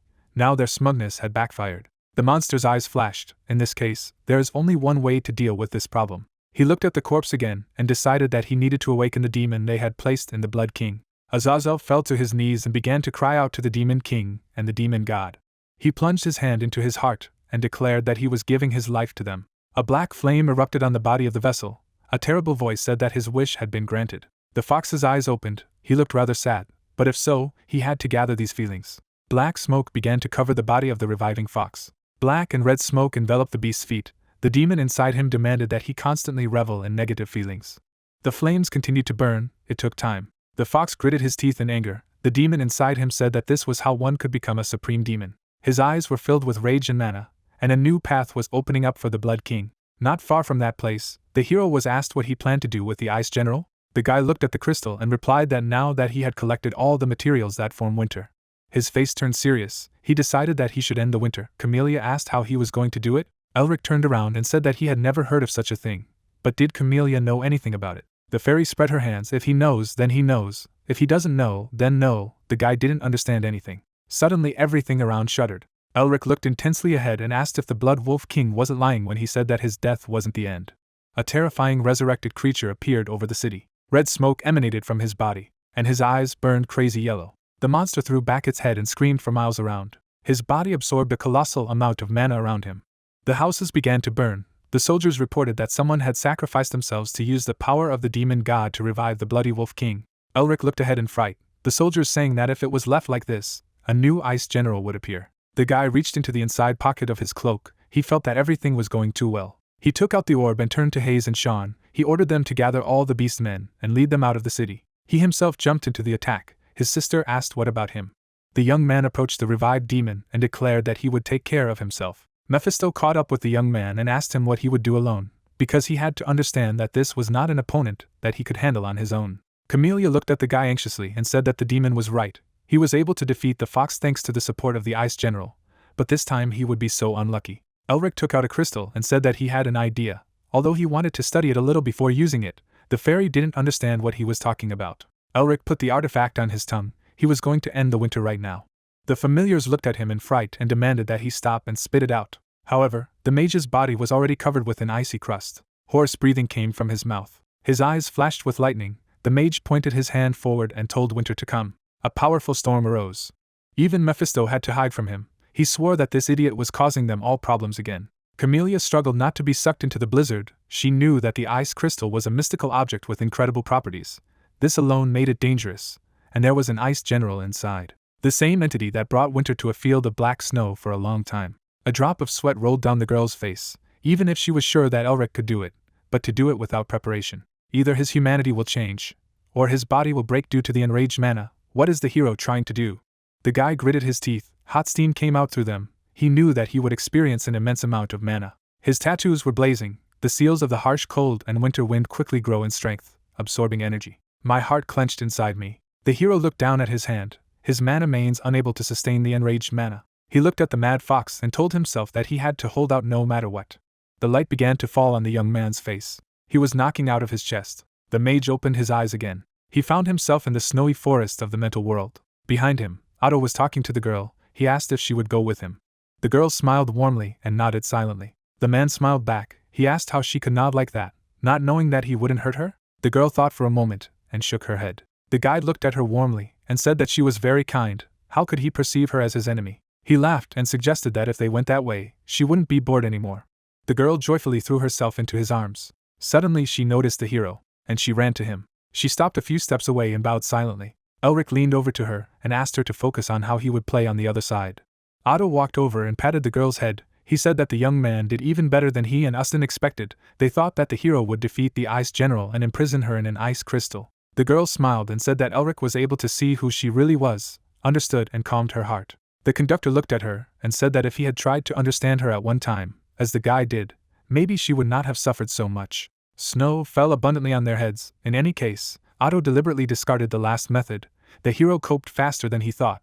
The young man reminded that it was time to give him winter. The hero folded his arms in displeasure. The man said that in order to reach the season, he needed to move on. The hero had to continue learning, study the seasons gradually one by one. The guy was indignant that he had done so much, but he still refused to give up the winter. Otto scratched his beard and made a clarification. He did not say that he would not give it up. He said that the hero was not worthy of possessing winter. He would give it to him at the right time, so let him wait. Elric grinned and asked the girl to come up to him, because this man was bad. The girl immediately headed in his direction. The hero took her by the hand. He decided that the guide was trying to do something, taking her with him, but he would not do this without his permission. Otto sighed and shook his head. It seemed that Merbinger was jumping higher and higher than his head every day. How did their kind come to such a point? Elric smiled. He didn't think he should say such a thing, since he was only thinking about how to mock his descendant, whether he would give him the winter or not. The ancestor stared at him. Even though he was joking about winter, owning it wouldn't do anything for the young man yet. He needed to build a stronger foundation. Elric laughed embarrassedly. He would have liked to do that too. However, the situation outside is far from pleasant. Camellia turned magic on him and screamed that he had to wake up immediately. The demon fox was already running at them to kill them. The hero ran his finger along his neck and cheerfully said that, otherwise his head would be blown off. Otto sighed heavily and asked how he could say such a thing to his ancestor. He pointed his hand at him and said that as soon as the situation outside returned to normal, he would have to look into his private residence. The guy clutched the winter in his hand. Otto explained that all the materials for creating a real winter were collected there. The hero in the real world continued to hang unconscious. Camellia called to him and asked him to wake up quickly. She directed all her strength at him and told him to open his eyes. With her attack, she made a hole in the monster's palm. Meanwhile, the hero's tattoos were filled with winter. Winter would find him in a terrible and heartless form. The ancestor hoped that his descendant would not be devoured by demons. New symbols have appeared on the skin. The fist clenched, absorbing all the light. There was a flash, and the prey disappeared. Elric hung epically in the air, his eyes glowing green. Mephisto laughed nervously. Even if Otto helped him, you just need to think how quickly the guy absorbed the seal of the general's level. Merbinger's talent is simply monstrous. The fox opened its mouth and released streams of red destructive mana. The young man pointed his hand at him and ordered the seals to be broken. The giant beast approached him almost closely. Camellia looked intensely ahead, noting that Elric had indeed received winter and was now in free control of it. The bloody king struck with his claws. The hero's counterattack pierced him with ice spikes. With difficulty, the guy raised his hand and smiled. The power of his magic is now on a completely different level, which means what it is like when the elements that create winter are combined. He looked at the seal of winter. The monster began to break the ice to free his body. His wounds were already beginning to heal. Breaking free, the Blood King screamed again. The mage looked at him and called him too noisy. He looked seriously ahead and ordered the seals to shut this mouth. Ice chains bound the fox's muzzle. The hero grinned, put his hands on his belt and said, "At last, silence fell." The guy waved his hand and ordered the monster to be tied up. Chains enveloped the demon. He howled and tried to break free. Elric jumped to his head and said that the time had come. He hit and shouted that it was time to stop. At this moment, the fox broke the chains with its mouth and began to form a shot of mana. Elric shielded himself from the attack with his hands and noted that the opponent had become even stronger. He set up a barrier that began to absorb mana. It was an energy that even the seal of winter could not stop. The young man's eyes flashed green. He looked at the monster and realized that it was absorbing the demonic energy spread in the air and becoming stronger. To kill it, the hero must destroy the red core, but it is difficult to even get close due to the fire around it. Through the bloody smoke, the fox's monstrous gaze appeared. The guy heard his voice in his head. He repeated the phrase that he would kill him. Elric frowned, a drop of sweat rolling down his face. If he left him like this, then a new demon king might appear. He clenched his fist tightly. If the fox opened up even a little, he could try to do something. But he didn't see anything. Then the spirit of the seal asked if he needed help. The hero smirked nervously and suggested that the spirit wanted to eat the demon completely. He laughed and asked if the owner was really so persistent in his desire not to ask for help. He really developed a sense of pride. He bared his blue fangs. He wanted to eat it. He rushed forward and said that he had no reason to refuse the meal. Above the fox's head, an even larger monster from the seal appeared. He immediately bit off the monster's head. The king regenerated, the spirit of the seal then clutching at his neck. Now that Hull had nailed him to the ground, he had a chance. Elric looked ahead frightened. He knew that half measures would not do. He jumped forward. Now even if he had to use all his mana, he had to finish him off with one blow. He uses the final revelation that the Tiger King taught him. The hero's eyes flashed yellow. A warm light surrounded everything around. The guy used the art of body enhancement, and a technique called 1,000 tiger cuts. A bunch of blows hit the enemy. His flesh was torn into pieces, and the fire in his eyes began to go out. But suddenly, the bloody king opened his eyes wide and the fire flared up with renewed vigor. The hero flew to the side and smiled. Everything worked. The mana fire on his heart began to fade. Elric clutched his chest and writhed in pain. After that, he lost strength and began to fall. Meanwhile, Hull and Lys continued to fight. The guy understood that if he missed this chance, there would be no second one. His seal lit up. The hero hugged himself. He didn't understand what kind of strange reaction of Mephisto's demonic energy. It didn't react when he absorbed the low-rank seal. The demon appeared beside him and looked ahead. He thought that the remnants of his dragon heart, which had been suppressed by the energy of this cursed Shinnike, were reacting to the demonic energy absorbed by the low-rank seal. What he has now. In flight, he pointed his hand at the enemy and told him that he hoped they would not meet again. He clenched his fist and ordered to be crushed. The Blood King's core cracked. It was torn to pieces and a bright flash broke out from the energy that was stored inside. A powerful beam shot high into the sky, and a powerful explosion rang out in the middle of the city. The survivors turned around in shock. Valence stared intently at the flash on the horizon. He shielded himself with his hand from the bright light. His eyes flashed. He thought that spring had finally returned, but if this hot wind spread, it would spread to the snow field. A drought will hit, and it will become too hot for life there. Norris took the form of a wolf and ordered the royal guards to protect his majesty. A bloody tornado appeared on the horizon. The beast men stared in horror at the approaching hot tornado. The Duke frowned. He knew that they couldn't stop this hot wind on their own. Sweat was dripping from under his sleeves. In times like this, you regret not being able to use magic. They are in such a situation only because the beast men gave up civilization because of their own arrogance. However, as long as their king lives, the beast men can rise again. Norris waved his hands and demanded to protect the king even if they were burned alive. The entire sky was filled with blood mana and white lightning. The white light dispersed the red mana in a few moments. A mage landed on the ground. Augustus walked calmly on the dry ground and said that they could have left it to him from the beginning. Before that, he had discussed this matter with his disciple. He asked if he didn't want him to help. Elric put his hands on his belt and said yes, he couldn't rely on his help all the time. The old man asked what was the problem with that. The hero looked at the starry sky and replied that the fact that he was his disciple, he was also a patriarch who ruled his house. No one would follow a patriarch who was unable to do anything on his own. Merbinger's face became serious. He decided that he would follow any path that stood in front of him, just like his grandfather, even if he was dangerous, so that his house and the whole world would shine. This was the fate of the Merbingers bestowed upon him. August looked at him intently, and asked if the young man really meant that his master should watch him die. Elric laughed and retorted that this would not happen. He would not die. He asked to protect the king of Valence and the Entramorph for his sake, because they meant a lot to him. The teacher looked to the side thoughtfully. He frowned and said that as a teacher, his task. He called out to the beast man behind him. He asked if he had met Ustin before. He looked forward and told him to take a good look. Mana began to swirl around him. His eye flashed. The old man asked which of them was a more dangerous mage. Neuros looked at the old man in fright. Right now, his hand was trembling. He could feel the overwhelming force emanating from him. How strong was he? August raised his leg, and he took a step so powerful that the energy splashed out for many meters around. If the darkness of the Ice General was embodied in a blizzard blocking the light, then this one simply sucks in all the light. Augustus continued his march, the White Knight, the horror that devoured not only death, but also his very existence. From the noise and bright light, many beastmen began to fall to the ground and clutch their ears. The feeling of powerlessness that arises when faced with such a catastrophe is something that no one in the world would think that this power belongs to man. Space began to crack. The light went out, replaced by a beautiful sunset. The beastmen looked ahead in fright and asked what it was. The flames were completely extinguished.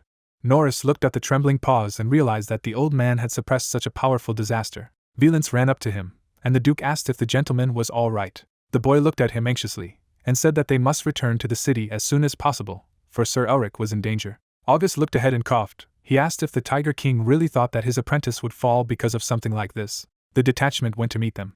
Valence looked at them with tears in his eyes and smiled. Elric walked at the head of the group, safe and sound. He looked wearily at the Tiger King. The boy waved his paw at him. The magician smiled and waved his hand in response. He wanted to say something, but his eyes bulged and he fell. Isabelle caught him. Sean ran up and looked at him in fear. Elric fell asleep. His friend stood up and nervously ran through his hair and said that his comrade was good at frightening him. Afternoon, meanwhile. It was going to night, and thus the chaos in the black snow-covered field was stopped. Elric slept under a tree in the middle of the flowering meadows. He woke up and looked wearily ahead. In front of him, he saw a smiling girl. She sat between his legs and smiled. The guy asked if she was here to say goodbye. The girl smiled and nodded silently. The mage smiled warmly back at her. He patted her on the head, asked her to have a good time and play when he was gone, and it was not worth it to harm anyone. The hero was calmly silent, even if he does not know where she will go, but wherever she goes, he hopes that she will not be offended, and that nothing but happiness awaits her there. The general smiled gratefully with her eyes closed. She stood up slowly. The wind played with her hair. She asked if the guy would play with her again. The young man's eyes widened in surprise. He smiled mischievously and said, "Of course." The ice general laughed embarrassedly in gratitude. Petals from the fields flew across the beautiful sky and flew into the bedroom through the open balcony door. One of the petals fell on the guy's cheek. He opened his eyes leisurely, sat up abruptly and asked himself, how long had he been passed out? The hero looked at the one who was with him in the room. Valence smiled warmly at him, and the lad asked how long the king had been sitting here. Tiger said that Camellia had warned him that he would wake up soon, so he had recently come here. Valence silently handed the book to the magician. He looked at her in surprise and asked what it was. He said that he had already received the research that the king should give him. The boy explained that it was a diary left by the Tiger King Yule. Merbinger looked warily at the master and said that this diary is quite important for the tiger family, so why is he giving it to him? Welland said that he accidentally found it when he was exploring the library and he found something curious in the diary. He thought that Elric would also benefit from reading this. He left the paper as a bookmark. He asked him to read it. He began to peer attentively. On the 14th of February, Yul discovered an interesting man and brought him to the tribe. This man claimed that he had been raised by an unknown beast man in his youth, and he knew the art of body enhancement. On the 16th of February, he wasn't sure if a person would be able to quickly adapt to the tribe. However, in a short time, he had become one of them, showing that he was unnecessarily worried. On the 17th of February, he was wondering if they should settle down.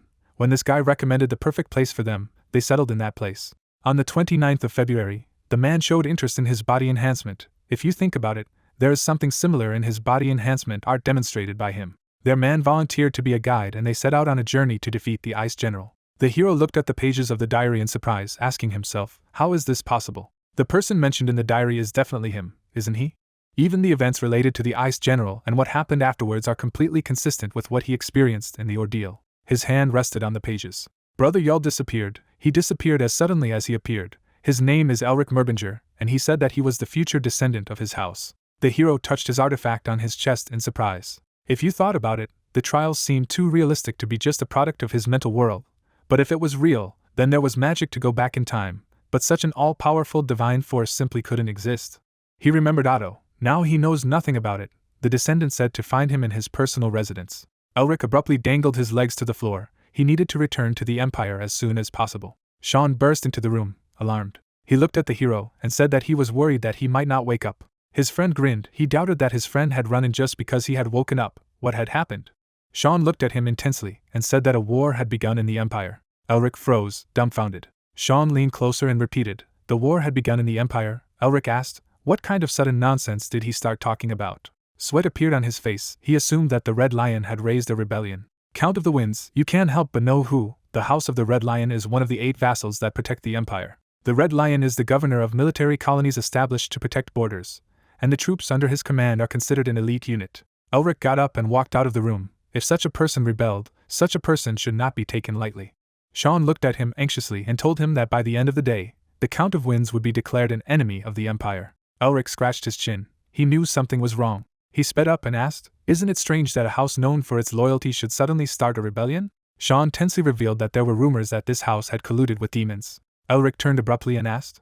The friend frowned and said that what was even stranger was that the Crown Prince was leading this whole situation. The hero smiled. The Crown Prince who was chasing Grigori stands at the forefront of what is happening. It doesn't just smell, but stinks all the way to heaven. The friends went on. They had to hurry. They had to return to the Empire immediately. The beastmen came out to see them off. Valence looked sadly at his feet. Compared to what the hero had done for them, they did not have time to do him any good. The mage sat down and shook the king's paw. He asked if he really thought he had to. The young man smiled and asked the young man to become a great king. He will wait patiently, so let him pay back this debt with interest. A blush popped up on the boy's cheeks. The guest said goodbye. The Tiger King nodded and promised to become a great king and would always be by his side. Would that be enough? Elric laughed and said it was a wise decision. The fairies arrived. They did not know that the guests were already leaving. The girls looked sadly at the hero and asked to stay and play with them a little longer. They clung to him and continued to beg, asking why he was leaving them so quickly. Camellia flew up to them and demanded to maintain decency. She looked at the mage seriously and fell silent. Elric smiled at her and told her that he had planned to drop by the temple before leaving. The girl grinned and noticed that the guy seemed to be in a hurry, so she wouldn't detain him. She looked at him deeply and nodded curtly. She turned around and warned that the path that the hero would soon embark on would not be easy. Elric bowed to the fairy and asked if the path was not too easy. The fairy looked at him knowingly. The hero came to the north on orders and received much more than he expected. Everyone got into the carriage. Merbinger laughed and waved goodbye. Restore your family's name and get the ruler of Black Snow as an ally. What other combat force can compare to this? The guy smiled and adjusted his locket. All this legacy left by his grandfather and ancestors. The carriage set off, and Elric thought that he should appreciate and multiply this heritage. A smiling camellia flew by the window. Elric smiled at her. He continued to think of his duty as head of the house. The demon leader at the time was listening to apologies from his subordinates. The demon, all frightened, stared at him. The leader told him to return immediately. As soon as they saw this, it would be necessary to destroy the sealed order. After that, the leader released dark energy, and with its help began to devour the guilty servant. Bloody chaos was going on in the entire hall. The leader ordered not to leave any traces. The letter in his hand began to burn. He needed to destroy all the evidence and return to the main base. Was the great mission finally beginning? The leader gritted his teeth. If it weren't for the intervention of that cursed Merbinger, they might have brought the northern winds and the winter blizzard to Lord Azazel. Though he had to retreat. A powerful aura began to emanate from the demon. The demon promised to meet them again. His eyes turned wild. He decided to personally bring his head to the Lord of Azazel. Meanwhile, on the Great Wall, Sean stretched out in the carriage, asked if they were leaving the place, and the coachman shouted to stop. The passengers in the carriage jumped out of their seats. Carl looked ahead uncomprehendingly. He was asked what was happening. He replied that the master had better see for himself. Sean and Elric went outside. The archers of the wall pointed crossbows at them, their captain shouting that if they did not obey, they would consider them intruders and would shoot.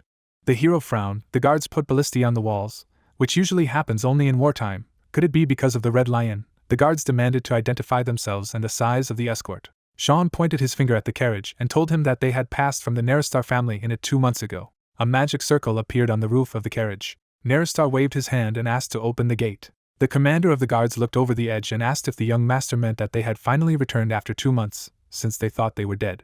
Sean could not stand it anymore and almost hysterically asked to open the gate. the commander gave the order. The large doors slowly swung open. Vanilla bowed to the gentleman. He asked for forgiveness for rudeness and the mistake made, to which Sean replied nothing terrible. He smiled and explained that seeing how responsibly they were protecting the imperial border, he, as a resident of the empire, felt only pride. The commander-in-chief laughed and said that the third son of the Neristar family had acknowledged their efforts. For the first time in his 30 years that he had spent here, he felt moved. Suddenly, the man thought for a moment, and noted that things were strange today. Such noble guests were arriving at such a distant place one after another. Sean looked at the old man in surprise and asked who had come here besides them. The lord sneered and said that the fourth prince was here now. Would they like to meet him? Sean and Elric looked at each other, dumbfounded. The two nodded silently to each other. There was no doubt that he had been waiting for them. The hero looked seriously ahead, asked himself, why else would such an important figure as the fourth prince come all the way here in such troubled times? The lord sat on the throne, and he looked thoughtfully ahead, waiting for the guests. What was he up to? The man tapped his finger on the gold jewelry while being told that he and Elric had had a special bond since childhood. Putting his hand to his chest, Rodeo remarked that if he tried to convince him, he was sure that he would lean to their side. Sitting on the throne, His Majesty looked thoughtfully at his interlocutor. Shifting his gaze to the floor, the guy thought about what he should do. The fourth Prince Cromwell put his chin to his hand. The blade of the sword shone brightly, and it turned out that he was a prodigy from the imperial family. This talent for swordsmanship was recognized by the Golden Lion and granted the title of Black Lion. The silhouettes of the three heroes could be seen in the shadows, and it became clear that he was one of the 3 stars that guided the empire, and it might be possible to gain the trust of the one who was already being called the future emperor. Leaning his head on the throne, the member of the royal family agreed and said that he would try to trust his subordinate. Bowing low, the young man thanked him from the bottom of his heart. Slyly furrowing his brows, the childhood friend of the main character realized that he would become the next head of the Franz house. Sitting in his chair, Sean asked if he was really going to meet him, even though he had always hated interfering in the affairs of the imperial family. Folding his fingers, Elric replied that he had decided to stop worrying. Raising an eyebrow indignantly, the third son of the Neristar family asked if this bastard was up to something again. Lowering his eyelids, the main character explained that this was not the case at all, and that he simply realized that he could no longer sit and do nothing, after which he added that he decided to restore his house. The young man lowered his jaw and asked if he would use the fourth prince to climb back to the top. Leaning his elbows on a chair, the sorcerer said that this would be decided after meeting him. Closing his eyes, his comrade breathed a sigh of relief and assumed that this meant that he was planning to fly to the battlefield again. The protagonist grinned slyly and said in his mind that, as Sean had said, if he wanted to rebuild the house, play a significant role in the country, or help one of the princes sit on the throne, then this was one of the fastest ways. Behind the sorcerer, the silhouettes of 2 members of the imperial families could be seen, and he thought that since he had already distanced himself from the crown prince, the fourth prince might prove to be a valuable ally. Suddenly, the door began to open slowly. Herman entered the room and asked if they were looking for him. Sitting in his chair, Elric said that he had been waiting for him. Squinting his eyes, the head of the Vile clan admitted that he had hoped that he would return to continue his swordsmanship lessons, and then added that judging by the atmosphere, that was not the case. Closing his eyes, the main character noticed that he would ask for it again, but not this time, and then asked the man to sit down. Resting his palm on the table, the warrior asked why he wanted to see him, to which he replied that he wanted to ask him something. Stretching out his hand, the Duke of the Shining Star asked what the Black Lion was like, and his interlocutor pondered. Holding his chin, the fencer said that he was very ambitious in public, after which he added that this is what they say about him, but from his own observations he can say that he is not like that. Stroking his beard with his finger, Herman declared that he was just a lion who was obsessed with swordsmanship and martial arts. Suddenly, the young man's pupils noticeably decreased in size from fright. Raising his hand, the head of the Vile clan noted that the sorcerer might or might not get along with him, but when he met him face to face, he would realize that he was not so bad after all, to which he thanked him, for with his help he had better understood how to treat him. Lowering his jaw, the man continued to speak. The protagonist closed his lips in bewilderment. Looking directly at his interlocutor, the swordsman noticed that his apprentice had changed since their last meeting. Floating in the air next to Elric, Mephistopheles said he felt eager to spar with him again, to which Elric replied that he still wanted to test his martial arts skills. Slyly smiling, the main character clarified whether his interlocutor would mind holding a friendly duel. Lowering his chin, Herman admitted that he hoped he would say this. After a while, the heroes moved to the space under the open sky. A large crowd of fighters in the same uniform stood on the ground. Lowering his jaw in displeasure, the sorcerer asked if his master had gathered these people here. Shifting his gaze to the side, the head of the Vile clan said that he did not understand what he was talking about. Squeezing his eyes shut, the Demon King noticed that he was as good a pretender as he was. A drop of sweat ran down the Duke of the Shining Star's cheek, and he said that they had only recently decided to have this sparring among themselves, so he didn't understand how the news of it had spread so quickly. Isabelle looked out from behind her father, and someone was heard saying that it was probably because of her. Folding his hands, the dark spirit revealed that she was definitely not an ordinary girl, as her political instincts and strategic mind were sharp, to which the protagonist replied that she was definitely something. The girl was standing opposite Elric, and at the same time, he revealed that she was able to demonstrate her border protection skills and raise the value before meeting the fourth prince. With his fingers wide apart in a fighting stance, the protagonist assumed that the swordsman and his daughter were going to give him wings so that he could fly higher. Grabbing the hilt of his sword with his fingers, Hermann advised him not to think that he would be given in for his own good, and then added that he should remain focused. The man's cloak flew in the wind. Suddenly, the heroes approached each other. Bright traces of numerous blows remained in the air. The crowd of warriors, looking at the powerful explosion, were surprised that they fought like this, even though they did not even use mana or aura. The fighter began to cover his face with his hand and clarified whether the head of the prestigious Magi family fought the Blue Lion with only his fists, and did not understand how this could be, when suddenly his comrade asked what they would do if the Magi could fight as well. Fragments of petrified earth flew in different directions. The sorcerer slid back from the power of the blow. The protagonist closed one eye when his opponent said that his movements had become much more accurate. Putting the weapon into the scabbard, Hermann noticed that there was still a lot of excess in them. Tilting his head down in exhaustion, the Duke of the Shining Star suggested that he would need many more of his lessons. Suddenly, the characters stared at the same point. Between the rows of fighters, the silhouette of the fourth prince appeared. Cromwell appeared, clapping his hands. Dropping his hands, the young man said in his thoughts that here was a member of the imperial family. The fencers who had previously fought each other bowed obediently to his majesty. Bright stars could be seen in the night sky. Elric walked confidently forward along the corridor of the castle. At the same moment, Rodeo appeared in front of him. Smiling broadly, the guy exclaimed that he and his friend had not seen each other for a long time. Frowning in displeasure, Mephistopheles clarified what kind of vile face it was, and whether the main character knew it, to which he replied that it was the rightful heir to the House of Franz. Squeezing his eyes shut, the king of Primordial Sin asked if this family was the famous Red Wall, and when he received a positive answer, he remarked that it meant that he was a traitor. Putting his hand aside, the interlocutor asked why his friend was silent. Raising his eyebrows, the young man said that the other side might be really awkward, since this was their first meeting in a long time. Grinning angrily, Rodeo reflected on the fact that he knew that he hated his house, but since the legacy of the Merbingers now belonged to his house, he could not consider them enemies. Elric's eyes were hidden in the shadows, and his childhood friend had noticed in his mind that they were no longer vassals of their lineage, but the leading faction in the imperial court, so he would not dare to go against them. With a sly grin, the guy decided that if his house offered to return the Medwinger's legacy, then he would have no choice but to join them. Wrapping his arms around the neck of the protagonist, the heir to the family, Franz, began to talk about how before he met the prince, they should discuss the legacy of his family, which is located near his house. The sorcerer told his interlocutor to remove his hand, when suddenly a drop of sweat appeared on his cheek. Furrowing his brows angrily, the Duke of the Shining Star repeated that he had told him to remove his hand.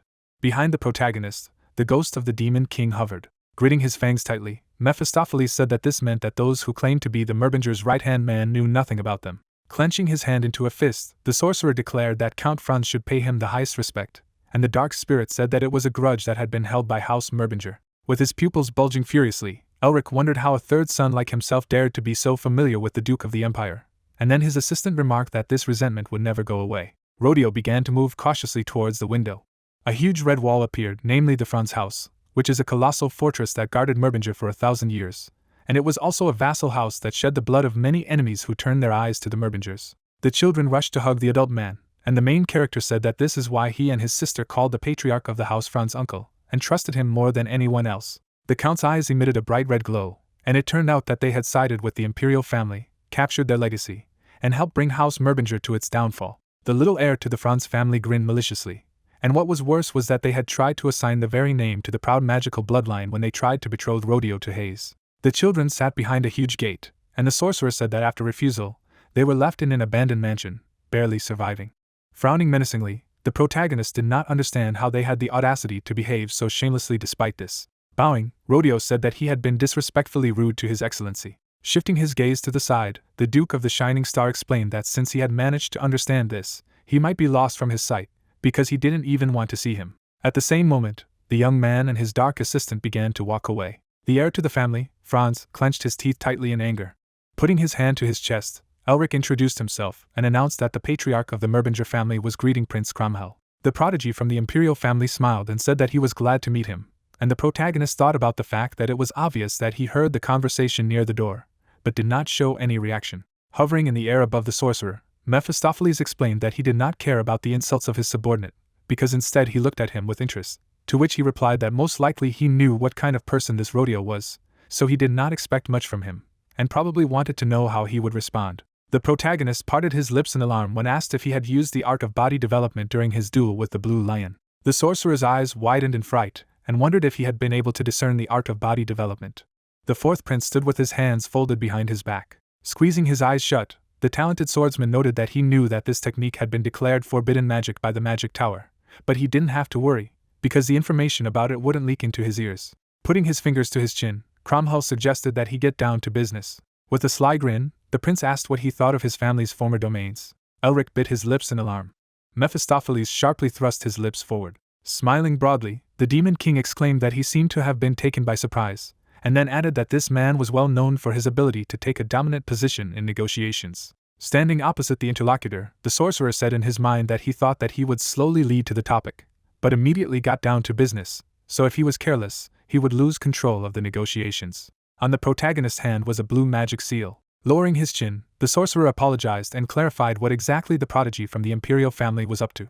Raising his palm, the guy said that he was a rather straightforward person and did not know how to speak to the point, and then added that if the patriarch of the Merbinger family promised him support, he would simply offer what he could return. Furrowing his brows angrily, Elric said that his family's domain had become a barren wasteland, where not even blades of grass could be found due to the demonic curse, and then asked what they could offer him for this. The servant Cromwell, covering his mouth with his hand, began to whisper something in his ear. In the eyes of the talented swordsman there was a gleam of light. Lowering his eyelids, the young man said that he felt that he had made a mistake, so he apologized.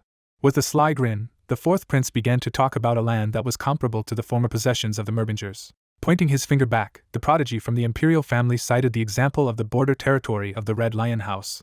A view of the luxurious estate opened, and the main character wondered if he was offered land that could be considered pure gold. And besides, he even said that he would deal with the dissatisfaction of the nobles allied to him, who would not like such a decision. Cromwell towered over the crowd of dukes, and the sorcerer remarked that not everyone would dare to do this.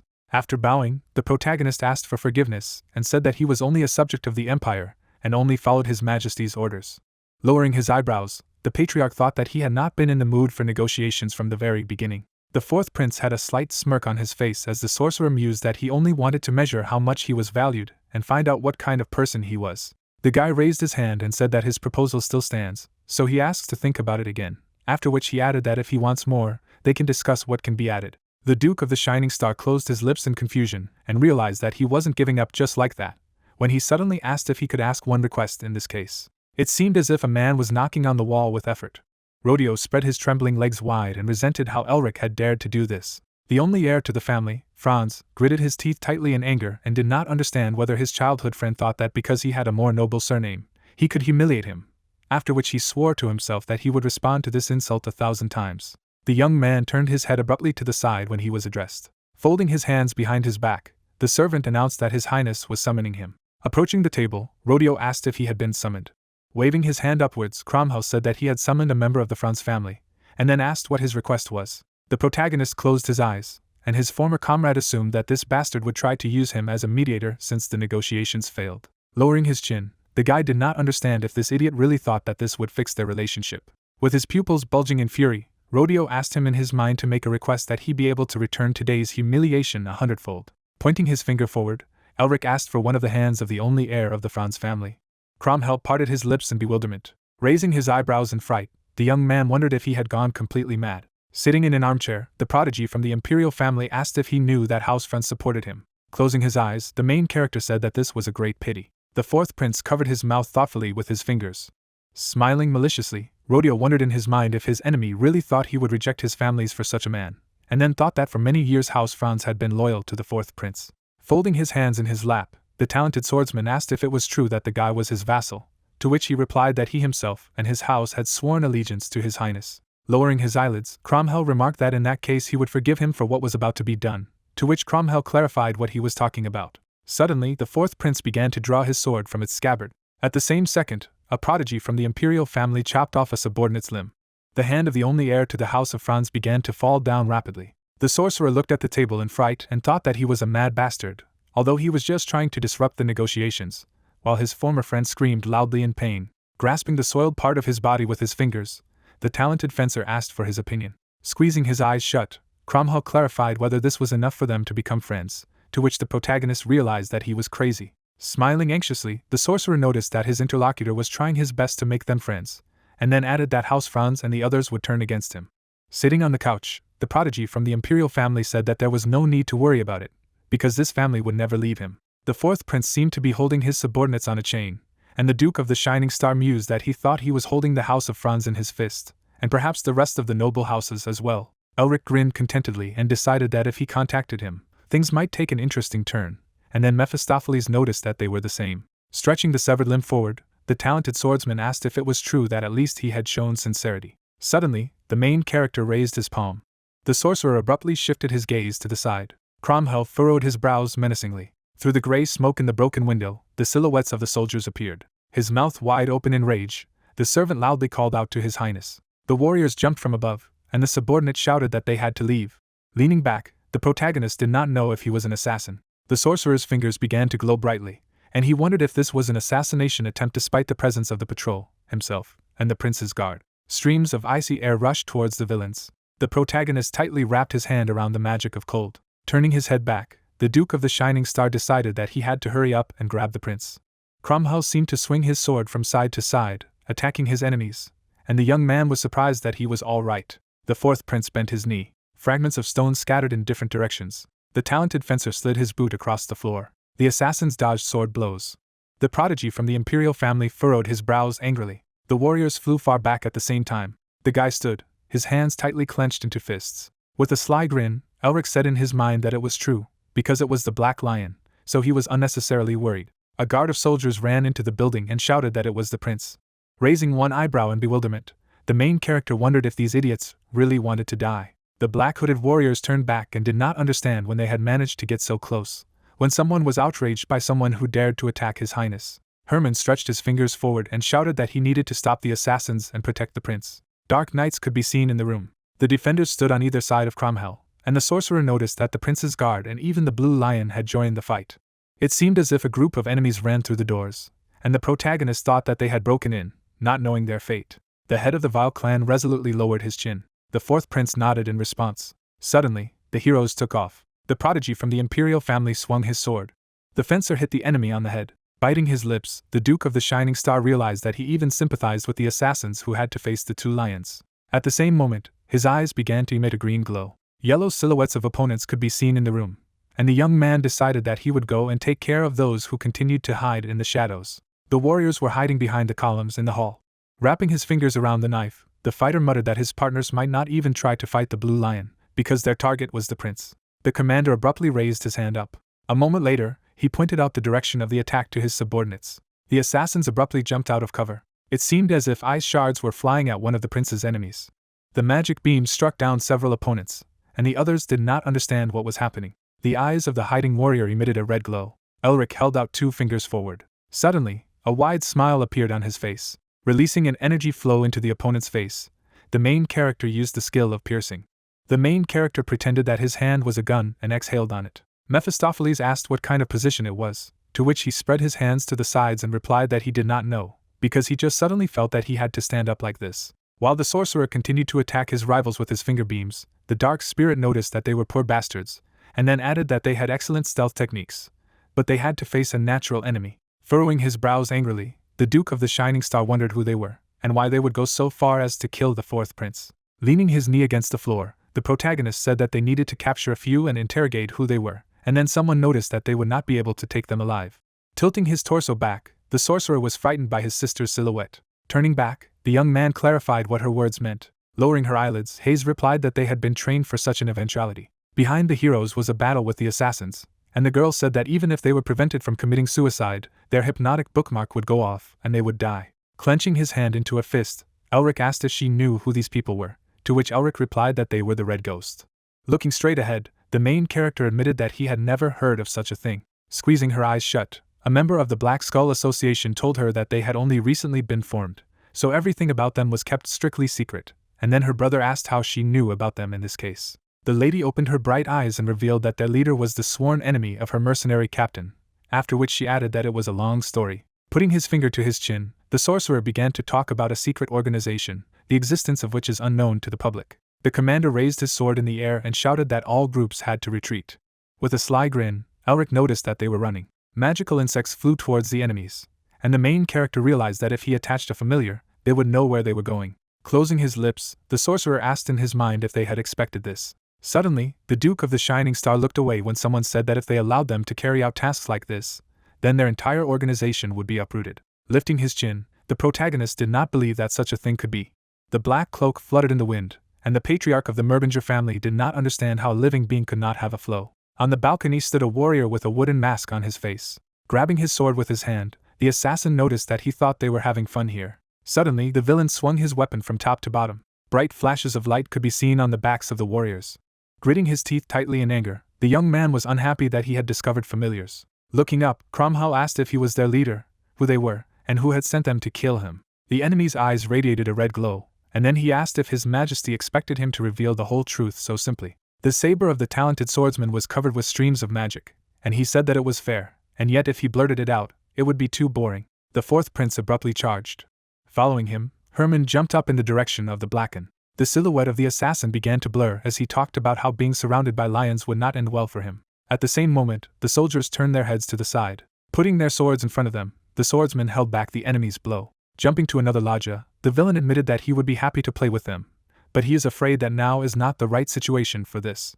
Putting his hand to his chest, the assassin announced that he was taking his leave. A moment later, the ice shards rushed towards the enemy, and Elric said that perhaps he had managed to break in. Waving his fist, the main character shouted that it would not be so easy to leave. Raising one leg, the sorcerer used the art of strengthening the body. Spreading his fingers wide, the Duke of the Shining Star inflicted thousands of tiger cuts.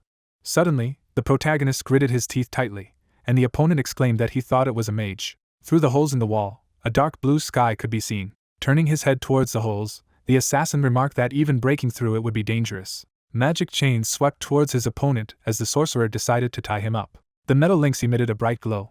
Slamming his fist on the iron shackles, the warrior said that he had not a second of peace. Suddenly, the villain decided to jump over the fence. Sharp ice arrows rushed towards the fighter as Elric used his piercing skill. With a circular blow, the enemy shot down the shells. Snowflakes flew near the stranger's head, and he began to laugh.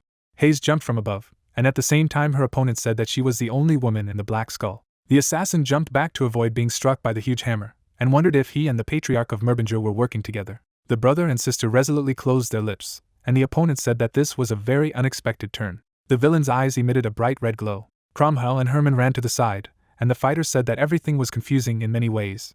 The heroes instantly surrounded the opponent from different sides. The wooden mask on the assassin's face was half hidden in the shadows, and then he said that he had no choice. Suddenly, a powerful explosion threw the swordsman back. Sliding his feet on the floor, the protagonist was surprised that he blocked a coordinated attack by 4 people. A stranger in a dark cloak lowered his sabers down. At the same second, his silhouette began to diverge into many copies. Biting his lips, Elric did not understand what was happening, because the air currents had changed. The swordsman stood around the opponent, while the protagonist thought that just a moment ago there was a light wind. But now the air is still and there is not a single breath of wind, as if it were a disembodied ghost. Bulging his pupils with anger, Herman told him to return. There was a trail of gray smoke on the floor. Cromwell gritted his teeth tightly. Hayes narrowed her eyes in alarm. A drop of sweat ran down the sorcerer's cheek. Shifting his gaze to the side, the Duke of the Shining Star wondered where he was. Looking at the yellow silhouettes of the people in the room, the protagonist exclaimed that not even his mind eye could detect him. Spart appeared to the side of the sorcerer, who did not understand why he was so stupid. At the same moment, a thin energy beam hit the young man's shoulder. The spirit of the villain appeared behind Elric and confessed that he was impressed that he had managed to dodge. After a moment, the silhouette of the assassin began to blur. Frowning angrily, the protagonist reflected on the fact that he had deviated on intuition alone. Gritting his teeth tightly in anger, the sorcerer thought that this was a curse, because without knowing its location, he would not be able to attack. The patriarch of the Merbinger family leaned his knee to the ground, and the opponent assumed that he was reading his footsteps. The knights from the guard stood behind the protagonist, and then the stranger clarified whether it was true that because of him the assassination attempt failed. Suddenly, a black liquid spilled out of the soldier's mouth. The sorcerer turned his head sharply to the side. Looking at their falling partner, the warriors did not understand what had happened. Invisible attacks pierced the bodies of the guardsmen, who began to scream loudly. On the guard's armor there was a drawing with the symbols of the kingdom. The knights surrounded Cromwell, and someone was heard telling them to protect His Highness. The guys confidently walked one after another, and their commander ordered the border guards to line up and tighten the encirclement. The fighters began to fall on their backs from the elusive attacks. Turning back, the protagonist called out to his sister and asked if she knew anything else about him. Folding his hands, Mephistopheles noticed that he was indeed a difficult opponent, because even he himself did not see him. Looking up, the guy thought about the ghost. Lowering his eyebrows, the Demon King asked if he had come up with something, to which he had said in his mind that it was. Suddenly, the Duke of the Shining Star crossed his arms over his chest. The space around him was enveloped in streams of icy wind, and then he realized that even if the enemy looked like a ghost, unlike the king of primordial sin, he was not. The knights covered their faces with their hands from the growing snowstorm. Looking at the shoe print in the snow, the wizard thought that if he had a physical body, he would definitely leave footprints. Cromwell was standing behind the defenders when one of his subordinates cried out that he saw his footprints. Spreading his arms to the sides, the assassin said that this was how they had been able to detect his movements. Abruptly rushing towards the fourth prince, the villain said that the result did not change because of this. Hovering in the air, the fighter grabbed the weapon with his hand. The young man waved his hand, causing the ice blocks to fly up. Streams of magic rushed through the air in the face of the assassin. At the same second, ice fragments flew in different directions. Turning his head back, the soldier noticed the patriarch again. The villain's eyes glowed a bright red glow, and then he said that he would have to deal with this Merbinger bastard first. Suddenly, Herman appeared behind him, indignant at how he dared to look away when he was next to him. Withdrawing his hand behind his back, the head of the vile clan shouted that he had now become evil. In the air between the opponents, there were traces of blows, and the assassin noticed that it would not be easy to fight the Blue Lion directly. Elric began to run up to the enemy, who thought that because of this man, he could not even use his stealth skills.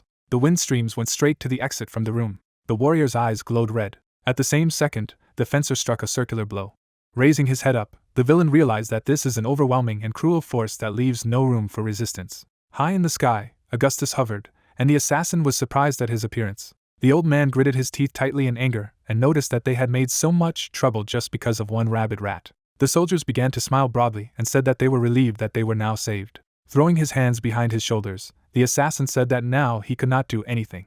Sneering slyly, the Duke of the Shining Star said in his mind that no matter how strong he was, he still wouldn't be able to act recklessly in front of his tutor. Putting his hand to his chest, the villain said that they had not seen each other for a long time. Hiding his fist behind his back, the killer called August a teacher. Hearing his words, the young man lowered his jaw in surprise.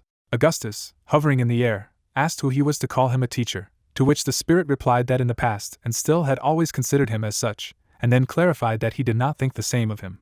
The old man, frowning seriously, said that he did not care about his ravings, and then asked him to disappear. Elric clenched his fists in displeasure, and at the same time the ghost said that he had been so desperately looking for an apprentice to whom he could pass on the skills, and finally found him, and also congratulated him. White Knight, spreading his fingers, said that he had already said that he was nobody, and at the same time asked that since he could not hear him normally, then he could cut out a couple more ears to improve his hearing. Raising his head, the sworn enemy of the mercenary captain announced that there was no need for this, and added that he was leaving. There were no eyes behind the elder's hair, and he remarked that he didn't even think about reappearing.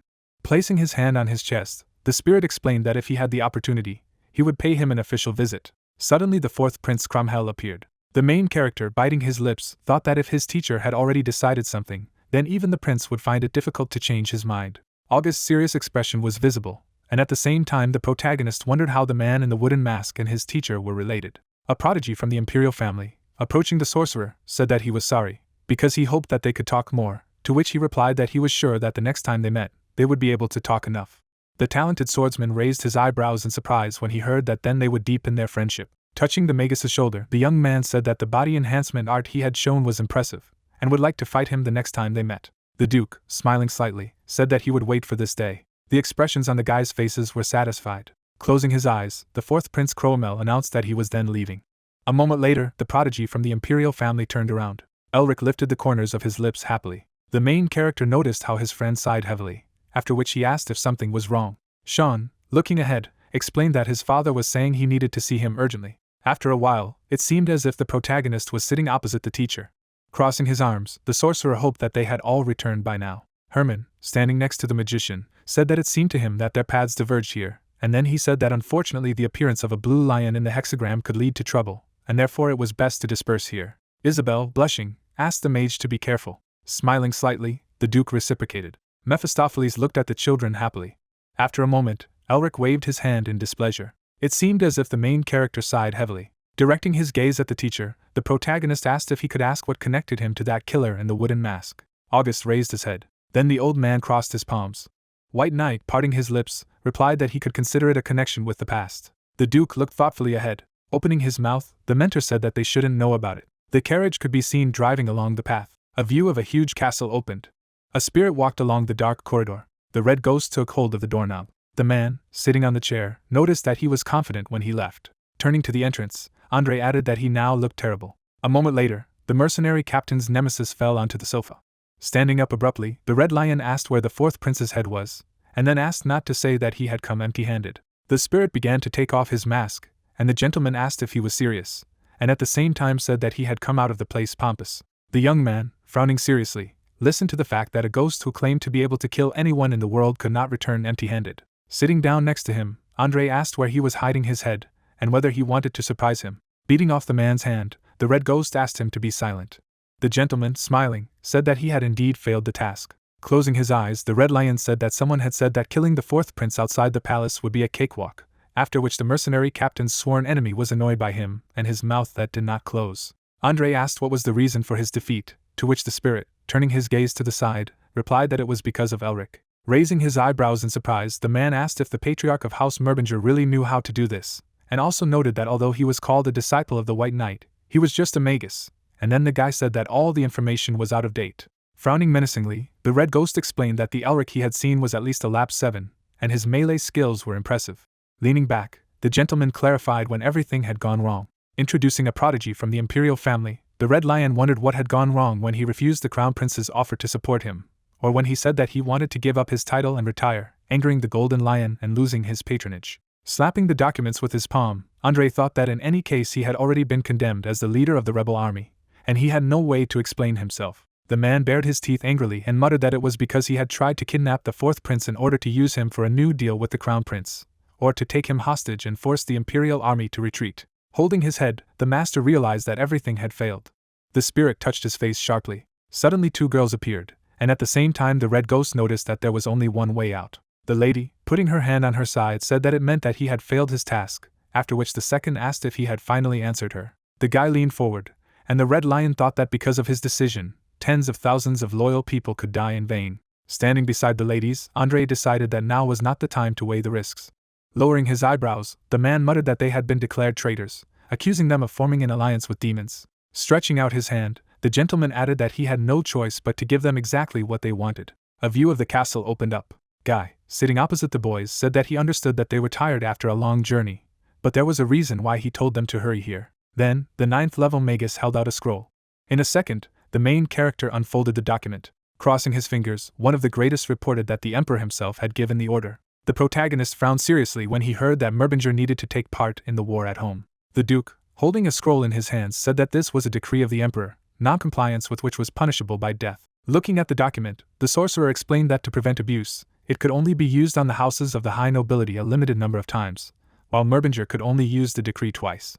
Squeezing the paper, the mage noticed that the imperial family had not used the decree of the Golden Seal for many centuries so as not to lose power over Merbinger, and then wondered if they had decided to use it now. Smiling, Elric thought that something was wrong here. Mephistopheles, crossing his arms, said that it was as if they had ordered a hole to be dug and jump into it themselves, and added that they were almost directly saying that they were going to harm them. Sean, standing up abruptly, shouted what kind of nonsense was this, because the Merbingers were not even vassals of Neristar. Lowering his eyebrows, the guy asked his father if he would let it down so easily. Gaius, looking ahead, asked his son to moderate his ardor. Sitting on the couch, the 9th level magus said that he also did not like the attitude of the imperial family towards their house, and also added that the imperial family could not be unaware of their pact with Merbinger. Parting his lips, one of the greatest asked if he wanted to shake the stability of his relationship with Merbinger, and then noted that this was possible. Frowning seriously, the man said that he knew one thing for sure, that it was too suspicious, and made him wonder if the emperor himself had signed the decree. The master said that the head of Merbinger also realized this, and at the same time asked what he planned to do, to which the main character, holding a scroll in his hands, replied that if he did not obey the decree, then they could get rid of him under the pretext of his disrespect for the empire, and if he complied, then he would be sent to the battlefield, where he could accidentally die. Smiling slyly, the protagonist explained that in any case, the imperial family had nothing to lose. After a while, the duke closed his eyes and laughed, and his friend asked how he could laugh at a time like this when he was heading straight for a trap. Holding his head, the sorcerer said that they would have gone to war in any case, after which he asked why he could not laugh. Looking ahead, the magician said that he was thinking about how to bury this bastard crown prince. Turning his gaze sideways, Elric informed the demon king that since the crown prince was also chasing Gregory, they could deal with 2 at once. Crossing his arms, Mephistopheles noticed that this was exactly what he was good at. Sean, standing behind the protagonist, explained that there was still a month until the deadline written in the decree, and then asked what he would do during this time, to which he said that there were 2 things he should do. The guy looked ahead in surprise when he heard that he would need his help. There was a view of the central office of the magical administration. The gentleman, being in a dark room, said that it was annoying. Holding the document in his hand, the guy said that he could not believe that there were idiots left who relied only on status. The young man could be seen sorting through the papers. Frowning maliciously, the gentleman called the name of the protagonist. The 3rd son of the Neristar family, sitting opposite his friend, asked him if he really needed this license right now, to which he was told that with a mage license, he could take an officer's position in the war. Sean, through the sweat on his face, clarified why he was so strained, because he would have been given an officer's authority anyway. Glada ahead, the Duke explained that if he did so, there would be restrictions, and there was another reason for that. Crossing his arms, the guy asked if he would voice her to him, and then the sorcerer apologized and said that she was connected with the family. Parting his lips, the young man asked if he was sure that he did not need to prepare, because this exam was not a joke. Smiling slightly, the mage countered with the question that he had forgotten that even though he was constantly failing his exams due to a blocking disease, he was always the best when it came to theory. Opening his mouth wide, Sean asked if he really thought that the mage license exams were the same as the student exam.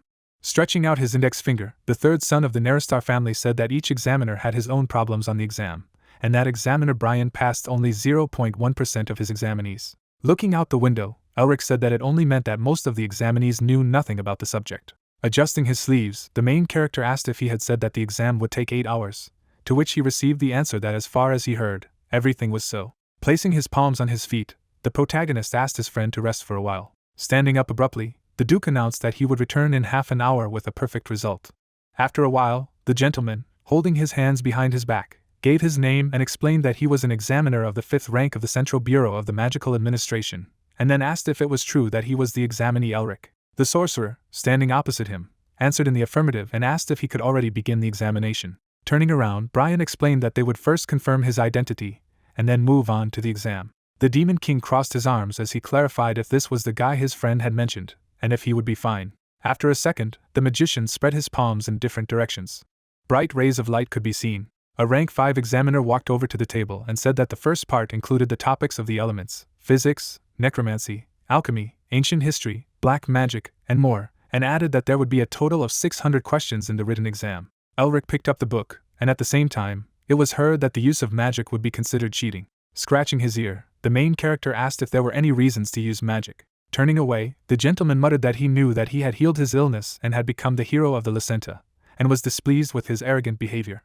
Biting his lips, Brian whispered that his application for the exam was only to stand out, and to restore the honor of his fallen family, so he shouldn't think he didn't see it. Turning his head, the 5th rank examiner said that he could start. After a moment, the protagonist opened the textbook. The guy standing next to the Duke thought that, as expected, he was writing some nonsense. Lowering his eyebrows, the gentleman noticed that even Tasha, who had achieved a perfect result, was thinking about the answers, not being sure of their correctness. Suddenly, the sorcerer, smiling, said that everything was ready. Picking up the book, Brian realized that 15 minutes had passed, and then wondered if he didn't want to show at least the slightest effort. Placing his hand on the textbook, the 5th rank examiner muttered that he had once respected Merbinger. Suddenly, the guy's ring lit up brightly. The number of correct answers appeared, and then the gentleman was very surprised by the perfect result. Through the sweat on his face, Brian couldn't understand how this was even possible. Looking at the inspector, Elric asked if he could proceed with the second part, to which he received a positive answer. Snapping his fingers, the 5th rank examiner remembered that he was the best in terms of theory at the academy. The master's assistant could be seen bringing an unusual artifact, and at the same time, he thought that it was obvious that he had just been learning the theory all along. Suddenly the guy grinned slyly. The young man placed the magic item on the table, and at the same time, Brian noticed that the second stage, the mana control test, could not be passed only by training. Smiling slightly, the inspector asked to put his hand on the crystal ball. A second later, the protagonist touched the artifact, and the 5th rank examiner whispered that the quantity and quality of controlled mana should exceed a certain standard, and therefore, even the most skilled magi failed at this stage. Suddenly, the protagonist was surrounded by a bright aura. The crystal ball began to crack.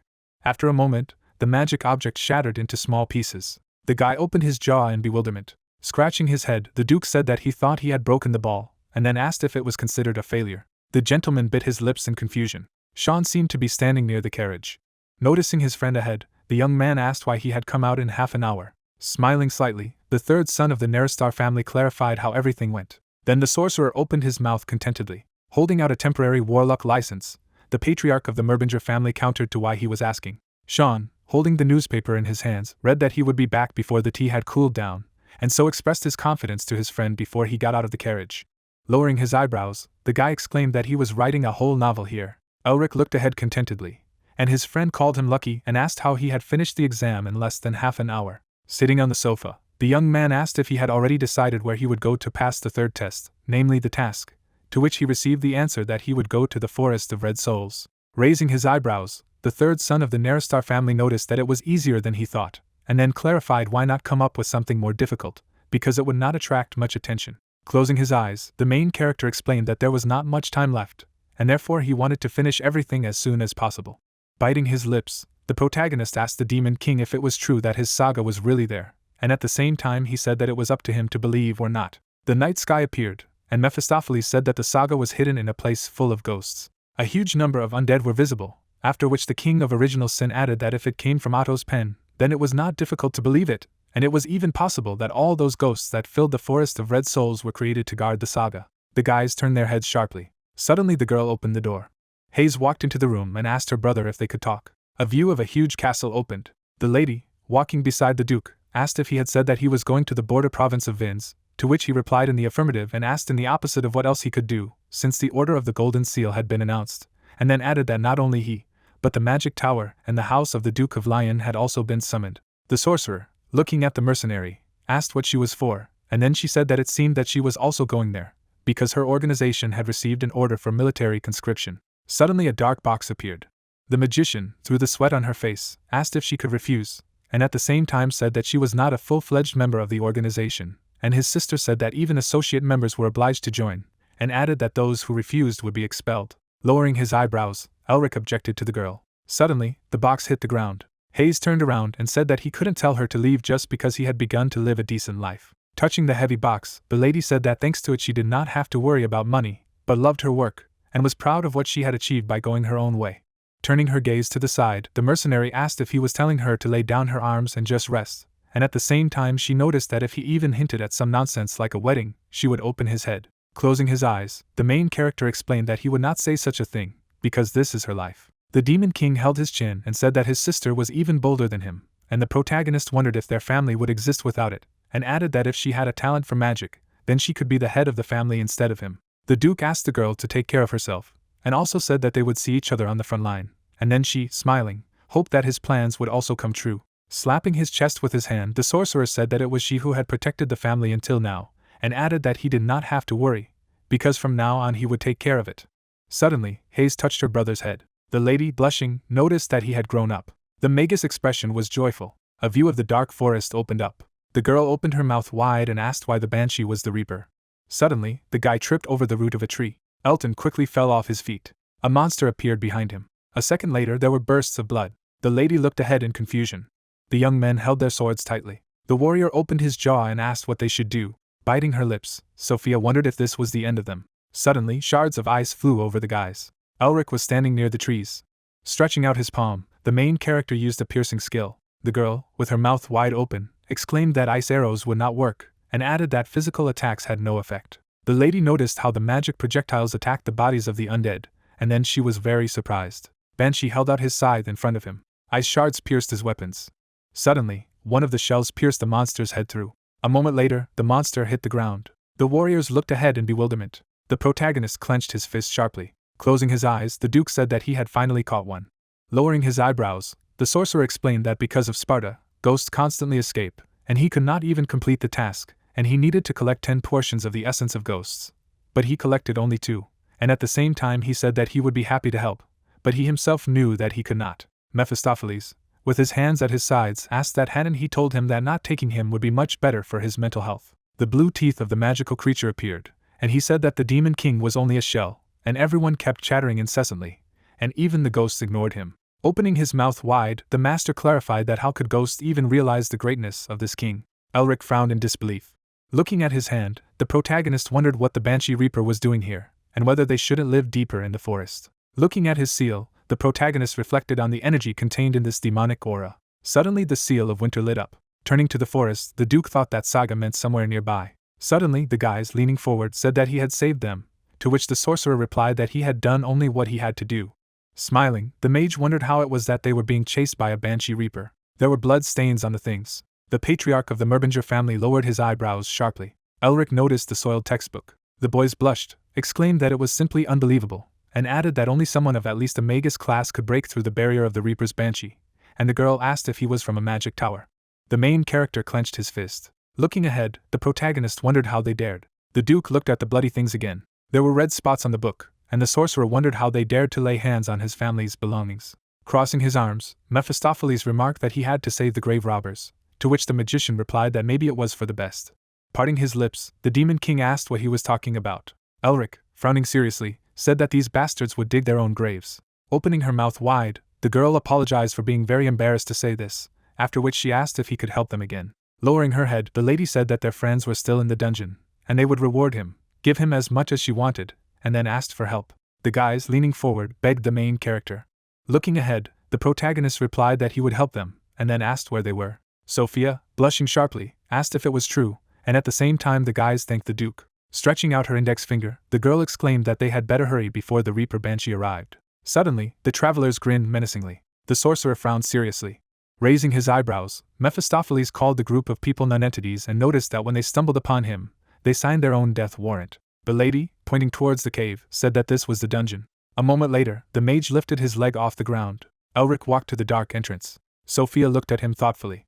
Putting her hand on her chest, the girl asked if she could find out the name of their savior. Turning his gaze to the side, the main character called out a fake nickname, after which the Demon King wondered if it was another name, and added that he had no imagination at all. Embracing the protagonist, the lady said that his name was as extraordinary as his magical talent, and then he said that he still lacked skill. Sophia said that if it did not seem rude of her, what school of magic did he belong to, and added that she really wanted to repay his debt, and then the Duke, frowning seriously, replied that she did not need to trouble. Clenching his fist, the sorcerer said that he had to go, and noticed that she seemed to be saying that her comrades were in danger.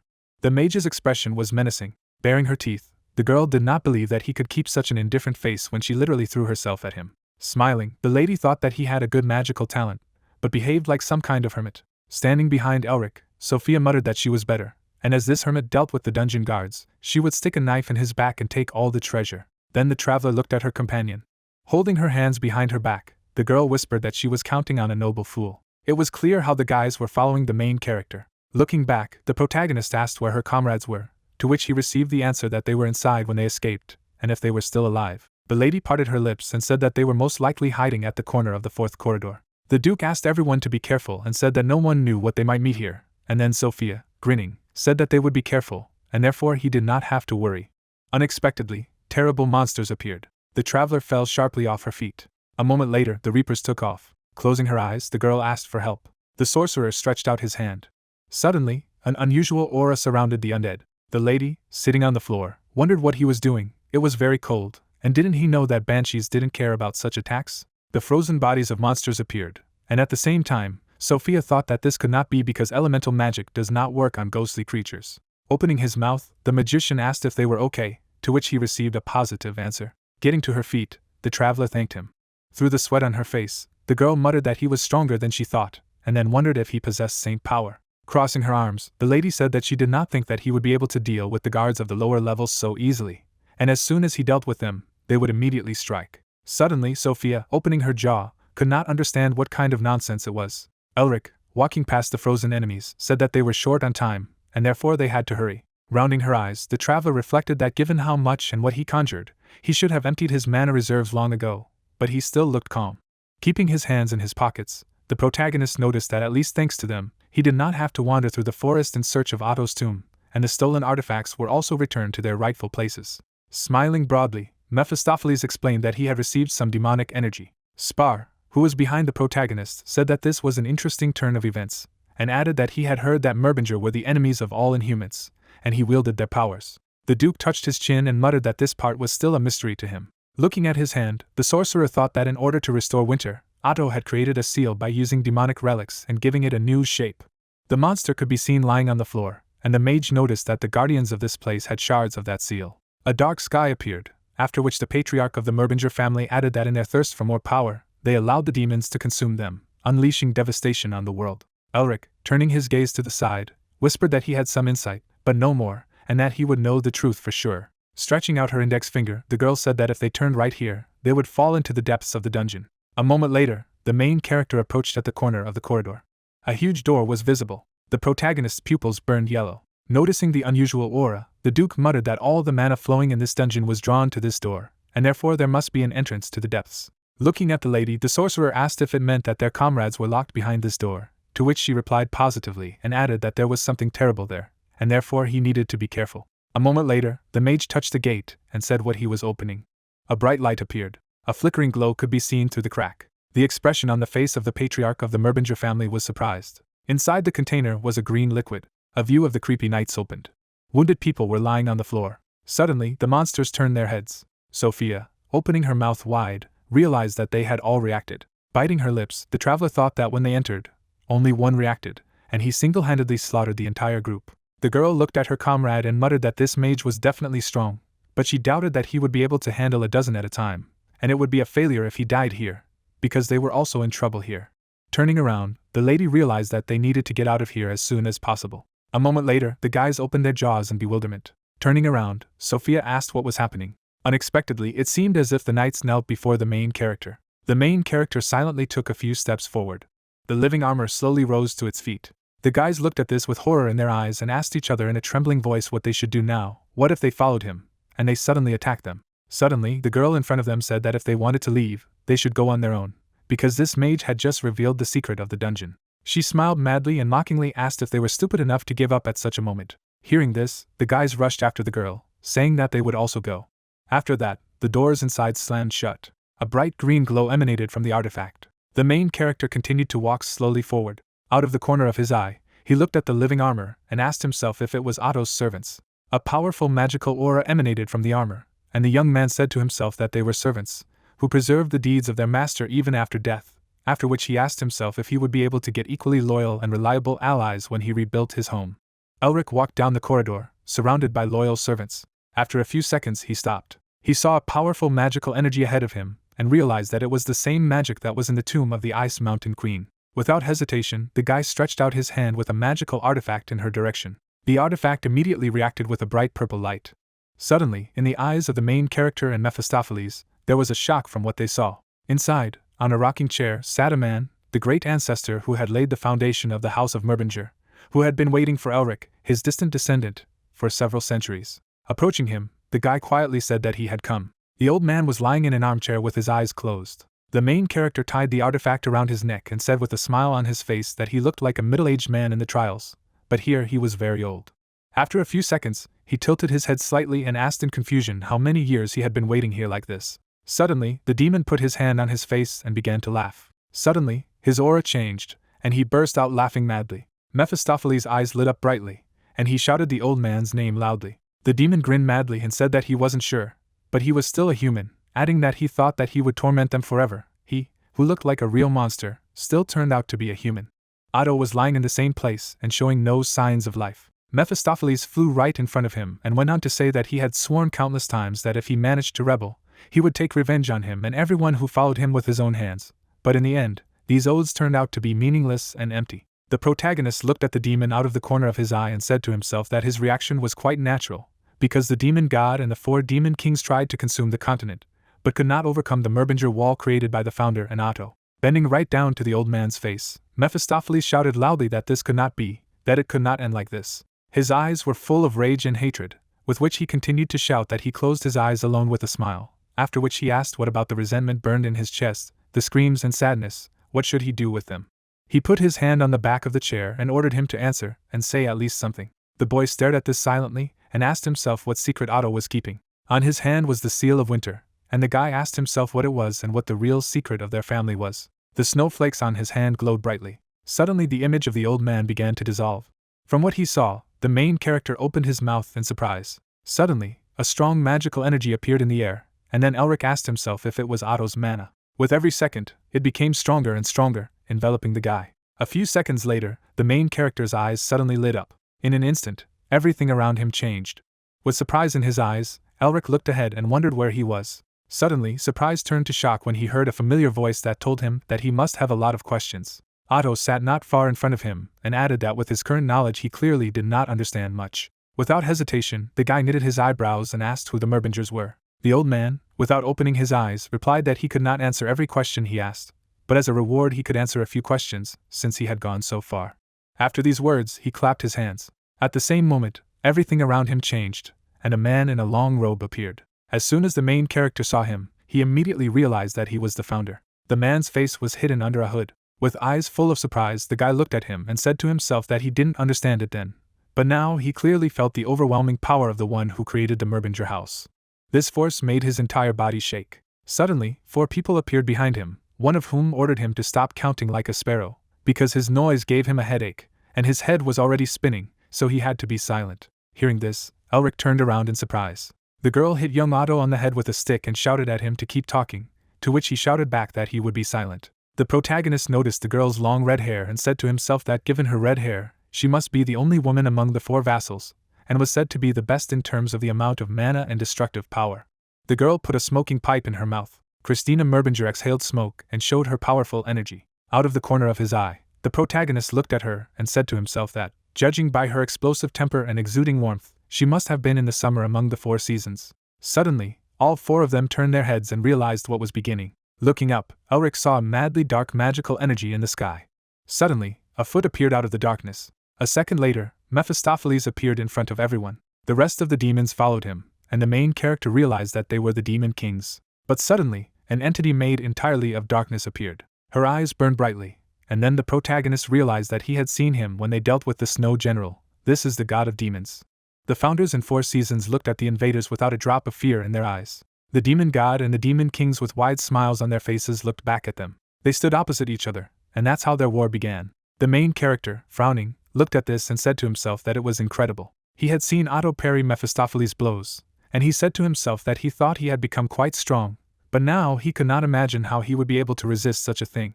Suddenly, a powerful magical explosion rang out. 2 huge magical powers collided with each other. The demon god stretched out his hand, in which a ball of darkness formed. But suddenly, lightning created from pure light destroyed this orb. The founder held an outstretched hand in front of him.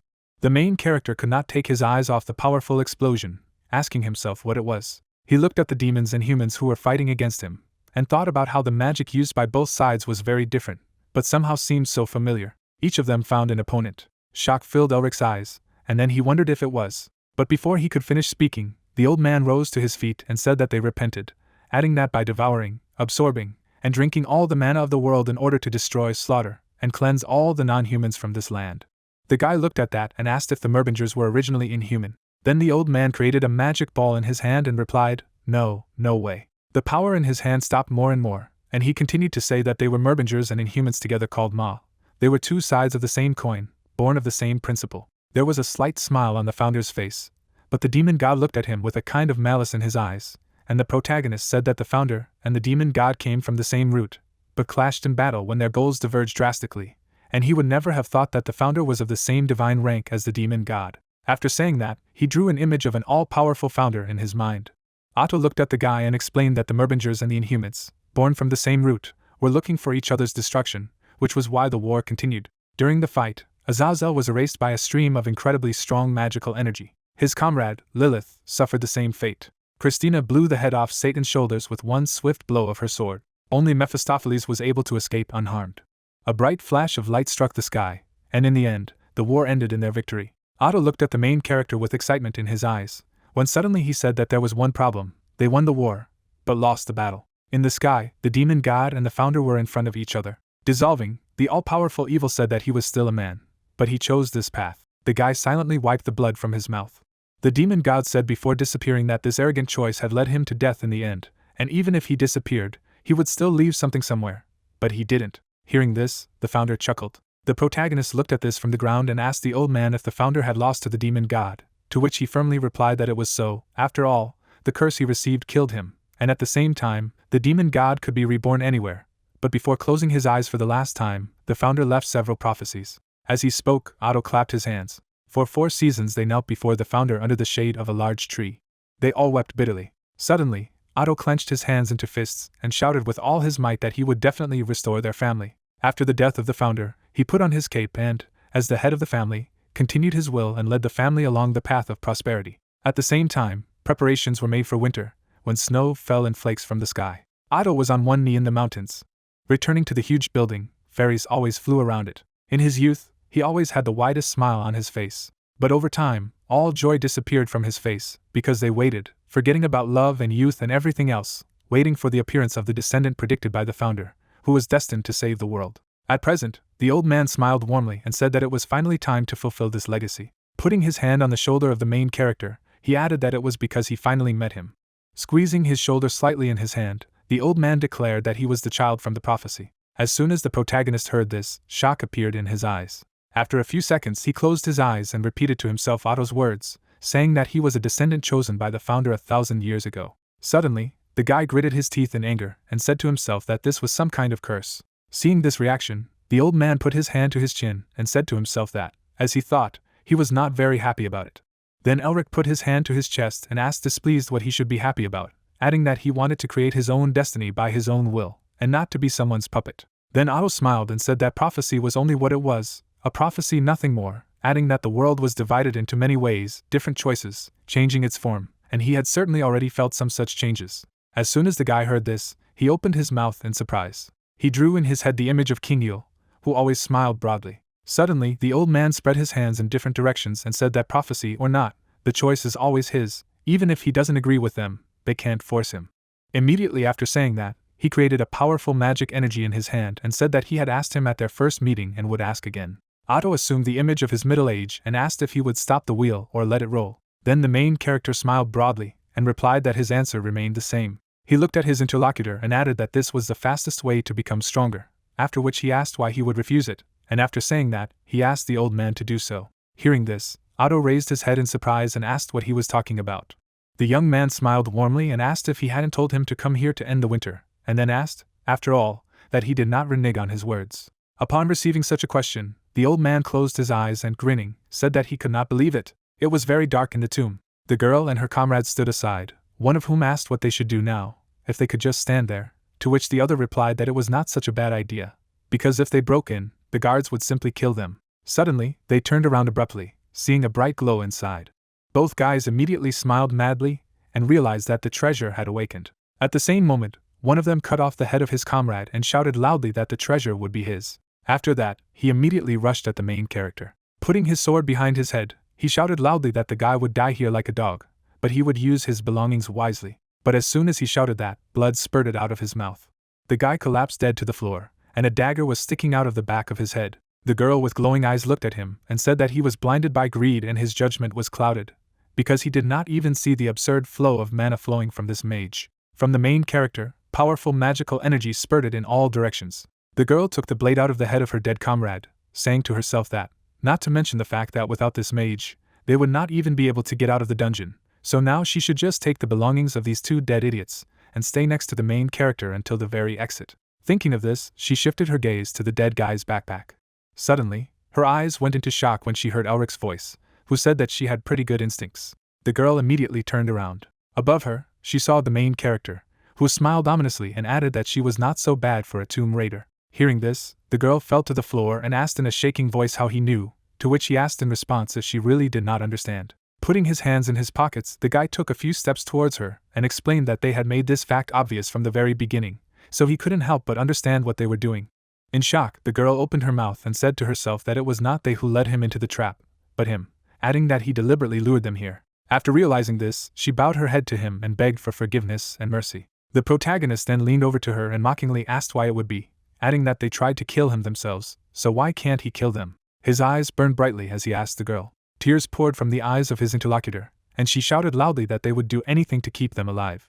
Hearing this, Elric waved his hand and said that he didn't want to get the extra corpses out of here anyway, so she had to go before he changed his mind. Having received permission, the girl rushed to run, loudly thanking the guy. She quickly ran away into the dark corridor. Folding his arms over his chest, Mephistopheles grinned and said that she was running like a beaten dog, after which he asked the guy if he would let them leave like this, since it would only increase the chances of revealing the location of the dungeon. The main character looked in the same direction and replied that they would not be able to step outside the dungeon anyway, to which the demon asked in surprise what he meant.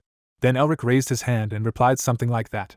A sinister grin appeared on his face, and he added that something else was more important. Sensing this, Mephistopheles frowned tensely and said that he had ended the winter. The main character was enveloped in incredibly powerful magical energy. Some time ago, he had stood in front of an old man who had said that the seal of winter, in demon terms, was the level of a warlord. Moreover, it was his true name, created to destroy even the demon kings.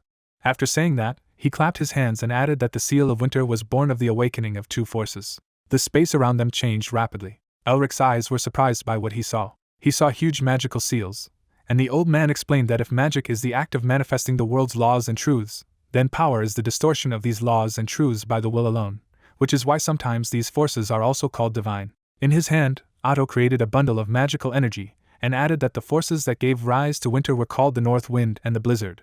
Immediately after these words, his power was unleashed in all directions. A huge tornado called the North Wind circled not far from them, and the old man explained that the North Wind was completely dry and left only devastation in its path, a disaster that brought only drought and ruined crops, a terror that heralded famine and destruction. The North Wind destroyed absolutely everything in its path. At the same time, the blizzard began nearby, and Otto explained that it was endlessly falling snow that stole all life that had once bloomed on the earth, bringing only death. With every second the snow on the ground grew larger, and Otto continued to say that a quiet death was peace and rest for the living, and yet it created fear, for no one knew when it would come, and if he could fully master the cold and the piercing wind, he would be able to end the winter fully. The main character looked at what was happening with his mouth open in shock. The seal on his hand shone brightly, and he said to himself that if he learned these powers, he would gain the incredible power that Otto had once possessed. He smiled contentedly as he looked at his fist, and the old man, seeing this, said that it was a pretty good expression. Raising his fist, he added that this case was special, because he would personally train him. As soon as the boy heard this, Otto's reflection appeared in his pupils, his eyes burning brightly. Leaving his memories, Elric folded his arms over his chest and said that it was scary to even think about it, after which he wondered what ancestor would torment his descendant like this. Mephistopheles looked at the guy from the side and said to himself that he had almost reached the level of the voivode. Demonic power suddenly began to accumulate in his hand. Tightly clenching his hand into a fist, the demon said to himself that his own spiritual force had increased by the same amount. At this time, Otto was left alone and said that the guy had left. Turning around, he added that he had even given him all the mana he had left, and now he wondered when this arrogant kid would realize it. As he walked into the snow-capped mountains, the old man said to himself that he could finally finish his business and rest, and then wondered if she would accept him again. His appearance changed rapidly. A man was standing not far ahead. Coming closer, Otto asked how long she had waited for him, and then apologized for keeping her waiting. The girl turned around with surprise in her eyes. The man put his hand to his chest and said in confusion that if she didn't mind, she could give him another chance. A drop of cold sweat ran down his face. The girl looked at him with her mouth open in surprise. As suddenly, closing her eyes, she laughed. Tears welled up in Otto's eyes, and he thanked her. Suddenly a girl hugged him from behind. Closing his eyes, the man laughed. Turning to her, he said that he would never leave her. Lifting the girl in his arms, the man offered to go together to another world and have fun there.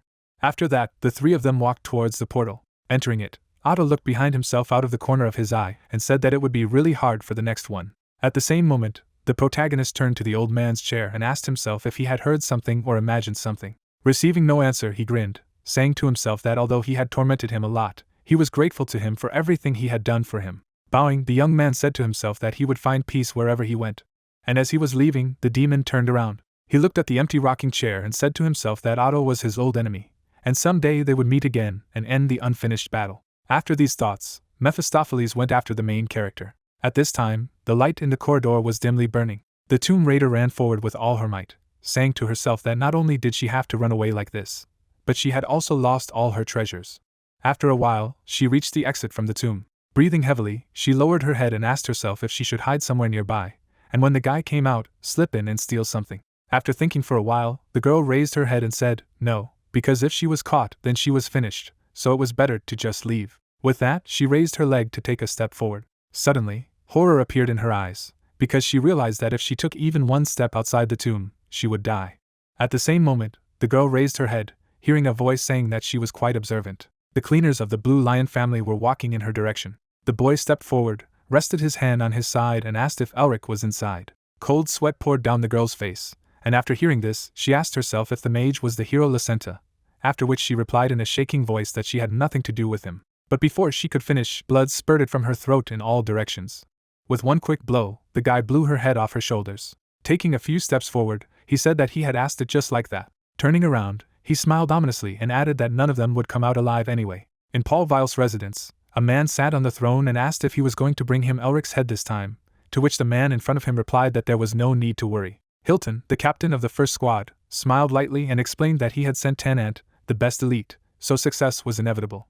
Val rested his head on his hand and said that since his relationship with Elric was said to be quite unusual, it should push his resolve, and a week later there would be a duel for the title of head of the house against his brother Herman. After saying that, he opened his eyes wide. Hearing this, Hilton bowed his head and said that he understood, adding that Elric would die in an accident if he entered uncharted places. After these words, the man smiled contentedly. Under the moonlight stood the girl and Herman, who asked if they had left the imperial capital in combat uniform, to which he was told that it was not so, since it was Paul who sent Tanant, and judging by the direction, their target was Elric.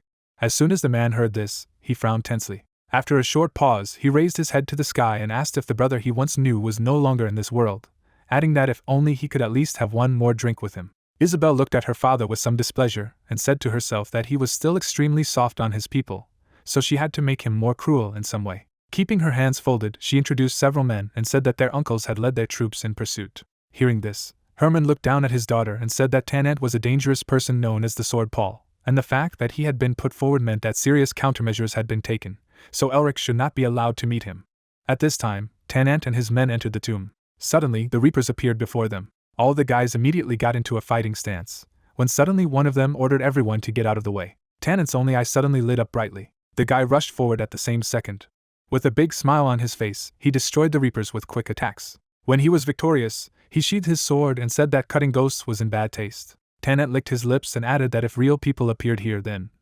But before he could finish speaking, surprise appeared in his eye. He looked down the aisle ahead and said quietly, "This is where this cold wind is blowing from." Smiling contentedly, the guy grinned and said that they had finally met.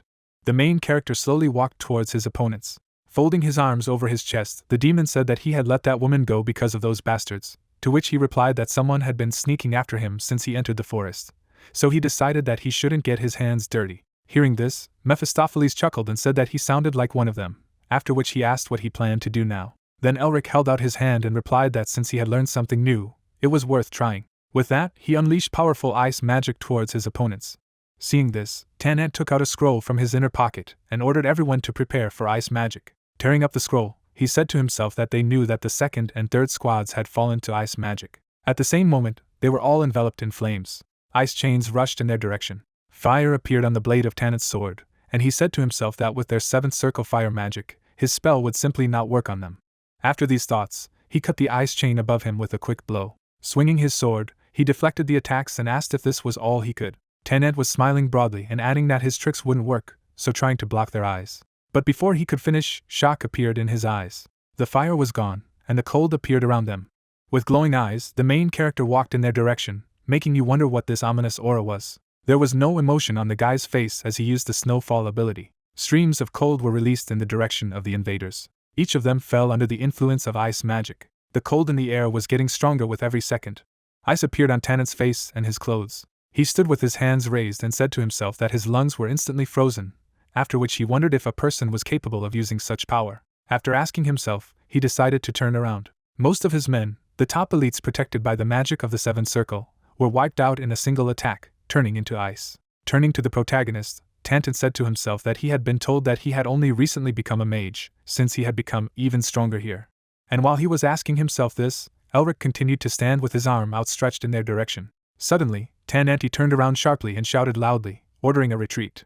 At this time, the main character, closing his eyes, said to himself that since ancient times, the cursed wind blowing from the north has brought death with it. It brings resentment and indignation of countless dead people and steals the souls of the dead. As he thought about it, reapers and ghosts began to appear from the walls. They blocked the way for those who tried to escape.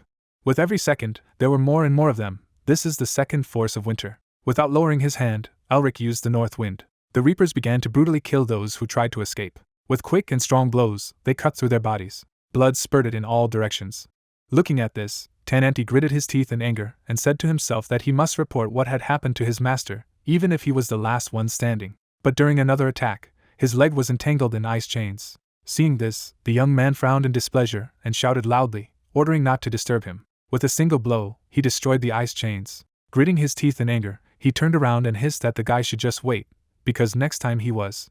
The main character with his eyes closed continued to stand in the same place. Suddenly, his image in Tanant's eyes turned upside down. The severed head of the guy fell to the floor. In his eye was the reflection of a reaper. Evil spirits began to disappear after killing all opponents. The main character collapsed to the floor. Breathing heavily, he said that this power was not one that was worth using under normal circumstances, because even a single use had completely drained his mana. The demon looked at him and said that he had used snowfall and the north wind, which meant that he was now a full-fledged heir to winter, and then asked if spring would be next. Hearing this, Elric looked at Mephistopheles with some surprise. Looking away, he said to himself, "Spring." During a meeting with Otto, the old man showed him powerful magic and explained that winter was just the beginning, adding that he needed to collect all 4 seasons, and the seasons were the remnants of the vast ancestors' powers, divided into 4 parts, and if he collected all the seasons, he would discover the founder's magic. The magic of all 4 seasons, when combined, created a power that was second to none. The protagonist stared at this with his mouth open and said to himself that winter itself is incredibly powerful, but if he gains the power of the other 3 seasons, he will gain incredible power. Thinking of this, he drew an image of the founder in his mind and added that if he surpassed him, he would be able to break the shackles left by the founder. Leaving his memories, the guy stood up. With these thoughts and a smile on his face, he moved forward. The main character reached out and said to himself that he was done with winter, so it was time to start spring. Holding his hands above his head, he wondered where she was. Suddenly, surprise appeared in the guy's eyes, and he asked himself again where she was. He remembered standing in front of Otto, and said to himself that he had definitely told him the location of spring when he asked him to finish all 4 seasons, and then wondered why he couldn't remember it. Then the old man, who was standing in front of him without any emotion on his face, told him about spring. Leaving his memories, Elric turned to the demon and asked himself if someone had played with his memory. After these thoughts, he frowned and looked at Mephistopheles. Seeing this, the demon made a disgruntled face and asked why he was looking at him like that, after which the guy turned away and said to himself that it could not be him, because he would not have the strength to impose restrictions on him, and he also sincerely wished for the growth of his strength. A drop of cold sweat ran down the protagonist's face as he asked himself who it could be, adding that someone who could put a restriction without him noticing could easily take his life before he could react. The realization of this made the guy frown tensely. At this time, the Blue Lion army was quickly running forward, and their leader was shouting loudly that they had to catch up with the Blue Wolf at all costs. They quickly reached the entrance of the tomb. Suddenly the man stopped. He looked at the girl's severed head, and said that some of them were already dead. Then his brother came up to him and asked what they were going to do, to which he replied that for the time being they had to continue going deeper. With that, he drew his sword from his scabbard. A powerful magical energy enveloped the man, and he said to himself that if even a hair fell from his nephew's head, it would be his sword. But before he could finish speaking, shock appeared in his eyes from what he saw. The Blue Lion's cleaners were turned to ice and killed. Stopping in front of Tannen's severed head, the man said to himself that even he couldn't handle it without difficulty. With these thoughts in mind, he carefully got down on one knee. As suddenly, hearing a strange sound behind him, he turned around abruptly. His comrades were surrounded by reapers. The man immediately grabbed his weapon and shouted loudly, ordering him to come out if he dared. The reaper immediately rushed at him to attack. The man did the same. But suddenly, everyone froze when they heard a voice telling them to stop. The evil spirits began to fly away after the order. They bowed their heads to the protagonist, who came out to them and asked what they would do if losses began. The man's mouth opened in surprise at what he saw. After a while, they were all standing outside. The main character clenched his hand tightly into a fist. Stretching out his hand, he ordered to break. At the same moment, the stones collapsed and closed the passage to the tomb. Seeing this, the man knitted his eyebrows tensely and said that he could tell by his eyes that it was an incredible dungeon, after which he asked if he was sure of his action, to which he replied that he did not destroy it, but simply hid it so that no one could find it. Out of the corner of his eye, the young man looked at the blocked entrance, and said to himself that from now on this place would remain a family sanctuary and stronghold, adding that this was possible only thanks to this magical amulet. Thinking of this, he placed his hand on the artifact around his neck. After imagining an image of it in his head, he explained that this necklace was actually a lockpick, capable of revealing or hiding any secrets that their family had. Suddenly, the man raised his hand and asked if he regretted leaving the guards there, but they could be quite useful, to which he replied that of course he would take them. After these words, the main character stretched out his hand and used the absorption ability. The reapers immediately freed themselves from the dungeon. Elric quickly absorbed them. The men stared at this with their mouths open in shock and said to themselves that he had become even stronger since the black snow field, adding that this was exactly what was expected of their nephew. After finishing the absorption, the guy clenched his hand into a fist. Then he pulled his hand towards him. Suddenly he looked up at the demon, who said that Otto had indeed given him something outrageous, to which he was told that the guards were strong, but not particularly powerful. Hearing this, Mephistopheles looked at the guy with displeasure and asked what kind of stupidity it was. Did he really not understand? He introduced Otto, who had a huge army behind him, and said that the protagonist simply had no idea how powerful this old man was when he summoned winter and commanded ghosts. Leaving these memories, the demon looked at Elric from under his brow and added that Otto had incredible skills and could control souls by an effort of will, adding that even these ghosts that he now commanded. But without finishing, he turned away and told the guy to forget it. The protagonist looked at his interlocutor out of the corner of his eye and asked himself if those who served Otto during his lifetime were outstanding personalities, adding that if they were personally selected by Otto, who led the house of Merbinger through its golden age, then they can all be called heroes. From these thoughts, the guy clenched his hand tightly into a fist. He imagined an army of powerful undead around him, and realized that if he could fully command them, he could restore the glory of his house, so he must get his hands on Otto's full inheritance. After these thoughts, the main character moved. He walked forward, saying to himself that after 2,000 years, winter had descended on this land again, so it was time to announce to the world that House Merbinger had risen again. The blue lions' wars lined up in front of him in two ranks. After a while, the sun shone brightly in the blue sky. A great many people gathered outside the central office of the magical administration, including reporters, who were waiting for the official announcement that Elric had been granted Magus status. The guys looked at each other and said that he seemed to have completed the task in just 3 days, but this simply could not be, because even Tasha took more time, so most likely there was some other reason. At these words, one of them turned around in surprise. A blue lion's carriage was rushing along the road. After a few seconds, she stopped abruptly. People immediately surrounded the carriage. The main character came out of it. The reporters immediately ran up to him and began to say that the public had been paying close attention to his achievements lately, after which they asked if it was true that he had already completed his task, adding that in this case, he had broken the record of both his grandfather and Tasha herself. And some say that instead of 3 rising stars, you should say 4 rising stars, therefore.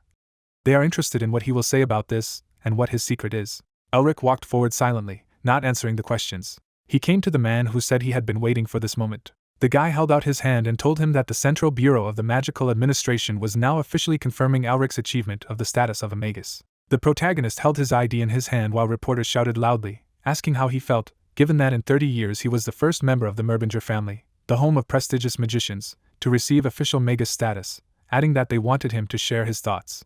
Hearing this, the guy turned sharply at them and said that he really had something to say, but before his speech, he wanted to say something. Raising his fist, he furiously frowned and revealed that during his mission, he was attacked by a group of unknown persons and almost managed to end his life. From these words, horror and shock appeared in the eyes of the reporters, but the main character continued to say that thanks to the intervention of the Vile House, he was able to escape.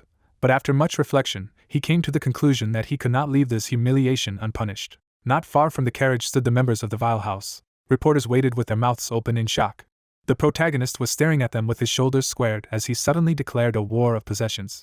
From all sides, the guy was photographed and asked if this was really the kind of war that only stopped after one of the parties was completely destroyed. But how could they declare a war of possession if there were only 2 members left in the Merbinger house? One of the reporters knitted his eyebrows and shouted loudly, asking who could have directed the assassins against the patriarch of the great magical family. Then the main character, without any emotion on his face, replied Paul Weil. His eyes suddenly lit up, and he added, traitor to House Vile.